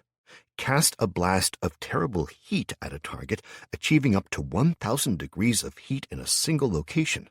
Note, this spell has lessening effects depending on the area covered and ranks from 0, 10 centimeters, to 5, 1,000 centimeters. Winter's Heart. Cast a blade of terrible cold at a target, achieving up to -200 degrees of cold in a single location. Note, this spell has lessening effects depending on the area covered and ranks from 0, 10 centimeters, to 5, 1,000 centimeters. Tame. Tame a creature, adding it to your dungeon lists. Intimidate. You fix your target with your terrible glare and demand they agree to your terms. This spell ranks in levels from 0, weird, to 5, nightmare. Examine. This spell allows the nascent dungeon lord to divine details about a target that are hidden from the eyes of most mortals. This skill ranks in levels from 0, curious, to 5, all-knowing. Summon Golem. Summon an earthen golem to do your bidding. Note, this spell will summon a golem depending on your ability, and ranks from 0, 100 centimeters high, to 5, 10,000 centimeters high. Lightning Bolt. Cast a blast of lightning at your target, stunning and possibly frying them with the power of electricity. Note, this spell has lessening effects depending on the area traveled and ranks from 0, 50,000 volts, to 5, 150,000 millivolts. Class skills. Imbue. You may choose to give freely of your own mana pool to imbue an item or creature of the dungeon with magic. This ability can fail, and spectacularly so. However, creations of wondrous might can also be brought into being. Be wary. Monster Master. No longer do the creatures of the dungeon view you with apathy or irritation when you pass by. Now they are devoted to you. The skill ranks in levels from 0, interested, to 5, worshipful. Breeder. Your breeding dens are no longer the exclusive places they were. Want gnolls and goblins to get it on? This is how that happens, as well as all the craziness that will ensue. Crafter's Potential. Random sentient dungeon creatures will now have a chance to be struck by inspiration, driving them to learn to create. These crafters will be capable of designing items in very specific ways. Leatherworkers will, for example, be far less useful if only permitted to work with metal and may rebel. This skill ranks in levels from 0, botched, to 5, legendary. Pets. Your sentient dungeon inhabitants can gather and breed pets. Beware, certain species' choices of pets are not for the faint-hearted. This skill ranks in level from 0, vermin, to 5, magical creatures. Insatiable Curiosity. Random sentient dungeon creatures will now have the chance to be spawned with an insatiable curiosity. These creatures can be put to work in your research nodes to increase research by a staggering degree. This skill ranks in levels from 0, incompetent, to 5, genius. Mana Field. Your dungeon's mana field will now passively expand at 10% more than the previous rate, enabling greater growth in a shorter period of time. This skill ranks in levels from 0, restricted, to 5, expansive. Reach Out and Touch Me. Your dungeon is no longer only controllable when you are within its own environs. Now you can interact with it at increasing distances. This skill ranks in levels from 0, local, to 5. Interstellar. Personal Pet. You may select a pet to assist you in and out of your dungeon. 4 variations of pet are available due to your skill level, location, and inclinations. Canine. Canines are often referred to as man's best friend due to their long-standing relationship with humanity. While not outstanding in any area, they are the pet average, with abilities that are useful in many areas. Dragonkin. Dragons are the most fearsome creatures to naturally reproduce in the multiverse, and as such are almost impossible to tame. They are also, however, almost uncontrollably horny, and as such, many tens of thousands of versions of dragonkin exist. Insectoids. Insectoids are the evolutionary winners on many planets, their wide variety of forms finding niches to survive that many would find unbelievable. Sentient insectoids are often considered blasphemy by many races, mainly because they react differently to other, weaker life forms. Automata. Automata are creatures that are created from inorganic materials and imbued with a basic level of sentience. Instead of gaining strength through leveling, they are upgraded and can rank in sizes from 0, small, to 5, continental. I remained crouching on the platform for long minutes, reading over and over the options, before I blinked and remembered what I was doing and, more importantly, where I was. These options were vital to me, but I needed them all, and god damn it, I needed them all now. Okay, spells, I've got 2. Let's sort that now really quick, I muttered to myself. Summoning a pet was out. As cool as it was, it'd only be a case of resummoning if it died, right? Well, regardless, I needed something that would be useful now, so I left that. A golem would be cool, but at a meter high, it would be too big to be stealthy and too small to be useful at the moment, so nope. Examine. Yeah, that I was gonna need. There was too much going on right now that I had no clue about, so something that could make things clearer was needed. I selected that and continued on. Intimidate was a no. If it just started off making them think I was weird, I was already weird enough. That left me with 3 fighting options and tame. Normally, I'd have ignored tame as well, but after that incident with the tiger in that cage, I had a new appreciation for just how fucking terrifying they were. If I could reach the cages and tame one or more, then set them free? Alternatively, the 3 attack spells were all awesome for different reasons. Heat? Yup, cook some fucker, that'd be useful. Cold? Yeah, I could see that. Freeze people in place with that kind of cold, and then I can just stroll on by. These 2 were AoE, or Area of Effect spells, so I could scale the target area up or down depending on need, while Lightning Bolt, that was a single target affair. On the upside, I was willing to bet it was more useful, as I vaguely remembered that police tasers were around the 50,000-volt mark. That meant even from first getting it, I could stun someone, making it a more silent and targeted approach. I considered it for a long minute, watching the area to make sure nobody was sneaking up on me, before finally deciding that I needed to be as effective as possible. Tame was cool, but if I couldn't reach the animals, it didn't matter. I picked Incinerate, guessing that I'd have more use for that, mainly because a smaller area reaching insane temperatures would be easier to hide than an arc of lightning shooting from my fingers like I was a withered old emperor kicking ass. Shame, though. Hopefully I'll be able to pick more later on. I moved onto the dungeon class skills. I had 3, and it was an easier choice all around. I dismissed Breeder, Pets, and Reach Out and Touch Me straight away. They'd be useful, but not as much as others. Imbue was a given, hell to the yes. I chose that and dismissed Mana Field. I needed that, but again, not as much as others. Insatiable Curiosity was a yes, even though I only really had the dumbest creatures for now. That meant I needed Monster Master as well, as there was no point in creating the creatures if they'd ignore my commands. Again, I hoped I'd get another chance later on to choose more. Pets was a no-brainer. As much as I love dogs, and dragonkin would be cool, automata sounded friggin' awesome.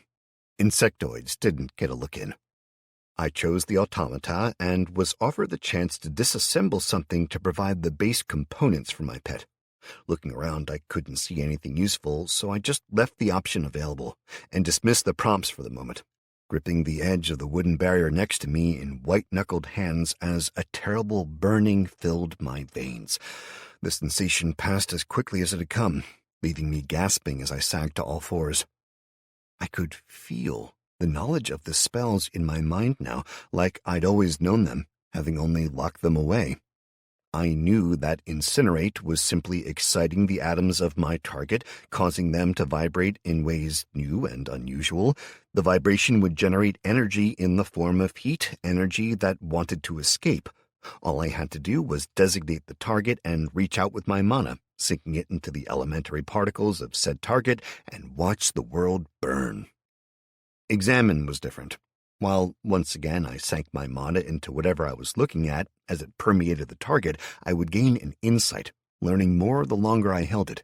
If I maintained it for prolonged periods, I would slowly gain insights into its past, its present, and its potential. My mana was easy to use, I suddenly found, simple patterns being all I needed to follow to have the required effects come to pass. Releasing the mana was like relaxing my butthole after a particularly nasty curry. What was held inside just wanted to get out. I reached out to the plank of wood under my right hand and poured mana into it, twisting my fingers in a pattern that directed the flow unconsciously. Wooden plank. Item. This wooden plank has been hammered and nailed into part of a rough structure. Unseasoned and soft as it is likely to fail before the end of the year. Durability, 7 out of 10. Special features, 0 out of 0. Cool, I murmured, then checked my mana. It was currently at 180 of 200, so that small use had cost me 20 mana. Feck. I shrugged and looked around a final time before climbing down and heading into the woods that surrounded the path. I planned to find a chance to test the Incinerate spell as well, but for now, I needed to get hidden.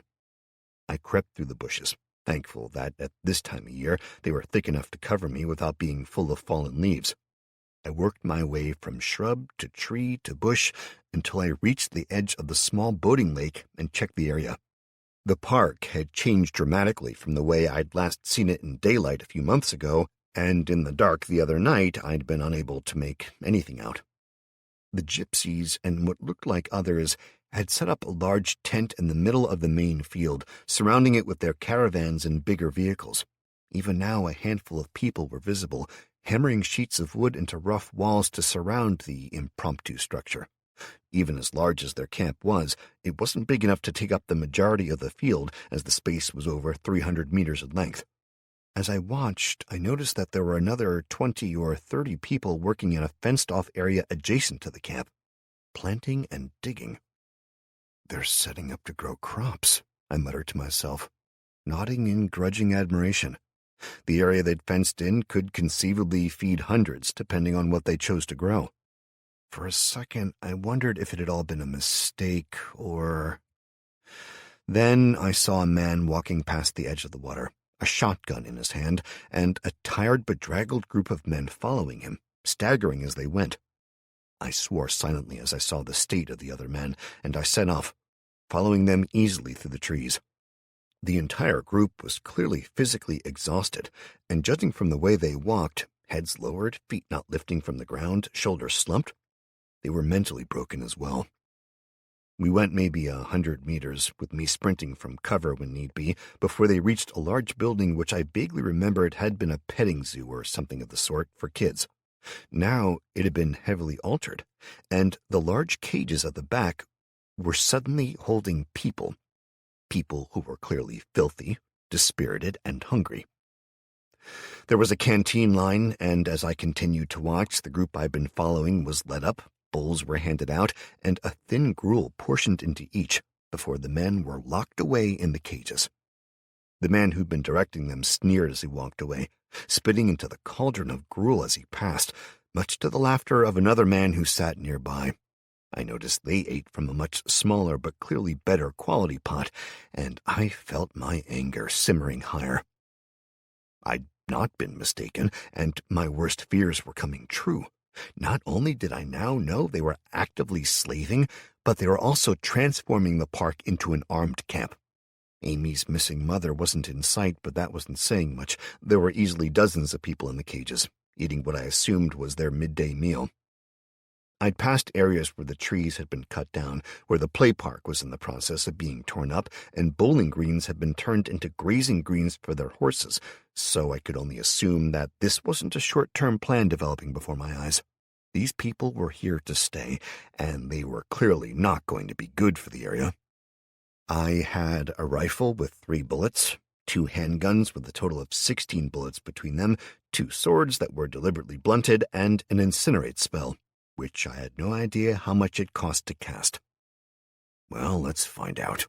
I growled under my breath as I watched another man walk up and say something to a woman in the cage. She looked shocked and disgusted, and he laughed and walked away, calling over his shoulder to her. "You'll soon change your mind." "Not fucking likely, pal," I muttered, setting the rifle down and concentrating. I held out my right hand, aiming carefully and focusing on the power of the spell as much as I could. I felt my fingers twisting, the knowledge of the spell flowing through me as I focused on exciting the atoms of a particular area to shift, then to vibrate and shake. The guard staggered, his hands going to his crotch before screaming, his cry rising from a surprised grunt to a high-pitched wail that lasted seconds as everything around the area suddenly charred black, the center glowing with ruby-red light. He collapsed to the floor, dead, as his clothes burst into flames, the body curled up as muscles contracted, fats hissing and popping, and the sickeningly sweet smell of burning meat filled the air. There was a silence for a handful of seconds as the other 2 men slowly, cautiously rose to their feet, looking shocked. Did you see that?" The man who'd led the slaves up asked the other hesitantly, lifting his shotgun and hunting around. I swallowed hard, trying not to be sick where I crouched in the bushes. A powerful headache was flaring, and I checked my mana, groaning softly when I saw that it sat at 93 of 200. Given my regeneration of 100 points an hour, that gave me a cost of 100 per casting, and I just emptied my mana pool by half with a single spell. I suddenly wished I'd chosen the lightning bolt, as I guessed it might have had a lower cost, or at least a less gruesome outcome than the greasy, burnt smell that was filling the clearing. "What did you do?" The man who'd been guarding the slaves snapped at the woman in the cage, stalking forward, lifting a handgun and pointing it at her. "What did you do to him?" He bellowed in fury, and I blanched, realizing I had no time to reconsider. I lifted the rifle, aiming at his back and closing one eye and sighting down the barrel. He grabbed the bars of the makeshift cage and shoved the gun through them, pointing it at her face as the other 3 in her cage backed away quickly. "Don't be stupid, Sam," the other man called to him, facing out instead and searching the area. "It's got to be one of those creatures," he snarled, his shotgun up and braced against his shoulder as he searched. The twin barrels flicked from side to side, while he shouted out as loud as he could in the direction of the old Gothic mansion in the center of the park. "Help! We're under... Look!" His scream was cut off as I switched my aim, pulling the trigger as soon as I had it lined up on him, desperate to not let him shout any more. The bullet took him in the stomach, knocking him from his feet and sending him rolling. His shotgun discharged wildly into the air, and the twin gunshots sent birds bursting from nearby trees. "What the?" The other man screamed in surprise, twisting around and lining his handgun up on the approximate area he'd heard my gunshot come from. He squeezed off 2 shots, one missing completely, the second tearing a branch from the bush I was hidden in. I jerked the rifle toward him, pulling the charging lever back and forward before firing at him. my shot flying wide, slamming into the head of a man standing up behind him in a cage. "Fuck," I cursed, dropping the rifle. It was just too unwieldy in the tight confines of the bush. I drew both handguns and fired with them both, realizing as my intended target dove to the side and I completely missed that it was true what they said. Two-gun mojo was bullshit. Adjusting my very impromptu plan, I pointed with the right, fired, and hit him in the chest. The bullet impacted high on his left side, slamming him back into the floor. I wasted no time in shooting him again with the left gun, this time in the head, as I marched out of the forest, making sure he was dead. I moved to the other man, doing the same again, clamping down hard on my stomach as brains and blood splattered across the pavement. The people in the cages were screaming, a mixture of panic and hope, as some begged me to let them free and others cursed at me for my misaimed shot, or cried in fear that the unknown would be worse than their current lot in life. "Shut it!" I snapped at them, gesturing in anger. As I was holding a gun in either hand, they complied quickly, and I cursed again as I heard shouts in the distance. I rushed forward, roughly searching the nearest corpse, grabbing the shotgun and 2 shells for it. Buckshot, I guessed. I pocketed one after snapping the shotgun open and reloading the other barrel. I grabbed the other handgun from the floor, ejected the clip, and found 4 bullets. Since it was identical to one of mine, I dumped the gun and pocketed the clip for later. Knowing I didn't have much time left, I rushed to the nearest cage, searching the group, then moved to the next and the next. Panic started to rise at the incoming shouts and running feet that drew closer before I checked the final cage, finding plenty of desperate faces but no sign of Amy's mom, despite me taking the time to be sure she hadn't just been out of sight, as I'd been hoping. I swore, ducking into the narrow gap between the nearest cage and a large tree trunk as 2 more guards appeared. The first missed me crouching there, but the second didn't, aided by one of the dead slave's friends pointing frantically at me. He twisted, firing his shotgun roughly in my direction from the hip, spraying the caged slaves more than me. Cursing, I ducked, grunting as hot pain tore through my left cheek when a single pellet ricocheted to find my flesh. I thrust my left gun out, firing twice in rapid succession, missing entirely, but making them dive aside as I sprinted free, heading back the way they had come, toward the big house. "This is such a stupid idea," I growled to myself, the sound of running feet alerting me to the next thug as he rounded the corner just in time to take a bullet to the face. He hurtled backward, blood spraying, dead before he hit the floor, even as I fired blindly behind me, trying to keep the other 2 back. I had the shotgun in my right hand now, handgun in the left, swords on either shoulder, a handgun in my belt, 2 half-filled clips, and a building desperate fury to do something about all this shit. The man I just shot had been carrying a baseball bat, and I ignored it as I ran around the corner he'd so recently cleared.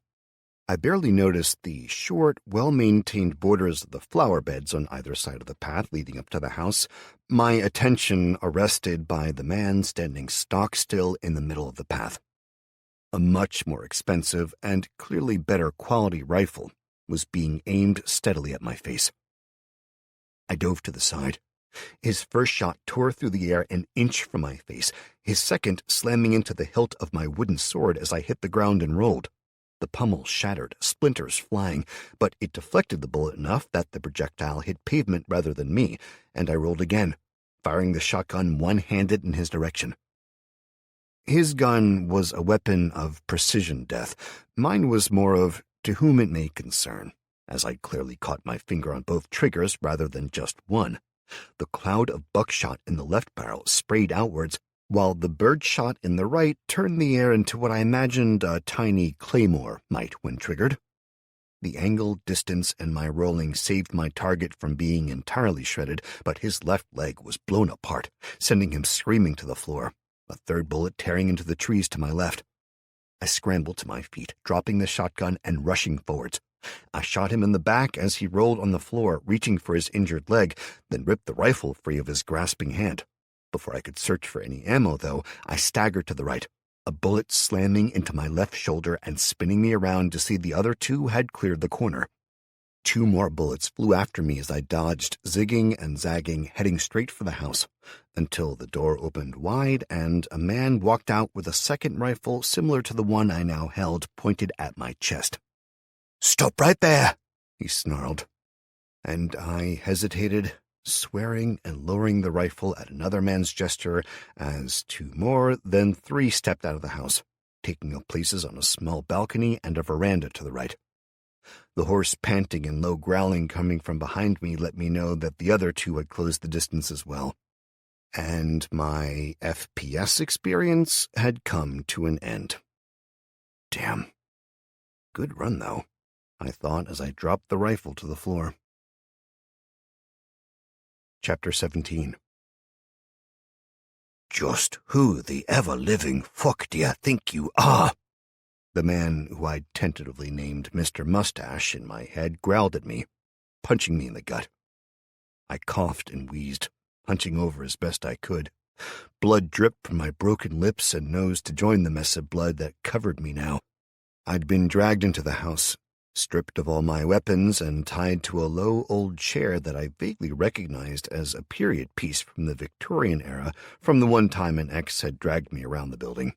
I had no idea why that detail had stuck with me, beyond the fact that I'd probably been considering screwing her in it at some point. I tried to pull my arms free, and for easily the 10th time, the handcuffs rattled as the ancient oak of the chair resisted me easily.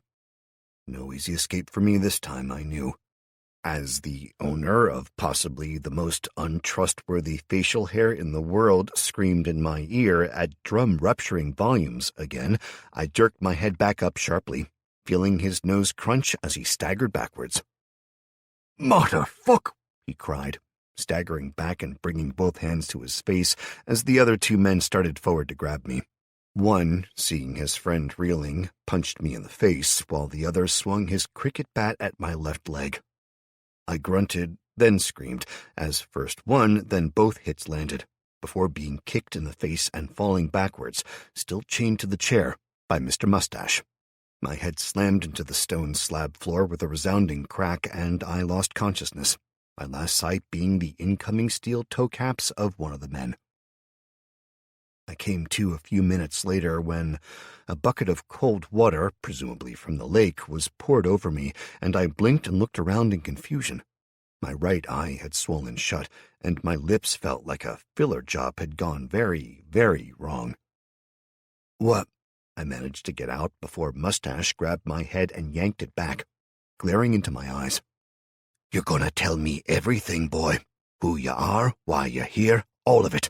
Because when the king gets back, he's gonna want to know, and I'm not gonna be the one who couldn't tell him." He stepped back and gestured to his friend, who stood off to one side, blowing into the holes on the side of a charcoal brazier. The glow of the charcoal grew steadily brighter as I watched with rising horror, and when I looked back at Mustache, he was grinning at me. "I've always wanted an excuse to do this, so thanks for that." He pointed to a metal waste paper bin and a pair of small white rats in a cage nearby. "You see those?" he asked, waiting until I looked back at him. "Normally we'd use the bigger, really feral kind, but I want you to last long enough to actually answer, so here's what we're going to do." Oh, this is going to be fun, his friend chortled, and I looked from him to Mustache in confusion. "We're gonna put you on your back again. Then we're gonna put the rats in the metal bin and strap it to your chest. Then the coals go on the top, and we keep piling them on until the bin glows red. The rats have 2 choices then, you see. The open end of the bin is against your skin, so they can either stay there and cook to death, or they can eat me," I finished thickly through bloody lips as I realized what he was saying. "Well, you're a bright one, ain't you?" he smirked, leaning in and stroking the tips of his fucking stupid-looking mustache. The damn thing looked like he'd gone for a full beard, then forgot and shaved the bottom half off, styling the remainder into a cross between a handlebar style and the Fu Manchu. It screamed kitty fiddler as soon as I saw it, and he really wasn't doing anything to disabuse me of the notion. "I'm gonna kill you, just so you know that," I whispered, staring coldly at him. "And generations of little kitties will say my name in their prayers because of it." He punched me in the face, then tipped me over again, my head banging off the stone. Snarling, he spat on me before roughly tearing my top open. He dumped the pair of small white rats into the metal bucket, then upturned it and slammed it down on my chest, making me wheeze in pain as broken ribs shifted. "You think you're funny, pal?" he growled to me while his friend started using duct tape to attach the bin to my chest. I could feel the tiny paws rushing around inside the bin, and I glared at him, ready to cast my incinerate spell and just hoping it'd work fine, when one of the other two men stepped up and said something to Mustache quietly. "Here? What, she's... Fine," he snapped back at the lackey before turning to the other one. "Stay here. Watch the fucker, and make sure he doesn't do anything. One call, that's it." He held a finger up in warning, storming from the room, the man who'd spoken following him out. I waited on my back for an indeterminate length of time before the final man in the room slowly walked over, waving a glowing red coal in front of my eyes with some tongs. "Let's just give you a little taste, eh?" he whispered, drawing it slowly across my cheek. I screamed as it burned the skin, a hissing noise filling my head. I glared furiously at him as he stepped back. I'd been planning on holding the spell until I could get Mustache, hopefully when there was just him and me in the room, but fuck that. "You look like you want to tell me something," he whispered, letting out a little giggle and reaching out with the coal again. "Oh, I fucking do," I snarled. "Incinerate." I didn't need to say it, but it really, really helped as I poured mana into the spell form I wanted. My eyes blazed as I focused the spell on his head. He blinked, his mouth dropping open slightly, before steam burst from his eye sockets and popping and crackling noises filled the room. His corpse collapsed to the floor, twitching and thrashing, the hair blazing like a torch as smoke billowed up, making me cough again. He'd knocked the brazier over at some point as he'd fallen from my sight. I looked around frantically, trying to figure a way out of the restraints. The room was clearly an impromptu storage area. Dozens of computers, copper pans, and random stuff which I guessed had once decorated the walls filled the room, but I could see nothing useful. I checked my mana, finding I had regenerated 60 points, giving me a total of 53 now that I'd used another 100, and I racked my brain trying to figure a way out. I checked my flashing notifications, skimming past the death site meted out, and realized that I had 5 points left to assign. Maybe I could up my strength enough that I froze, seeing the prompt I'd left for later. "Do you wish to create your automata pet now? Yes, no."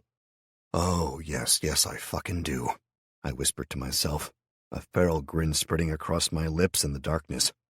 Immediately, a wireframe box appeared in my vision, and I found I could manipulate it, shrinking and growing it in size to cover different items in the room. I dragged it to its biggest size with my mind and placed it over the pile of computers, pots and pans, and random junk. It flashed for a few seconds before more text appeared. "Assessing. Please wait. Technology limited to bronze. Stone, wood, unrefined materials, and bronze amalgamations are the current limit for your automata. Scanning. Copper, zinc, tin, wood, stone found at acceptable levels. Neural pathway potential examined and found acceptable. Do you wish to proceed? Yes, no." "Well, let's see. I'm strapped to a chair, about to be tortured to death. Maybe I should wait," I muttered sarcastically. "Proceed. Please choose automata physical form from the following: avian, canine, insectoid, canine!" I snapped before I could finish listing all the options. I could hear the sound of footsteps echoing in the distance as people started walking down the stairs and into the corridor, presumably heading towards me. Canine form accepted. Commencing build. piles of random gear was ripped from the walls by a localized gravitational field, dragging parts into the darkness and melting, restructuring, and redesigning with a cracking, hissing noise. Sounds like bones being broken echoed around the room, then electrical shorting and fizzing before the pile of random components started compressing down, plastics being discarded as the automata steadily built itself. I was staring at the shifting pile, frantically hoping it'd be done in time, when the door opened with a boom, and a barrage of noise assaulted me. I tried to look towards the door, laid on my back and strapped to the chair as I was, but couldn't see anything. There was a collective intake of air as they saw the state of my thoroughly cooked captor, before snarling questions were hurled at me. "What the hell happened?" demanded Mustache, the first to move into my field of vision, and I glared up at him. Looking back into the darkness, I couldn't see my automata at all anymore, just a jumble of discarded parts, and I felt a spike of fear that it may have abandoned me. "I said, what happened?" Mustache cried again, kicking me in the side of the head. I grunted, and a second voice called out, one that was much more familiar. "Stop it, please. There be no need for this. There must have been a reason he attacked us." Hannah interrupted softly, looking down at me. I felt hands pull my chair upright, and she crouched before me, smiling sadly and reaching out to stroke my cheek. "Please, mate, we don't want to hurt you. We just need to know what happened to our friend and why you attacked us. Are there more out there? Please, dinna make me leave you with these men. I'd rather help you, but—" "Mumble, mumble, mumble," I said, hanging my head low. "Huh?" she asked, lifting my chin gently and moving closer as Mustache started to speak up. "I wouldn't get too close," he started to say, just as I yanked my head back and nutted her. She fell to the floor with a cry, swearing and clutching at her nose as blood leaked out between her fingers. "I said get fucked, Hannah," I snarled at her, and her eyes widened as she finally saw past the new swelling and injuries to recognize me. "Matt?" she asked incredulously. "Be that you?"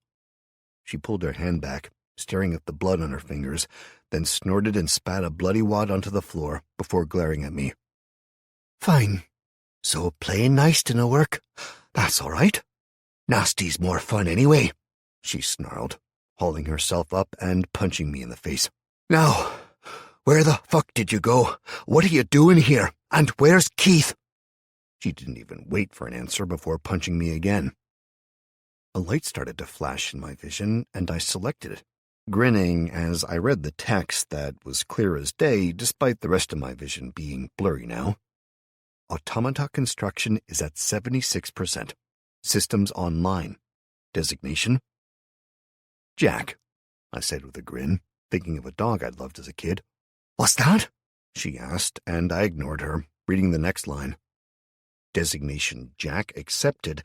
Primary combat systems are now being prioritized due to situation, current status, mobility 74%, internals 96%, combat 58%. Estimated time to completion, 4 minutes 58 seconds. "You really want to know?" I asked her, figuring I needed to buy all the time I could while I pulled up my stats quickly, allocating my remaining 5 points. I wanted to up my agility, but that was useless when strapped to a chair. Only 3 things could help right now: strength to pull myself free, charisma to charm my way out, or wisdom to boost my mana regeneration and maybe let me pull another incinerate out of the bag. I tested the chair, finding it was too solid, with not even a creak in response as I pulled, so I dismissed strength. I didn't like relying on charisma. If it was just one-on-one, maybe, but there were 4 of them. With no other logical choice, I put all 5 points into wisdom, stiffening as the changes took effect, then shaking my head from side to side as new connections were made, my brain feeling like it had been stabbed with hot needles. I started to relax as a punch hit me in the jaw, stunning me again. "You think this is a wee game? Is that it?" Hannah snarled at me. "I remember you pissing yourself in the cage with Simo. You want to go back? Be that it?" "A deal," I offered. glaring up at her through swollen eyes and lips. "I'll do you a deal. In my back pocket, there's a photo of Alyssa. She's here somewhere. Bring her here, and I'll tell you everything." She roughly searched me, pulling the picture out and shrugging as she looked it over. "Never seen her before," she said, passing the photo to another of the group. It wasn't until it reached Mustache that he nodded in recognition. "Northfield. She didn't want to warm any man's bed, she said, so she was sent there till she learns her place." "Her place?" Hannah growled, backhanding Mustache hard.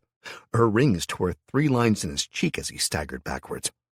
"Her place is wherever she wants it to be, and don't you forget it. A woman ain't just useful to you for sex, you fucking idiot. I'm twice the shot you are. I lead half the hunting parties, but you're saying I'm just good for a tumble? That what you're saying?" She snarled at him, and he frantically shook his head. No, I just meant she didn't have any other skills. She wasn't one of us. We couldn't trust her," he babbled, and she made as if to hit him again, making him flinch back. "She a free worker?" she asked, and he shook his head. "A slave, then? Ah, fuck it. Go get her and be quick." He rushed out of the room as she turned to me, arching her eyebrow as I sagged in relief. "Who's she to you?" she asked. "Nobody. I've never met her before," I said, and she glared at me. "Huh? So what? You thought she looked pretty, and you come free her?" She scoffed, and I grinned at her before coughing and spitting blood onto the floor to join the mess. "Nope, her daughter was starving and roaming the streets looking for her. You fucking animals abandoned a child to die because you wanted a pretty slave. Kinda proves all your talk about helping people is bullshit, doesn't it?" There was a pause in the room as she glared at me, before she looked at the others, then back to me, then shrugged. "Shame and all, but we don't need kids here. Only so much food to go round, you see. Now she's being brought here, so talk. Where's Keith? And what the fuck happened to this asshole?" she asked, kicking the corpse on the floor. "Well, Mr. Toasty there was a victim of spontaneous combustion. Weirdest thing I ever saw. Seems he was gonna try to cook the rats in here," I said, arcing my back a bit to lift the bin upright and shaking it slightly, making the residents squeak in protest. "In the hope that they'd eat me and I'd give up all my secrets.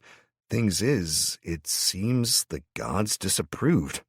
I grinned, checking my mana. Since I'd dropped the 5 points into it, the regeneration rate had gone up to 150 points an hour. A quick bit of mental math gave me 2.5 points per minute. I'd had 53 points left, and in the minute since I'd cooked that fool, it had risen to 60. Then I'd upped my wisdom, and now it was at 65.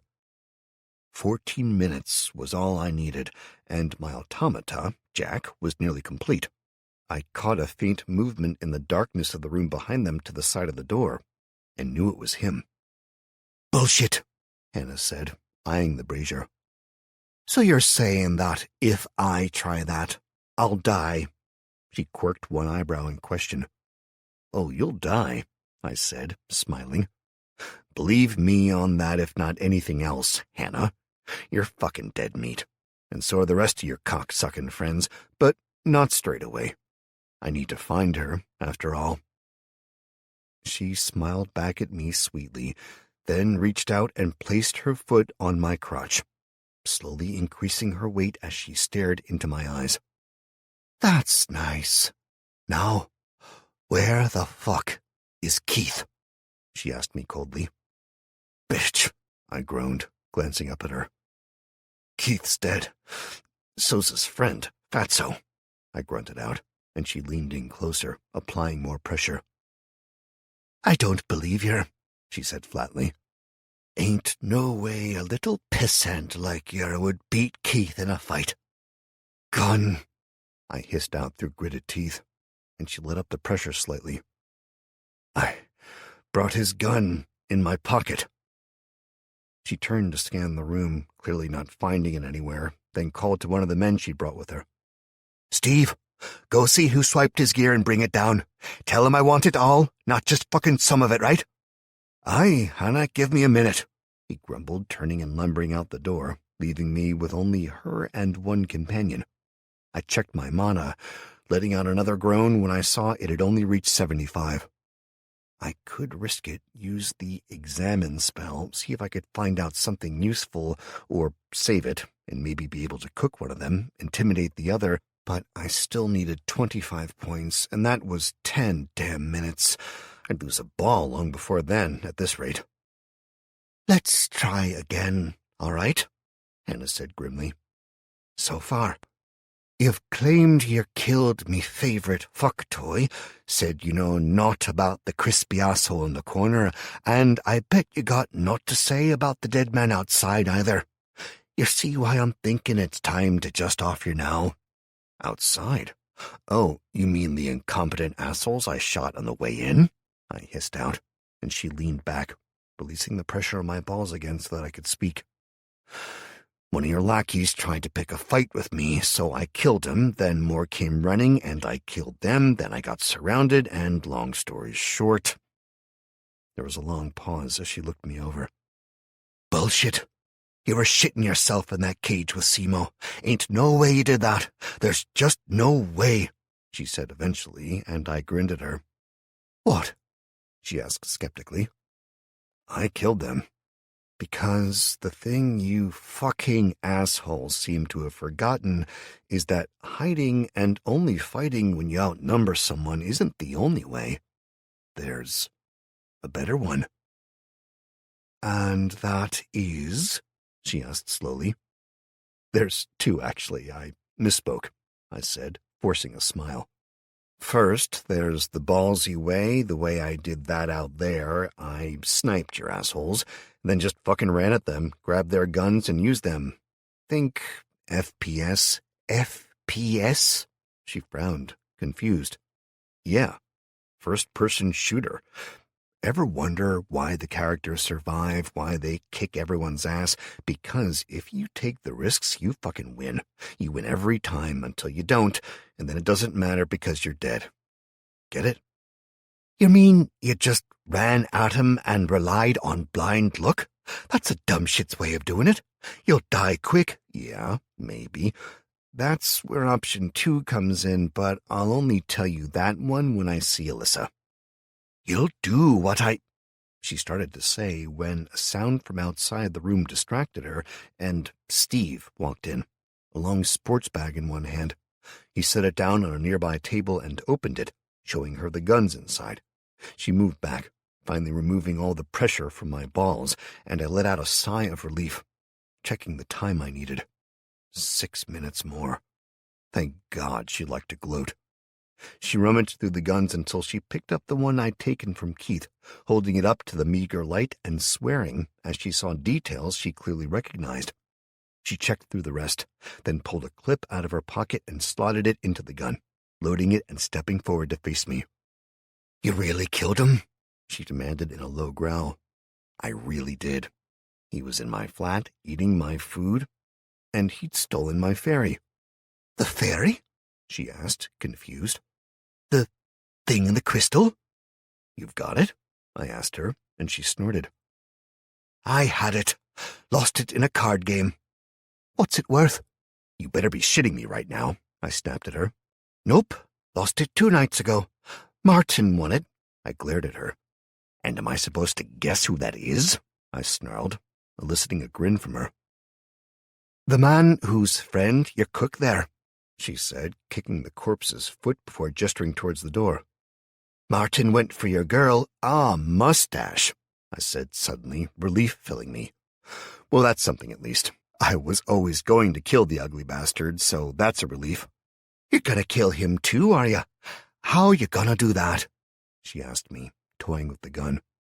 Considering you're tied to the chair there, and we've got your guns.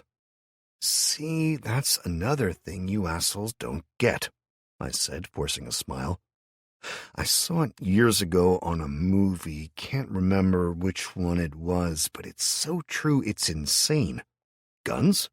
They're tools, not weapons. Right, she said, looking down at the gun in her hand, then back up at me. They're tools, I repeated. Like a shovel is, or a carving knife. It's not a weapon until it's used as one by an idiot. And you're an idiot, because you use it as a weapon. It's not. So what is it then, smartass? She retorted, and I heard echoing feet stomping down the corridor towards us. I checked the counter, seeing I had less than a minute before I would have enough mana. It was time. It's a tool, I repeated. The reason it's a tool is because I am the weapon. Martin walked into the room, pausing as Hannah burst into laughter and looked from her to me and back again, before shoving Alyssa forward. She staggered and almost fell before moving to stand with her back to the wall, staring at the ground. She was clearly terrified, on the ragged edge of physical and emotional exhaustion, and barely decent, considering how wet she was and the way her ragged clothing stuck to her. Almost every inch was liberally covered in mud, and her hands, elbows, and probably half her body was covered in bruises and blisters. She was barefoot, and her hair was in a filthy ponytail rather than the pixie bob in my photo. Despite her disheveled state, she was still clearly beautiful, and I saw the way Martin was staring at her. So she's here, Hannah said, waving the gun from her to me. Now spill it. Alyssa, I called to her, and she flinched, staring down even harder. Alyssa, I found Amy. She's safe. She and Spot are waiting for you, and I made sure she had food and rest. There was a long pause after I spoke. Then she seemed to make sense of the words through her exhaustion, and her head lifted fractionally. She tried to speak, then coughed, and tried again. Amy? My Amy?